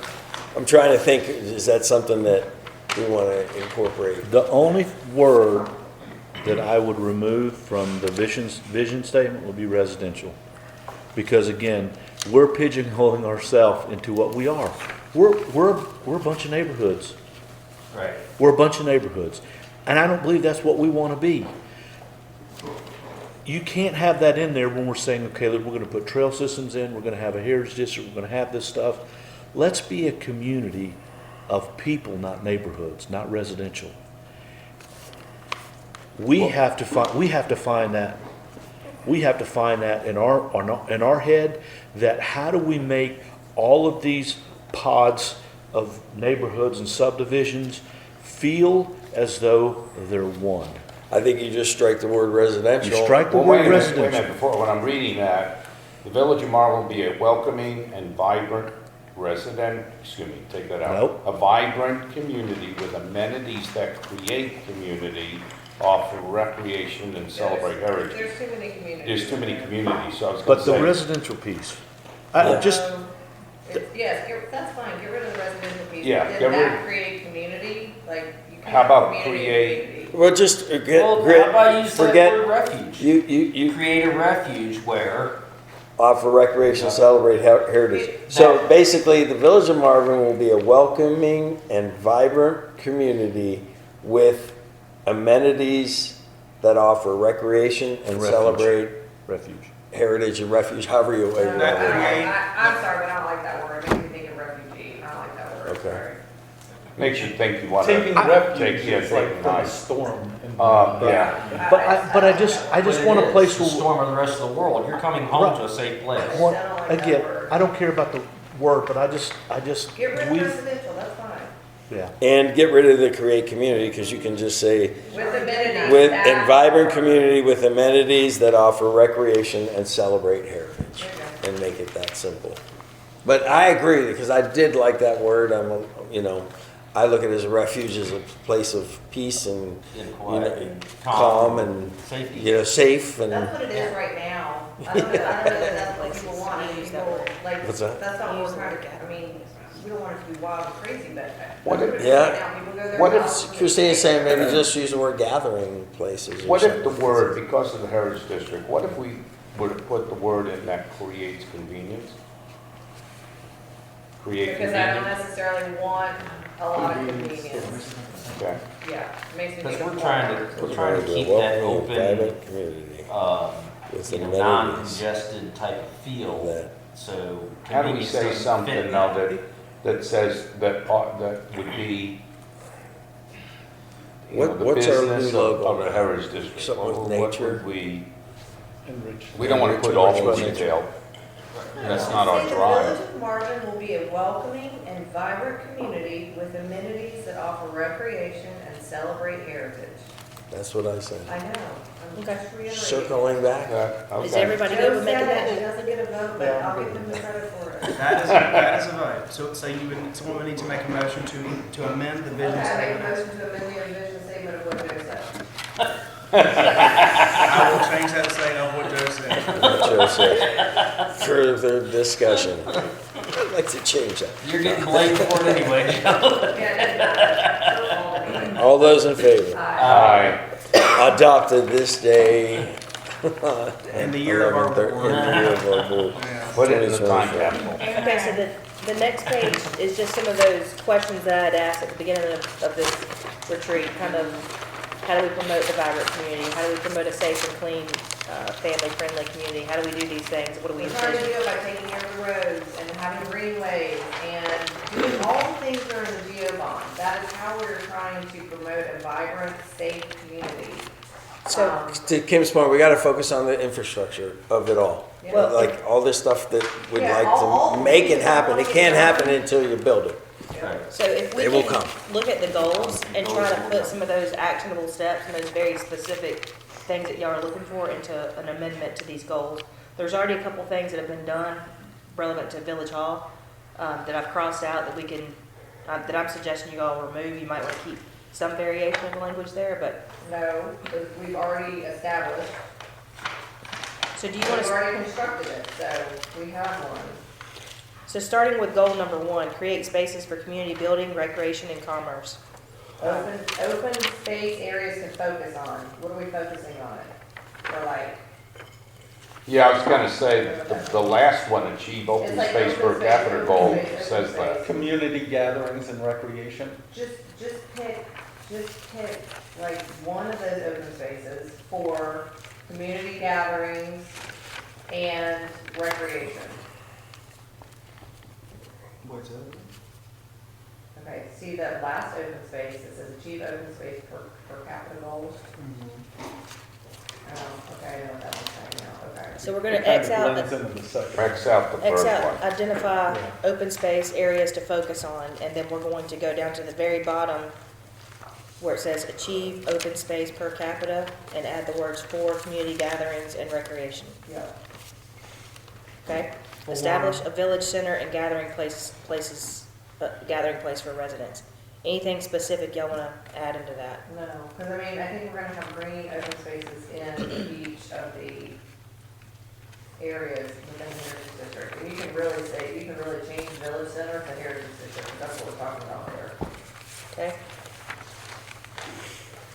So establish the Heritage District as a, As a heritage Place for residents, yeah. Okay. That sounds, Build and promote areas for family activity with its multi-generational amenities. Anything specific? No, golf carts. I don't know what that means, so no, I don't know how to change that. Those who don't walk as much take golf carts. Well, just like I have something think for that was toddlers, like have something for areas, senior you citizens. know, Frisbee things at the park. Stuff for all ages. Classes at the park. Y'all good with that language? Yep, that's fine. Execute approved plans and provide more funding to those plans. That's Yep, where, that's fine.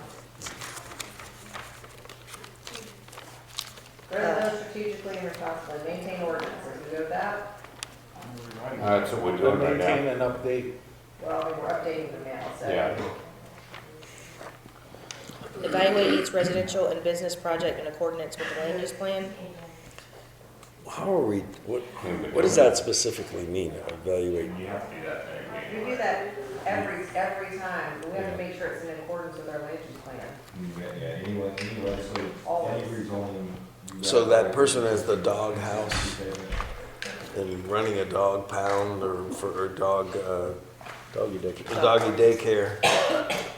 Is that something that would be fall under and? Yeah, you would look at your land use plan and see if that would be something that conforms to that, and it probably doesn't. Everybody cool with that language? Yep. Yeah.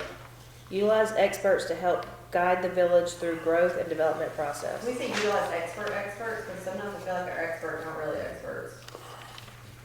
Define expert. No, but I am serious. Maybe we need to, yeah, maybe we need to reevaluate our. Well, you could have utilize experienced professionals to What, guide. what experts are we having problems with right now? Well, I mean. I'm asking. I mean, the one that did the Part F grant, I mean, it got denied the first time out, and the only reason it got approved is because they got more money.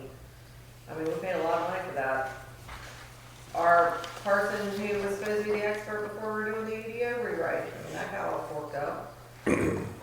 So, That's why I worry about the so-called plans for the area off of the village, you know, is that the right group that are we asking the right questions, you know? I'm asking, they're experts. hold on, but what we're doing is, we're going out to bid, so we're not, what we're putting forth is an idea that someone has done, and then they are gonna bid it out and then give us something from that. So, does that make sense? Yeah. Okay. So I'm not necessarily saying that McAdams is, because, yeah, I don't think they did a great job with their thing, but I'm not saying that what their plans are is gonna be exactly what the bid's gonna be. Hey, we messed up with the ordinance the first go around, you know, I mean, and, So we hired somebody else. But we're getting it right. Well, we live and learn, that's all I can say. I mean, we can't know going in because they're supposed to be experts. I And know. if they didn't do it right, we have to find somebody else that can, so. All right, keep on balanced residential growth with family-oriented activity. I don't know what that means. I don't even, balance residential growth. yeah, that's not what it means. Can we just strike that? Yeah. Promote voluntary annexation, absolutely. Limit new development. I don't know that we need to limit new development because we're not allowed to do that. I say we need to have. Manage new development responsibly. Yeah, responsible new development. Smart growth is about the term we use that. Yeah, take out Don't use limit smart growth. and do smart strategic. So can I take a step back on the, Sure. promote voluntary annexation, not just voluntary? If there's a path for us to, you know, promote annexation from a conditional annexation, then we should add that. Promote annexation. Okay, so promote annexation and then smart strategic development. Development, yeah. You need a verb. You need a verb to start that out. Verb. You could say promote to start. Yeah. There you go. Promote smart growth and what else? Smart strategic new development. I don't know that I like smart growth because I think there are specific Yeah, smart me too. growth initiatives out there that we Promote yeah, strategic strategic. development. Okay. Promote our historic roots. Establish markers or signs for historical homes, churches, yeah, that's fine. The new village hall should have historical information on display. We don't have any of that. We don't. I know we've talked about this at some point. I mean, unless you count Joe's name being on the outside of the building. We haven't, You know, Austin, she is funny. we haven't box framed Scott Lett's shovel yet. Other than that, that was the only artifact that was donated. We sent out information for forever, asking for donations, so. Just take that out. Someone because we don't recently have told me any. they had photos, and I said, Take please it bring out. them. Take it out. Oh, you know what? I have a lead on that. I'm just remembering who it was. James Carr, the real estate agent whose father is, Yeah. he says he has a ton of old photos from way back when. He Perfect. just told me When that. you sit down with him and you go through all that information and you find some stuff, then we'll bring it back and put it back in. Well, it says should have, it doesn't say we have. It says should have, and we should We have. should, but we don't, because nobody's giving us Well, but anything. that's still a mission for us to accomplish, so Okay. we should do it. Who's gonna take that on? Well, Joe just said he had pictures. I didn't say I had pictures. Oh, I wait, was- hold on, Joe said he was gonna do that. Yes, What was Joe it? said you did. Oh, you're volunteering me. Do I get a vote on this? You're voluntold, just like. Voluntold once again. No, just leave it, like it is. Just leave it. I'm gonna make a, Okay, no changes. Go for Okay, goal four. Maintain our small town community atmosphere and identity. promote the highlights of the village and the privilege of being a part of the community. Good. Can't we just put that down as snobbiest? You guys good on those? Yeah. Isn't that sort of like a buzzword now? That's like, isn't privilege sort of like a negative word now? It has a negative connotation these days. Unfortunately. You guys good with it, or? Okay. Monitor growth and provide solutions to reduce traffic. We're doing that, by wanting to take over the roads. Yeah, I think we keep that We're in keeping there. it, okay? Yep. Promote a small town atmosphere character. We're doing that with the Heritage District and. Okay, you're and good with all that? So, yeah. Okay. Generate more opportunities for community events or get-togethers. We're trying. I think that's what we strive every day to try to do. Don't we talk about this all the time, that we have these things off the line and whatever, and nobody shows up? Okay, are y'all good with that language?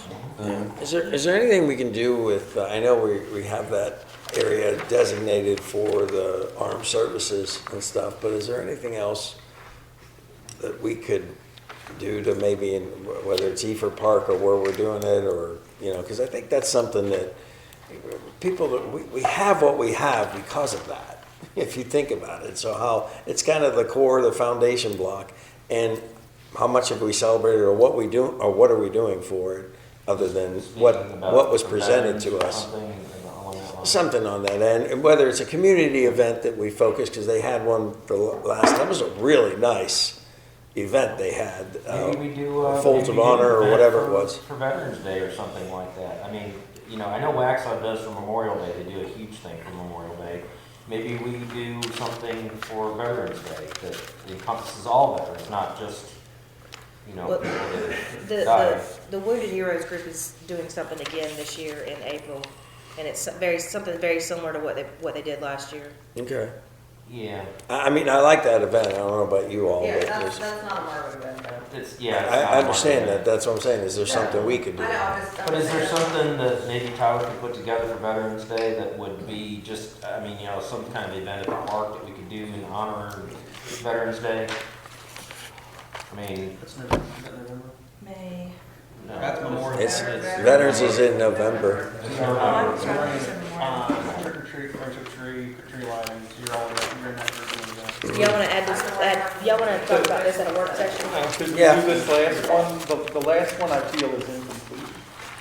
It says utilize communications medium and signage for what? And I would say to project maybe our values and image or something. We're doing It that just to seems we're doing that to maintain our small community atmosphere and identity. Yeah, that's the heading. So that's the description Okay. for what we're doing today. Gotcha. And I think that's pretty much what we're doing. So, Boston seems to think that we're rocking. Yeah, we are. It amazes me that people say that if they signed up or on any social media, I mean, It's all it's over the everywhere. place. So I'm just going to take a couple seconds and just read a couple of keywords that I wrote in your 10-year plan to see if y'all want to mold that in anywhere, shape, or form in the goals. Walkability, streetscape, pedestrian lighting, a few storefronts, picnic areas, gathering spaces, food truck, annexation of Ray Road, donut hole annexations, a bridge tunnel for, you guys were there, you heard that conversation. Main artery, nice welcome signs, wayfinding, reducing speed limits on the main corridors, pedestrian refuge, and then creating refuge. Golf cart community, completed heritage district, Providence, Ray Road, main corridors, branding, control over traffic, crosswalks, Waxhaw Park property, partner with HOAs to look at recreational opportunities. Those kind of keywords, is there anywhere that y'all want to put any of these things in the goals? Okay. Any new goals that y'all want to create? I want our new banner to be a big piece of construction equipment that we hang the banner on. That's the thing, and we just mobily move it to areas in the thing so that'll get their Do you want a attention. front loader? Do you want? I'm thinking the front loader would like come seeing what's happening at the Marvin, in your Marvin neighborhood. That's the only way, Kim, we're gonna get them out, we're gonna get them out to communicate. No, I said a front loader, a digger, And an excavator. just before we close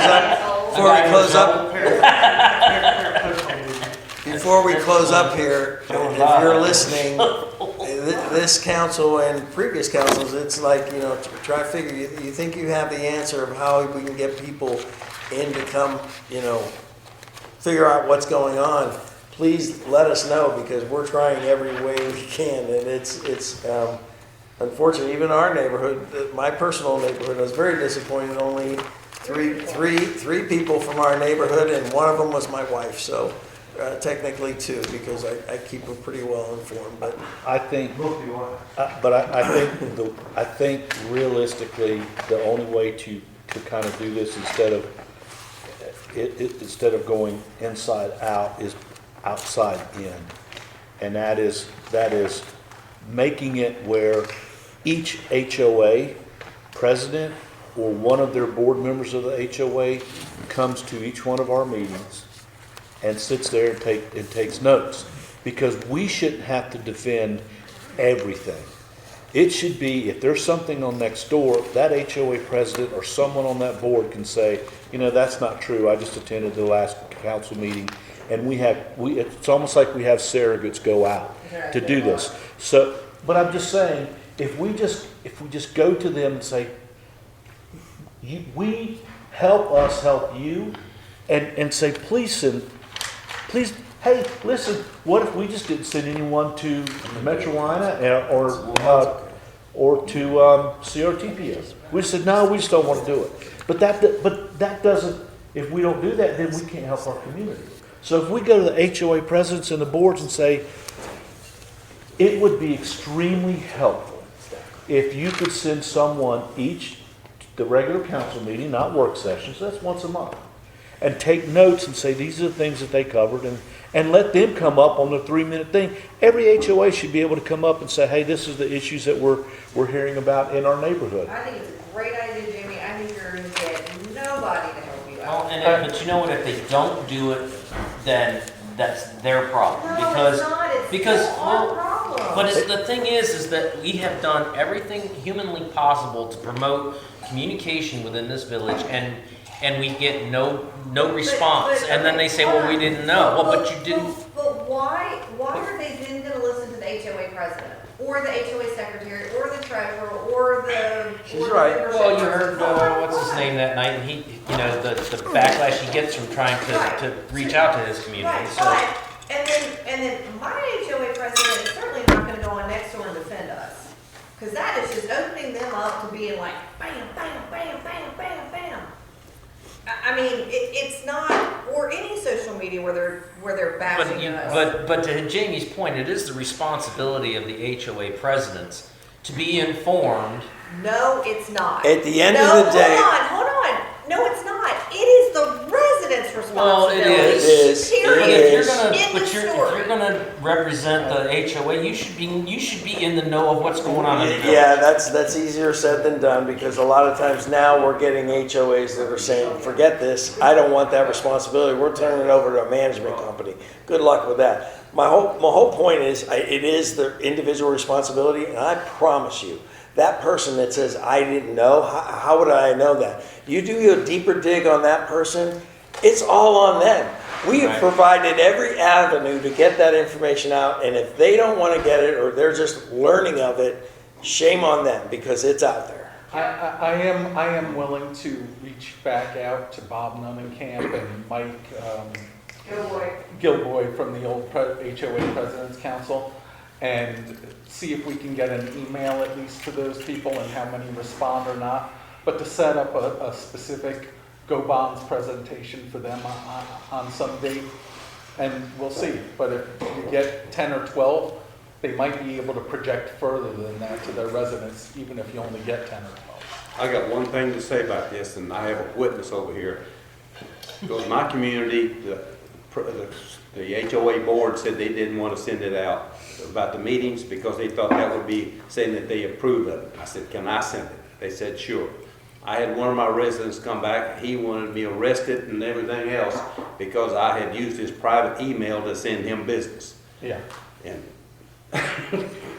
Well, He emailed me, he was not happy with it. well, again, then I'm gonna go back to, that, it's extremely unfortunate, but we have, and I believe we have taken every attempt to do everything. Yep. I would like the last attempt to go back out to the HOA presidents as a new year and go to their boards and maybe even meet with their boards. I'm open to do that personally myself, in each one of them. But to Kim's point, if the GEO bond does not pass, we've got some hard decisions to make that aren't going to be viewed kindly, but I don't think I it's don't- very hard because I then don't- the community said they don't want anything. understand. Real quick, let me on tagging on to that, Austin, how difficult would it be? How difficult would it be when you approve the minutes and we approve them, that you send them out to every president HOA and let them throw it out? They're gonna send it out this way, we don't get anybody's email we're getting in, but you just learned everything that just happened. I could send a link out easy. I could. No, I want contacts at each HOA. We're not gonna hit everyone, but that's a big group of people. I have got a most of list, and I can send out. Definitely can send out a link. All I'm asking is I a can't force, a push. I just can't send out the file because the file's too large. Yeah. A link. Like I say, here's a link to the thing. That's all I'm asking, because we're doing this every month. We're giving them the latest that was just approved, what's happening, what was talked about, Okay, and they have no excuse. But in the same breath of that, it's, we send out the agenda to whoever's on the residence list. They ought to be able to see that. Like, they Yeah. ought to be able to look at that and see what's on. Yeah. Yeah, we're getting close on time. We've got to be out of here, but, so we're gonna wrap this up, and we put that on the, work session list. Yeah, for sure. So I'm gonna do something a little bit different, real quick. We've all had a nice time here, I hope. And I'm gonna ask staff real quick to give me a couple minute things, what you like, what you didn't like, what we could do to improve and stuff, and, you know. And what you like about us, what you don't like about us. Yeah, you don't have to get specific, but we'll just go around the room, starting with staff, and then we'll have a quick Who's your favorite? We'll have a quick council I'll have to leave the room for that. A quick council comments about, you know, how things are going. So, Jill, I'll start with you. I'm sorry, what was the questions I'm supposed to Oh answer? my God. Can you start with someone else and then I'll? Yeah, okay. So, Hunter, go. Hunter, go. Who's your favorite? Just a. You're saying like what you liked about. Just, yeah, I mean, this whole The retreat, event, what can we should we do keep this going? Is this Oh, I mean, I something? definitely think the overall retreat is How you good think for it went? everybody, for staff and for council. My only recommendation / input would be, I mean, it's sometimes hard when we're presenting from paper and stuff, and it would be like if we had some type of like technology, as in a TV or something to put the PowerPoint up on, where then it's kind of easier to follow along. But that's really, other than that, it's just, it's Kill I guess less trees. in short, like the setup in here. Like I like kind of the more relaxed theme and everything. It's just more like still presenting from, because Did we ask Old North State if they could bring in a TV? Okay. That's just a note to take for next year. I do like this setting right here, and if there's a way they could roll in a TV Sure. right here, that would be awesome. Great point, I think. Tyler? Yeah, it was really fun. Learn new dance steps? Yeah, a lot of Dance Revolution. All right, good. Dave? I think this is a tremendous opportunity, and I appreciate the invite for this year. My personal opinion, it's a great way for us to get away from the pull of day-to-day Noise. activities, just to sit here and collaborate and talk about the issues at hand and how we can advance or benefit, enhance Marvin. Marvin's a special place, it really is.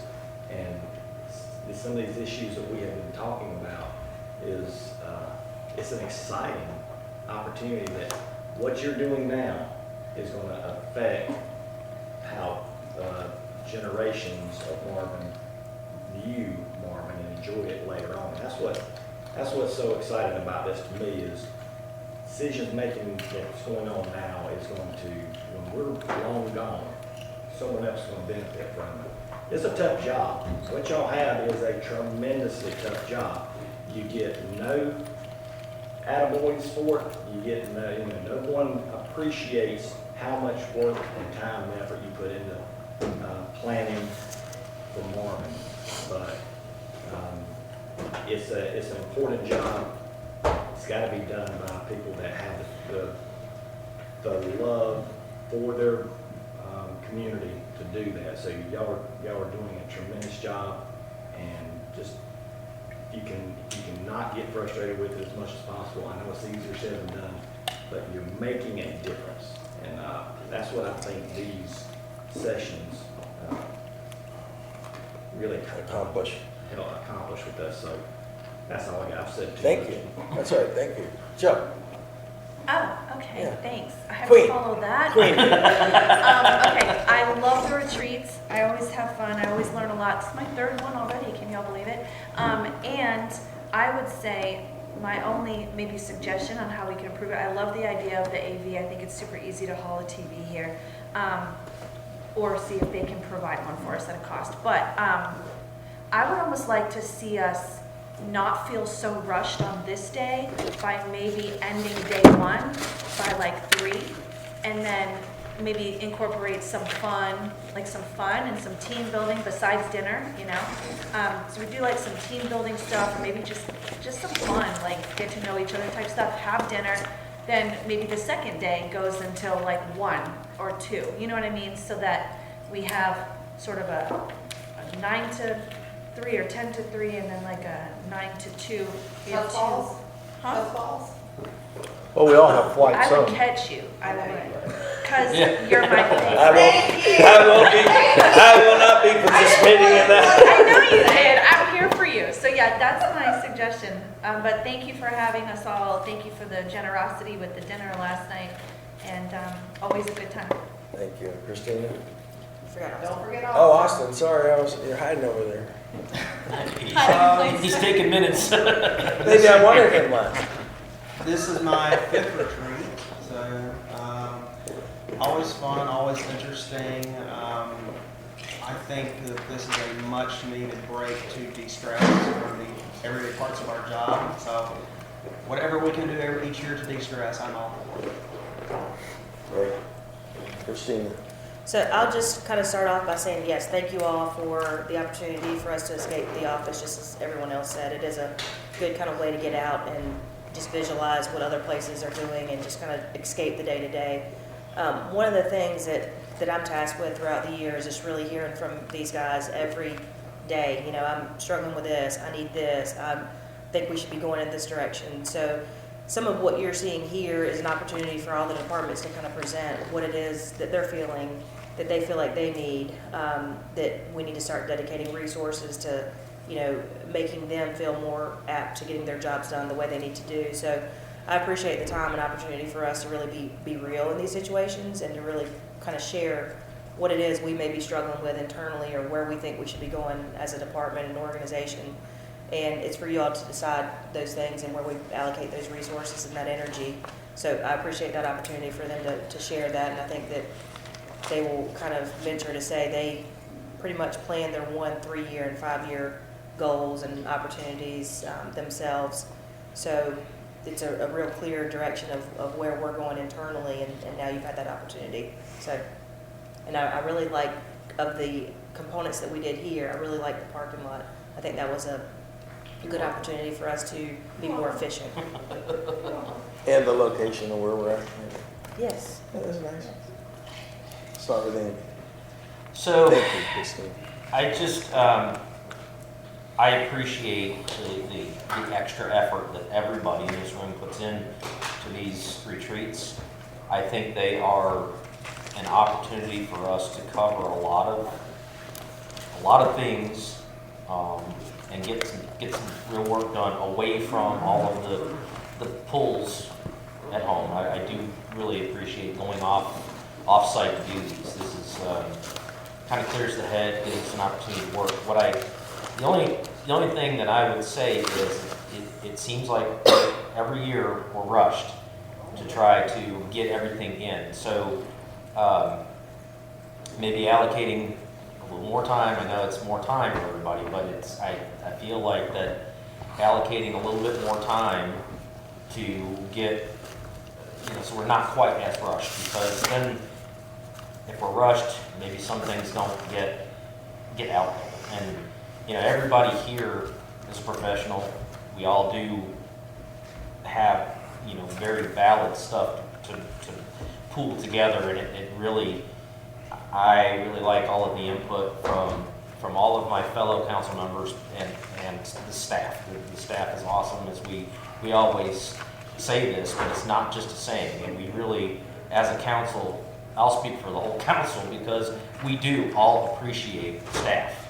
You guys just do a tremendous job, and I know you guys are busy all the time.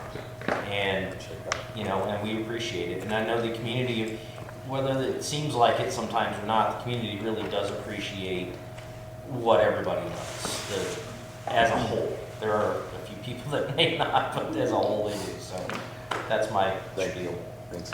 John, first timer? Yeah, this was my first time, other than participating tangentially a couple of times when we had spots with EPRG came to your retreat and things like that. I think the timing also, you grew with another councilman, so there's an additional voice to be heard. But there's also more staff, that, also goes into the time component of things, and giving everybody the opportunity to kind of say their pieces and present their goals and things like that. So naturally, maybe in the future some more time might be allotted, but other than that, I just, thank you. And we don't, I think sometimes the residents get the misperception that we agree on everything, or that we're in lockstep with one another. And, I think if you listen through the tape here, that's really not the case. I think we all come from different backgrounds, different areas, different experiences, and I think that's a good thing. And while we try to build consensus, I think we can do that even if we don't agree with everything that we're making a decision on. And that's really it. I just appreciate the respect that everybody has in listening to everyone else and incorporating those ideas and kind of trying to mesh them with their own. Thanks, John. Rob? I thought this was even better than last year. I thought it was a lot smoother. I think the PowerPoint presentation is wonderful because I like paper. You can actually look at it, write on it, reflect on it, and it makes us be able to gather like this as opposed to facing the screen. But other than that, I'm just real proud to be associated with every single one of you. This is a tight government. This is tight. Everybody, I think, I'm highly respectful of the staff. And the job you do, and then of course us. We can, express our opinions, and nobody's passing judgment. We're trying to fix things. So I thought whoever came up with this idea of meeting here, I thought it was a great idea. I think we ought to continue it. All right. Hey. I like to hear the good and the bad, all sides of it, which something like this, it gets open, everybody speaks their mind, because if you just run on one side of it, then it's hard to make a decision. If people don't like it, the idea, and somebody does, then you kind of melt those together and see what you come up. So I think it's a good idea. Jane? I like what everybody said. I think the biggest thing is, the biggest thing that I take away from not only the retreat, because retreat allows us to, again, remove ourselves from all the other stuff that we have, the pulls at home, and we don't sit here and go, because inevitably we have that.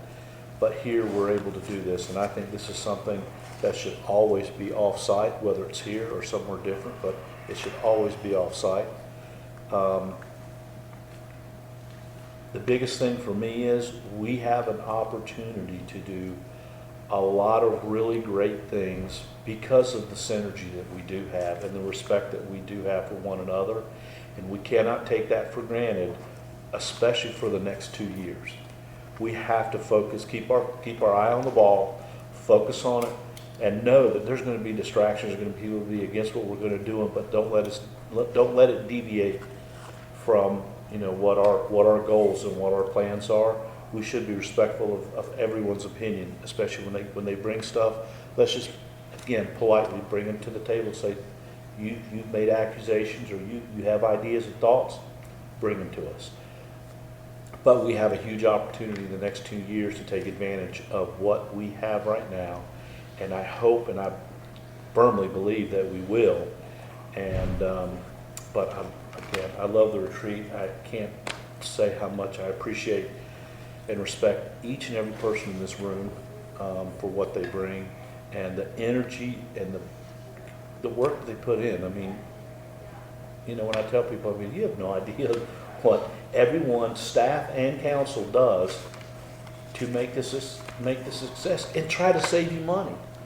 So I'm very appreciative, and I'm privileged to be here with everyone, and I like it. So. Thank you. Thank you, staff. This has been great. I agree that I feel like the second day is rushed. I would almost like to see 2 full days, because I think that we get a lot of our best ideas when we're sitting around spitballing stuff and talking about stuff. So I know it's going to take away more, it's going to cost more money, it's going to do all the things, but I think what we're going to get out of it is going to be more. I love the 1, 3, 5-year plans that department has brought. What I'm missing from that is what Christina's 1, 3, 5-year plan is. We didn't hear from you. I don't know what your plans are. Like, I don't know what you want to accomplish in the next 1, 3, 5 years. So I think that I would love to know what that is. With the department heads that gave us their presentations, I would like to take those at each work session. Not everyone, but like, we'll take finance at a work session and let's talk about it. Let's figure out this next upcoming year.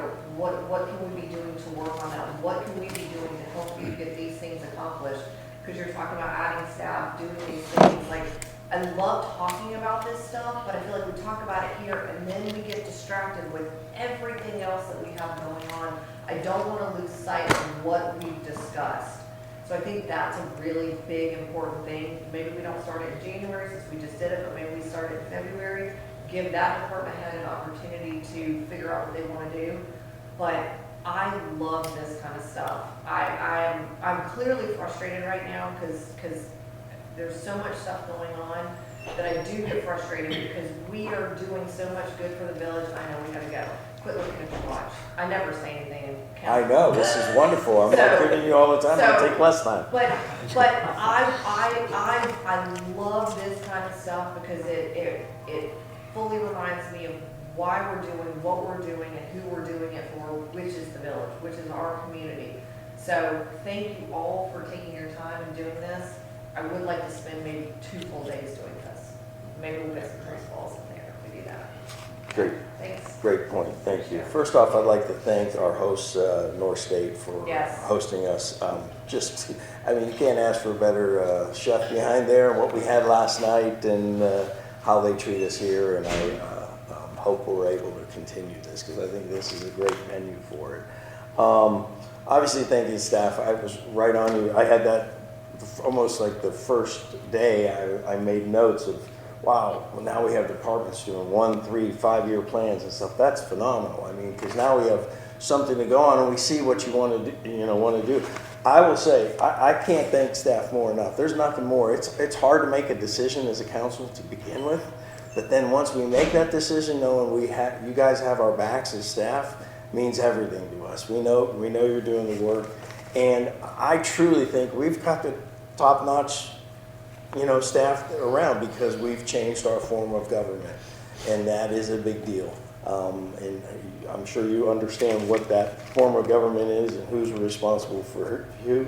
GO bonds, guys, it is what it is. If it passes, we're going to be busy. So, and just get busier.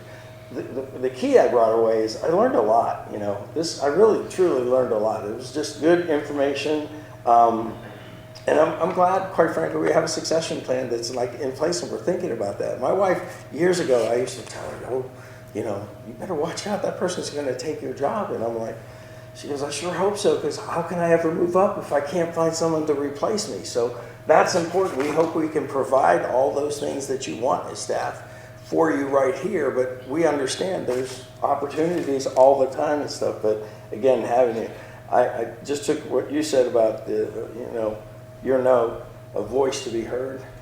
I am so happy we have a voice to be heard from your area of Marvin, because we constantly being told that things. So a great addition to having you here and all the input that you gave. And I truly appreciate it, John. So thank you for that and representing your side.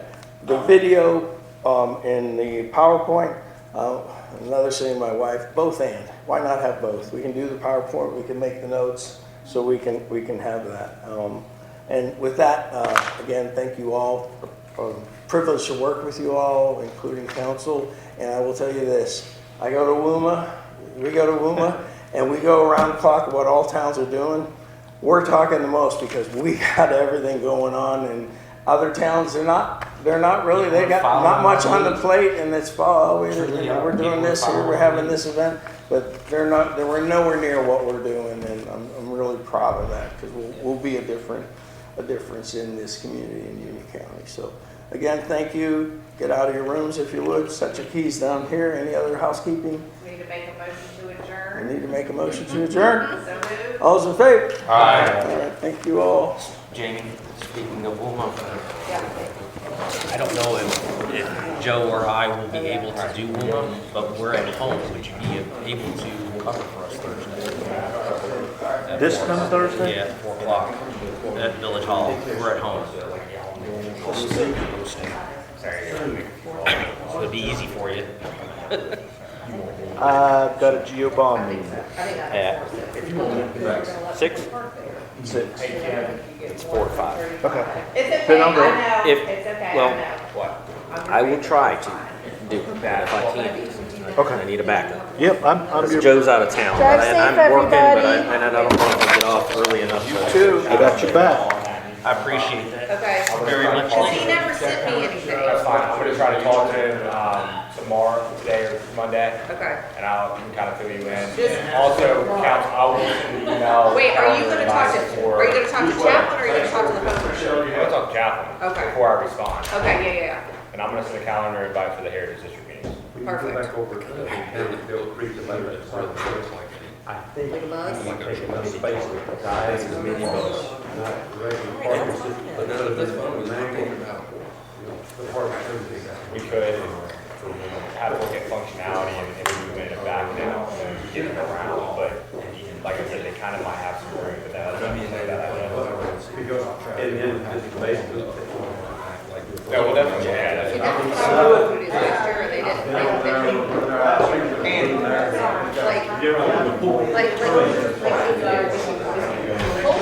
turn in here, stop, and then I want them to back out. Hey, Wayne. No, no, so like I said, It's unlocked.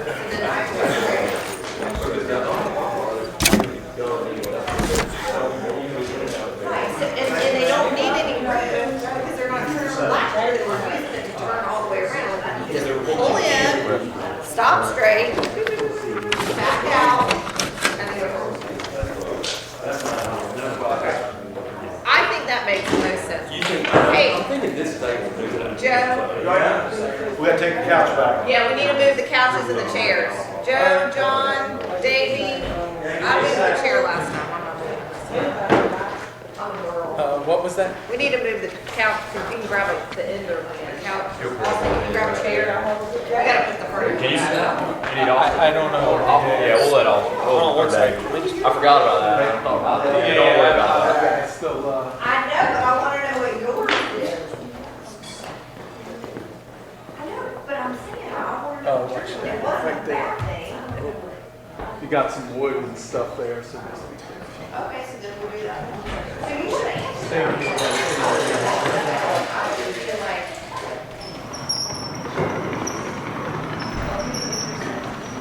This way? Well, we haven't got this. Well, there were these. So, is it the first one or the second? Is this somebody's? Yeah, it's mine. He's gone, is York, can I get in? That one was there. I don't think that one, that one. This, we're gonna order one shuttle for Marvin, and this is what we're gonna have. But it's mini, it's only a 34 seater, so it's small. Okay. But it looks like that. And the idea, what I'm thinking, they're pulling from the park, they're gonna be coming from, like the middle stop, turn right into the park. We're driving in. Pull up into this first parking lot, stop, back out, then you're gonna pull. Yep. That's my 3-point turn, just boom, boom, boom, back out. We'll have to let them in, that might be a little stop in the traffic, but we'll have officers. But, and that way, if we stop it, they can never let them get back to the hospital quick, it's quick, little 500 meter street. Officers still working in your second. Oh, the officers going to, we're gonna have like 6 officers. Okay. And I like that idea. And that's gonna be fine, that's what I'm about Jeff's up to there do. getting his stuff. I've got. Not a bad price. That's only $21.50. Thank you, everyone. See That's not buzz for